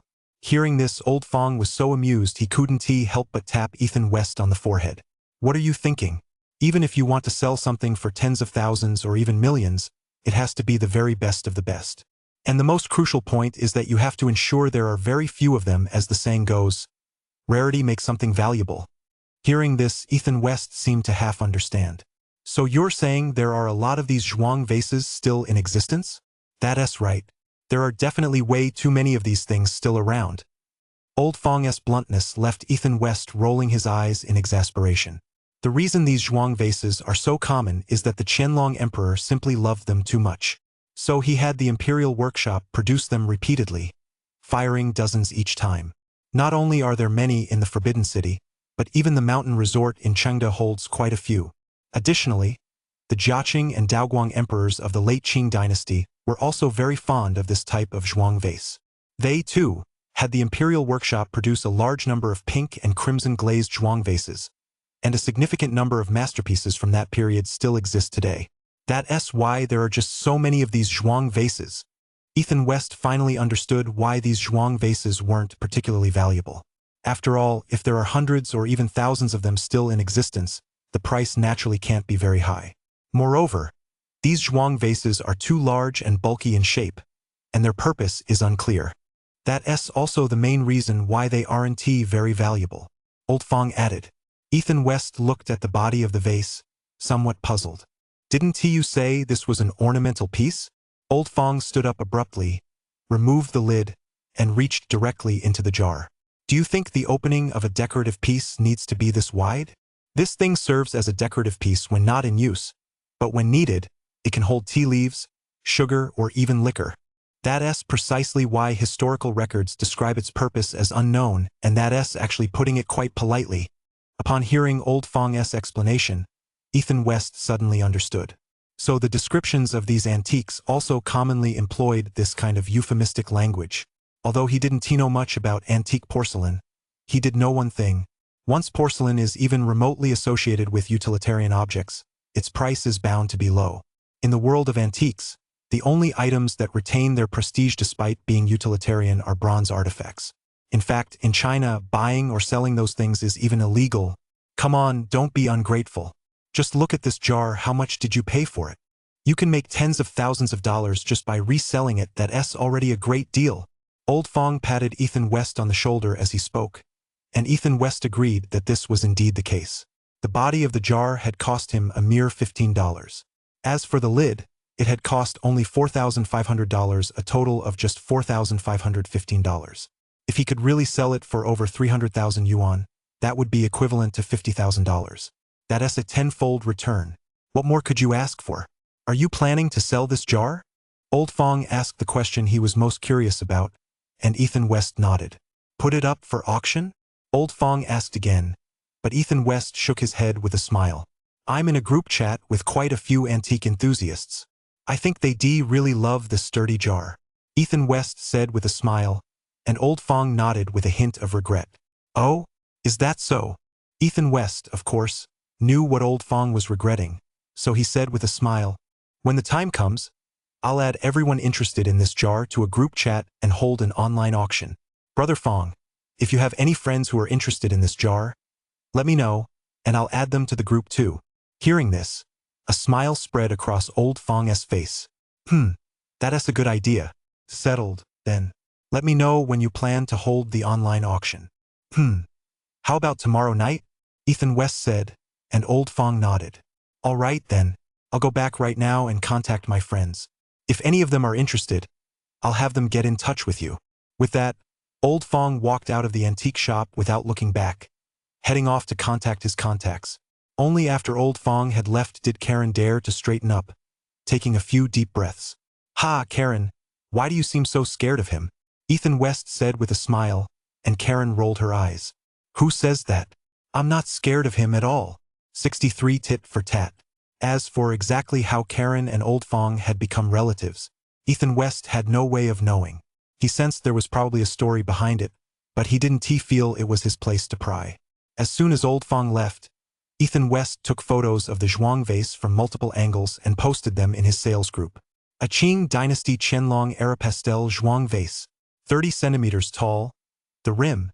Ethan West put the knowledge he just picked up from Old Fong to immediate use. As soon as the photos of the vase were posted, they immediately caused a huge stir in the group. Whoa, Old Chun. It's only been a few days you've already scored another gem? Haha. You actually managed to snag a piece of porcelain this time. This is right up my alley. Whoa, it's actually from the Qianlong era. Haha. Just like they say online that bright red paired with bright green is really tacky. You don't know a thing. Don't talk nonsense if you don't understand. Hey, who are you calling clueless? Ethan West hadn't expected so many people to be interested in this jar. After all, it was the middle of the night in China. He assumed most people in the group would be asleep. But it turned out this bunch were all night owls. In a group of over 100 people, more than 50 were actually online right now.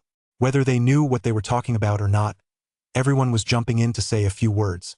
Ethan West did as they asked and took photos of the jar from every angle: top, bottom, left, right, inside, and out.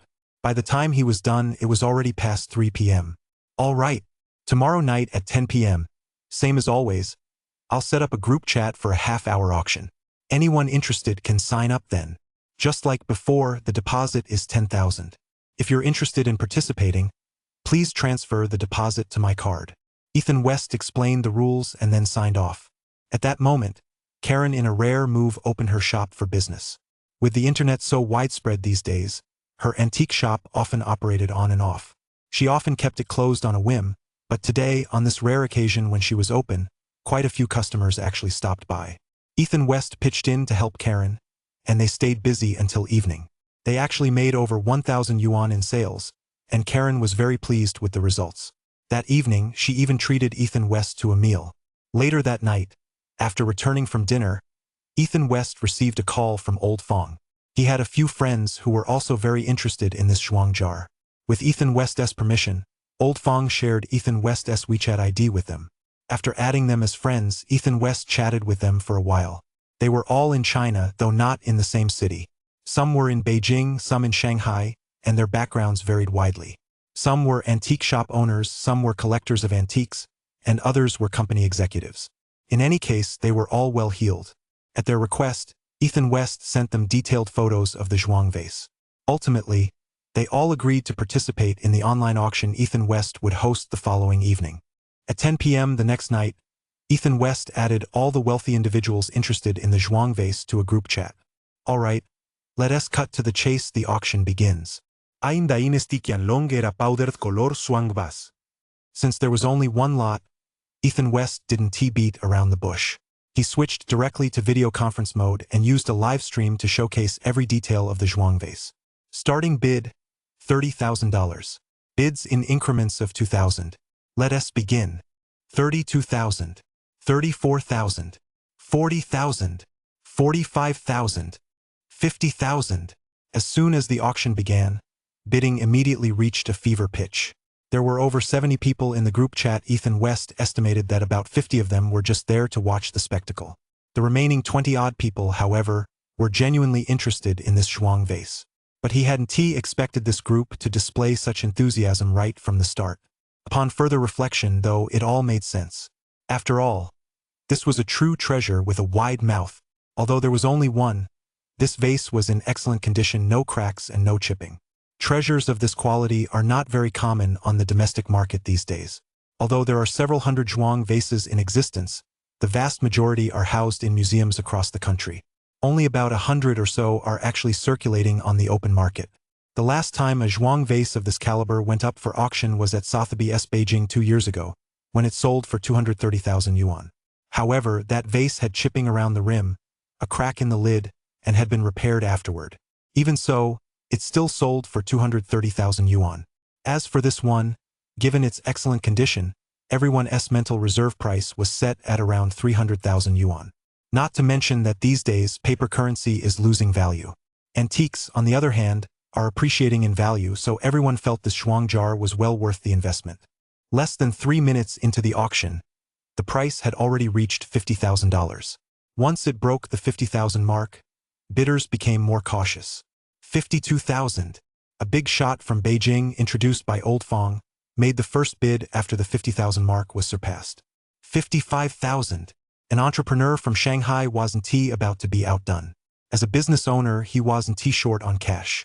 But there haven't been many viable investment opportunities lately, and he certainly dares not buy real estate. Recently, he'd been thinking about starting to collect antiques. And this zhuang vase was exactly the kind of excellent starting point he had in mind. 57,000. The big shot from Beijing, not to be outdone, called out a new bid. As an antique collector, he couldn't allow himself to miss out on a vase like this. 60,000. Just as everyone was watching this auction turn into a two-horse race between the Beijing big brother and the Shanghai business owner, two tigers from their hometowns suddenly emerged out of nowhere and threw in a bid. This left both the Beijing big brother and the Shanghai business owner a bit dumbfounded.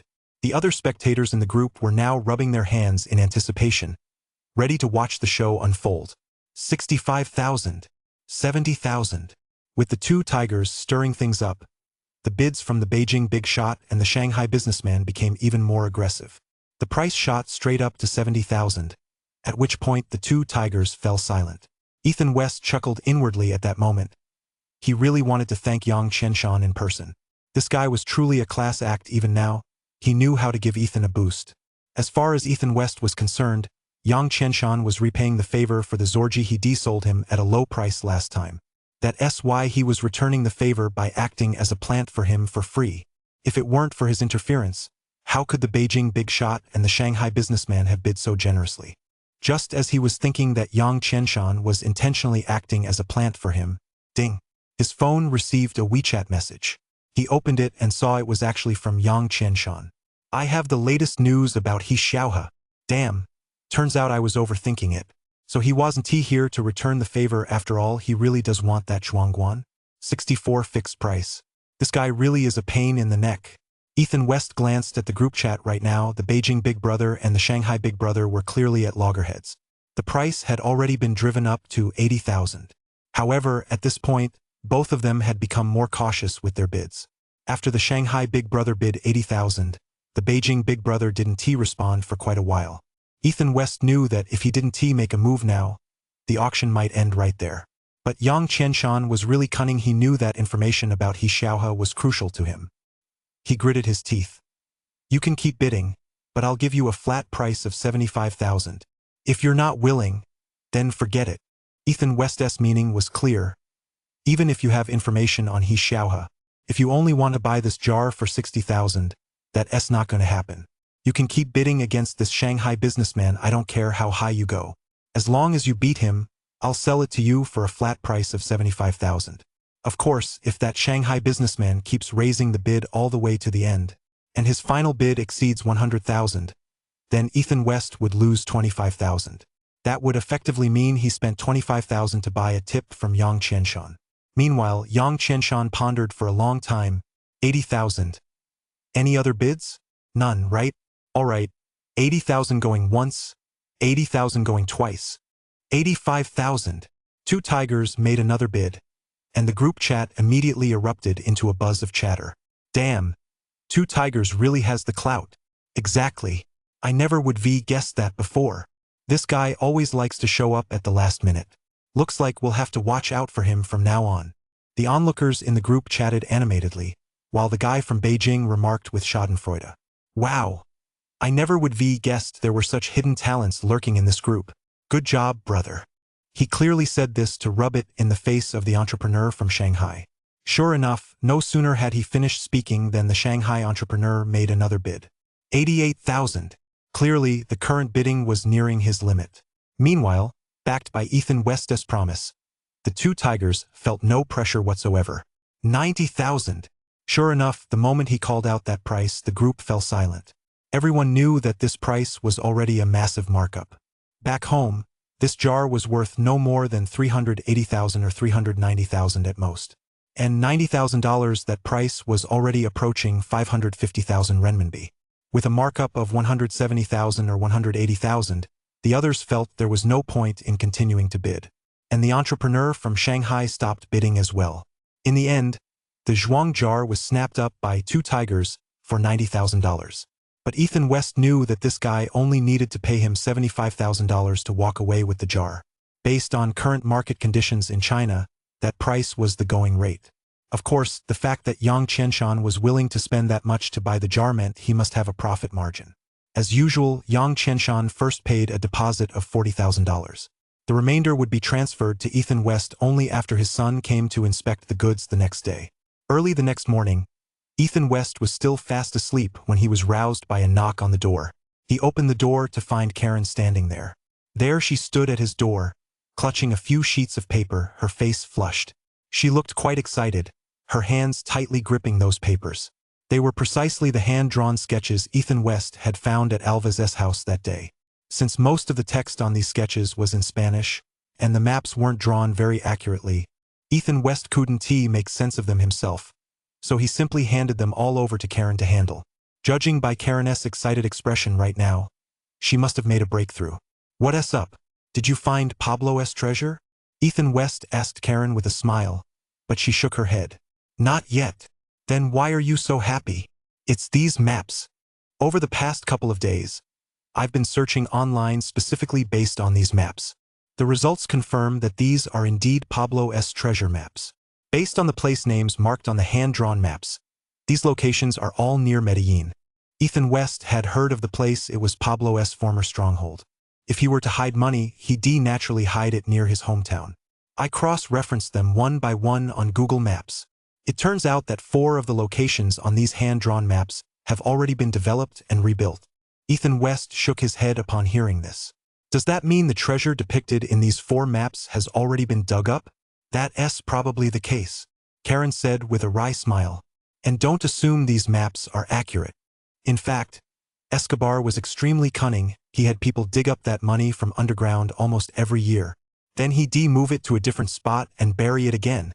Upon hearing this, Ethan West couldn't help but curse under his breath. That guy really is a cunning old fox. But upon further reflection, he realized that someone who'd become the world's most wanted criminal certainly wasn't born with a brain for nothing.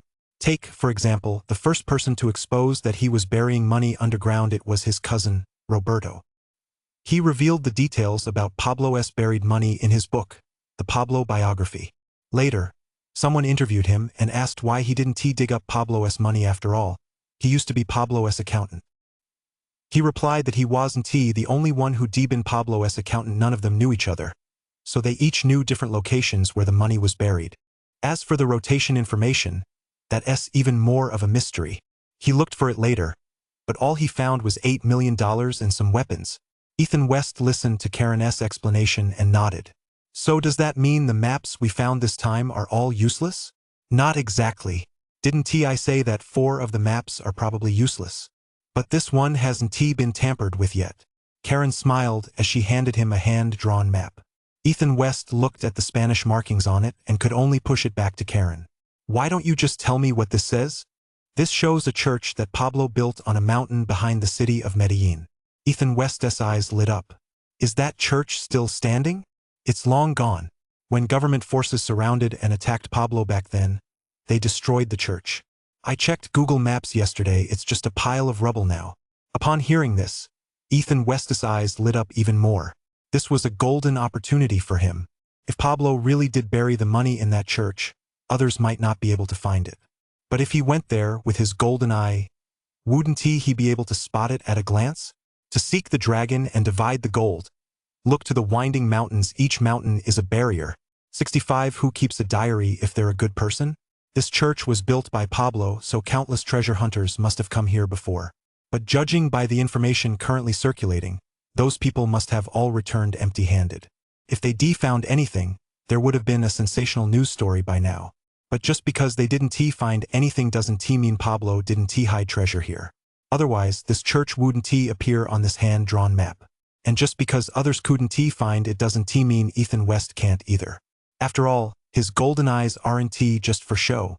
At that moment, the legendary Hubai suddenly popped into Ethan West's mind. He suddenly wondered if his eyes might also have the miraculous ability to seek the dragon and pinpoint the treasure site. This was an opportunity worth trying. Let us set aside some time to visit Colombia in the near future, Ethan West said eagerly, and Karen didn't object. She looked at Ethan West with a smile and said, "That's not the main point. I found some other information on these hand-drawn maps." Ethan West was taken aback. "Oh? What else did you find? Look at the footers of these maps, aren't they all marked with red XS?" Karen pointed to 4 of the hand-drawn maps as she spoke to Ethan West. Ethan West took a look and saw that they were indeed the sites Karen had mentioned that had already been excavated. This means that Alves had already conducted an investigation here before. He must have cross-referenced them with Google Maps and realized these 4 locations no longer exist. And his investigation didn't stop there. Look at the back of this sketch, there are some of his notes. As she spoke, Karen flipped over the sketch featuring the church. Ethan West saw that the back of the sketch was covered with a long string of Spanish text. Since he couldn't read Spanish, he hadn't paid much attention to the meaning of these words before. He had even assumed they were written by the person who originally drew the sketches. "What does this say?" Ethan West asked with great interest, and Karen translated it for him word for word. "According to what I've learned, the target has far more than just these 15 sketches in his possession. Before he retired, he had a heated argument with his partner. Rumor has it that he snatched at least 50 pages of sketches from his partner. Unfortunately, this time Antonio and his crew only managed to take 15 from this old man. What's even more infuriating is that they actually killed the old guy. Those reckless idiots, and he only gave me 5 sketches, on top of making me shell out $500 for them. Damn bastard. I curse him to hell. Luckily, I've already tracked down the old man's address in San Francisco, XXX Road, XXX. Looks like I'll be paying him a visit in a few days." After Karen finished translating, Ethan West finally understood. It turned out that the unlucky double-flower red stick was named Antonio. And judging by the meaning of Alves's handwritten diary entry, this Antonio had gone to rob that former FBI agent, Tyrone. It was still intelligence provided by him, but this Antonio had no sense of honor. After pulling it off, he actually demanded that Alves pay him to buy the map back. And Alves was a real unlucky guy, too. Not only was he double-crossed by his own cousin, but in the end, he even died indirectly at the hands of that same cousin. All that investigative work he'd done essentially ended up benefiting someone else. Why do these 2 guys both like to keep diaries? Who in their right mind keeps a diary these days? But these 2 really aren't exactly good people, are they? Ethan West quipped. Karen, however, replied seriously, "That's because neither of them has a good memory. Gang members like them usually have a habit of using drugs. The other day, when Alves was being carried away, an arm just fell out. I saw his arm was covered in needle marks. If they don't write things down, they can't even remember them themselves." Ethan West nodded. He thought Karen made a good point. With U.S. capital turning a blind eye to drugs, the substance is now becoming rampant across the country. In the downtown areas of many cities, there are even dedicated places, and the air is thick with the smell of weed. Still, thanks to these 2 guys' diaries, they managed to piece together a rough picture of what happened. Does this Tyrone have a place in San Francisco? Wasn't he robbed and killed in Los Angeles? Ethan West raised another question. Karen looked at him and said, "It's true that Tyrone was killed in Los Angeles, but no one ever said he lived there, did they? I did some research. His family actually lives in San Francisco." As Karen spoke, she pulled up a newspaper from a few days ago on her tablet. The newspaper happened to carry a report on Tyrone's murder.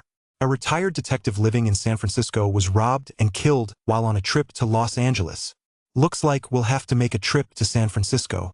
After reading the article, Ethan West nodded. Karen, of course, wholeheartedly agreed with his suggestion. Just then, Ethan West's phone rang. He picked it up to check. It turned out to be a call from Blake Hart, Yang Chenshan's son. The kid was certainly eager to pick up his shipment. After his father successfully acquired that strong jar yesterday, the kid had set out from San Francisco first thing in the morning. He was already nearing Irvine by now, so Ethan West arranged a time to meet him. About half an hour later, he arrived at the shop. Since their previous transaction, the 2 had become somewhat familiar with each other. After a brief exchange of pleasantries, Ethan West led him to the back. The zhuang vase was already sitting on the table, and Blake Hart didn't stand on ceremony. He walked right up to it and began a thorough inspection of the vase. He examined it carefully from top to bottom, inside and out. Then he turned on the video feed to give his old man a detailed demonstration. More than half an hour passed, and both father and son confirmed beyond a doubt that the zhuang vase was the real deal. They then carefully packed the vase away and wrapped it up. Blake Hart transferred the remaining $35,000 to Ethan West's account. "All right, what about the tip?" Ethan West asked Blake Hart after confirming the funds had been deposited. Yesterday, that zhuang vase had finally sold for $90,000, yet Yang Qianshan had paid only $75,000. This meant he spent $15,000 to buy this piece of information. So he took it very seriously. "Uncle Chun, I've received word that he Xiaohe is coming to San Francisco soon." "Oh? When?" Upon hearing this, Ethan West couldn't help but raise an eyebrow. This information was truly crucial. If he could track down this he Xiaohe, he could find his father and, in turn, find out how they scammed his own dad. He might even have a chance to recover some of his father's losses from this father-son duo. A week ago, he contacted me and said he was coming to San Francisco for a visit. I asked him when he'd arrive, and he said he wasn't sure, but it should be this weekend. I've already made plans to meet him for dinner. We'll see each other then. "I'll text you," Blake Hart said to Zhou Ping'en, who couldn't help but furrow his brow into a river shape. It was hard to tell whether this was true or false. If Blake Hart was pulling his leg, didn't that mean he'd spent $15,000 on a false lead? And that entrepreneur from Shanghai had offered as much as $88,000 for this tip. If Blake Hart was pulling his leg, that meant he'd lost at least $13,000. He looked up at Blake Hart. The young man was quite sharp as soon as he caught his gaze. He knew exactly what was worrying him. "Uncle Chun, I'll write you an IOU for $15,000. If, in a few days, the tip I gave you turns out to be true, then this $15,000 will be written off." 66 trip to San Francisco. Since Blake Hart had already made his position clear, what else could Ethan West say? "All right, let us do it that way." Without another word, Blake Hart wrote him an IOU right then and there. He also repeatedly assured him that as soon as he met he Xiaohe in a couple of days, he'd let him know. After Blake Hart left, Ethan West turned to look at Karen. Having spent time together recently, Karen had gained a general understanding of Ethan West's family situation. She also knew he was currently investigating the case of his father being scammed. "I'm going to San Francisco for a few days," Ethan West told Karen, though he actually felt somewhat conflicted. He hoped Karen would go with him, but he was also worried that this trip might be dangerous. After all, he Xiaohe's father was a fraudster, so there was no way he wouldn't have taken precautions. So he didn't know what might happen if he ran into he Xiaohe. If he took Karen along, there was a good chance he'd put her in danger too. But to his surprise, Karen flashed a toothy smile as soon as she heard this. "I haven't been to San Francisco in ages. I've actually been wanting to go there. Besides, even if it's just for those sketches of Terran-S, I have to go take a look," Karen said, holding up the sketches in her hand. Ethan West smiled. "All right then, let us head out in a bit." If she was willing to share both the good times and the bad with him, why should he be so picky? "No problem." The two quickly packed their bags, and then Karen locked up the store. They got into Ethan West's Ford pickup truck. Ever since they bought this truck, they used it for all their long-distance trips. As for Karen's Tesla, it had basically become just a car for running errands. They only drove the Tesla for shorter trips. The total distance from Los Angeles to San Francisco was 615 kilometers. If they took Highway 101 along the coast, they could enjoy the scenic views all the way. This route was also a popular choice for road trips. Fortunately, it wasn't a holiday, so there wasn't much traffic on the road. Ethan West drove at breakneck speed, practically pushing the speed limit to the max. As a result, he reached downtown San Francisco in just 5 hours, barely taking in any of the scenery along the way. Upon arriving in San Francisco, Ethan West headed straight for the city's south most famous street, Los Angeles Avenue. This east-west street runs right through the heart of downtown San Francisco. It's also San Francisco's south most famous street, the one that frequently appears in Hollywood blockbusters. It's the winding, undulating street with cable cars running along it, offering views of the ocean. The two found a hotel on the street to stay at, then headed out to find something to eat. Having come to San Francisco, they naturally wanted to sample the local specialties. And San Francisco's most famous local specialty is, of course, seafood. When it comes to eating seafood in San Francisco, the most famous spot is undoubtedly the local Fisherman's Wharf. Ethan West had been there once before on vacation with Yang Qian. So this time he led the way, and they quickly arrived at Fisherman's Wharf. Right by the wharf is a restaurant called the Crab House, one of the city's famous local eateries. The restaurant's name is straightforward, and the menu is equally simple. Seafood is the specialty, and since it wasn't a holiday, no reservation was needed. When the two arrived, the restaurant had just opened for dinner, so they walked right in. They were the first customers of the night, and the young waiter led them straight to a table by the window. Ethan West asked for a menu, glanced at it, and decided to just go with the set meal. A jewel crab set meal, plus 2 servings of the area's most famous cream clam chowder. Before long, the jewel crab set meal was brought out on a huge metal platter a meter long. On one end of the platter were shelled jewel crabs, along with 12 peeled jumbo shrimp and a dozen mussels. As for the creamy clam chowder, it came in the form of 2 round loaves of bread served on a plate. Lifting the bread lids revealed the thick soup nestled inside the hollowed-out centers. This feast alone cost $180 with the tip. It would easily exceed 200 yuan. In the past, Ethan West might have had to think twice. But now, he didn't even bat an eye when ordering. He started with a shrimp, grilled to perfection on a cast-iron griddle. It didn't have much flavor on its own, but it was made with quality ingredients. The meat was fresh and firm. Once dipped in the 2 complimentary sauces provided by the restaurant, the subtle flavor really came through. The king crab was nothing fancy, just big and substantial. As soon as you cracked open the claws, they were packed full of crab meat. You didn't even need any sauce. One bite was incredibly sweet and fresh. I have to say, the seafood here in the US is truly high quality and tastes really good. With the jumbo shrimp and king crab, Ethan West couldn't even be bothered to eat the mussels. I lifted the bread lid and took another sip of that creamy clam chowder. The flavor was truly rich and full-bodied. One word: delicious. The soup contained mushrooms and clam meat, which had a satisfying chew and a fresh, sweet taste. This dish is one of San Francisco's most famous specialties. Almost every local restaurant serves it. But this place probably does it with a unique twist. That's because they're incredibly generous with the ingredients. There's a huge amount of clam meat in the soup. Take a sip of the soup, then dip a piece of bread into it. The bread has a slightly tangy flavor when soaked in the creamy broth. It starts off tangy and then becomes fragrant. The texture is truly wonderful and unique. Ethan West found himself liking it more and more as he ate. It wasn't until he'd eaten more than half of it that he realized this dish reminded him of the famous Chinese dish, mutton in flatbread soup. Both involve flatbread soaked in soup, though here the flatbread is made from leavened dough and baked. Plus, the broth is seafood-based. Fully sated, the 2 of them stuffed to the brim headed back to the hotel. American cities don't really have any impressive night views to begin with. On top of that, public safety has been particularly chaotic in recent years. And since the 2 of them were strangers in a strange land, they didn't dare wander around outside at night. However, once back at the hotel, they weren't in a hurry to turn in early. Karen fiddled with her tablet for a while and finally found the information she was looking for. Tyrone's funeral will be held this Saturday morning at Cape Allen Cemetery. It turned out she had been looking for Tyrone's obituary. In the US, the custom of publishing obituaries in newspapers is still alive and well. Especially for prominent figures, an obituary is published in the newspaper after their death.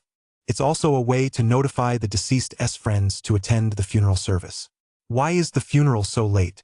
Hasn't he been dead for several days already? Ethan West asked, puzzled, and Karen rolled her eyes. He was murdered in Los Angeles. Didn't the police need to investigate? Repatriating the body and transporting it back to Los Angeles, all that takes time. It seemed Karen was very familiar with these American procedures. That makes sense. Ethan West nodded. What are you looking at now? At that moment, Karen leaned over to look at the tablet in his hands. Ethan West made no attempt to hide it. He smiled and pushed the tablet toward her. I'm looking at this. 67 people with money to burn. Tomorrow at 10 a.m., at 235, Columbia Road, the Arcadia Art Museum, a Chinese art auction? Karen blinked her big blue eyes as she looked at the tablet Ethan West had pushed toward her. Since we're already here, we might as well check out the local antique market, Ethan West said with a smile. Ever since he decided to come to San Francisco, Ethan West had been determined not to return empty-handed. Although the main purpose of this trip was to see He Xiaohe and visit Tyrone, He Xiaohe hadn't made any moves yet, and going to Tyrone's place would likely take a few days. So Ethan West figured he'd make the most of any spare time to check out the local antique market. San Francisco also has a very large flea market, similar in nature to the Rose Bowl flea market in Los Angeles. However, this market is in Alameda County, located in the Bay Area east of San Francisco. There's an Air Force base there, and the market is set up on a large open field right next to it. It's held once a month, on the first weekend of every month. Their timing was perfect, they'd be able to catch the flea market that very weekend. But with 2 or 3 days to spare before then, Ethan West didn't want to waste any time. On his way back from Fisherman's Wharf, he spotted an advertisement for an auction at the Arcadia Art Gallery on a streetlight pole. So as soon as he got back, he looked it up. In the US, there are all kinds of auctions. Every city hosts different auctions every day. They aren't necessarily all large-scale auctions like Sotheby's or Christie's. Some small and medium-sized antique shops and even thrift stores hold their own auctions as well. This Arcadia auction was organized by the art gallery itself. Ethan West looked it up and found that this art gallery was a long-established local antique shop. With nearly a century of history, it holds auctions from time to time based on the collections it acquires. This particular auction was dedicated exclusively to Chinese art. This piqued his keen interest. Early the next morning, he and Karen eagerly made their way to the venue. The auction was held right at the art gallery, which looked quite unassuming from the outside. The storefront wasn't very large, but the interior extended deep into the building, and there was a second floor as well. The auction was being held on the second floor. By the time the two of them arrived, there were already 20 or 30 people there. Ethan West glanced around. Almost everyone was Asian with yellow skin and black hair. It was obvious even to a fool that they were all expats living in the US. These days, foreigners are very savvy. They know that people from China are very keen on buying back their country's antiques that have ended up overseas. That's why they often hold specialized auctions like this, targeting Chinese buyers. And the prices are usually sky high. Ethan West had originally come hoping to snag a bargain. But when he saw that those 20 or 30 people were all his compatriots, his spirits immediately took a nosedive. Ladies and gentlemen, welcome to Arcadia. With most of the guests in attendance, the auctioneer began. The first lot was a Qing Dynasty enameled lotus pattern bowl. The bowl was beautiful, a true gem with great potential. But the starting bid was set at $30,000, which Ethan West found a bit ridiculous. The bowl was worth that much at most, yet the starting bid was set at $30,000. It was clearly treating the entire room like suckers. However, even though he lost interest in the bowl, the others were fiercely competitive. In no time at all, the bowl went under the hammer for $50,000. To Ethan West, this was nothing short of people with money to burn. Sure, it was a nice piece, but that kind of irrational spending was over the top, wasn't it? Yet the guy who won the bid looked absolutely smug. The next few lots were much the same, and Ethan West lost interest after just a few glances. Eventually, he stopped watching altogether and simply took Karen and left the auction hall. What's wrong? Do you think there's something wrong with those antiques? Seeing that he looked displeased, Karen asked tentatively. The antiques themselves are fine, they're just not worth that much. As soon as he said that, Karen understood immediately. Well, never mind. Let us go explore the city. What attractions are there in San Francisco worth seeing? Ethan West asked. Karen laughed heartily. Since we're in San Francisco, how could we not visit the Asian Art Museum? The Asian Art Museum? That's right. It's one of the top 3 museums worth visiting in the entire US. Let us go. I'll show you something amazing. Karen pulled Ethan West toward the car. The museum was located at 200 Larkin Street, right across from City Hall. Karen was driving, and Ethan West had been looking up information about the museum the whole way there. The museum was founded by a Chicago tycoon, Ari Brandich. During his lifetime, he was a passionate enthusiast and major collector of Asian art. In 1959, he donated his entire collection of over 7,000 pieces of Asian art to the city of San Francisco. To manage these collections, the city of San Francisco built this museum specifically for that purpose. Since then, the museum has received numerous additional donations, in addition to its own acquisitions over the years. It has thus become the museum with the largest collection of Asian antiquities outside of Asia itself. In total, it houses more than 12,000 Asian artifacts, the majority of which, naturally, come from the Land of the Dragon. Among them are over 2,000 pieces of porcelain from the Land of the Dragon, more than 1,200 pieces of jade, and over 800 bronze artifacts. Many of these are unique pieces not found even within China. If brought back to China, they would undoubtedly be classified as national treasures. After reviewing this information, Ethan West couldn't help but feel a mix of emotions. Upon arriving near the museum, the two parked their car and spent $50 on 2 admission tickets. They entered the museum, and the moment he stepped inside, Ethan West felt like Grandma Lou visiting the Grandview Garden. The collection was simply overwhelming, and as he scanned the room, his eyes were met with a dazzling array of colors and precious objects. Red, yellow, blue, green, purple, and black, it all quickly dazzled his eyes. The gloomy mood he'd been in on the way there vanished instantly. What made him even happier was that every time he gazed upon the shimmering splendor of those treasures, he felt a subtle coolness in his eyes, as if the radiance were nourishing and caring for them. And after this nourishment, his vision seemed to become even clearer and more penetrating. For instance, he had previously been able to read small print 50 meters away without any aids. But now, he felt his range of clear vision had extended to 100 meters. This made Ethan West focus even more intently on the exhibits. He was lucky today a new batch of exhibits had just been put on display.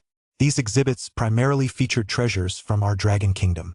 Among them, the most renowned was, of course, the famous Shao Chun Gui Shizun, 68 meeting an old friend in a foreign land. It's actually just a charmingly endearing rhino-shaped vessel, but it's the museum's crown jewel because it's actually a Shang Dynasty bronze artifact. Ethan West walked up to the display case, where the bronze vessel was prominently displayed in the center of the bronze artifact section. It was simply covered by a glass dome, allowing visitors to get a close-up view of the vessel. Below the glass case was a brief description in English. Wow! So this is the museum's crown jewel. Karen gazed at the bronze vessel inside and let out a sigh of admiration. Ethan West, meanwhile, looked at the bronze vessel in the glass case. What others couldn't see was the intense blue glow emanating from it. This blue light was soothing his eyes as it was absorbed by his eyes. He felt waves of coolness wash over them. The radiant splendor emanating from this antique was actually refining his superpowers. Ethan West was both stunned and overcome with elation. However, he didn't have time to dwell on it. Just then he focused his gaze intently on the vase. The vessel was roughly 20-odd centimeters tall and nearly 40 centimeters long. It appeared quite large, and the rhinoceros design was incredibly lifelike, even giving off a somewhat endearing, good-natured vibe. That Shang Dynasty artisans could craft a rhinoceros vessel with such magical artistry truly made him marvel at the craftsmanship of the ancient sages. The reason this object is called a zun is that the back of this bronze vessel is open. The rhino was hollow inside. It was originally supposed to have a lid, but the lid was clearly missing. What was even more amazing was that there were actually more than a dozen characters engraved on the bottom of the zun. Next to the display case for this zun was an LCD screen showing photos of the zun from various angles. Among them is a top-down shot, which allows you to see the characters engraved on the bottom of the zun. Karen leaned over the screen, studying the inscriptions on the zun's base. Richie, what do these characters mean? Although these characters differ somewhat from modern Chinese characters, Ethan West could make them out, along with the modern translation provided beside them. The general meaning is that, during the campaign against the Yifang on the day of Ding Si, the Shang king toured a fortress called Kuei. In ancient Longwa, Kuei meant rhinoceros, indicating that the area was rich in rhinoceroses. Here, the Shang king bestowed Kuei Bei upon his humble minister Yu, and Kuei Bei refers to this very bronze artifact. Ethan West explained the meaning of these characters to Karen. Karen couldn't help but exclaim, "Wow! I never would have imagined that thousands of years ago, your Dragon Kingdom was already capable of producing such exquisite bronze artifacts. And to have such precise written records as well." These few sentences really struck a chord with Ethan West.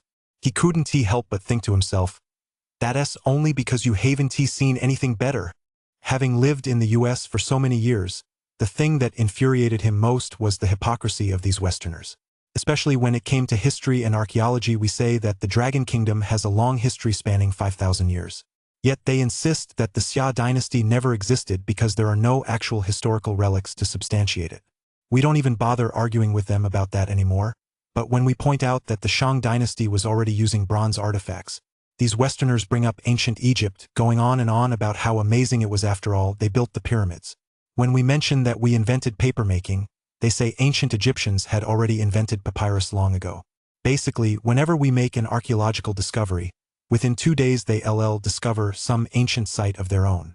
It may seem unrelated, but if you really think about it, they're deliberately trying to outdo us. They're determined to prove that their Western ancestors were just as impressive.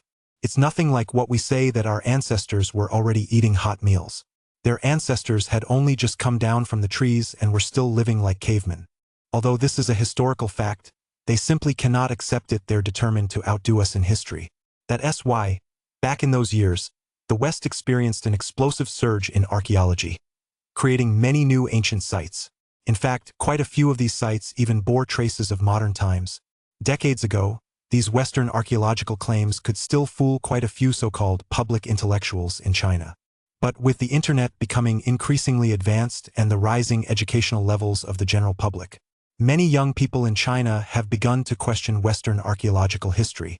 Take, for example, the Sumerian civilization, which is mythologized in Western history, and many of the ancient sites of the Mesopotamian civilization. Many young people today suspect that these are the result of archaeological fraud by Westerners. Ethan West is one of them, though naturally he wouldn't mention any of this to Karen. After examining this bronze vessel, the two of them began wandering around the museum. Although the museum houses over 10,000 artifacts, only 2,000 are on display at any given time. All exhibits are rotated on a regular basis. In addition to this crown jewel, the current exhibition features several other notable pieces. For example, the gilded bronze statue of Shakyamuni Buddha. This is actually the first dated gilt bronze Buddha statue in our country. Unfortunately, for some reason, it ended up overseas.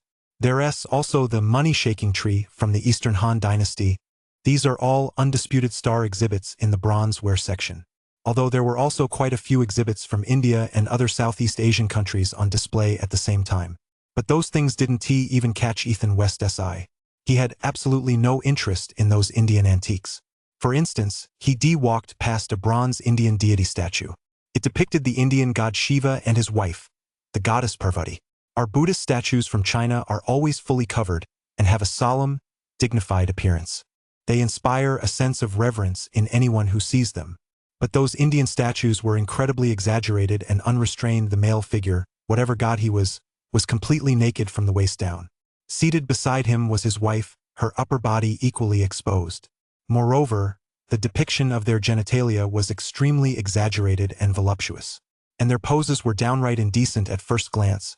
It looked like they were meditating. But this wasn't a meditation session, it was straight out of an adult film. Damn it, if this were back home, wouldn't that be a clear violation of the precepts?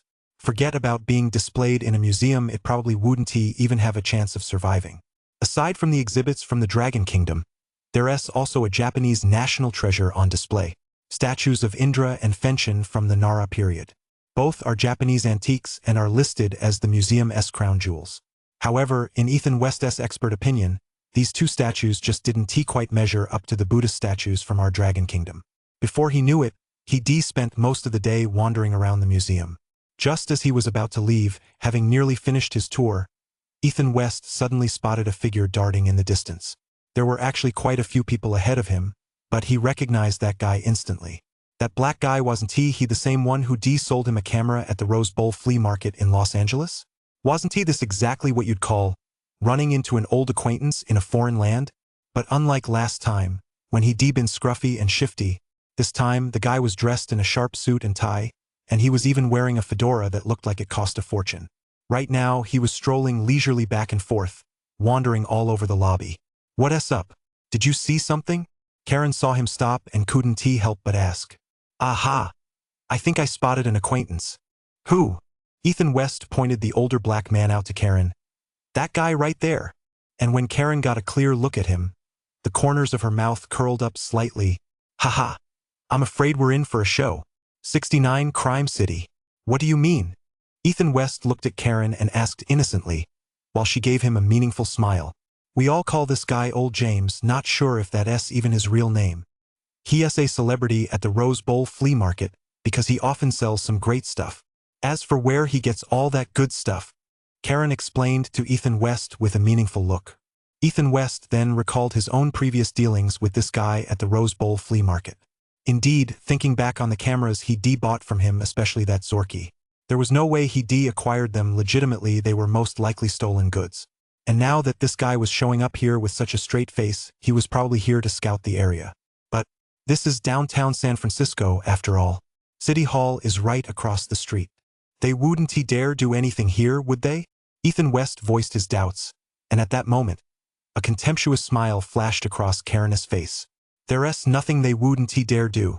Besides, do you think San Francisco today is the same as it used to be?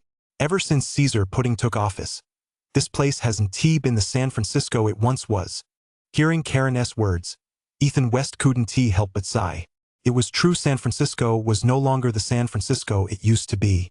As for this Caesar Pudding, he was a notorious figure in his own right.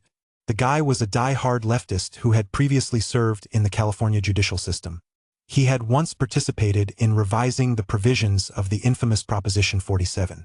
This law is notorious in California. Its main point is that, from now on, for cases involving amounts under $950, people shouldn't call the police. It's not considered a crime.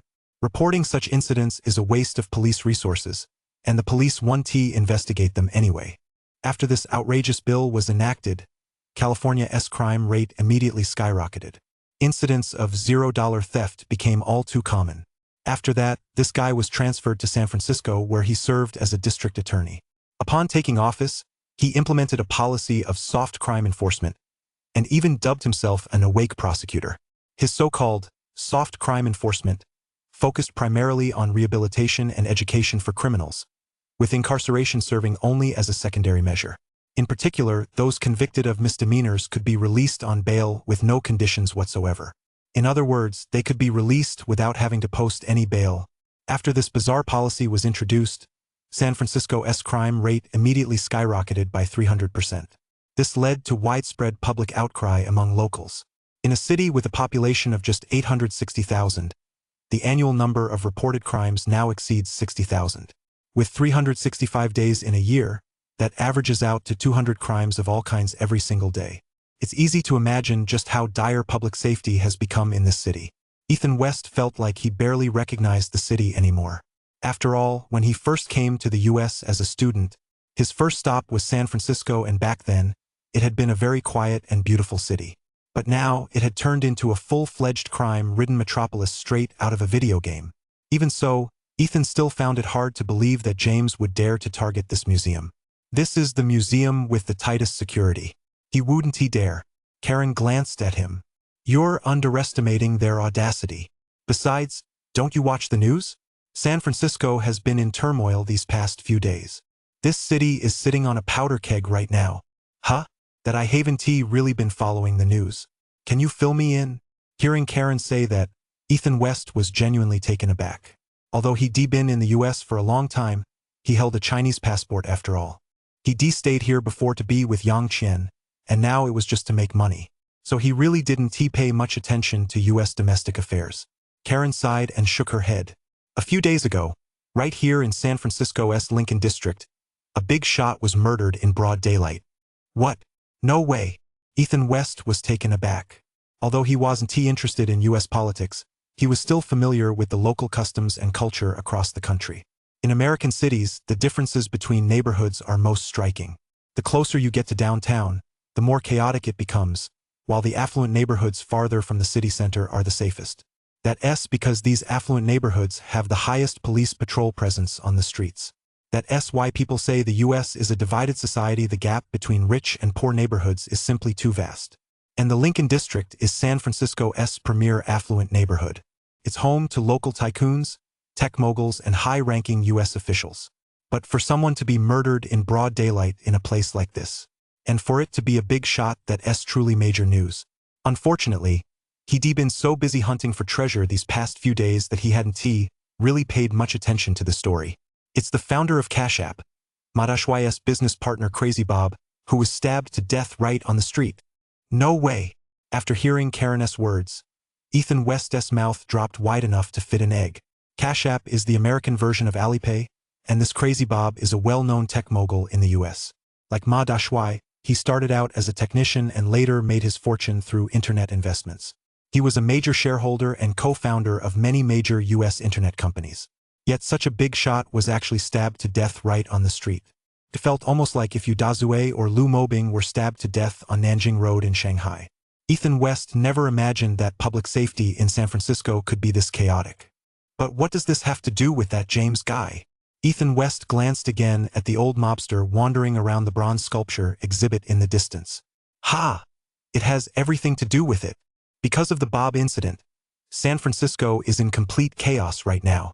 In the past few days, quite a few celebrities have started speaking out and berating the city government. So the city officials are under a lot of pressure. Almost all the police cars have been sent to the Lincoln District, that wealthy neighborhood, for fear that something might go wrong there. With all the police resources concentrated there, downtown will be even more understaffed. And this part of downtown is already a high crime area. So do you think it's a coincidence that this James showed up here right now? Karen looked at Ethan West as she spoke, and Ethan West also fell silent. However, as he glanced up at the museum teeming with people, he couldn't help but feel a sense of disbelief. We've seen enough, let us go. By now, Ethan West had lost interest in browsing, so he and Karen left the museum. Outside the museum, the streets were still bustling with traffic, and looking up, he saw the same blue sky dotted with white clouds. At first glance, it was a picture of peace and tranquility. But then he thought about what Karen had said, that something might be about to happen here. Ethan West couldn't help but curve the corners of his mouth upward. That seemed highly unlikely. 70. Turmoil breaks out. By the time they left the museum, it was already past 3 p.m. The two didn't go anywhere else. Instead, they headed straight back to the hotel. Ethan West wanted to return to wait for news from Blake Hart, and Karen needed to prepare for Saturday. After Tyrone's funeral on Saturday, there would be a memorial service that afternoon at Tyrone's old house. There would also be a family auction. Perhaps they could find something they wanted there. So the two planned to rest up and spend the next couple of days recuperating at the hotel. That evening, they had a light meal at the hotel and were just about to return to their room to rest, when they heard waves of commotion coming from the street outside, and the hotel security guards immediately locked the main doors. They then instructed everyone to return to their rooms, lock their doors, and not wander around. And under no circumstances should they leave the hotel. Ethan West and Karen hurried back to their room. When they turned on the TV, they finally understood what was happening. It turned out that protests had erupted in various parts of San Francisco. It turned out that on the very same day that Crazy Bob was stabbed to death in the street, in another neighborhood of San Francisco, a young black man named Paul Yar was shot. Here's what happened. He had gone to pick up his two younger brothers, whom he was looking after, to take them home. But he got the address wrong and knocked on the wrong door. The homeowner opened the door and, without a word, fired 2 shots at him. The first shot blew his head open, and then the shooter fired a second shot. The young black man was incredibly lucky he wasn't killed. Instead, he ran to a neighbor's house for help and was taken to the hospital. This incident caused quite a stir, as the young man came from a relatively well-off family. He was also a member of a renowned local symphony orchestra and had even caught the attention of Yale University and other prestigious institutions. He had already secured a scholarship. Who would have thought he'd be shot dead right on the street like that? Even more outrageous is that the police took the shooter to the station but released him in less than 24 hours. Furthermore, the local district attorney's office has no intention of pressing charges against him. This issue has already been a sensitive one over the past 2 years, and now this has happened. Considering that police resources have been concentrated in the affluent neighborhoods these past few days, the public's anger was instantly ignited, and sure enough, a crowd took to the streets tonight. Of course, at least half, if not more than half of them, were looting. On the TV news, Ethan West and Karen had already seen shopping malls in many neighborhoods being violently stormed. After smashing open doors and windows, they went inside to shop for free. Even more outrageous was the scene in downtown, right across from the museum they visited earlier that day. A huge crowd of protesters was storming City Hall. Quite a few were even spray painting graffiti on the stone columns at the entrance. The scene was simply outrageous. Ethan West had noticed changes in American society over the past 2 years, but this was truly the first time he witnessed a situation like this. That's because he previously lived mainly in Chinatown, and his social circle consisted mostly of Chinese people. To be honest, that community was relatively peaceful, and public safety in Chinatown was generally quite good. So he never actually seen a scene like this before. Today was the first time he encountered such chaos up close, especially since he'd been to this very spot earlier that day, and it had seemed so quiet and peaceful. Sure enough, this really is a surreal world, peaceful and serene by day, but transformed into a city of sin by night. Back at the museum, Karen had mentioned that trouble might be brewing, but he thought it impossible. Yet here he was, just one night later, proven wrong. But could this possibly have something to do with James? Surely he wasn't the one behind this farce? Ethan West's thoughts were running wild at that moment. Just then, Karen, standing beside him, suddenly let out a gasp. He turned to look at the TV. It turned out the police had intervened. Rows of officers clad in full riot gear surged out from behind City Hall, skillfully wielding their batons as they charged toward the protesters. The crowd immediately descended into chaos. Some fled, while others hurled bricks and tiles at the police. Soon, a large number of mounted police on tall horses charged directly into the crowd. The protesters seemed enraged. Some even threw Molotov cocktails at the police. The protest had escalated dramatically. Ethan West stared in disbelief at the TV footage as the clash between the two sides grew increasingly intense. At that moment, he couldn't help but ask, why was this happening? He even found himself wondering, what had driven the angry crowd to take to the streets? Overall, the police still held the upper hand, though the protesters were fighting their way back as they retreated. What had started as a peaceful street march had turned into a fierce skirmish between the two sides. Ethan West took out a bag of potato chips with great interest, but as he watched, he heard the commotion outside the window growing louder and louder. He and Karen got up and went to the window, and what they saw gave them both quite a shock. It turned out to be a crowd fleeing from City Hall, surging onto the street where their hotel was located. The street was already lined with shops, and those rioters began smashing and looting. Some stores without protective screens on their doors and windows had their glass shattered, and the rioters broke in to steal everything for free. Chaos erupted all around the street, and Ethan West and Karen could only stare at each other in disbelief. What on earth was going on? No wonder the hotel security had locked the main entrance so early on, right when the protests began. And they prohibited anyone from leaving the premises. Right now, their biggest worry was, what if the hotel came under attack? They were staying on the third floor of the hotel, which was a century-old building. It wasn't very large, but it was quite famous due to its long history. Ethan West couldn't resist stepping out of his room, only to find that all the doors on their floor were locked tight. He quietly made his way downstairs and saw more than a dozen armed security guards standing in the lobby. They were watching the hotel's main entrance and windows as if facing a major threat. The security grills outside the main entrance and windows had already been lowered, but judging by their expressions, they were still worried that someone might storm the hotel. As soon as Ethan West reached the staircase, he heard a loud thud that startled him. He looked up toward the entrance and saw that someone had smashed a trash can from the street into the hotel's front door. Fortunately, the security grills had already been lowered outside the entrance, otherwise, that single blow would have shattered the glass door. Just then, the hotel's security chief arrived at the entrance, brandishing a shotgun. Damn bastards. Open your dog eyes and take a good look. You'd better get the hell out of here. Anyone who dares come this way, I'll feed them a bullet. Perhaps his loud shouting had the desired effect, because after that, no one dared to come over here to try their luck anymore.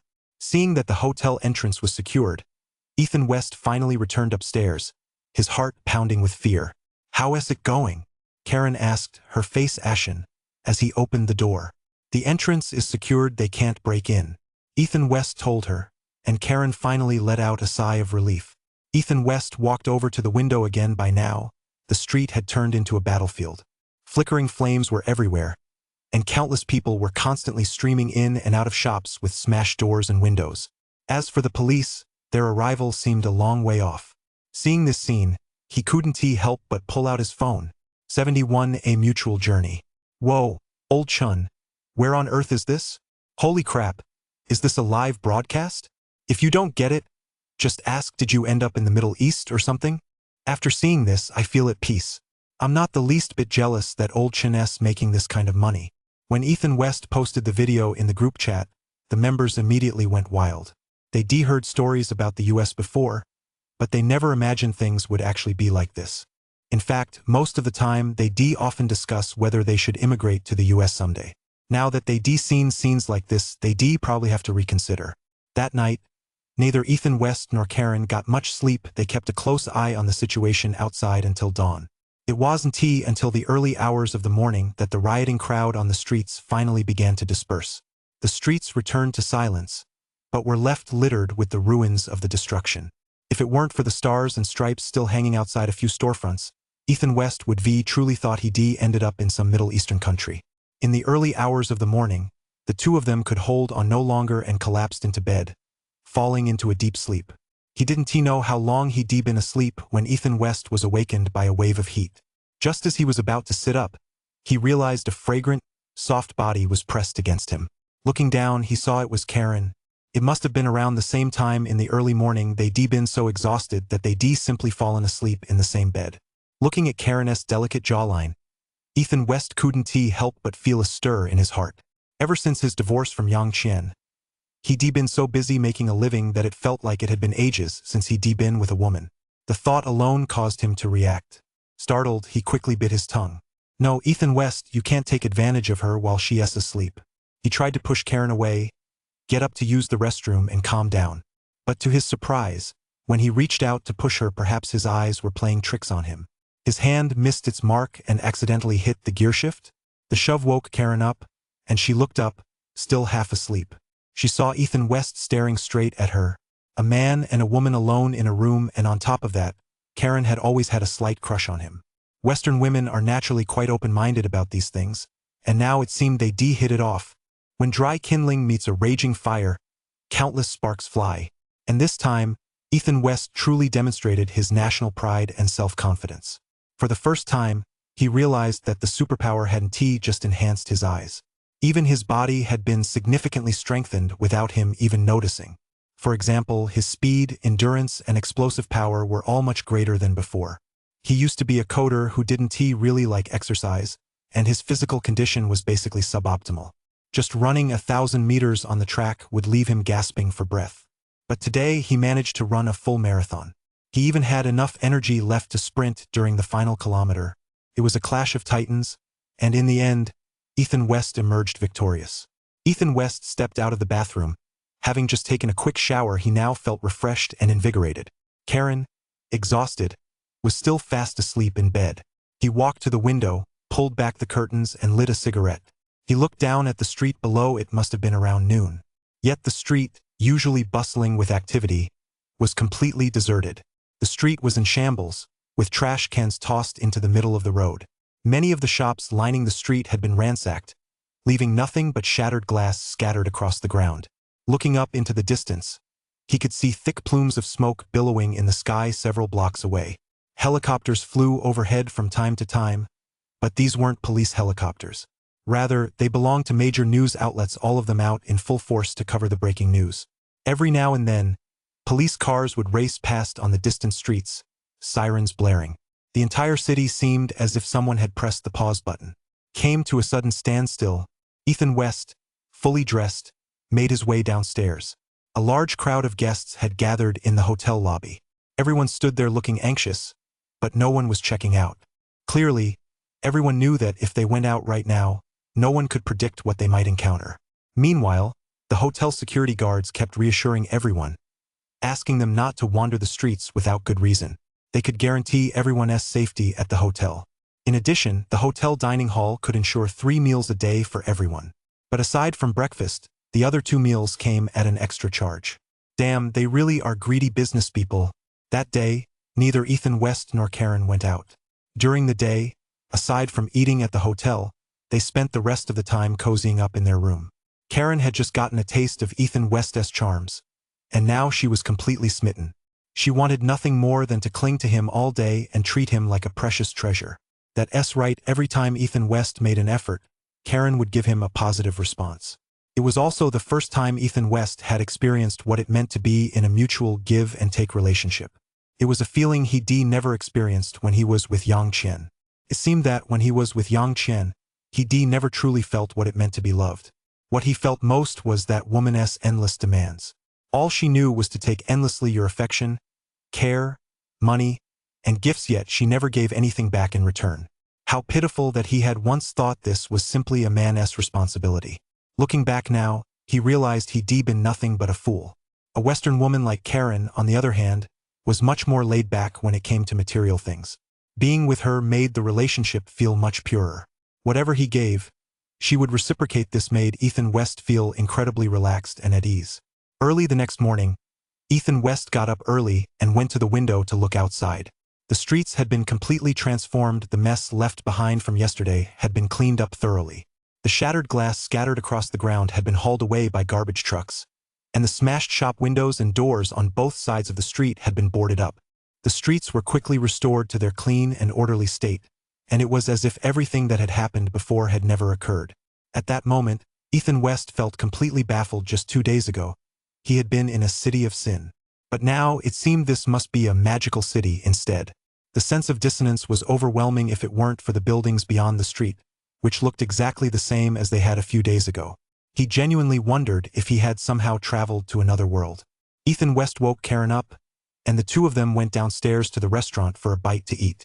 Then they retrieved their car from the underground garage and headed straight for the Bay Area. Their destination was Allen Point, located near Oakland Airport. This was where Tyrone was to be laid to rest today. After driving for over an hour, they finally arrived at the cemetery. By the time they got there, Tyrone's funeral had already begun. It was Ethan West's first time attending a Western-style funeral, and he was quite curious.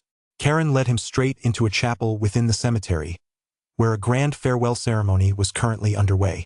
Tyrone's coffin was placed at the front, and close family and friends took the stage to deliver eulogies. It was just like the scenes he'd seen in movies. The memorial service lasted about half an hour. Then came the burial. There were about 70 or 80 people in attendance. The two of them blended in with the crowd and didn't stand out at all. However, when Tyrone's coffin was carried out of the chapel, Karen froze for a moment. She then tugged at Ethan West's sleeve. "Did you see that old man carrying the coffin?" 72 each with their own agenda. "What's up? Who's that old man?" Ethan West asked, looking at an elderly man carrying the coffin in the distance. Although the old man had gray hair, he was tall and burly. It was clear he took good care of himself and was in excellent shape. Although his face looked quite old, his physique didn't show his age at all. "That old man is Jasper." Ethan West was taken aback upon hearing this. "How do you know? Do you think all the research I've done these past few days was for nothing?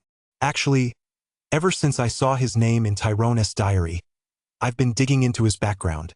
Ethan West looked over at Karen, just as her slightly smug gaze happened to meet his. "You're amazing." Ethan West offered his praise, and Karen immediately broke into a radiant smile. Foreigners' emotions really are that simple. However, their banter made those around them feel uncomfortable. A few elderly men and women nearby couldn't help but give them strange looks. Only then did the two of them remember that they were there to attend a funeral. They quickly put away their smiles and fell silent. The funeral ended quickly, but Tyrone's son stepped forward. He invited everyone to his father's house, where a buffet would be served. Here in the US, it's customary to host a meal after a funeral. Unlike in our culture, though, they usually don't go to a restaurant, they hold it at home. The host prepares a few dishes, while the rest of the food is brought by relatives and friends. Mostly cakes, pastries, and the like. The two didn't think much of it and simply followed along. Tyrone's house wasn't far from the cemetery. It was also in the Bay Area. On a small hill overlooking the Pacific Ocean, it wasn't exactly a mansion, but it was a high-end community with a nice setting. When they arrived, the house was already packed with nearly 100 people. These people weren't just Tyrone's relatives and friends. Quite a few had come specifically to attend the family auction that was about to take place. The relatives and friends knew what was about to happen, so none of them went inside the house. Outside the house was a large lawn. Tyrone's family had set up a canopy on the lawn and arranged several tables with light refreshments and pastries. Family and friends attending the memorial service could gather here to catch up and chat. Those who had come for the family auction, on the other hand, went straight inside to browse for items that caught their eye. The two groups kept to their respective areas without disturbing one another. Ethan West and Karen went straight inside. The house had 2 stories. The living room on the first floor was spacious, measuring over 50 square meters. The sofas and coffee tables had been cleared out of the living room and replaced with several long tables. These were piled high with all sorts of items for sale: books, small ornaments, tea sets, and tools like hand drills and hammers. Ethan West glanced over the items and shook his head. These auction items were far inferior to those at the estate sale he'd attended earlier in Los Angeles. There wasn't a single valuable item among them. But this was consistent with Tyrone's background after all. He'd been just a police detective in life, not a millionaire. However, Ethan West soon remembered the real reason for his visit. He hadn't actually come for the auction, he was here to find the map. He pretended to wander around the living room, but didn't spot any valuable treasures. As for the 50 hand-drawn maps Alves had mentioned, needless to say, they weren't even among the items up for auction. While pretending to look for the restroom on the first floor, he secretly slipped into a few rooms. After scanning those rooms, he came up empty-handed once again. He wondered if Tyrone's family had moved all his important belongings to the second floor. He glanced out the door and saw Tyrone's family mingling with friends and relatives on the lawn. He gave Karen a nod, then quietly made his way up to the second floor. The second floor had 3 bedrooms and a study, and the entire floor was deserted. He hurried straight to the 3 bedrooms, gave them a quick once-over, but didn't spot anything valuable. It seemed the hand-drawn map wasn't hidden in the bedrooms. Could it be in the study? Just as he was about to head toward the study, he heard footsteps coming from the stairwell. His heart skipped a beat, and he quickly ducked into a closet in one of the bedrooms. Then he heard hurried footsteps pass by the bedroom door, followed by the sound of someone bursting into the study. Noises of rummaging came from inside the study clearly. Someone was searching for something. Just then, footsteps sounded again from downstairs. The noise from the study next door paused. Then the person inside hurried out and dashed straight into the adjacent bathroom. Samanko? Are you upstairs? A man's voice came from the top of the stairs, one Ethan West recognized all too well. It was the voice of Tyrone's son, and then the sound of a toilet flushing came from the bathroom next door. The door opened, and a booming voice called out, "Sorry, Alan. The bathroom downstairs was occupied just now, so I used the one upstairs. You don't mind, do you?" "Ha, of course not. Sam, they're waiting for you to give your speech." The two voices gradually faded into the distance, and Ethan West crawled out from behind the wardrobe. He glanced toward the staircase and saw Tyrone's son, Alan, and Jasper with their arms around each other's shoulders. Although the two seemed close, Ethan West knew they were both up to something. Neither the old man nor the young man was one to be taken lightly. Ethan West turned and slipped into Tyrone's study, which had clearly been ransacked. So Jasper must not have found what he was looking for. Ethan West stood in the doorway and scanned the room, but didn't spot any glittering treasures. Could it be that Tyrone hadn't hidden the hand-drawn maps here? Or did he not even have them in the first place? No, he definitely had them. If he didn't, Jasper wouldn't have sneaked up here to search. But if the rumor was true, Tyrone had snatched 50 copies of the hand-drawn maps from Jasper. Where could he have hidden the maps?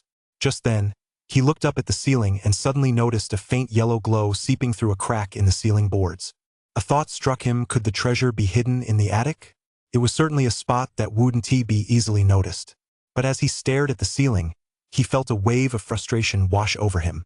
The ceiling was very high. He'd need a ladder to get up there. But this was someone else's house, and there were a whole bunch of people still outside. Where was he supposed to find a ladder?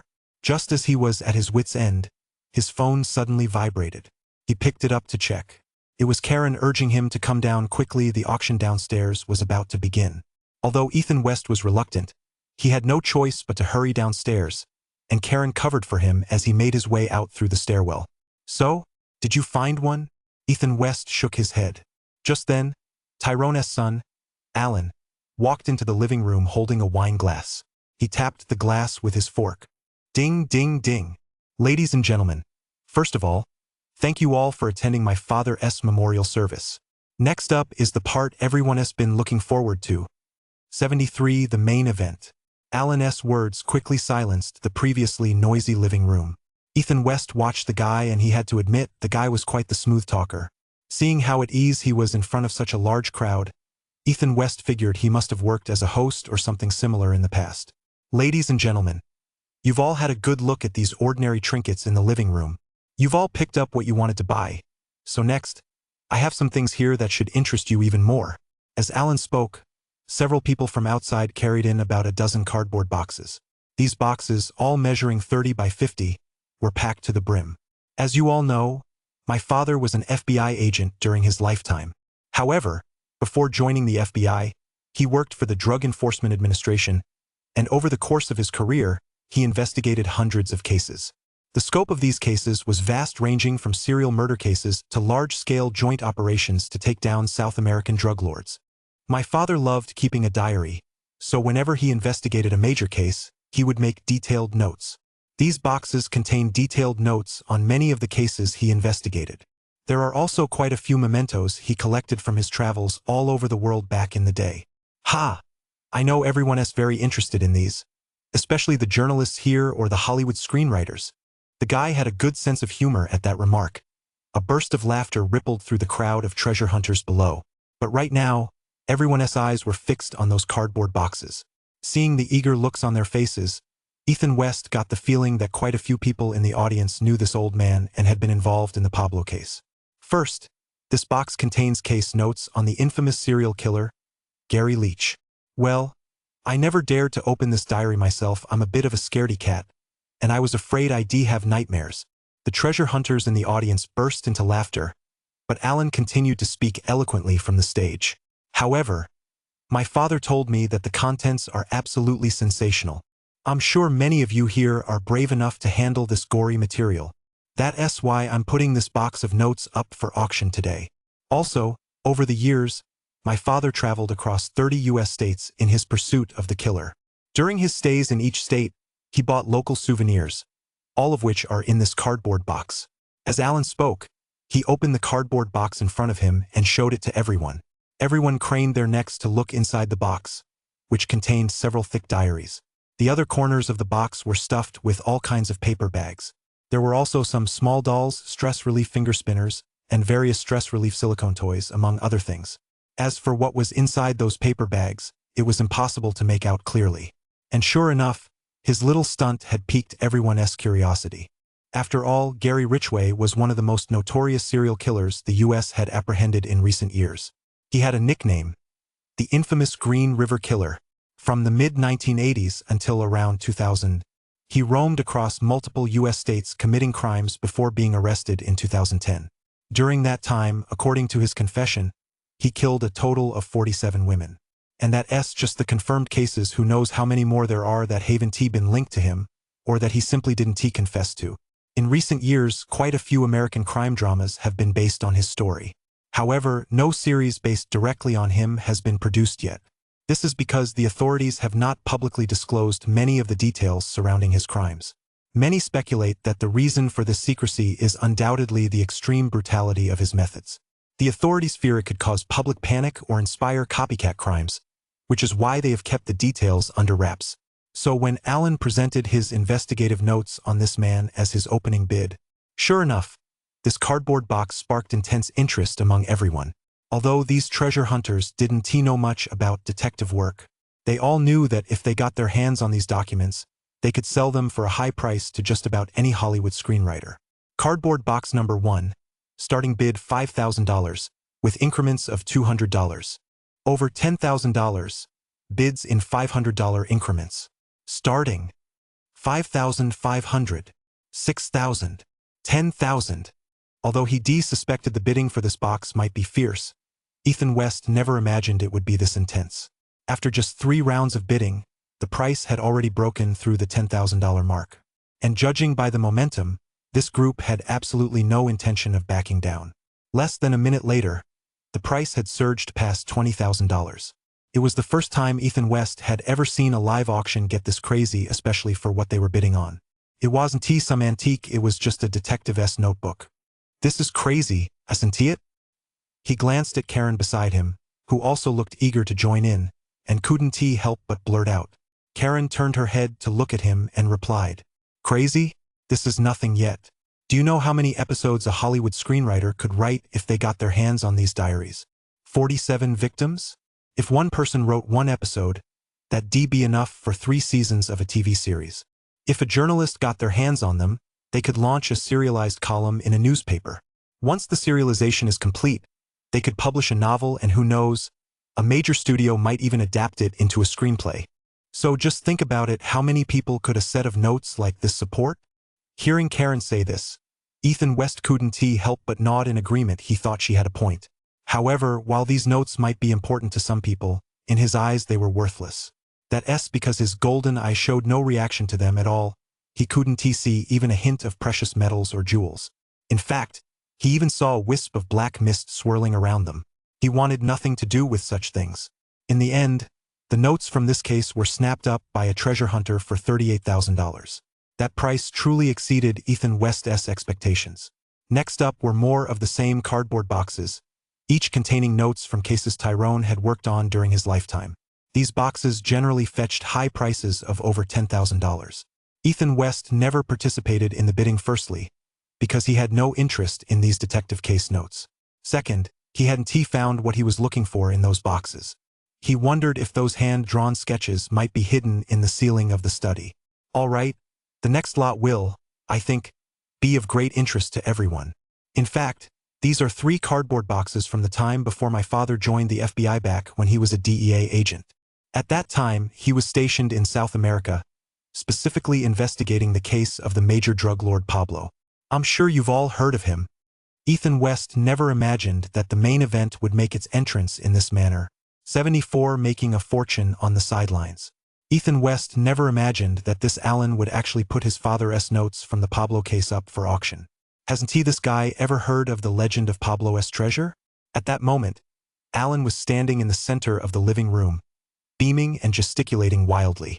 My father's habit of keeping notes dates back to his time in South America. Although everyone has learned quite a bit about Pablo through various movies and TV shows, I think there are still many details that most people probably don't know, right? And those details are all in my father's diaries. To be honest, I really regret not majoring in literature when I was in college. Otherwise, just with this material alone, I don't know how many novels I could have written. The treasure hunters around him burst into laughter again. Then the guy gave everyone a provocative wink. Of course, I know you're all more interested in some other things about Pablo, but as for those clues, you'll have to uncover them yourselves. All right, these 3 trunks have a starting bid of $30,000, with increments of $500. Let us begin. Watching Alan expertly announce the auction rules, Ethan West got the impression that this guy had not only worked as a host before, but had likely served as an auctioneer as well.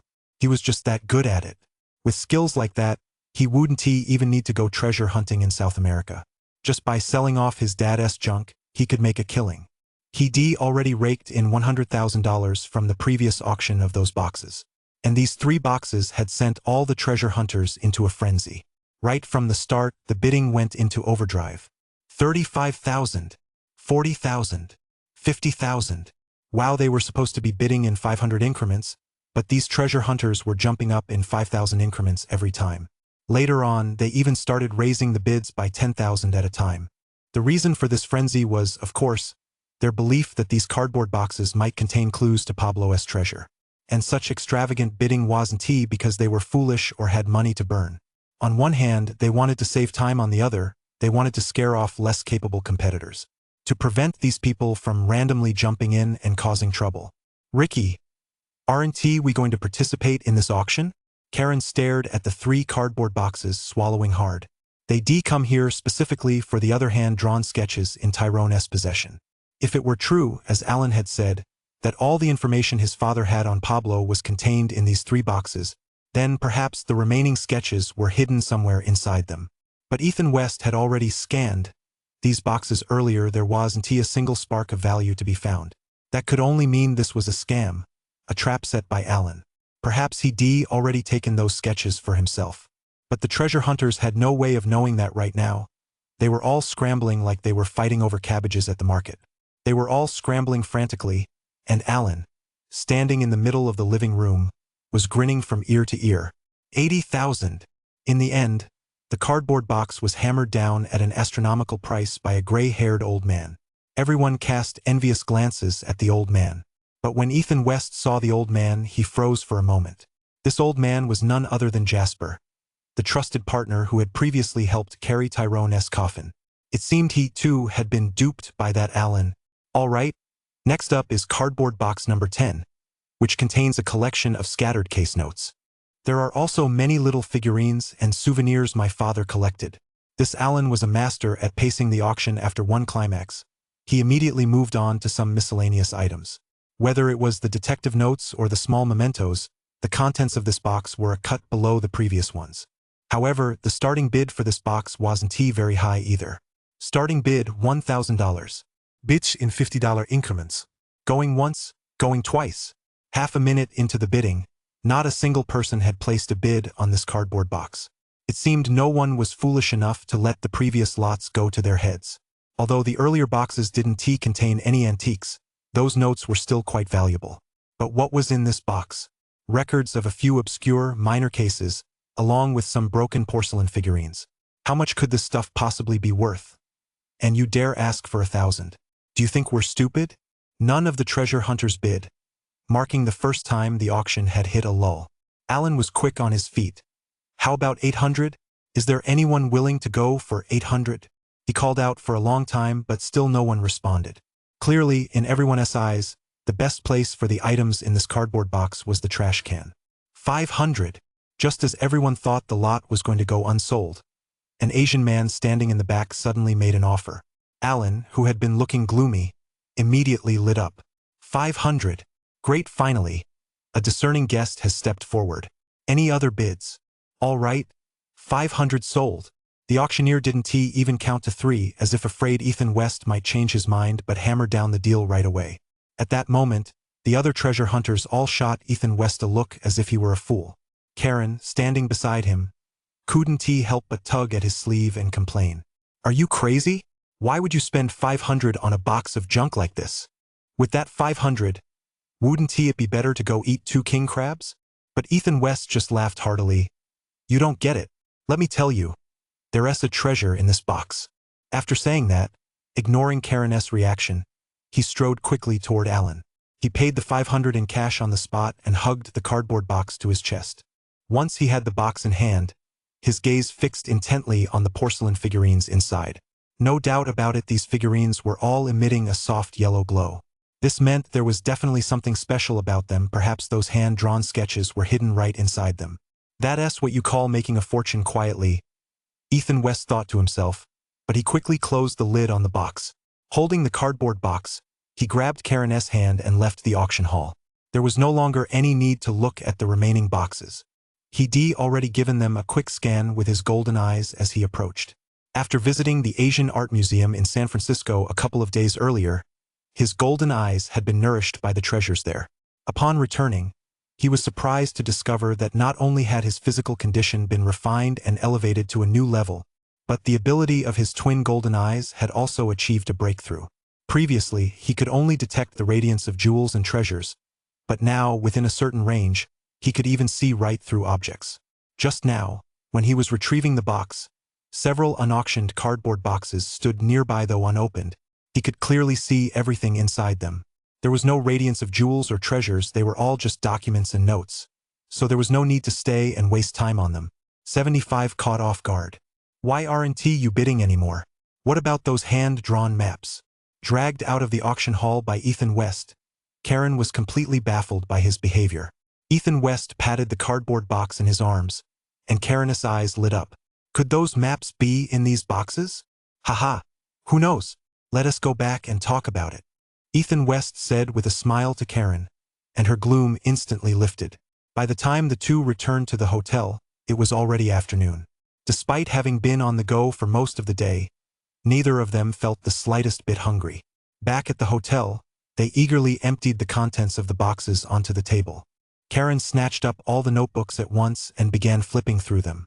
As far as she was concerned, if Tyrone really wanted to hide those hand-drawn sketches, he would definitely have tucked them away among these diaries. But Ethan West knew that the real treasures in the box were actually those dolls. However, he couldn't very well go around smashing all those dolls to pieces. So he had no choice but to put on an act, holding the dolls in his palms as he examined them. As he examined them, he actually began to notice something. Just by picking them up, he could feel that these dolls were heavy and substantial. It seemed as though this was simply because they were made of coarse porcelain, making them particularly bulky. But in reality, as far as he could tell, there was more to it than met the eye. At first glance, these porcelain dolls were clearly homemade, far from being valuable. They weren't even in good condition. They were about the same quality as the figurines young people back home might make for fun at a pottery studio. There was no artistic merit to speak of. They were merely sentimental keepsakes for a specific group of people. There were 5 figurines in total: a man, a woman, and 3 children.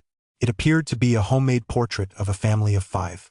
If you treated them merely as porcelain figurines, you certainly wouldn't notice anything suspicious. But to Ethan West, the secret hidden within these figurines was already laid bare before his golden eye.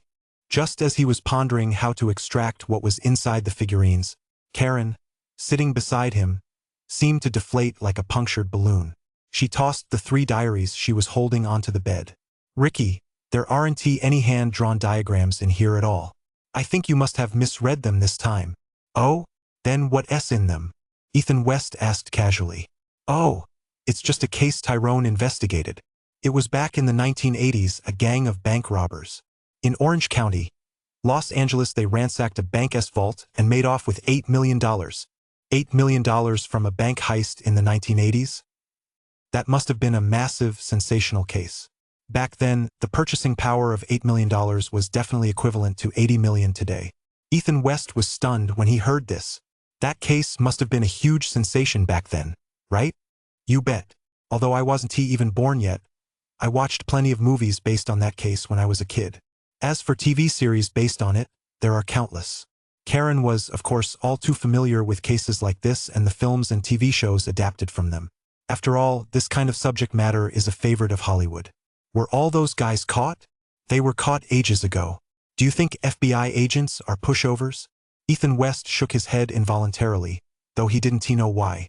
Every time he watched a Hollywood movie about bank robbers, he always hoped the criminals would manage to escape the police in the end. Maybe it's that rob from the rich to help the poor instinct deep down. But there's one guy who's the exception. "Oh." Hearing Karen change the subject, Ethan West's interest was immediately piqued. This was a family crime. All 6 main perpetrators were related. But one of them got away and went into hiding under a false identity, staying hidden for decades. "Oh? How do you know that?" Ethan West couldn't help but ask Karen, who held up the diary in her hand. "It's all in Tyrone's notes. Did they catch him in the end?" "Yes. That idiot, he fled to a small town in New Mexico and was living a perfectly normal life. What a complete idiot. He actually fell in love with the local sheriff's sister and lived with her for 8 years. Then, by accident, the woman discovered his real name, and he was foolish enough to confess everything to her. The next day, she told her sheriff's sister, and he was arrested. Old Tyrone was one of the FBI agents who took him in and transferred him back then." Karen explained the contents of these notebooks to Ethan West. As he listened, Ethan West suddenly felt an urge to seal his heart in concrete. That guy was really stupid. Why on earth did he have to fall in love? And not just with anyone, but the sheriff's sister, of all people? He really didn't think things through. Although this is all quite interesting, those hand-drawn maps aren't hidden inside these diaries, are they? As she spoke, Karen shook the diary in her hand dramatically. No hidden papers fell out, but Ethan West gave a sly chuckle. "Who said the maps had to be hidden in these diaries?" As he spoke, he picked up a porcelain figurine and slammed it hard onto the table. With a crack, the figurine shattered. The figurine was actually solid. No wonder it was so heavy. To Karen's astonishment, a small plastic box was revealed inside the figurine. A spark of excitement flashed in her eyes as she snatched up the half-broken figurine. She pulled out the little box. It felt heavy in her hand. It was sealed with wax, so she used a small knife to pry open the outer wax seal. But the 2 of them were left dumbfounded because there was no map inside at all. Instead, there was a gold coin. The coin was perfectly encased in plastic, and they could clearly see the label inside the plastic. 1796 $2.50 Eagle. As soon as she made out the words on the label, Karen, standing beside him, sprang up like a coiled spring. "Fuck, Richie, we're set for life now." "Oh? What's the big deal? Is this gold coin that valuable?" Ethan West did his best to stay calm as he asked Karen. Karen rolled her eyes at him. "Of course it is. This is a 1796 Eagle. There are very few of them left in the world. There was a sale record a couple of years ago, and it went for $160,000 back then. If we put it up for auction now, the price would definitely be higher, at least around $200,000. As she said this, Karen seemed to suddenly remember something. She reached in and pulled out the other porcelain figurines from the cardboard box, then smashed them one by one on the tabletop. As the figurines shattered, the small boxes inside tumbled out one after another. Karen let out a cheer, picked up the little boxes, and gently pried them open. One by one, gleaming gold eagle dollars were revealed. She had thought the porcelain figurines contained hand-drawn sketches, but she never expected to hit the jackpot by accident. 76 Nighttime Economy. Karen held the gold coins, cheering and jumping for joy.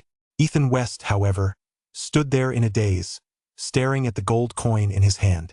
He'd been in the United States for quite some time now, and when it came to coins, he'd certainly seen plenty. But a gold coin? This was truly the first time he'd ever seen one. In the center of the coin was an eagle spreading its wings and soaring high. Above the eagle's head were 16 stars. These represented the 16 states of the United States at that time. Back then, the United States was in the midst of the Western expansion. Colonial forces were rapidly expanding westward, and unlike today, there weren't yet 50 states. At that time, there were only 16 states, and that was precisely the main reason why this type of gold coin was so valuable. As more and more states were admitted into the Union, these gold coins were continuously recalled and melted down for remelting. Consequently, the number of these coins in circulation naturally dwindled. And for coins like these, preserved in such pristine condition, still looking brand new after more than 200 years, the price is naturally high. This must have been the loot from the Orange County bank robbery. Then it was taken away by this guy who never got caught. He's actually pretty smart. He even knew to hide the gold coins inside these porcelain figurines. These porcelain figurines were probably taken from his home by Tyrone when he took him in. It's just that he probably never imagined that guy would hide such precious gold coins inside them. Karen looked at the diary, then at the porcelain figurine in her hand, and offered her conclusion. Ethan West also thought her analysis made perfect sense. They've all been arrested. Didn't the bank recover this stolen property? He asked offhandedly, but Karen just laughed heartily. I'm afraid the bank doesn't even know how much was stolen. Why? Ethan West was thoroughly puzzled. Because these guys blew open the roof of the bank's vault to get inside. Besides a massive amount of cash, the vault also contained over 1,000 private safety deposit boxes. They broke into more than 800 of them.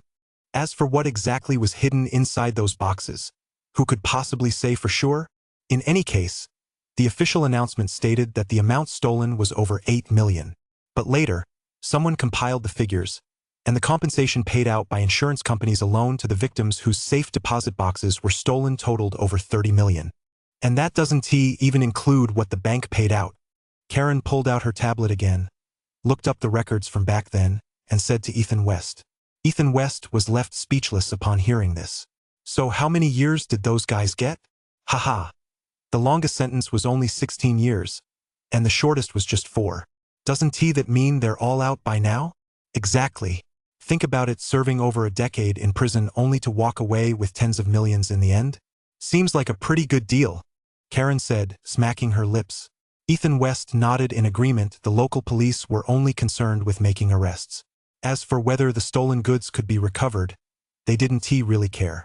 And judging by the state of the case, those stolen funds and goods were surely gone for good. Ha! Even though we didn't find those maps this time, with these unexpected windfalls, it wasn't a wasted trip after all. Karen looked at the few gold coins in her hand, beaming with delight. Now that she and Ethan West were even closer, she was sure to get a share of the money. Besides, ever since they started working together, Ethan West had always been very generous with her and had never shortchanged her. With a windfall about to come her way, she was naturally overjoyed. Ethan West nodded with a smile. That's right, this trip wasn't a waste after all. By the way, get some sleep early. We've got to go to the morning market tomorrow morning. Upon hearing this, Karen nodded as well. Oh, right, we have to get up early tomorrow, so we really should get some sleep. The morning market Ethan West was referring to was the Alameda Antique Fair, held in San Francisco on the first Sunday of every month. It's California's second largest antique market, second only to the Rose Bowl in Los Angeles. The Rose Bowl is held on the second weekend of every month, specifically to avoid overlapping with this fair.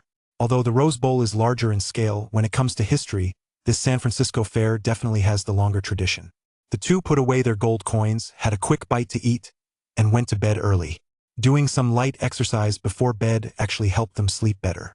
At midnight, the alarm clock woke them up right on time. They struggled to get out of bed, washed up, and grabbed the Monster Energy drinks they bought earlier, each downed a can, and only then did they feel wide awake.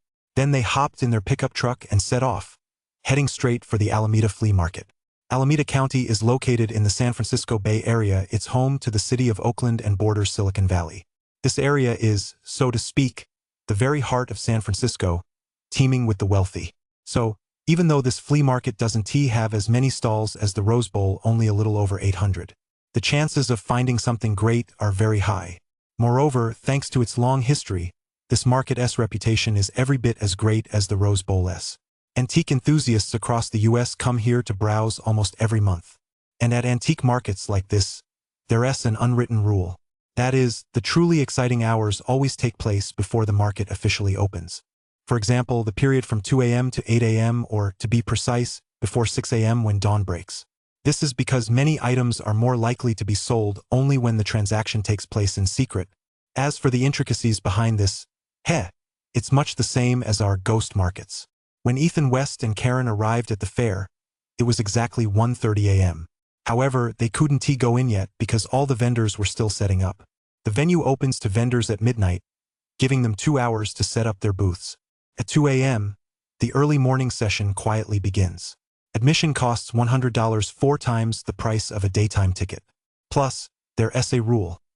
Whether you're a cop or not, arrests are strictly prohibited on the premises during this time slot. This is practically an unwritten rule at all major antique fairs in the U.S. As for the exact reason, well, everyone knows. After all, U.S. authorities know how to stimulate the nighttime economy.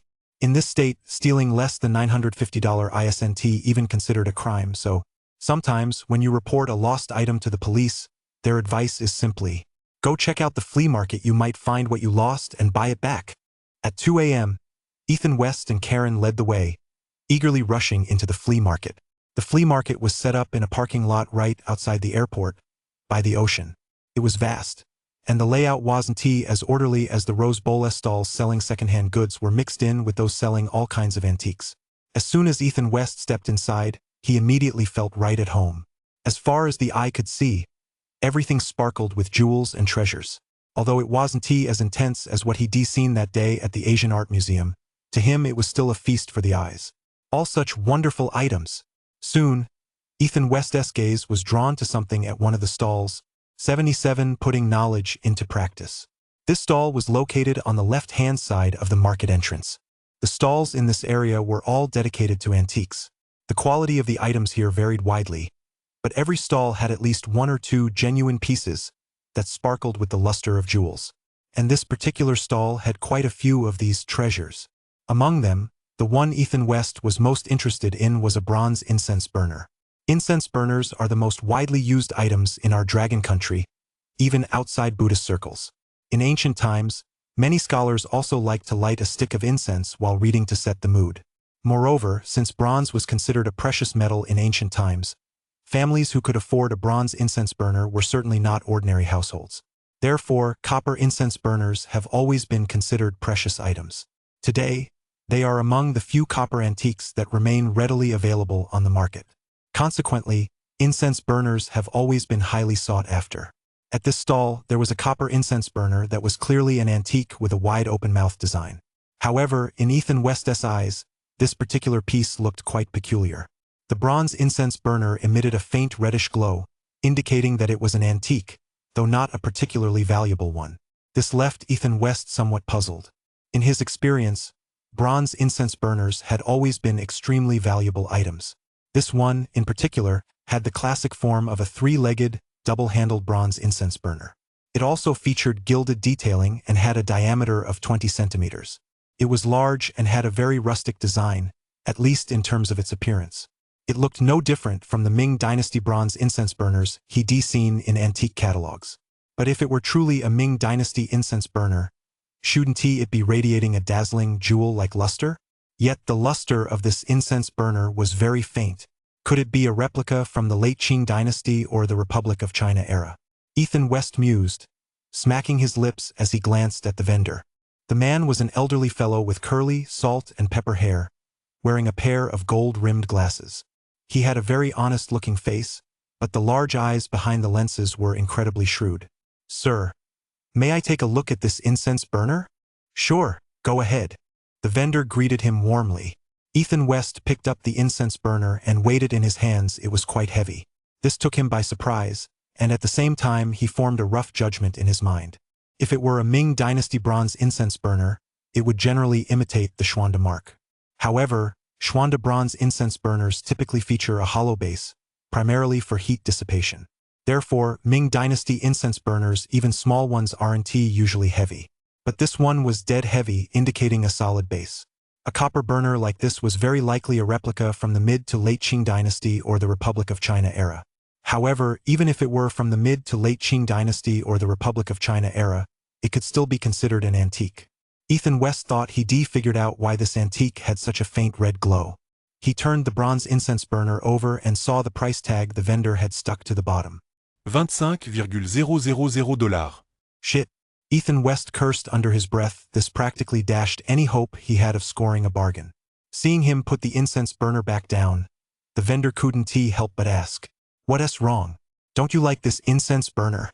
Over 100 years ago, my ancestors brought this back from Dragon Country when they went there on business.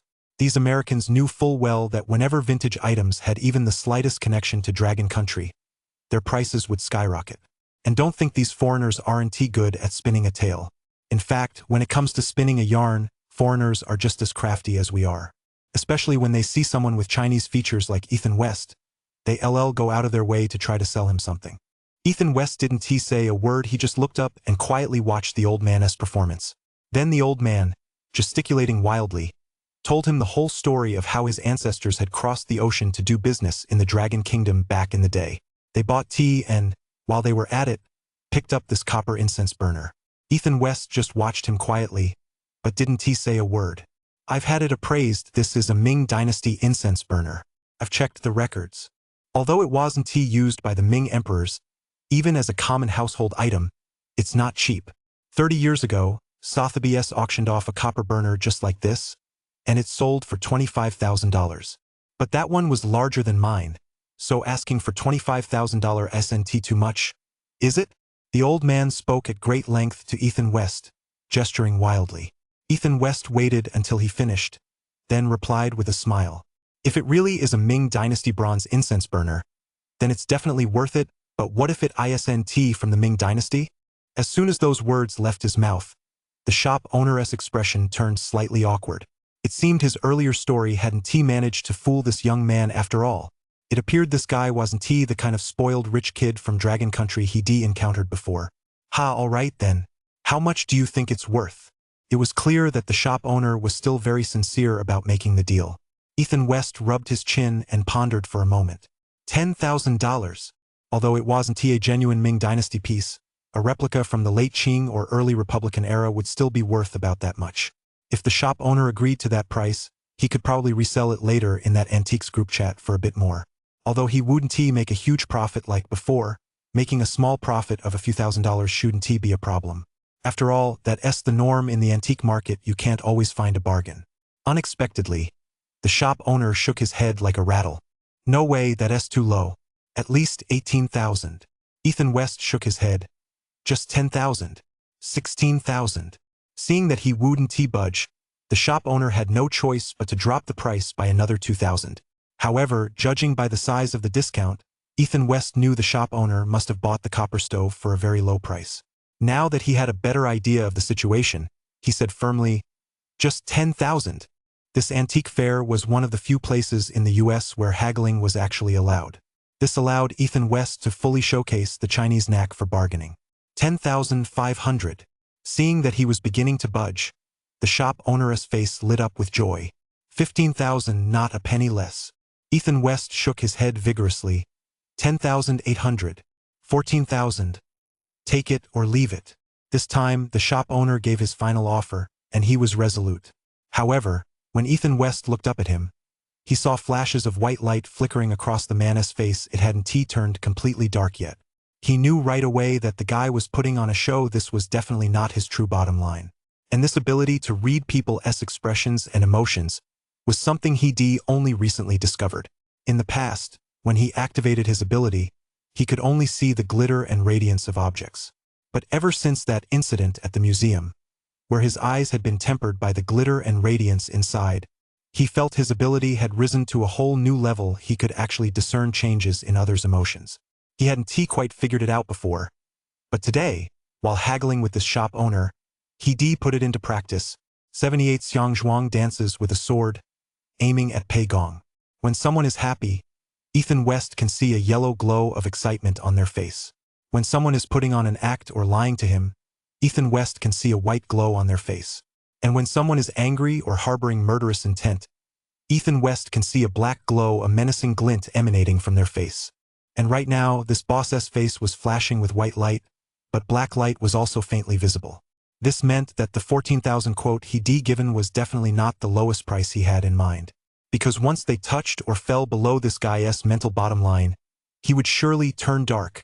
Though they hadn't quite reached it yet, they weren't far off. At that moment, Ethan West's mind was racing. He remained silent. Instead, he gazed longingly at the copper stove, wanting to pick it up but ultimately refraining. Instead, he casually picked up a blue porcelain bowl nearby and began to idly fiddle with it.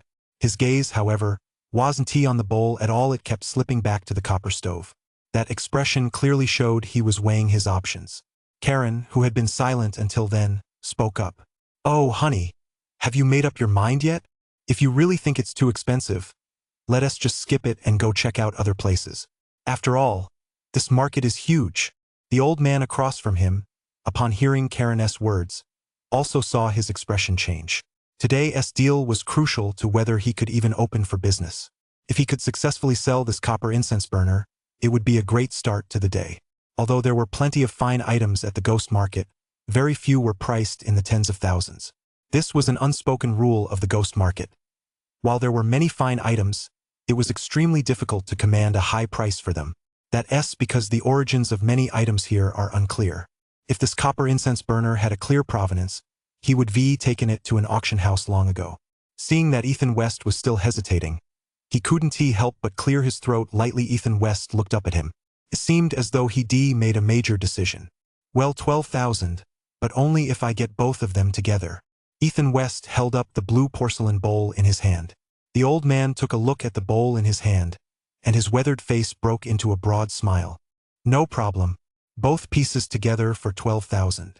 The price tag on this porcelain bowl read 3,000, but he knew it was actually worth only a few $100s at best. Although it was an antique, it wasn't particularly valuable. That's because it wasn't Dragon Country porcelain.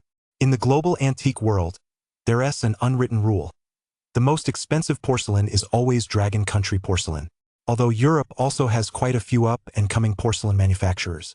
Take, for example, the major porcelain manufacturers like Royal Dalton, Royal Worcester, and Minton in the UK, Sèvres in France, and Dresden in Germany. They've also produced quite a bit of fine porcelain, but no matter how expensive their pieces may be, compared to porcelain from the Dragon Kingdom, they're nothing. They don't even qualify as younger brothers. As for this blue porcelain bowl, it's an antique from the Yin Dynasty, over 100 years old. It's modeled after Dragon Dynasty porcelain, but it's worth only about 800 yuan at most. So selling it to this guy as a throw in isn't a big deal. The two quickly completed the transaction, and Ethan West paid the seller. The seller was kind enough to wrap both items for him, and Ethan West carefully stowed them in his backpack. "Ricky, I really don't get it. That porcelain piece isn't worth much. So why did you?" As they walked away from the stall, Ethan West felt uneasy about keeping the copper stove and the porcelain bowl together. So he separated the two items and put them in different bags. Karen couldn't resist her curiosity and asked aloud. Ethan West chuckled. "Well, you're wrong about that. That porcelain bowl is actually worth more than the copper stove." Karen was stunned. She never would have imagined that Ethan West's earlier hesitation had all been an act. It turned out he'd been using a diversion. His true target had never been that copper incense burner. It was actually this blue porcelain bowl. "Huh? So, are you saying that copper incense burner isn't genuine?" Karen asked him again. Ethan West nodded, then shook his head. "Well, not exactly. That bronze incense burner is genuine, it's just not worth that much." No sooner had he finished speaking than the two dark figures walking ahead of him suddenly stopped in their tracks. They turned around, two Asian men to be precise. They were clearly from China. Both wore glasses. One was a young man with a foil perm, tall and very overweight. This man had a very distinctive appearance. His head was shaped like a cube, and he wore a pair of black-rimmed glasses. The other was a middle-aged man of average height and slightly thin build, with a side part in his hair, the typical image of a Chinese intellectual. "Excuse me, sir, you mentioned you just acquired a bronze incense burner? Could I take a look at it?" The stocky man with the square head addressed him in fluent English. Ethan West froze, instinctively clutching his backpack behind his back. Before the stocky man could react, the middle-aged man beside him chuckled. "Don't worry, we mean no harm. It looks like you're from Longwa too, right? So are we. Since we're fellow countrymen, I'll be straightforward. We're in the cross-border shopping business. If you have the real thing, we're willing to buy it back at a high price." The middle-aged man was very candid, and Ethan West was taken aback. He really hadn't expected to run into a fellow trader at the ghost market. And judging by their appearance, they seemed to be quite well connected. The square-headed fat man standing beside him, seeing that Ethan was still skeptical, spoke up again. "Don't worry. No one at this market would dare to steal anything. And if you don't want to sell to us, we also have an auction platform with plenty of customers back home. You can list your items on our platform for auction. Rest assured, you'll get a fair price. Plus, our commission is very low, only 3%. Although the chubby man's appearance was a bit off-putting, his tone was actually quite sincere. And his commission rate really did seem absurdly low. After all, Ethan West had already looked into the fees charged by those major auction houses. Major auction houses like Sotheby's or Christie's are real bloodsuckers who take their cut from both ends. To have an item appraised, you first pay $1,000, which is fair enough. Once it passes review, they accept it and agree to auction it for you, and you have to pay another $3,000. They say they need to hold a preview, generate buzz, and handle marketing, and there's nothing wrong with spending money on that. But the worst part is that after the item sells, they still charge a commission. And the higher the auction price, the higher their commission. Can even reach as high as 18% of the final sale price. And they don't just charge the buyer, the seller has to pay as well. That's absolutely outrageous. 79. Gilding the lily. In Ethan West's view, these fee structures are simply outrageous. How is this any different from robbery? What's most infuriating is that these auction houses don't even guarantee the authenticity of their items. That's right, you read that correctly, they don't guarantee authenticity. A decade or two ago, these major auction houses used to guarantee the authenticity of their lots. But over the past 2 or 3 decades, the antiques business has been ruined by financial scammers from all over the world. So now, even major auction houses like Sotheby's and Christie's no longer guarantee authenticity. And even though they don't guarantee authenticity, they still charge such high commission fees. Yet, even with these exorbitant fees, there are still plenty of wealthy individuals flocking to list items for auction and bid on them. So, you can imagine just how murky the waters are in this industry. And this blockhead right in front of me actually claims he has an auction platform. And the commission on his auction platform is a mere 3%. This couldn't help but surprise Ethan West. It seemed rather intriguing. Right now, the two people in front of him were staring at him expectantly. He paused for a moment, then took out the bronze incense burner. The group immediately moved to a sheltered spot, preferably one with a streetlight. The light was bright, so Ethan West wasn't worried that these two would try to steal his belongings. Although it was the middle of the night, anyone who dared to get up to no good in this market was asking for trouble. The street in front of the stalls wasn't just filled with treasure hunters. Every few minutes, people in security uniforms would patrol the area. And that's not all, there were plenty of plainclothes officers lurking in the shadows as well. If anyone dared to commit a robbery here, he could guarantee they'd never make it out of this market alive. When he saw Ethan West take out the incense burner, the middle-aged man with the side-parted hair lit up with excitement. If it really was a Ming Dynasty bronze burner, it would be worth a fortune. Even a run-of-the-mill one could fetch at least over $1 million back home. With the right packaging, selling it for 2 or 3 million wouldn't be a problem. Ethan West set the bronze incense burner on the ground, and the man picked it up, but the moment he held it, his expression changed. Clearly, he too had noticed that the weight of the incense burner was off, it was too heavy. Then he pulled out a flashlight and began to examine it closely. From the incense burner's design to its dimensions, and the gilded details on its surface. But when he saw the fine ring of engravings around the rim of the cauldron, he couldn't help but sigh. Seeing his expression, Ethan West knew the man must have figured out the cauldron's origin. "What do you think? Did you spot anything? Is it from the mid to late Qing dynasty?" or the Republic of China era? Ethan West couldn't help but ask. The man looked up at him. You know this isn't from the Ming Dynasty, right? Ha, of course not. The weight alone is off. How could a Ming Dynasty piece be this heavy? Ethan West said with a smile, and the man nodded. It seems you're one of us. Well then, I'll tell you. This bronze incense burner isn't from the mid to late Qing Dynasty, nor is it from the Republic of China era. Huh? Then is this a modern craft item? Hearing this, Ethan West was taken aback. But the man smiled faintly. Not exactly a modern craft piece, it's actually an antique with quite a history. This is a 19th century copper incense burner from the Dragon Kingdom, replicated by the Qin Kingdom. What? A replica of our copper incense burner made by the Qin Kingdom. Ethan West was stunned by what he heard, while the man with the side-parted hair chuckled. That's right. Back in those days, antiques from our Dragon Kingdom were all the rage among the upper classes in Europe and America. Whether it was porcelain or bronze, as long as it had any connection to the Dragon Kingdom, its value would skyrocket instantly. So there were quite a few people in Europe who specialized in replicating our artifacts to swindle the wealthy foreigners. This piece is a classic example. Look at the design, it's clearly a Ming Dynasty bronze incense burner. But he didn't know that Ming Dynasty bronze incense burners all had hollow legs, so they're very light. Instead, he cast it with solid legs. While we did have solid-legged bronze incense burners in the mid to late Qing Dynasty and the Republic of China era, the problem was that our craftsmanship back then wasn't up to par. That's why the solid-footed bronze incense burners from the mid to late Qing Dynasty and the Republic of China era all have defects. Most of them have pinholes inside, and the interior hasn't been polished or smoothed. The craftsmanship is uneven. But look at the inside of this incense burner. The inner walls are smooth and even, with no pinholes or cracks. This is simply not something our craftsmanship back then could have achieved.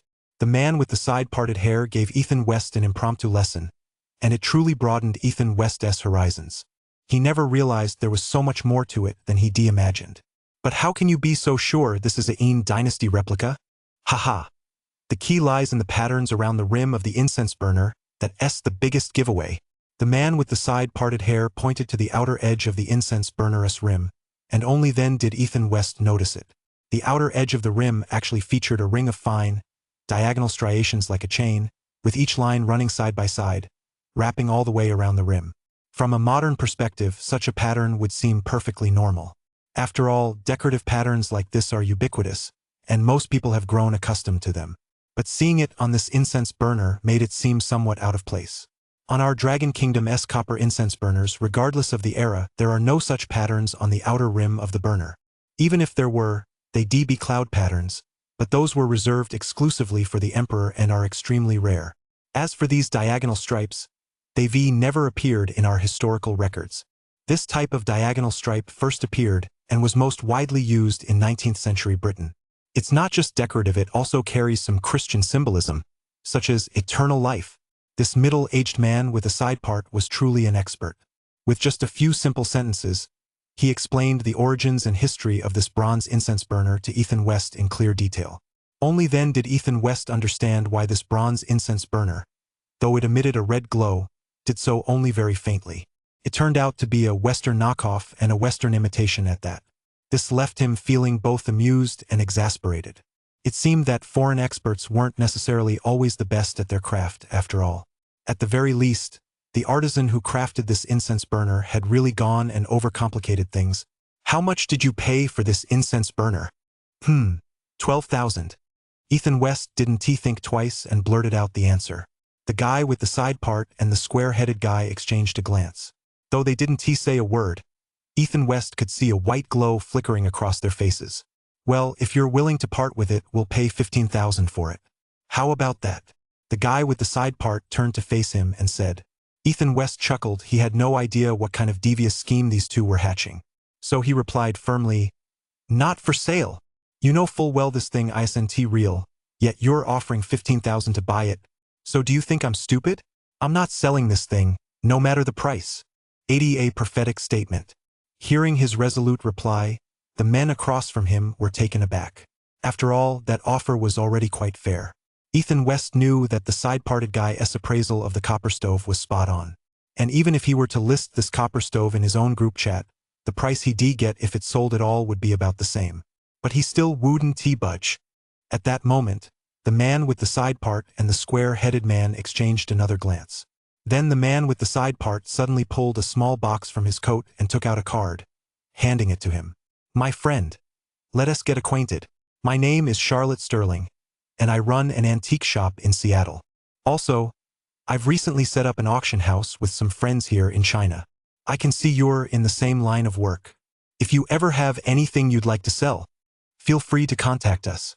Rest assured, our fees are definitely fair. Plus, we have a steady client base. As you know, many wealthy people back home are very fond of antiques."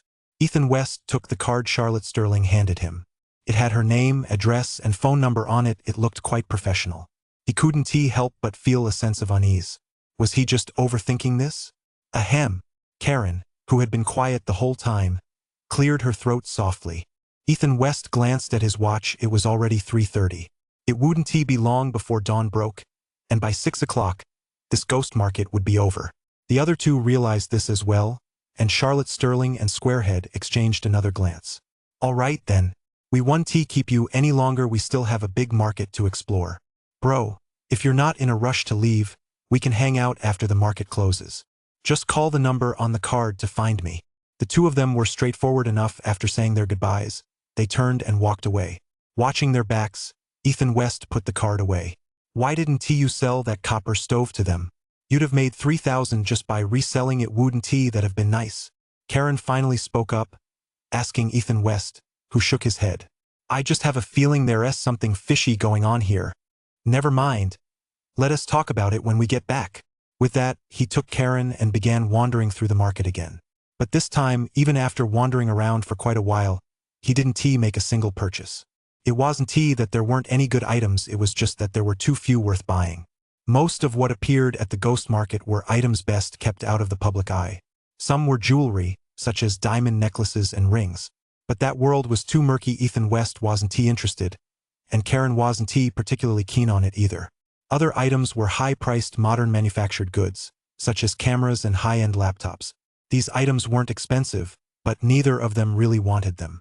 As for the antiques they were after, unfortunately, either the asking prices were too high, leaving no room for profit, or someone had beaten them to it. After all, they weren't the only ones hunting for treasures at the ghost market.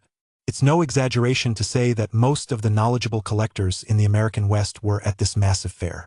After browsing for over an hour, the two still hadn't found any treasures they really wanted. It was only Karen who managed to snag 2 designer handbags for free. I am hungry. "Let us find a place to grab a bite." Ethan West took a few steps, and his stomach growled. He made the suggestion, and Karen nodded. "There's a food truck over there. Let us go get something to eat." Ever since gaining his superpowers, Ethan West had developed a hearty appetite. He wondered if this had anything to do with the excessive energy expenditure from using his powers. The food trucks offered both Chinese cuisine and American-style breakfasts. Since they were near the beach and there was a morning breeze making it a bit chilly, Ethan West decided to go for something high in calories. He ordered 2 hot dogs, which were ready in no time. The two picked up their breakfast, ate as they walked, and were just about to leave the food truck. Suddenly, Ethan West spotted a figure next to the food truck waving at him. The guy was hiding in a dark corner behind the food truck. If it weren't for Ethan's superhuman eyesight, he wouldn't have recognized him. Karen also saw the dark figure and instinctively grabbed Ethan West's arm. Ethan West smiled and patted her hand. "Don't worry, it's an old friend." Although they were about 10 meters apart and the light was very dim, he recognized him at a glance. The person hiding in the corner was none other than James, the black man he'd met earlier at the Asian Art Museum. However, he wasn't wearing that nice suit this time. Instead, he was dressed shabbily, wearing a trench coat that hadn't been washed in who knows how many years and had developed a patina. On his lower half were a pair of ripped jeans, and even in the dead of night, he had his hood up, looking every bit the sneaky type. When he saw Ethan West walking toward him with Karen, the older black man's eyes lit up. Karen now recognized who the black man was and was instantly taken aback. "So it's you, Jean?" But before she could finish her sentence, Ethan West clamped his hand over her mouth. "Hey, got any good stuff, buddy?" The black guy was very pleased with his reaction and gave him a wink. "Haha, I've got plenty of good stuff this time and it's top-notch. I wonder if you can afford it." "Hey, don't be so coy. If you've got something good, just show it to me. All right, I'll show you. Old Black looked up and scanned the area warily, making sure no one was paying attention to them. Then he took a backpack off his back, set it on the ground, and carefully unzipped it. It was only then that Ethan West noticed this guy wasn't setting up a street stall like he had at the Rose Bowl flea market last time. He probably wouldn't have even opened up for business today if he hadn't run into an old friend like him. The moment the guy opened the backpack, Ethan West froze. A blinding yellow glow spilled out from the opening of the backpack. Lao Hei held the opening wide, peered inside, and instantly went rigid. Lying inside was none other than the national treasure he'd seen that day at the Asian Art Museum, the Shaochun Shi vase, the crown jewel of the Asian Art Museum in San Francisco. It was actually here, and just from the radiant splendor emanating from the vase, Ethan West could tell it was the real thing. Perhaps sensing his reaction, Karen, who was standing nearby, also peered into the backpack. The moment she did, she froze as well. She turned her head to look at Ethan West, who was now wearing a bitter smile. Back when the two of them had spotted James at the museum that day, they joked that maybe the guy was there to rob the place. At the time, they just been joking. They thought it was absolutely impossible. Who would thought that their words would come true? Not only had this guy robbed the museum, but he actually gotten away with it. Ethan West glanced at the rhino vessel in the bag, then at Karen beside him. He felt torn at that moment. After all, this was the crown jewel of an American museum. And Karen was American, too. 81 a hot potato. Emotionally speaking, Ethan West desperately wanted to acquire this rhino figurine. After all, it was a treasure belonging to the people of Dragon Country. But if he bought this treasure, would Karen take offense? Would it ruin his relationship with Karen? What if Karen's patriotic fervor flared up? Would she report him? But just as he was still hesitating, Karen suddenly spun around, her eyes sparkling as she looked at James. How much is this? Ethan West nearly stumbled backward. Wow, your patriotism is even more extreme than I imagined. The black man heard Karen ask the price and let a smile flicker at the corners of his mouth, though his gaze never left Ethan West. Clearly, he knew Ethan West was the one in charge. This item is priceless. I'd say it's worth at least $1 million. James gave his quote. As soon as he named the price, Ethan West immediately furrowed his brow, and Karen's face was filled with derision. Buddy, this thing is indeed priceless, but only if you can actually get it to the auction. Ethan West said meaningfully to the people of Longwa, this bronze artifact was indeed priceless. But only if your source is legitimate. If that were the case, forget $1 million, it could even fetch $10 million. But this was stolen from a museum. Meanwhile, Karen, standing beside him, added with a cold laugh. Exactly. What kind of place is this? This is the black market. Don't you think that offer is completely out of line? In a place like this, most antique shops won't even quote more than $30,000 on average. I think you know why. As the two traded barbs, the older black man across from them began to get a little annoyed. If you two aren't interested, there are others. Karen burst out laughing as soon as she heard that. Give it a rest. If you could find other buyers, you wouldn't be here in the first place. Besides, I guarantee you wouldn't even dare to list this on the dark web. It's a real hot potato. I'd advise you to sell it as soon as possible. Karen's words weren't entirely meant as a threat. She was speaking the truth. These items had been stolen from the Asian Art Museum in San Francisco, and they were the museum's crown jewels. This heist was definitely like stirring up a hornet's nest. Right now, the museum might be scouring the globe for these treasures. There could even be police informants right here at this flea market. Although they don't make arrests at the market, if they pick up a trail of these treasures, just wait until the market closes, then you'll see if they come after you. That's also the main reason why this black guy doesn't dare to set up a stall openly at the ghost market. He can only run a under-the-table operation here because he knows just how dangerous this market is. The merchandise he's handling isn't just some cameras or other stuff snatched from people's homes. If he gets caught with this stuff, it'll cost him his head. All right, then 800,000. Old Black finally chose to face reality. 30,000. Karen countered, and Ethan West was taken aback when he heard it. He knew Karen's dragon-slaying sword was formidable, but he never expected this woman to slash right down to the ankle with a single stroke. Lao Hei across from him instantly became agitated again, though you could only tell by his dark skin. Otherwise, you'd surely see his face, flushed as red as a crab. 700,000. Fortunately, he understood his predicament and adjusted his offer down significantly. 40,000. Karen's offer was still mind-boggling, and Ethan West listened with his heart pounding. He was genuinely afraid that a bid like hers would enrage the black man across from them. These guys were notorious for their uncontrollable tempers. If provoked, they could pull out their guns in a matter of seconds. He certainly didn't want any incidents happening in this ghost market. 500,000.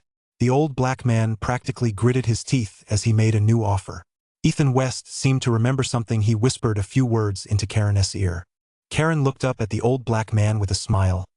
By the way, since you have this item in your possession, I'm sure you must have more than just this one treasure, right? If you've got any good stuff, why not bring it all out at once? If possible, we can give you a flat rate and take the whole lot. Hearing this, Lao Hei's expression froze for a moment. After a brief hesitation. He nodded. All right, wait here a moment. I'll go make a call first. With that, he packed up his bag, turned toward a dark corner, and began dialing a number. He spoke with the person on the other end for about a few minutes before returning to where the two of them were standing. We do have a few more good items. You can take the whole lot if you want. But let us be clear. We only accept cash, no bank transfers or checks. And we don't accept any form of electronic currency either. This older black man was quite cautious. He trusted nothing but cash. Ethan West and Karen exchanged a glance, then whispered a few words to each other. Karen turned and walked away, while Ethan West looked up at the older black man. She's gone to get the cash. Now take me to inspect the goods. If the goods are in good condition, we'll take the whole lot. Perhaps because they worked together before, the older black man recognized Ethan West's capabilities. Besides, it made perfect sense for Karen to go get the cash, so he didn't say much more and turned to lead the way. Ethan West followed closely behind him, and before long they arrived at a tent in the middle of the market. This tent was set up right behind a small stall. Lao Hei led Ethan West inside the tent. There was no one else there, but several items, covered with cloths, were laid out on the ground. Lao Hei gave Ethan West a look, and Ethan West crouched down to lift the covers off them. At the sight, he couldn't help but gasp. No wonder Lao Hei had been so willing to listen to reason. It turned out he hadn't just stirred up a hornet's nest this time. He basically caused a massive uproar. Had this guy actually managed to snag several of the Asian Art Museum of San Francisco's crown jewels? How on earth did this guy pull it off? Looking at the treasures hidden beneath the blanket, Ethan West was completely dumbfounded. This guy hadn't just snagged national treasures from our dragon nation. He even snagged national treasures from the land of the rising sun. These are two wooden sculptures of Buddha. Ethan West had actually caught a glimpse of them back at the museum. At the time, these two statues were standing right outside the entrance to the bronze exhibition area. To him, they didn't seem any different, but when he took a closer look at the description below, he realized that these two were actually Japanese national treasures. Statues of Indra and Brahma. Both statues were created in the early 8th century AD using the dry lacquer technique.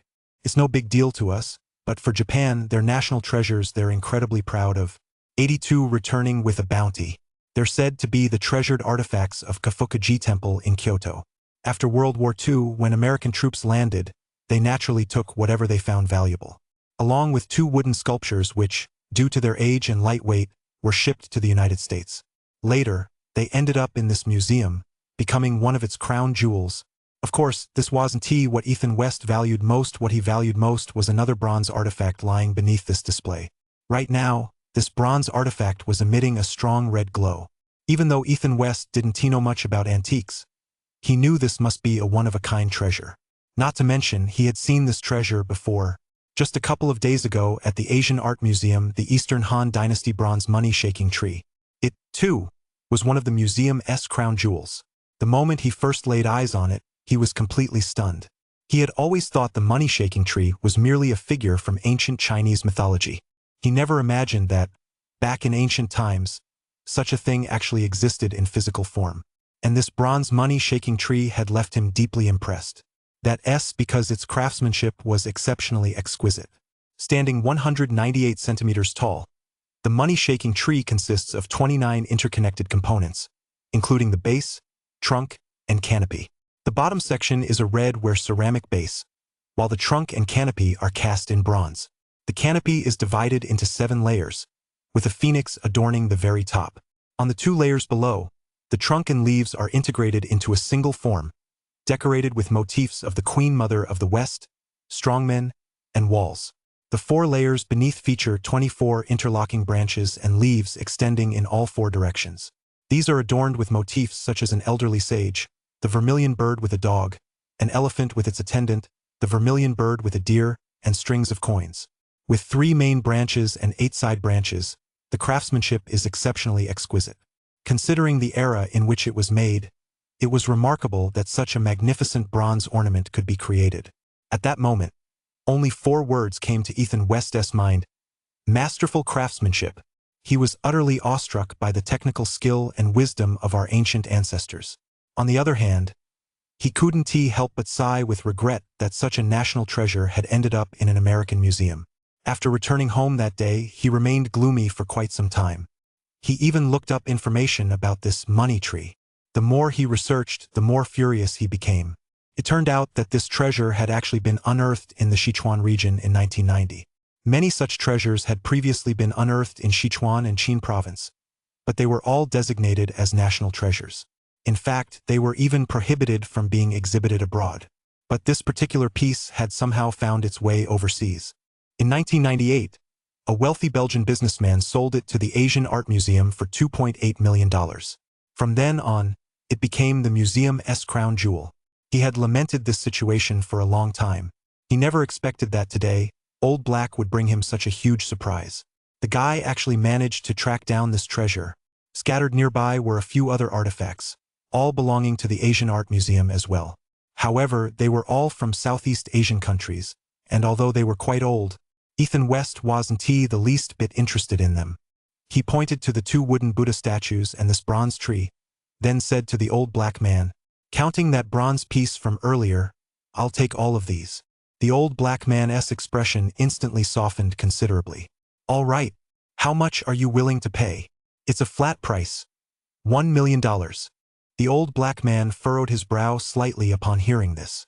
Having been in this business for most of his life, he naturally knew the value of these antiques. Take these treasures right here, for example, any single one of them, if sold through legitimate channels, wouldn't even fetch $1 million. But the fact was, these items hadn't come from legitimate sources. The museum heist they pulled off was now all over the news. You could say the entire city of San Francisco was in the midst of a massive manhunt. With such stolen goods in their possession, they didn't dare wander around carelessly. Now they just wanted to get rid of these items as quickly as possible. So after weighing his options carefully, he gritted his teeth and accepted Ethan West's offer. "All right, $1 million but cash only. Kid, don't try any tricks on me," the black man said with a grim expression. Ethan West nodded, then dialed Karen's number. A moment later, Karen was led into the tent by the black man. But when he saw Karen's empty hands, the black man flew into a rage. "Where's the money? Are you messing with me?" Ethan West smiled. "What's the rush?" Then he gave Karen a look, and she casually pulled something out of her pocket and tossed it toward the older black man. The older black man reached out to catch it and held it up to his eyes. To his surprise, it was a beautifully crafted $2.50 eagle coin. And it was even NGC certified. As someone in the know, Lao Hei naturally understood the value of such an antique gold coin. He pulled out a magnifying glass and examined it closely, quickly confirming that the coin was genuine. Without even needing Ethan West or Karen to explain, Lao Hei pulled out his phone and quickly found information about the eagle coin. A $2.50 eagle coin issued in 1796. The most recent sale price in 2020 was $160,000. Ethan West chimed in, "Isn't this way better than cash? It's easier to carry, and if it was worth $160,000 20 years ago, it's worth at least $250,000 now." Lao Hei was a shrewd guy too, he said with a smile. No, I think it's worth $200,000 at most." "All right, we agreed on $1 million. Why is there only one coin?" It seemed he recognized the value of this gold coin. Ethan West glanced at Karen, then at Old Black. "We need to load these items into the car first." Old Black was surprisingly agreeable this time. Perhaps he wanted to sell them off as quickly as possible. He turned and gave a shout, and 2 black men entered the tent. With Ethan West's help, they carefully wrapped the treasures layer by layer and packed them into a large wardrobe standing nearby. Old Black patted the wardrobe and said to Ethan West with a smile, "This is made of solid maple. At market price, it's worth $5,000. It's a gift for you." Ethan West borrowed a small cart and wheeled the wardrobe to the bed of his pickup truck. Once it was loaded, he nodded at Karen. "Karen, hand the other 4 gold coins over to the older black man. Haha, it's been a pleasure doing business with you. Do you know where to find me in the future? We also offer a booking service. If you have any requests, you can contact me through this email address." Old Black confirmed everything was in order and the deal was done. Smiling, he shook hands with Ethan West and said, after speaking, he gave Ethan West an email address, and to Ethan West's surprise, it was actually a dark web email address. This Old Black was rough on the outside but meticulous on the inside. He was far shrewder than any other Old Black Ethan West had met. Ethan West smiled back and said, "I'll be sure to." The African man turned and walked away without hesitation. Ethan West went back to the cargo area, tipped the wardrobe over, and closed the lid. Once everything was loaded, it was only around 5 o'clock, still an hour before the ghost market closed. Having already had a bountiful haul, Ethan West and Karen didn't want to stay a second longer. Right now, all they wanted was to head home with their load as soon as possible. Ethan West got back in the car, started the engine, stepped on the gas, and the car pulled out of the parking lot. 83, they deserved to get robbed. Wow, those guys are really bold. Ethan West had barely driven out of the Bay Area when Karen, sitting next to him, pulled out her tablet to check the news. As it turned out, what they found was a real shock. Just 2 days ago, during the riots, there were no fewer than 100 cases of burglary and robbery in downtown San Francisco alone. The most serious incident was at Nordstrom in Walnut Creek. Ethan West knew this was a high-end mall. He'd been there before with Yang Qian. At the time, more than 80 people wearing ski masks used crowbars to pry open the mall's security doors. They stormed into the mall, ransacked the place, and even injured 2 employees. WTF? Ethan West was left speechless upon hearing this. He was aware that public safety in the U.S. had deteriorated over the past 2 years, with zero yuan shopping incidents occurring from time to time. But this was the first time he'd heard of an operation on such a massive scale. With over 80 people acting in unison, who could possibly stop them? Moreover, their target was so specific they headed straight for Walnut Creek, a city with limited police resources. It was a small city northeast of San Francisco, roughly equivalent to a remote suburb of a city in China. But the suburbs of American cities are home to the wealthy, which is why upscale shopping malls are built there. With this raid by the gang, the wealthy naturally panicked, and the police naturally rushed over. Once they left, the city was naturally left undefended.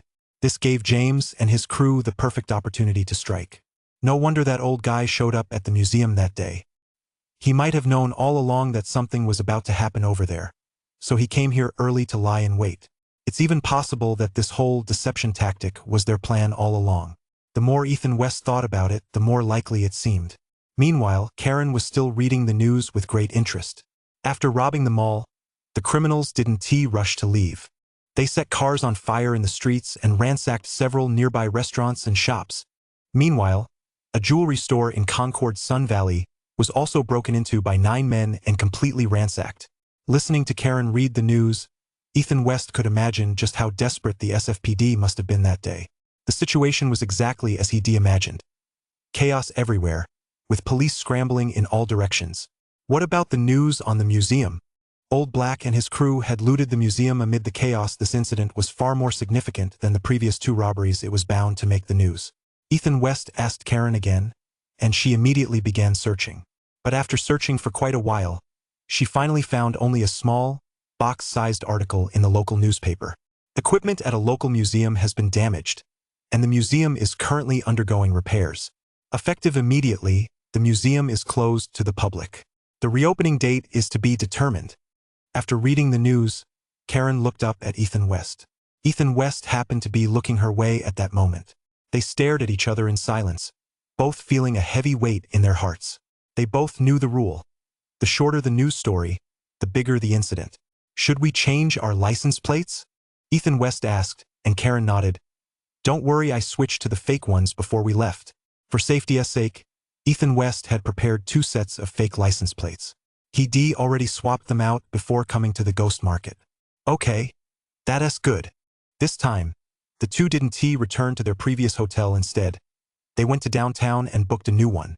By the time they checked in and carried their belongings upstairs, it was already past 8 a.m. The rhino figurine sat on the bed, with a bronze money tree placed beside it. Next to them were two wooden Buddha statues. Ethan West and Karen couldn't stop grinning as they looked at their haul. Wow, we really hit the jackpot this time. These are all museum-quality treasures. If we sold them, even a single piece would fetch tens of millions. Karen was practically drooling as she looked at these treasures. Just as she turned her head, she caught Ethan West staring at her with a very strange look. She wrinkled her nose and snorted. I know what you're thinking. I used to love this country very much too. My dad was even a die-hard patriot. But what did we end up with? My dad fought in 2 wars in the Middle East. In the end, he lost a leg and went blind in one eye. But after he was discharged, those dirty politicians tossed him aside like a filthy rag. My mom even ran off with someone in the middle of the night. Do you know what it's like to lose your family overnight? My older sister worked several jobs just to support my father and me.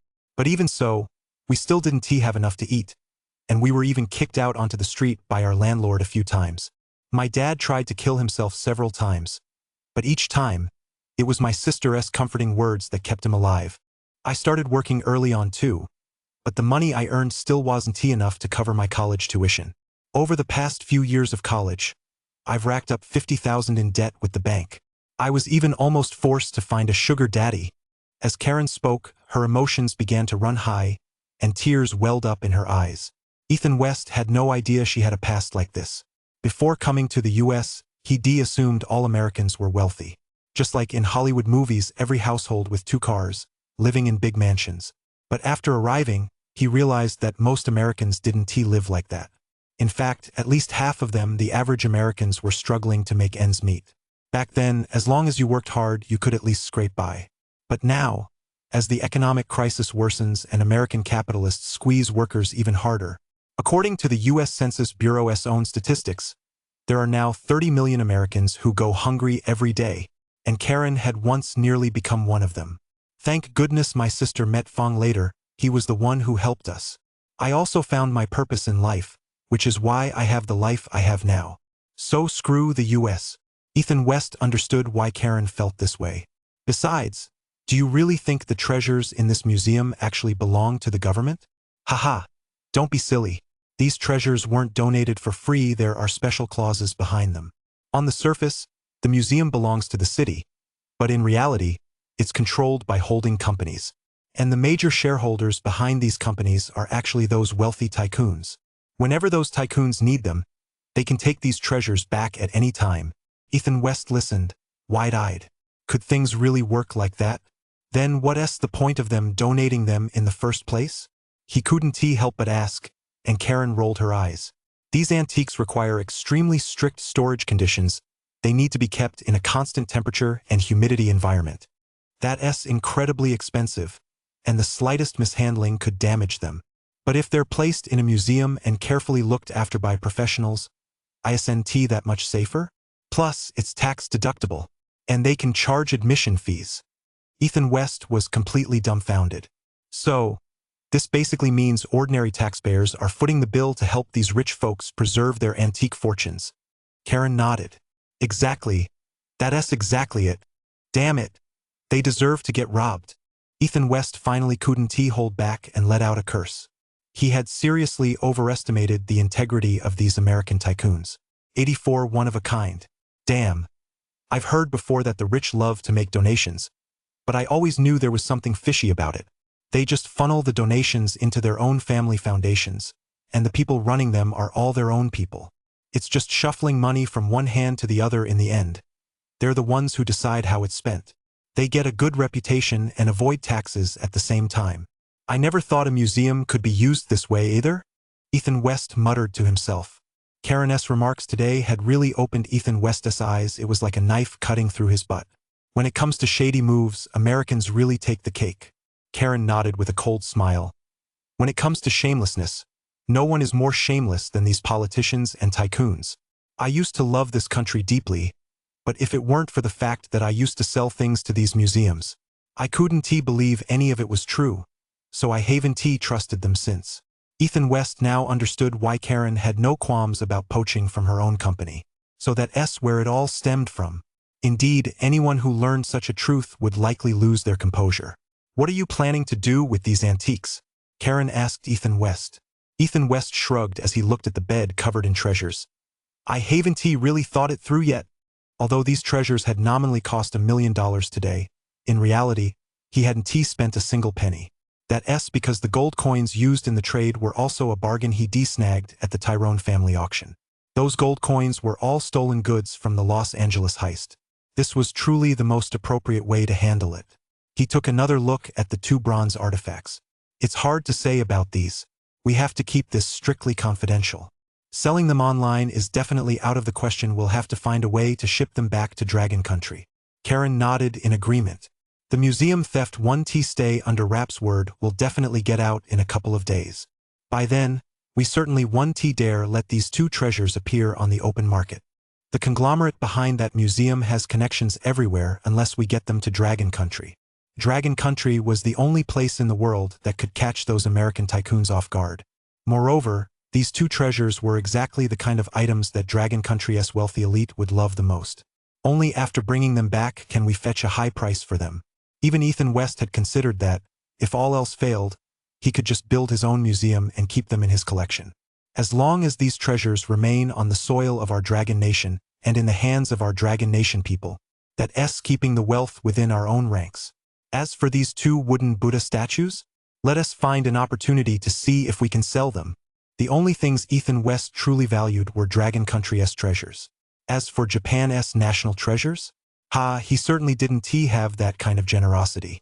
Still, he couldn't just destroy them. He'd look for an opportunity later to see if he could sell them to the Japanese. After all, the Japanese were just as eager to have such treasures returned to their homeland. Karen had no objections to his approach. By the way, back at that stall, you said that glass bowl was very valuable. Why is that? At that, Ethan West finally remembered the bronze incense burner and porcelain bowl he picked up at the antique stall. He quickly dug out the porcelain bowl. The bowl was a deep, vivid blue all over a truly beautiful color. On the bowl's surface was a stunning pattern of willow trees. In addition to the willows, there were cranes as well as pavilions and towers. It was immediately obvious that this porcelain bowl had been fired in the style of Dragon Kingdom porcelain. However, these foreigners probably didn't know that the trees depicted on Dragon Kingdom porcelain are always pine trees. They would never use willows, or perhaps the foreign potters simply only knew how to paint willow trees. Still, even though it was a replica, it was clear that this was a very exquisite porcelain bowl. Just as Ethan West was holding the bowl, admiring it, and lost in thought, Karen, standing beside him, had already taken out her phone and snapped a photo of it. She then began searching online and quickly found the origin of the pattern on the porcelain. Wow! It's actually made by the Minton Porcelain Factory. Hearing this, Ethan West couldn't help but take the phone from her hand. The screen displayed information about the Minton Porcelain Factory. This porcelain factory was one of the top 10 in China. In fact, in terms of fame, it ranked among the top 3 even ahead of Royal Dalton. Unlike other British porcelain factories, they didn't just produce white bone china. They also produced colored porcelain in a variety of hues. In the European porcelain industry, when it came to colored porcelain, Sèvres in France is the most famous and produces the highest quality. But this British firm, Minton, was once a renowned manufacturer that could hold its own against Sèvres in the field of colored porcelain. Wow! I really hit the jackpot. Look at these willow tree patterns here. They're the hallmark of Minton. They were the first in all of Europe to paint willow trees on porcelain. So this tree has become their symbol, Karen said, pointing to the willow tree pattern on the outside of the porcelain bowl. Ethan West, however, had a keener eye. He turned the bowl over and pointed to an inconspicuous spot on the bottom. That's not all it looks like. There's a signature here, too. Let me see. As soon as she heard there was a signature, Karen's interest piqued even more. She immediately pulled out a magnifying glass and carefully examined the bottom of the bowl. Sure enough, on the inner rim of the bowl's base, she spotted a signature. The signature was so well hidden, and the handwriting was so tiny, that it would be hard for the average person to spot it without a close look. William Rastin? Karen recognized the name and pulled out her phone to search for it. But when the entry for that name popped up, both of them couldn't help but gape in surprise. William Rastin, one of the most famous artisans at the Minton porcelain factory in the 19th century. This master potter believed that glaze was the soul of the artisan, so he always kept his glaze formulas a closely guarded secret. And before he died, he even destroyed all of his glaze formulas. As a result, every surviving piece he created has become a one-of-a-kind masterpiece. Karen held her phone, reading the information she found online. Ethan West had never heard of this man before either, but his actions truly stunned him. This guy is really ruthless. It seems famous artisans back then all did this. Ernest, the master potter from Sèvres, France, had the same habit. This has led to the loss of many porcelain glaze formulas from that era, Karen said, looking at the porcelain bowl. So how much is this bowl worth? Ethan West asked eagerly, and Karen gave him a smiling glance. Although it's a one-of-a-kind piece, its value certainly can't compare to that of antique porcelain from Longwa. That was certainly true. Even though Europe had many renowned porcelain manufacturers that produced plenty of fine pieces, but compared to our dragon country's antique porcelain, their pieces are nothing more than second-rate imitations. 85 long nights, many dreams. If we put it up for auction, the price should be between $200,000 and $300,000. Karen offered a rough estimate. Ethan West clapped his hands. It's worth it. They spent a total of 12,000 yuan and ended up snagging a piece of porcelain worth over 200,000 yuan. What a fantastic return on investment. This treasure hunting trip to the San Francisco flea market couldn't have gone more perfectly. What do we do next? Karen asked Ethan West, and he glanced at her. I'm afraid we'll have to wait another 2 days. Their trip to San Francisco wasn't specifically to attend the flea market.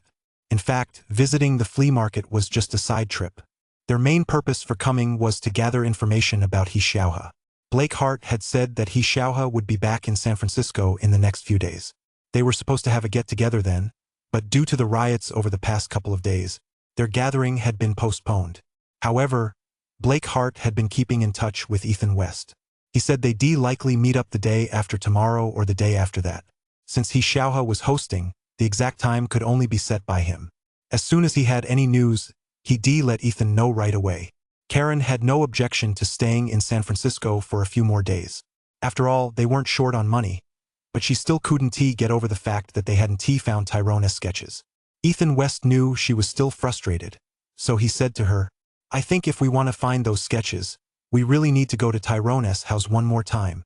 Upon hearing this, Karen looked up in surprise. You mean? Ethan West nodded.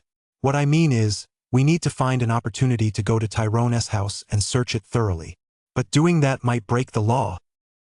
He glanced at Karen with a hint of concern, but to his surprise, she tilted her head back nonchalantly.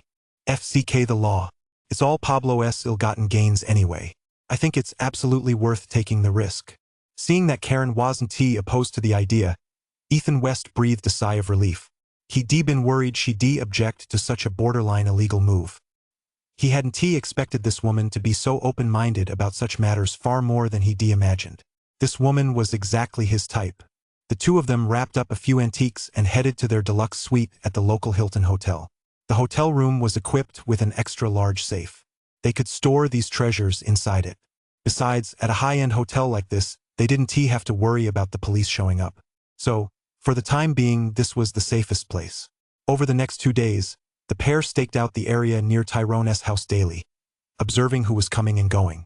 Tyrone's son, Alan, had been arranging for people to move furniture out of the house these past few days. It seemed he didn't intend to live there anymore. He might even be planning to sell the place. This made the pair very happy. They figured that once the house was cleared out, their chance would come. That afternoon, Alan drove out himself to haul another load of furniture away. Just as the two were wondering when he'd finally finish moving, Ethan West's phone suddenly rang. He answered it. It was Blake Hart calling. Uncle, we just wrapped up our meeting. I've sent you the photos. That guy's staying at the Westin Hotel right now. But he's leaving tonight. I'll send you the address. As he spoke, Ethan West received a series of text messages and photos. He opened the photos and was stunned. Not only was he stunned, but Karen, who was sitting next to him, was also taken aback when she saw the photos. Is this the guy named He Xiaohe? She asked, her face full of astonishment. Ethan West nodded heavily. He had actually seen this he Xiaohe before he was the square-headed guy he'd run into at the morning market that day. He had a very vivid impression of this guy because his appearance was so distinctive. In fact, Blake Hart had shown him he Xiaohe's WeChat Moments posts before. However, most of his posts were just showing off scenic views from his travels all over the place. Or he'd be flaunting luxury cars, he rarely showed his own face. Even when he did appear, he seldom showed his full face most of the time. He'd just pose with his back to the camera, trying to look cool. So he really had no idea what the guy's face actually looked like. Now he finally knew. Uncle, I've sent you the address. If you want to catch him, you'd better hurry. Otherwise, he'll be gone by tonight. Blake Hart called again, and Ethan West gave a faint smile. Okay, I got it. Thanks. After hanging up, Karen looked at him and asked, what do we do now? Should we go find that guy surnamed he? Ethan West shook his head. No rush. Why? Aren't you really in a hurry? Karen asked again. Ethan West shook his head with a wry smile. I'm more anxious than anyone. But right now, we've got some things to take care of first. As he spoke, he handed the binoculars to Karen. Look at that street corner. Behind that tree. Thanks to the binoculars, they parked their car quite a distance away. Karen picked up the binoculars and looked in the direction he was pointing. Fuck, that old fox he's back. Did he realize Alan had played him for a fool? It turned out that in the car in the distance, they spotted an old acquaintance. It was Jasper, the old partner who had helped Tyrone carry his coffin. This guy had spent a fortune at the auction that day, snapping up some of Tyrone's notes. It looked like he hadn't managed to find what he was looking for in those notes. This guy must have gotten a taste of success. He might have found part of Pablo's treasure. Otherwise, how could he have come up with 80,000 yuan to bid on Tyrone's notes with just his pension? Karen said, and Ethan West nodded in agreement. It was true that retirement pay in the US wasn't very high. 80,000 yuan was no small sum for an old guy like Jasper. Yet he'd been willing to splurge and snap up that notebook. He didn't believe for a second that he hadn't made some money on the side. So what do we do? Karen put down her binoculars and asked him. We're not waiting any longer. We'll find a way to get inside tonight and take a look, Ethan West said, gazing at Tyrone's house in the distance. What about the son of your enemy? Are we just going to let him get away like that? Karen asked thoughtfully, and Ethan West shook his head with a smile. Did you forget? Didn't they give me a business card that day? We can use that number to contact them when the time comes. Hearing Ethan West say this, Karen also recalled that day at the ghost market. The guy who'd been following he Xiaohe had once given Ethan West a business card. And that man was definitely part of his crew. That works too. Let's south head to this place tonight to check it out. Better to get it over with than let things drag on, Karen said, turning back. But just then, the sound of police sirens suddenly rang out in the distance, and both of their faces paled. They quickly started the car and sped toward the street corner. 86, a whole new world. The two drove down the mountain. But they hadn't gone far before they were stopped by a police roadblock. Although they were both feeling a bit nervous, they slowly pulled over to undergo the inspection. As soon as the officer saw the Asian faces in the car, he immediately relaxed his guard. His hand, which had been resting on his holster at his waist, dropped to his side. In fact, within the police force, everyone was well aware of the unwritten rules on the streets. When pulling over a vehicle, if the occupants were white or of Northeast Asian descent, there was little cause for concern. That's because both of these groups tend to be law-abiding and pose a lower risk. But if it's those types, or certain Latinx individuals, then it's a bit more dangerous. Seeing Ethan West and Karen in the car, the officer walked over with a relaxed expression. Good afternoon, officer. Is there something you need? Ethan West politely rolled down the window and asked. Nothing much. Someone just called to report an unfamiliar vehicle loitering near their home. The officer replied with a smile. In American neighborhoods, situations like this happen all the time, especially in some middle and upper-class neighborhoods, where residents are highly vigilant. They call the police whenever they see an unfamiliar vehicle, which is why public safety in their communities is so good. Ethan West and his group hadn't expected this to attract anyone's attention. He replied with a smile, Oh, well, we're actually planning to buy a house and get married soon. The real estate agent recommended some resale homes in this neighborhood, so we came over to take a look. First, to check out the houses, and second, to get a feel for the neighborhood. Upon hearing this, the officer's smile grew even broader, showing no hint of suspicion. After all, it's well known in the US that Asian Americans, especially Chinese Americans, love to buy homes. This neighborhood has a great atmosphere, excellent public safety, and 2 really good schools. If you live here, I guarantee you'll feel right at home. All right, you can go now. Have a great day. The officer was clearly a chatterbox. He even recommended the neighborhood to the couple before letting them go. The 2 drove away from the neighborhood, having gotten off scot-free. But this incident served as a wake-up call for them. It seems San Francisco is all show on the outside but tight-lipped on the inside these days. Otherwise, the police wouldn't have responded so quickly. That's right. If it had been those other people, they would definitely been ordered to get out of the car and have it searched on the spot. Karen added thoughtfully. San Francisco these days looks calm on the surface, but there are actually undercurrents churning beneath the surface. We'll have to be extra careful when we go out tonight, Ethan West said, and Karen nodded in agreement. Instead of returning to the hotel, the 2 went to a nearby car rental agency and rented a car. Karen handled the rental using fake ID. Ethan West parked his own car in a parking lot. By then, it was already getting dark. However, out of caution, they replaced the rental car's license plates with fake ones before setting out. They didn't rush off right away but stopped at a fast food restaurant for a quick bite. Then they took a short nap in the parking lot. When they woke up, it was already past 8 p.m. They set off in the car and arrived outside Tyrone's house an hour later. They drove around the neighborhood twice first to make sure there were no other suspicious vehicles. Karen parked the car at a street corner in the distance. The 2 got out and made their way to the south side of the small yard. Tyrone's house was located halfway up the hillside, with a large, gently sloping area covered in shrubs and trees in front of it. This area was rarely visited by people, making it relatively easy to sneak in. The 2 made their way through the thicket, climbed a large tree, and jumped into the yard. Ethan West glanced inside. The small house was pitch black, confirming it was unoccupied. They circled the house and carefully checked the door locks. Convinced there was no alarm system installed, Ethan West was just about to smash the glass pane in the door with his fist. But Karen pulled him back.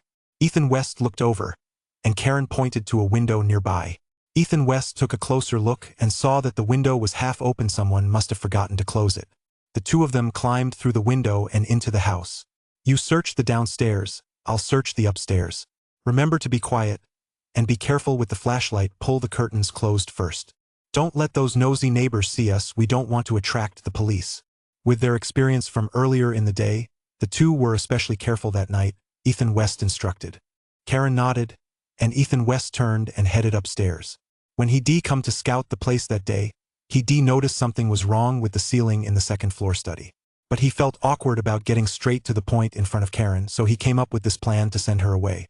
Once on the second floor, he didn't beat around the bush. He headed straight for the study. Upon reaching the study, he looked up at the ceiling. The room was pitch black, but to his eyes, the yellow light seeping through the cracks in the ceiling appeared even brighter. It seemed that Alan must not have known there was anything up there, so he hadn't removed it. The study hadn't been cleared out yet, so Ethan West took a single stride and leaped onto the desk. With his height, he could just reach the ceiling.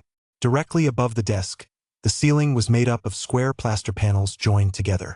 Each panel was decorated with various patterns, but the one directly above the desk was made of aluminum. It was exactly the same shape and size as the plasterboard panels next to it and also featured decorative patterns. Unless you looked closely, it would be hard to spot this entrance. There was a very discreet pull tab along the edge of the aluminum panel. With a quick tug, the panel came loose. At the same time, a row of aluminum retractable rungs on the inside of the panel is revealed.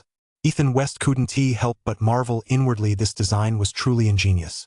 The entrance was so well hidden that, without the owner's guidance, an outsider would have a hard time discovering it. He reached out to pull down the rungs, climbed up, and crawled into the attic, only to discover that there was a whole other world up there. It turned out that the house's pointed roof had been ingeniously utilized to create a loft. The loft wasn't very high. At its highest point, he could just about stand upright, and the space was about 15 square meters. He turned on his flashlight, and after getting a clear look at the layout of the loft, he couldn't help but gasp. It was actually a studio, and along one wall was an entire wall of display panels. They were covered with all kinds of maps and photographs. There were a few boxes up ahead, so he hurried over to take a closer look. Although he didn't know what these maps depicted, he guessed that 9 times out of 10, they were related to Pablo's treasure. He quickly pulled out his phone and took photos of the maps on the wall, along with any written notes. Then he opened the cardboard boxes in front of him and was startled by what he saw. Inside were wooden rifles of varying lengths, along with a large number of bullets. Since Taryn had a background in law enforcement, it wasn't too surprising that he kept such items at home. However, none of that was what Ethan West was interested in. After moving that box aside, he finally discovered what he'd been looking for: 87, the bird in the hand. A cardboard box, constantly emitting a strong yellow glow, lay on the floorboards. Ethan West lifted the lid of the box, and a scroll of notes bound with a rubber band caught his eye. The scroll glowed with an intense yellow light, and Ethan West's heart leapt with joy. This must be the hand-drawn map of Pablo's treasure he'd been looking for, right? He picked it up and opened it to find, sure enough, many hand-drawn sketches inside, with place names annotated in Spanish. Without a moment's hesitation, Ethan West rolled the sketches back up and stuffed them into his pocket. Just as he was about to close the lid, he suddenly noticed a rich green glow emanating from the bottom of the box. He probably hadn't noticed it before because the intense yellow light had masked the green glow. Reaching inside, he pulled out a small black velvet pouch from beneath the clutter. Before he could open it to see what was inside, the walkie-talkie slung over his shoulder began to beep. Ricky, where are you? Mayday, mayday. Karen's panicked voice came through the walkie-talkie. Mayday was the distress signal they'd agreed upon for emergencies. Ethan West's heart skipped a beat. He quickly tucked the pouch into his chest and rushed to the top of the stairs. Just as he was about to speak, he saw a figure dart across the room. Karen burst in, clearly in a panic. Come here quickly. Ethan West leaned halfway out from the roof, waving at her and calling out. When Karen saw him, her tense body instantly relaxed. Without a word, she hurried over to the desk and reached out to climb the ladder. Ethan West pointed at the desk. Wipe away the shoe prints. Karen bent down to wipe away the shoe prints on the desk, then climbed upstairs. Ethan West gave the ladder a tug, and it retracted. The aluminum panel snapped shut. The door to the loft was concealed, and with Ethan West by her side, Karen finally relaxed completely. She leaned her back against the wall, slowly sat down, and gasped for breath in deep, ragged breaths. Clearly, what she had just witnessed must have terrified her. What's wrong? What happened? Ethan West asked. I was downstairs just now, checking the third bedroom, when I heard a noise outside. I went out to take a look, and to my surprise, someone was prying open the door, so I came upstairs to let you know, Karen said, and Ethan West furrowed his brow. Who was prying open the door? Did you get a good look? It was that Jasper, Karen said, out of breath, her voice still trembling slightly. Clearly, this sudden incident had terrified her. Ethan West's brow furrowed even deeper. He hadn't expected that old man to show up at the same time as them. He actually came here at night, and he was prying open the door to get in. Wasn't that old guy a law enforcement officer before? Didn't he know that breaking into a private residence like this was a violation of the law? Just then, Karen began to take in the layout of the loft. When she saw the map on the opposite wall, she paused in surprise, then asked with a look of joy on her face. You found it. But before she could finish, Ethan West raised a hand to signal her to be quiet. By then, he had already heard footsteps coming up the stairs from downstairs. He motioned for Karen to step back, and she, her face filled with terror, tiptoed deeper into the space. Ethan West reached into the cardboard box he'd just taken down and pulled out a handgun.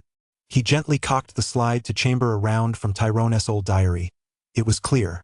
This old man was no pushover, so he had to be fully prepared. When Karen saw the gun in his hand, her expression relaxed slightly. Just then, a series of hurried footsteps echoed down the hallway, heading straight for the study. Ethan West recalled that day when he was upstairs. The old man had also headed straight for the study. It seemed Jasper must also suspect that the hand-drawn diagrams were hidden in the study. What surprised him even more was that this time, it wasn't just one person coming, it was two.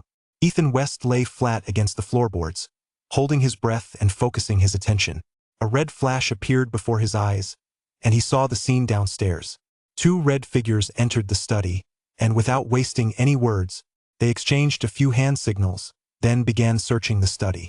One headed straight for the bookshelf against the wall, while the other went straight for the display cabinet on the east side. Judging by their movements, they had a clear objective and moved with great skill. They had obviously planned this in advance.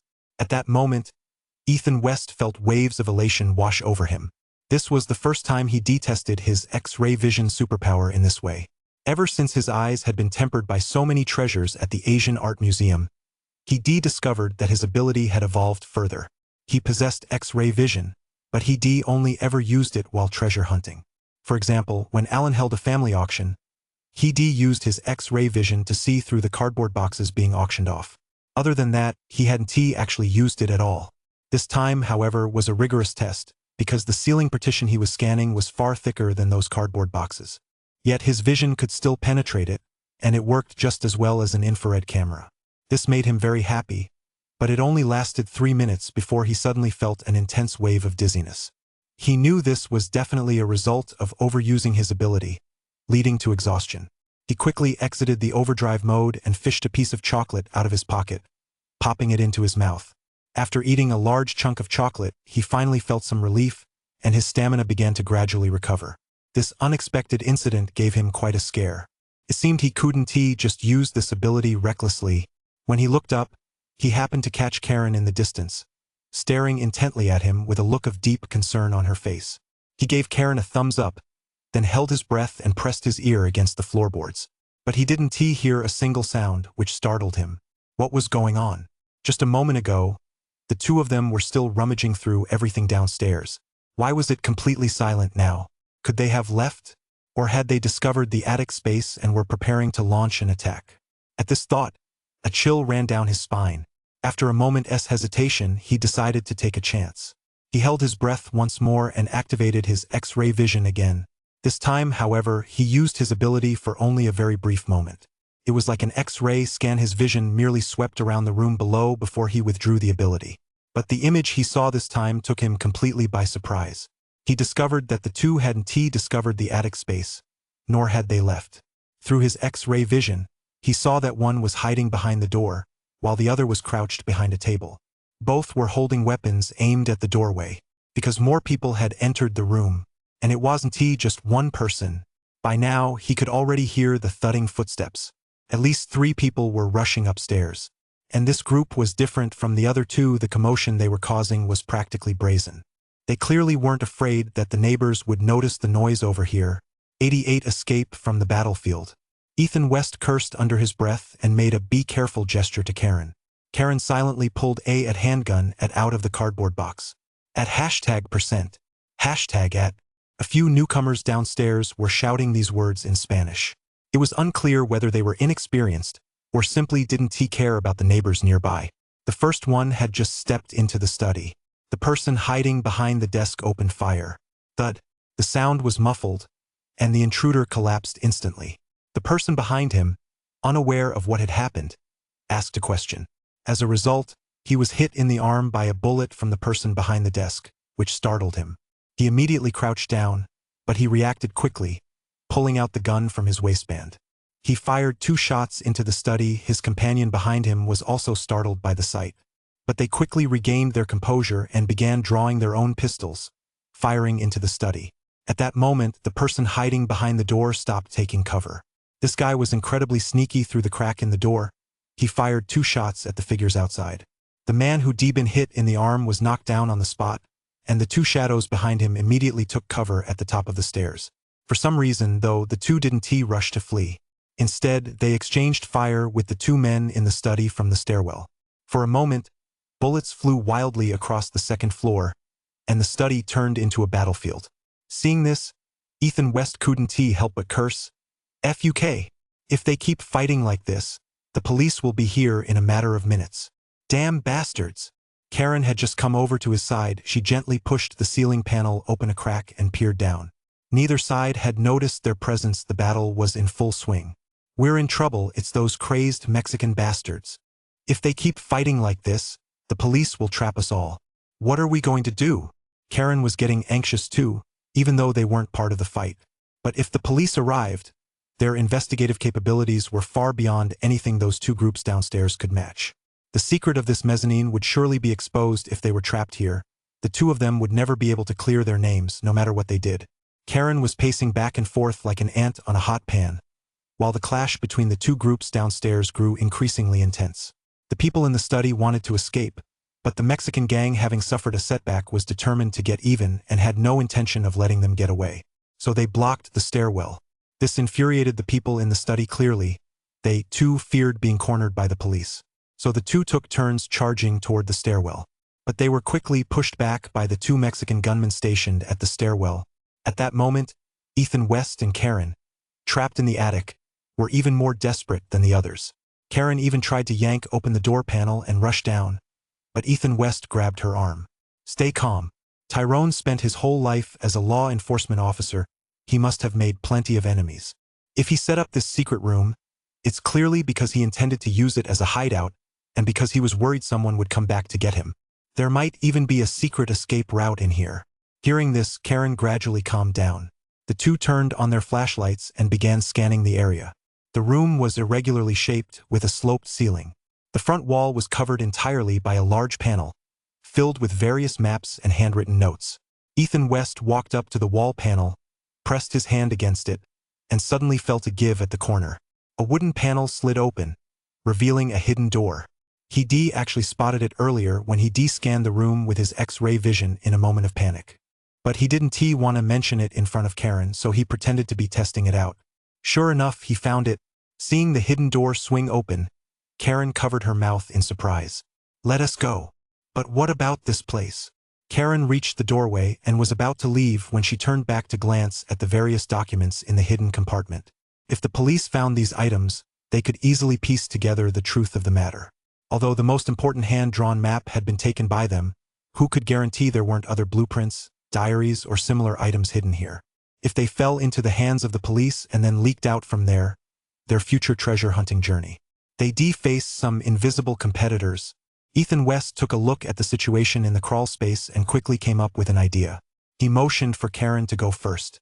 Then, from a cardboard box, he pulled out several bottles of lighter fluid and splashed it over the cardboard boxes and wall panels in the crawl space. Then he lit a cigarette, unscrewed a bullet, and poured the gunpowder onto the floor. He placed the cigarette on a piece of paper, which he set on top of the gunpowder. Once the cigarette burned out, it would naturally ignite the gunpowder beneath it, which in turn would set the lighter fluid ablaze. With the trap set, the two of them slipped into the passageway. The passage was very narrow. After walking 7 or 8 meters, a hidden door appeared ahead. They pushed it open and saw the roof outside. Right next to it was a ladder leading straight down to the ground floor. That old fox, Tyrone, had indeed arranged an escape route for himself well in advance. Behind the staircase lay a dense grove of trees, perfectly positioned to block the view from the front of the house and the neighboring properties. The two men went downstairs. By now, the firefight upstairs had reached a fever pitch. They could even hear the sound of rat-a-tat-tat coming from inside. Holy shit! They're even using submachine guns. Looks like they're cornered. Ethan West muttered under his breath, and just then, they could see it too. Lights had come on in several neighboring houses next to this one. They'd clearly been woken by the gunfire. They could even make out the silhouette of someone standing at a window making a phone call. The two of them didn't have time to worry about any of that right now. They darted into the bushes and sprinted straight toward their car. Their car was parked at the corner of the next block. To get there, they had to cross a tree-lined median and go down a gentle slope. Took them 10 minutes to make their way through the thicket. No sooner had they gotten back into the car than they spotted flashing police lights in the distance. Ethan West quickly reclined the seat, and the two of them lay down. No sooner had they settled in than they saw police cars whizzing past their vehicle one after another. The officers were being very sneaky. They had their lights flashing but weren't sounding their sirens. They were clearly trying to reach the scene quickly so they could round up everyone inside the house at once. Quick! Take off your clothes. As soon as the patrol cars passed, Ethan West raised the seat back and called out to Karen. When the two of them had sneaked into the house, they'd both been wearing black night vision gear. They'd also been wearing balaclavas and gloves, an outfit that would stand out like a sore thumb if seen by anyone. Especially since car windows in the US aren't tinted like they are in China here, the windows are all clear. So people outside could easily see what the people inside were wearing. Ethan West didn't want to attract unnecessary trouble because of this slip-up. 89 overkill? After changing his clothes, Ethan West opened the briefcase he was carrying. Inside were 2 silicone masks. These were tools Ethan West had prepared before coming to San Francisco. Over a decade ago, these were very popular toys in the US. Many kids used them to play pranks. But criminals soon discovered how useful they were and started wearing them during crimes. Since the police couldn't identify your true appearance, these masks were quickly banned. They weren't just banned in the US, they were banned in other countries around the world as well. But that doesn't stop you from getting your hands on such masks through certain channels, as long as you're willing to pay. The reason he acquired a few sets of these masks was originally to deal with He Xiaohe. Unexpectedly, he ended up using them today instead. No one knew what they might encounter on the way down the mountain, so to be on the safe side, the two of them put on their masks. They drove straight down the mountain, passing through several city blocks without incident. The two of them couldn't help but breathe a sigh of relief, but just as they were about to reach the foot of the mountain, they suddenly spotted flashing police lights at the intersection ahead. It turned out the police had set up a checkpoint on the main road, leading in and out of this hillside neighborhood. Ethan West couldn't help but feel a chill run down his spine just as he feared. With the recent theft at the Asian Art Museum, San Francisco seemed calm on the surface. But in reality, they could clearly sense that the city's security measures were much tighter than before. There were more patrol cars on the streets, and even some plainclothes police vehicles had been deployed.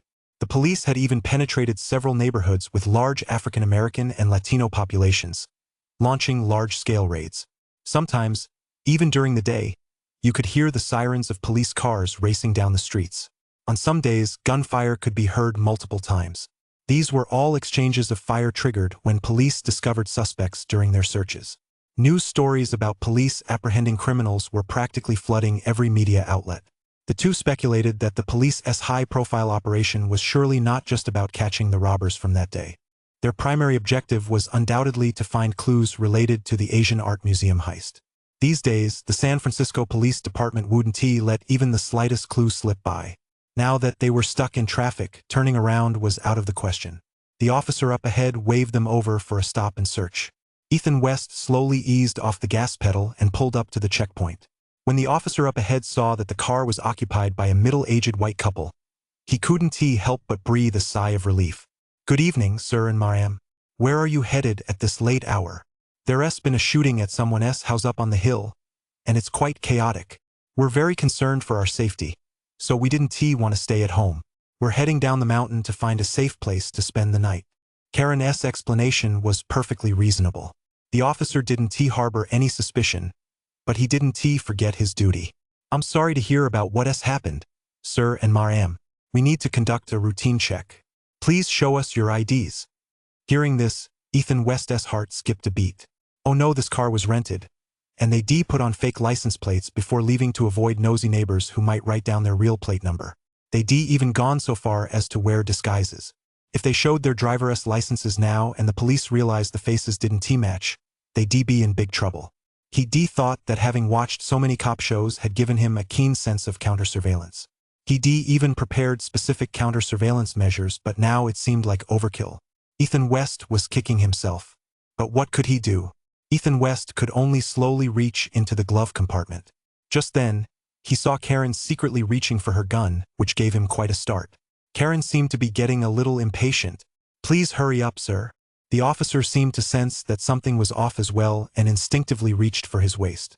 Over the past 2 years, public safety in the US had deteriorated significantly, and police were much more vigilant than before. Ignoring Ethan West's objections, Karen reached for her waist.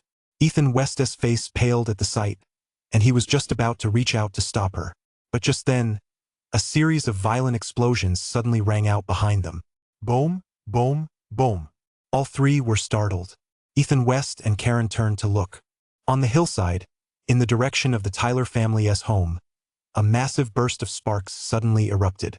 A column of flame shot skyward. The scene looked as if a shell had struck an ammunition depot. Ethan West was completely stunned, and Karen shot him a questioning glance. Ethan West shook his head. He had only built a simple timer-activated ignition device. At most, it would have caused a small fire. There was no way it could have triggered such a massive explosion. He couldn't figure out what on earth had happened there either. "Wang Difu, you son of a bitch!" The police officer by the car window let out a string of expletives. Classic American curses spilled from his mouth, followed by a crude, forceful gesture directed at the two of them. "Get out of here, drive off, don't block the road." With that, he turned and rushed toward his patrol car, which was blocking the road. Originally, there were 2 patrol cars blocking the road. As soon as the officer got in, They took off like two wild bulls gone mad. With their lights flashing and sirens blaring, they raced toward the mountaintop like madmen. Watching the police cars disappear into the distance, the two men finally breathed a sigh of relief. Ethan West floored the gas pedal, and the rented Taurus roared off. The two drove all the way from the Bay Area back to downtown. It was a drive of about several dozen kilometers, and along the way, they saw countless police cars and fire trucks whizzing past them. They raced toward the Bay Area. Half an hour later, they finally entered downtown San Francisco.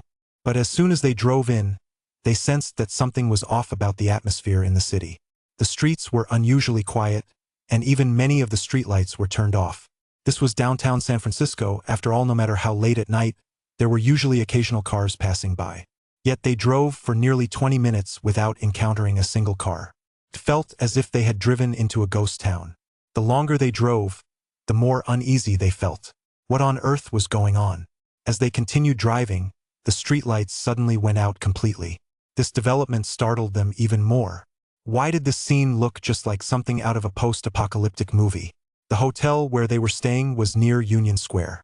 Fortunately, from where they were, it was just a 3-kilometer drive down Powell Street to get there. But as soon as they turned onto that street, they were forced to stop. It turned out a police car had blocked the road ahead. Seeing the police car and roadblocks blocking their path, the two of them completely lost it. Damn it, had they stumbled right into a police trap today? 90 backfire. They were so close to getting back to the hotel, but being stuck on the road like this left them both feeling utterly frustrated. Ethan West drove the car, slowly approaching the roadblock. 30 meters from the checkpoint, they were stopped by the police. "What's going on, officer?" Ethan West rolled down the window and asked. "Where are you coming from, and what are you doing here?" The officer asked them a question that had nothing to do with their inquiry. "We just got back from sightseeing. We're staying at the Hilton up ahead," Ethan West said, pointing ahead. But the officer shook his head. "I'm sorry. There's been an emergency tonight. No one is allowed to enter or leave this block. I advise you to leave this area immediately." The officer didn't ask them to show their IDs, as he wasn't the type to stop cars for routine checks. He was simply in charge of blocking off the street, and upon seeing the situation, he glanced at the unarmed riot police standing behind a row of barricades, holding riot shields and wearing riot gear. Ethan West seemed to catch on. He stammered, "Officer, is it going to happen again today?" The officer nodded before he could finish. Just then, the walkie-talkie on his shoulder beeped. "Terry, tell your men to stay on high alert. They're on their way. Remember your mission tonight. Under no circumstances are you to let anyone break into the neighborhood behind you."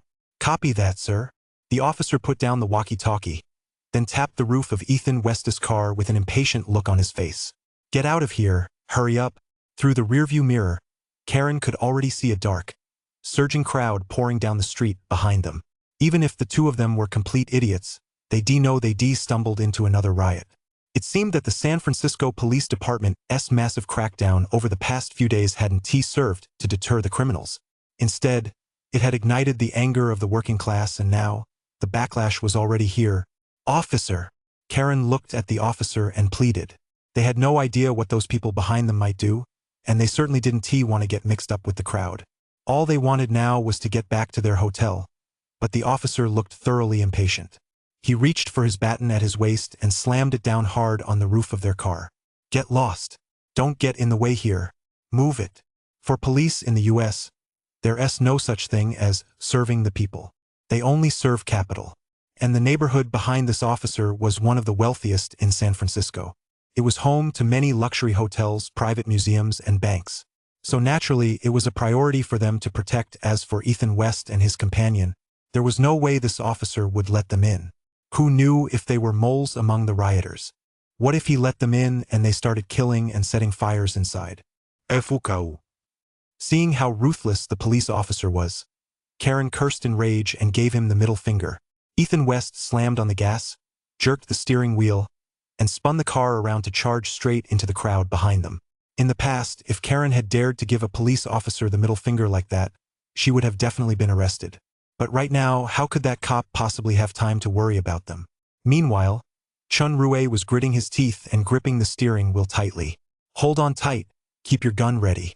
If anyone tries to smash the car, shoot them," Ethan West said to Karen beside him. Karen's face was deathly pale at that moment. She gripped her gun tightly and nodded. It was a good thing they grabbed a couple of weapons when they left Tyrone's place earlier. Those things greatly boosted their sense of security. As for the teeming crowd before them, the sight of it made Ethan West's scalp tingle. Having been in the US for so many years, he'd seen street riots like this countless times. He'd even witnessed plenty of looting, vandalism, and arson. But those were all on the news. This was the first time he'd actually been right in the thick of it like today. He had no idea what these rioters were really like. He didn't know if they'd give him a hard time.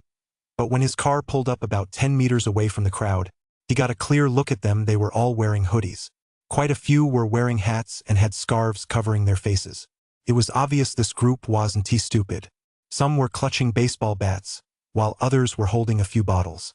However, these bottles clearly weren't ordinary ones. You could see wicks sticking out of the openings. Just looking at their setup, it was obvious these guys were planning to pull off a major heist tonight. To be honest, seeing a scene like this, it was impossible for Ethan West not to feel nervous. Right now, his palms were sweaty, and his heart was pounding. But he had no choice but to grit his teeth and silently remind himself, the poor don't pick on the poor, and the group approaching from the opposite direction seemed to have heard their unspoken thoughts. When they saw that the two people sitting in the car were just ordinary middle-aged men, they didn't give them any trouble. Clearly, this group had a very specific objective. They knew exactly who their targets were. Only when they saw the crowd pass by on both sides of their car did the two men finally breathe a sigh of relief. But with so many people on the street, they didn't dare drive too fast. They could only crawl forward at 10 meters per hour. In over 20 minutes, they covered less than 1,000 meters. Just as they were about to exit Powell Street, a sudden boom rang out behind them. Without turning around, they saw in the rearview mirror that a massive fire had erupted at the police cordon they passed earlier. Immediately afterward, a series of explosions followed. Boom, boom, boom. As soon as Ethan West saw this, he knew it must be the Molotov cocktail that guy had brought earlier going off. The crowd, witnessing this, suddenly became restless, as if they'd been injected with stimulants. The crowd, which had been moving slowly, instantly became excited. Some raised their hands and began cheering. Others even began swaying their bodies in rhythm. This certainly didn't look like a protest march. Anyone unfamiliar with the situation might have thought they were attending a music festival. At this point, the crowd also began to turn hostile. Some people passing by would bang hard on their car windows, while others pounded their car roofs with their fists. A few even sprinted toward their car from a distance. Judging by their momentum, they were about to jump onto the car and pull off some parkour. Seeing this, Ethan West grew nervous and pressed down a little harder on the gas pedal. The already powerful Taurus shot forward instantly, knocking those guys charging toward it right to the ground. Ethan West didn't show the slightest mercy. He knew that among this crowd, who knows how many were high on drugs or drunk. Right now, with the drugs taking full effect, if you show even a hint of weakness, they'll beat you to a pulp. So with people like this, you absolutely cannot hold back. 91 The Human Purge? Taurus's sudden outburst also startled the people on the street. Fortunately, those guys had all been knocked to either side of the road, and no one was run over by the car. Plus, these foreigners were really tough. After being hit by the car like that, they just tumbled a few times on the ground, brushed the dust off their clothes, and got right back up, as if nothing had happened. After that, though, no one dared to provoke their car anymore, because everyone knew this guy was serious about running people over. These guys might have had their minds warped by drugs, but none of them were stupid. Ethan West pressed the gas pedal a little harder, and the Taurus picked up speed to 20 yards, but it couldn't go any faster than that. The crowd on the road was simply too dense. All of them were heading up ahead to stir up trouble. Ethan West gripped the steering wheel tightly. His body and back were already soaked through. If his face weren't covered by a layer of silicone mask, sweat would be pouring down his face by now. But the more he felt this way, the less he dared to take off the mask. Because if something were to happen in a moment, it would be safer to keep the mask on. After all, it made it harder to get beaten up. Finally, Sister Powell's exit was right in front of them. Seeing the corner where the street turned, they both nearly shouted with joy. But the moment they turned the corner, their hearts sank into an icy abyss. They thought turning the corner meant they escaped to safety. But the situation outside was even worse. They had turned onto Kensington Avenue. Heading west along the street would take them to the waterfront. Heading southeast would lead them to the Golden Gate Bridge. This used to be a scenic, historic street, but now it had turned into a Middle Eastern battlefield. Both sides of the road were swarming with rioters. Some were wielding bricks and smashing the windows and doors of shops lining the street. During the riots in San Francisco a couple of days ago, this neighborhood hadn't been the main battleground. So the shop owners never expected another outbreak of violence so soon. As a result, the shops on both sides of the street hadn't installed security doors or windows. This gave the rioters an opening. They swung wooden clubs and bricks, shattering the shop windows and doors. Then, amid cheers, they swarmed into the stores. The sight left Ethan West and Karen speechless with fear. Although they'd seen scenes like this many times on TV, experiencing it firsthand still sent a chill down their spines. There was absolutely no law or order here anymore. OMG. I can't believe this is the US. We're done for. I hate those damn politicians. Looking out the window at the battlefield-like scene, Karen muttered curses to herself from the passenger seat. Ethan West remained silent as well. He'd been in the US for nearly 10 years. But the US today was a completely different world from when he first arrived. In just a few short years, this country had already been torn apart to this extent. Bang! Just as the two of them were feeling disheartened by everything unfolding before their eyes, a gunshot suddenly rang out not far ahead. Ethan West slammed on the brakes, and Karen's face went pale. Has it finally happened? Karen muttered to herself. In fact, every time a riot or robbery like this broke out, it always ended up spiraling out of control. Take what happened just ahead, for example. A jewelry store had its windows and doors smashed. A group of people had stormed inside to rob it. But when a woman emerged from the store wearing several thick gold chains, she was blocked by a few young black men. The ones who arrived a moment too late tried to get her to hand over 2 of the chains so they could have their share of the loot. The black woman naturally refused, and an argument ensued. The situation spiraled out of control. Unable to control his emotions, one of the young men pulled out a gun and blew the heavyset woman's head off. Then, 2 of the young black men, laughing and joking, went straight for the woman's neck to snatch her necklaces. But their actions enraged the black woman's companions. After all, anyone daring to cause trouble on the streets in the middle of the night isn't someone to mess with. The black woman's companions had just crawled out from behind the shattered storefront windows. Now, seeing their friend get shot in the head and others trying to steal the woman's necklaces, those guys immediately reached for their guns at their waists and fired several shots at the 2 young black men. Bang. Bang. Caught off guard, the 2 young black men were knocked to the ground. Their companions, in turn, immediately exchanged fire with the guys across the street. In an instant, gunfire erupted all along the street, and bullets flew everywhere. A few bystanders, struck by stray bullets, were so enraged that they drew their own guns and joined the fray. The street, which just moments ago had resembled a carnival, instantly turned into a battle royale. Seeing this, Ethan West and Karen didn't dare to keep moving forward. Ethan West immediately shouted to Karen, "Get down!" He tried to put the car in reverse to get out of there, but the car was completely blocked by a few people behind them.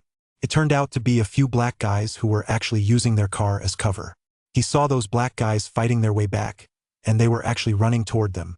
Ethan West let out a curse, "FUK." Then, grabbing Karen, he pushed open the car door and jumped out. He turned and sprinted into a nearby alley. He had no intention of getting inexplicably dragged into their battle royale operation. He couldn't worry about the car now. At worst, he'd just have to pay the rental company. Compared to that small amount of money, his life was what mattered most. Once in the alley, the 2 of them quickly pulled the hoodies they'd just taken off over their heads. They also put on their face masks, though this time, it wasn't for a robbery. It was simply to blend in with the crowd on the street, so they wouldn't be seen as outsiders. Gunfire rang out all over the streets, and flickering flames could be seen in the distance. Yet the police, who were everywhere during the day, were nowhere to be seen on the streets. This city was practically 2 different worlds at night compared to during the day. This immediately reminded Ethan West of that Hollywood movie, The Purge. How strikingly similar was the scene before him to that movie. He couldn't help but feel an inexplicable sense of irony. "Let us go." With his arm around Karen's waist, Ethan West hurried through the alley. The streetlights along the main road had all been vandalized by rioters, leaving this alley in complete darkness. Places like this were prime breeding grounds for crime. Neither of them wanted to linger here. After passing through this alley, they emerged onto another street, Columbus Avenue. But as soon as they stepped onto the street, They were stunned. The street was completely different from the one they'd just left. The air was filled with the roar of engines. The moment they emerged, they saw two motorcycles barreling straight toward them. If Ethan West hadn't grabbed Karen, she would surely have been knocked down by the motorcycles. And right behind those two motorcycles, a modified Dodge Challenger was roaring toward them. Seeing this scene, they were both stunned. 92 aiming carefully. Ahead lay a sharp downhill curve, and the road was very narrow. Taking that curve at such speed, one slip up, and it would mean certain death on the spot. But judging by the Challenger, it showed absolutely no sign of slowing down. It charged straight into the curve and then, unbelievably, shot straight out of the bend. Was this some kind of real-life speed racer? Or were they high on drugs? Seeing this, Ethan West felt his mind go blank. That car shot off the road like a cannonball and, with a boom, crashed directly into the building across the curve. Clatter, clatter. The sound of shattering glass echoed from the building, and the two looked on in shock. The car had smashed through the floor-to-ceiling glass windows on the second floor of the building across the street and plowed right into the structure. Meanwhile, the hooligans lining both sides of the street, upon seeing this scene, didn't show the slightest concern for the driver. Instead, they cheered wildly and rushed toward the building.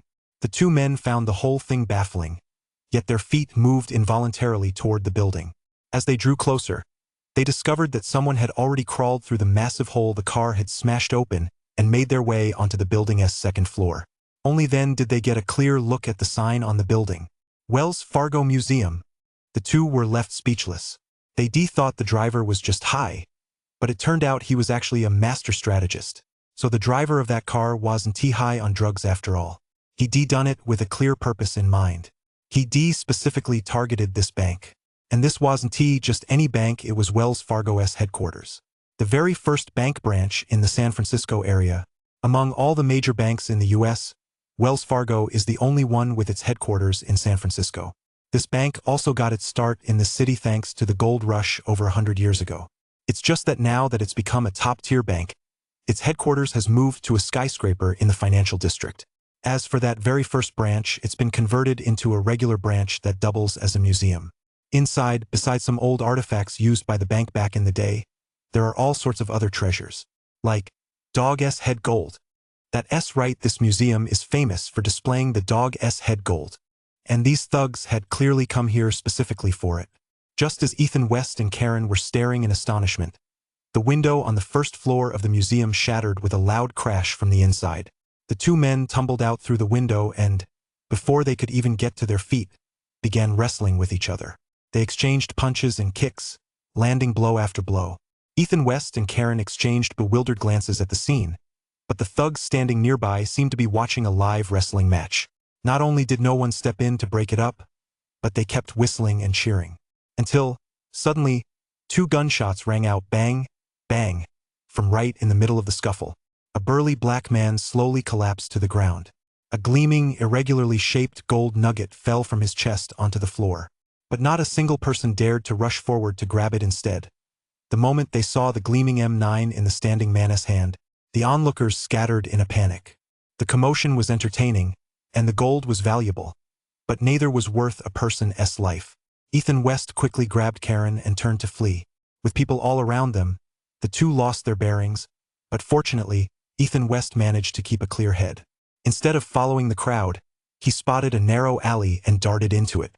After weaving through several alleys in quick succession, they finally emerged onto a main road. This road was much less crowded and far more open. Seeing that they'd finally shaken off the rioting mob, the two of them stopped. Ethan West planted his hands on his knees and began gasping for breath. Although his body had been tempered by his superpowers, significantly boosting his physical endurance, running several thousand meters at high speed in one go, as he had just done, still left him feeling utterly exhausted. Karen, standing beside him, was even worse off. She had already leaned against the wall and slowly slid to the ground. She too was gasping for breath. "We can't keep running around like this all night. We need to find a place to hide until dawn," Ethan West said to Karen, and she nodded in agreement. "I agree." But no sooner had the words left her mouth than Karen froze. She didn't speak, but instead pointed across the street. Ethan West looked up and saw several figures hiding in the shadows on the other side of the street.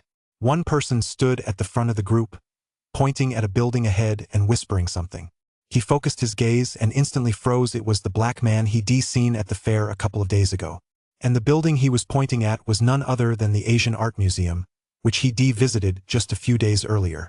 Ethan West, who'd been feeling completely exhausted, suddenly felt as though he'd been recharged. His whole body was instantly bursting with energy. What's going on? Is James planning to make a second run at it? Now that he had regained his energy, he glanced down the street. At that sight, he froze. Turned out the street wasn't as peaceful as they'd thought. Just a few hundred meters ahead, rows of rioters were facing off against squads of riot police. The riot police stood across the street, holding up their shields to form a human wall. Behind the human wall were more than a dozen mounted police officers on tall horses.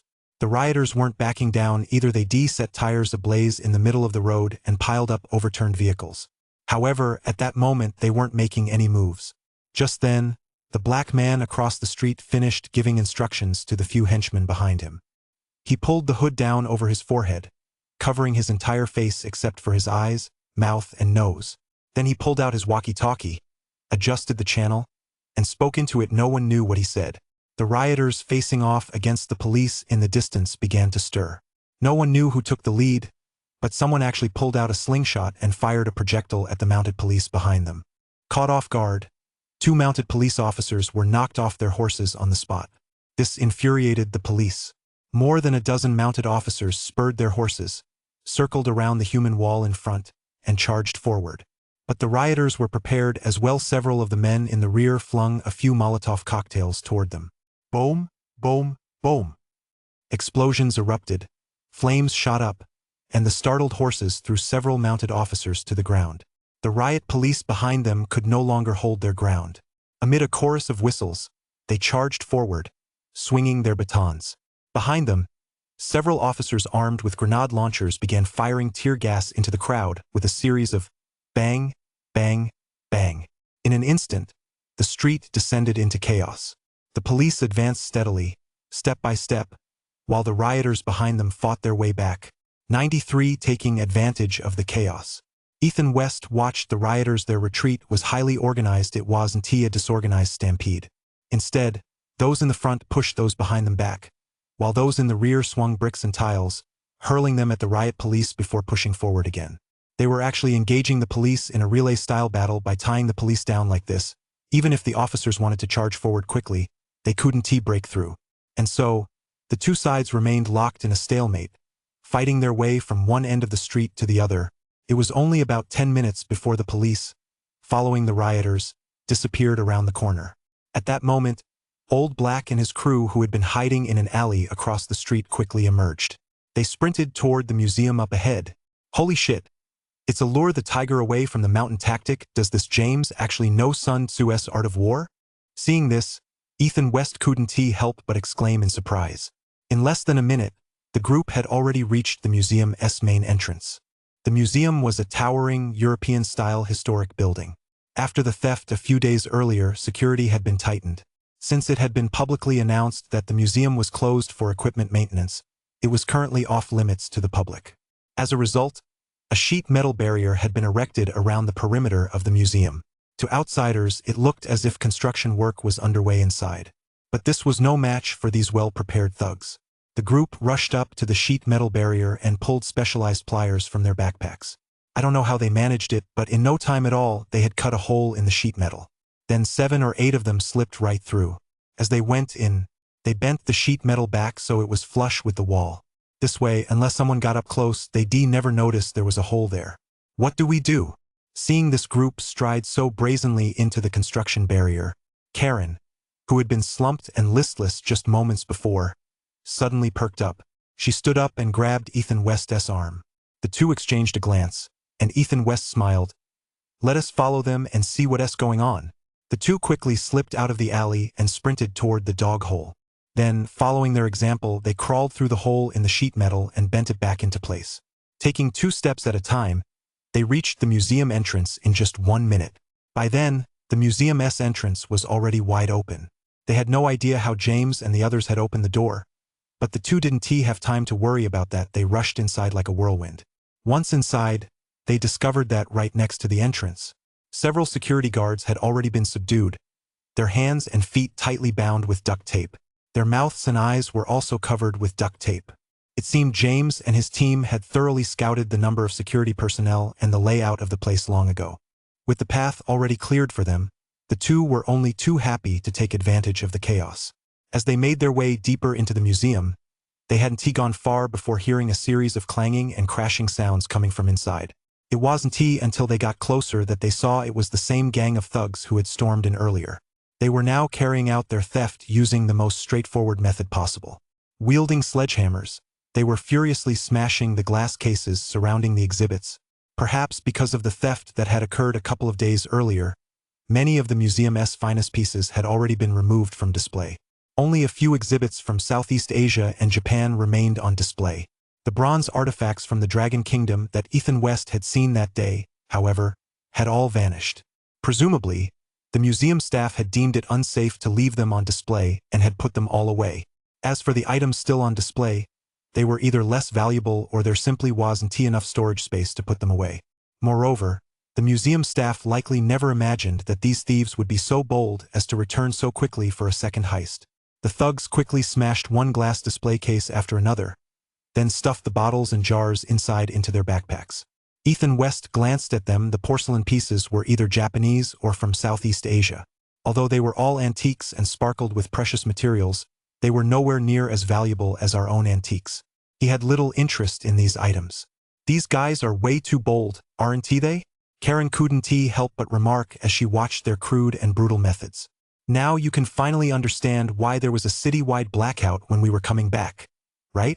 Ethan West recalled the moment on their way back when all the streetlights suddenly went out. It must have been these guys who sabotaged the power grid, and they certainly weren't doing it just to cause destruction. Their ultimate goal was to paralyze the security systems at banks, museums, and the street surveillance cameras. Take this museum, for example. In the past, if these guys had been swinging sledgehammers like this, the alarms would have gone off long ago, and nearby police would have rushed in to provide backup. But now, this place had become a haven for these thugs. Let us go inside.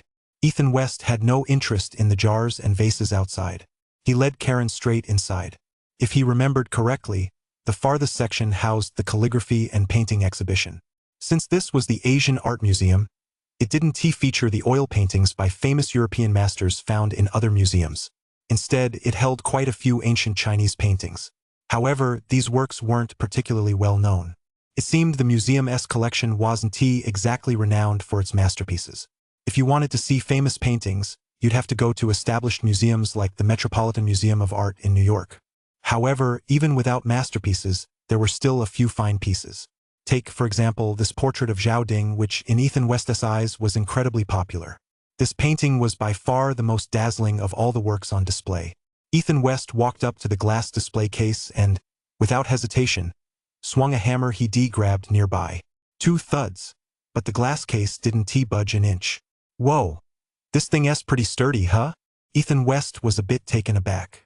What did you expect? Move aside. Karen rolled her eyes at him, then pulled out her handgun. Don't make a sound. Ethan West quickly grabbed Karen's arm, but she just laughed. Do you really think they'll hear us? Ethan West paused, then listened closely. Right now, the sound of sledgehammers swinging back and forth was echoing all over the hall. Who would be paying attention to them? Besides, Karen wasn't just winging it. She also grabbed a cushion from the sofa in the nearby lounge area. She pressed it against a corner of the glass display case at close range, and after a dull thud, the glass case shattered. Ethan West quickly rolled up the painting and stuffed it into his backpack. Then, using the same method, he smashed several more glass cases and retrieved a few paintings. With time running short, he didn't have a chance to examine what exactly these paintings were. Just as they were about to smash the 4th glass case, Ethan West suddenly noticed a bright yellow light emanating from a room at the back of the exhibition hall. He hurried over, and the moment he stepped inside, he was stunned. It turned out that inside was a display case against the wall, containing a calligraphy scroll that now lay there quietly, emitting a blazing yellow glow. 94 Know when to stop. Previously, the display case had been covered with a cloth, so it wasn't clearly visible from the outside. But with all the commotion outside, the air circulation picked up, and the cloth covering the case fell off. When he noticed the yellow light, and this was no ordinary yellow light. Stepping closer, he saw that it was actually a calligraphy scroll. Although he only glanced at it briefly, it left Ethan West with the impression of a fleeting glimpse of beauty. The characters on the calligraphy scroll were truly exquisite. Even he, a complete novice with little knowledge of calligraphy, could sense the fluidity and grace of the strokes. However, he didn't have time to appreciate it fully just then. What exactly was this? This time, without Karen having to lift a finger, he took the gun from her hand. He grabbed a sofa cushion, braced it against the corner of the glass display case, and fired a shot. The glass shattered. He carefully rolled up the scroll inside and stowed the calligraphy scroll in the backpack on his back. Let us go check out the rest of the place. I think there are plenty of other good finds. At that moment, Karen was like Grandma Lou visiting the Grandview Garden. Everything looked new and exciting to her. She wanted to take everything she saw, but Ethan West suddenly yanked her back. Don't be too greedy. Know when to stop while you're ahead. We need to get out of here fast. Although he also wanted to grab a little more, the backpack on his back was already full. Moreover, with his physical abilities enhanced, his senses had also sharpened considerably. Not only did he possess the ability to see through objects, but his hearing had also become exceptionally keen. At that moment, the others were still reveling in the thrill of the looting, and the exhibition hall was filled with the clanging and crashing sounds of things being smashed. But he could already faintly hear the sound of police sirens in the distance. Although Karen was reluctant, she knew Ethan West had a point. Besides, Ethan West was pulling her toward the exit with such determination that she had no choice but to follow him as he dashed out of the museum. The two of them walked briskly along the wall for 300 meters before spotting the flashing police lights in the distance, racing frantically toward the museum. Ethan West quickly tugged Karen into a nearby alley. No sooner had the two of them ducked inside and taken cover than the police cars raced past. It wasn't just the police cars. The sound of helicopter rotors could be heard in the sky as well. A gust of wind swept past, and a helicopter had already flown right over their heads. It seemed the incident at the museum had already alerted the police. This place was unlike any other. It was a vault for the wealthy. Mess with this place, and the rich would naturally come after you with a vengeance. Seeing the police mobilize on such a massive scale, Karen couldn't help but feel relieved that they made it out so quickly. As for the thugs still inside the museum, they just have to fend for themselves. The two made their way through the streets and alleys with great caution, but the situation on the ground was simply too chaotic. It was also difficult for them to return to the hotel, so they could only find an old building nearby with a fire escape ladder on the outside. Climbing up the fire escape to the roof, they found a sheltered spot and stayed there for most of the night. It wasn't until dawn broke and the commotion gradually subsided that the two came back down. When they finally found the car they abandoned, they were stunned. The windows were smashed to smithereens, and the body was covered in graffiti.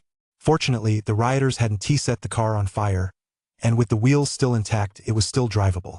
They made do with what they had and drove the car back to the rental company.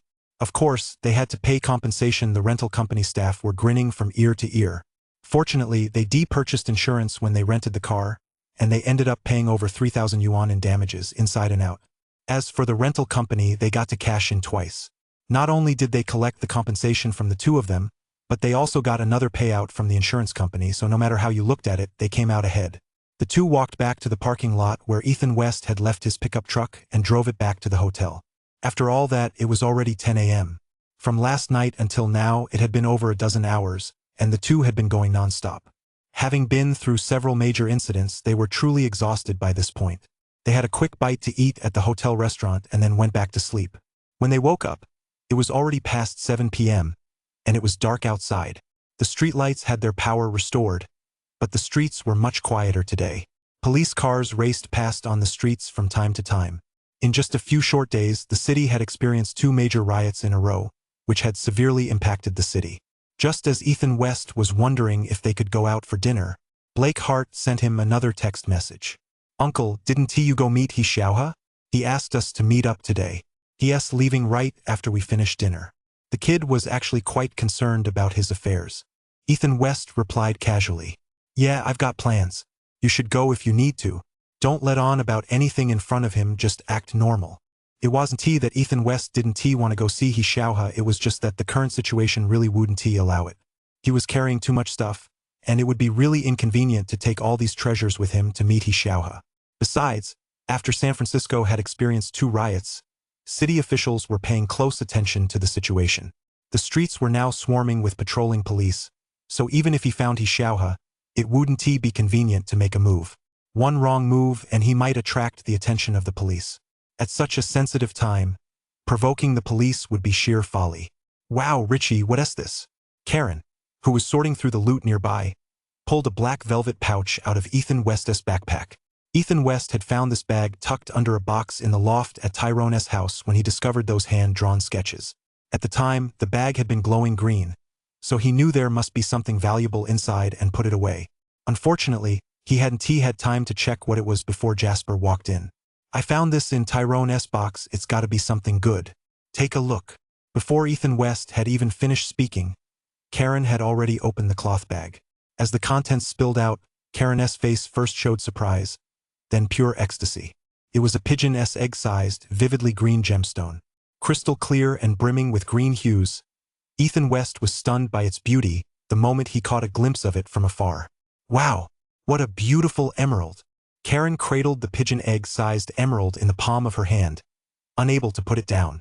Women, after all, simply can't resist the allure of such sparkling stones. Karen herself was skilled at gem appraisal, so she quickly pulled out a magnifying glass and a flashlight and began examining the gem. A moment later, she set her tools aside. No doubt about it, this must be a top-grade emerald from Colombia. It might even be one of Pablo's treasures that Taryn found. As she spoke, Karen held up the hand-drawn sketches. Ethan West nodded in agreement. It's possible that these sketches contain a clue to this emerald's origin. 95 Pablo's treasure. Ethan West knew full well that Colombia was far from being known only for cocaine and drug lords. The country is also world-renowned for two other things. One is its coffee, and the other is its emeralds. Emeralds are recognized worldwide as one of the 4 major colored gemstones. In terms of value and rarity, they're leagues ahead of jade, which is so beloved by the Chinese. Some might wonder, since both are green gemstones, why are emeralds more expensive than our jade? The reason is simple. Emeralds are far harder than jadeite. As everyone knows, our jadeite is extremely delicate, even a slight bump can cause cracks or even breakage. But emeralds don't have this problem. And in the jewelry industry, hardness is one of the criteria for determining whether a gemstone meets the required standards. Unfortunately, in this regard, both the mutton-fat white jade and jadeite favored by Chinese people fall short of the standard. This is also the main reason why these two gemstones can only circulate within China. Once they hit the international market, they simply don't stand a chance. And the fact that an emerald has appeared among Turin's belongings suggests a strong connection to Pablo's treasure trove. After all, this guy was once the underground emperor of Colombia.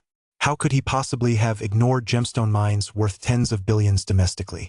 Even if he hadn't been directly involved in the business, he certainly amassed quite a collection. Moreover, there are records of every gem in his collection. He has purchased quite a few emeralds like this one, but this one definitely isn't the most famous one in his collection. Right now, Karen is holding the emerald up to the light, examining it closely. She was examining the gem's clarity, and after that, she carefully inspected its cut. This is definitely a top-tier emerald, based on current market prices. It's at least $15,000 per carat, and I estimate this one weighs about 4 carats. Wow, doesn't that mean it's worth 60,000? Ethan West let out a gasp of surprise, but Karen just laughed heartily. Darling, that's not how you calculate it. Gems of this caliber generally, anything over 3 carats already have collector's value. A 4-carat stone like this could even go to a small auction. Ethan West was taken aback. How much could it possibly fetch? It's hard to say, but given the current market for emeralds, a stone this size is worth at least $500,000. Whoa! Hearing Karen say that, Ethan West couldn't help but gasp. No wonder women love these sparkling stones, they really are worth a fortune. Just a tiny little stone, and it's worth $500,000. Meanwhile, Karen looked at the emerald with an expression of deep regret. What's wrong? Aren't you satisfied with a gem like this? I just feel it's a shame this must be the smallest one in Pablo's treasure trove. According to historical records, when Pablo's business was at its peak, he once wanted to get involved in the Colombian emerald mining industry. Unfortunately, he was rejected by an alliance of local mine owners, and the two sides even engaged in fierce conflict as a result. It was known as the Bloody Emerald War, and there were at least 6,000 casualties on both sides. It wasn't until someone stepped in to mediate that the two sides finally stopped fighting. And although Pablo was shut out of the emerald mining business, he did receive a considerable amount of compensation. Among them were dozens of top-quality emeralds, the smallest of which weighed as much as 5 carats. If Karen hadn't mentioned it, Ethan West wouldn't have had the slightest idea that Pablo had such a history. Most of what he knew about Pablo came from Nafe's TV series. And in that series, there was no mention of this guy having such an experience. So what if it's only 5 carats? Our 4-carat one is just a tiny bit smaller than his 5-carat one. Seeing Karen's disappointed expression, Ethan West couldn't help but offer her some comfort. Unexpectedly, his words left Karen shaking her head in a mix of laughter and exasperation. What do you know? Once an emerald exceeds 3 carats, it becomes a collector's item. Based on current market trends, this kind of gemstone appreciates by 10% every year. Plus, when set in jewelry, it's exempt from estate tax, which is why the wealthy love these high-end gemstones so much. This also leads to a situation where high-end gemstones are often in short supply. And for gems of this caliber, the price multiplies exponentially with every additional carat of weight. Karen explained to Ethan West, who was now staring at her with his mouth agape. What do you mean? If this gem were 5 carats, would it be worth $1 million? Karen shook her head. More than that, it could even be 2 million.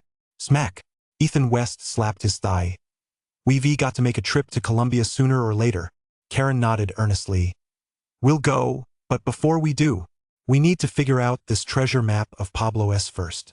Without further ado, they unrolled the hand-drawn map and began studying it. While Karen pored over the map, Ethan West turned his attention to the several paintings spread out on the bed. The one that shone the brightest was the one in the center, Portrait of Zhao Ding.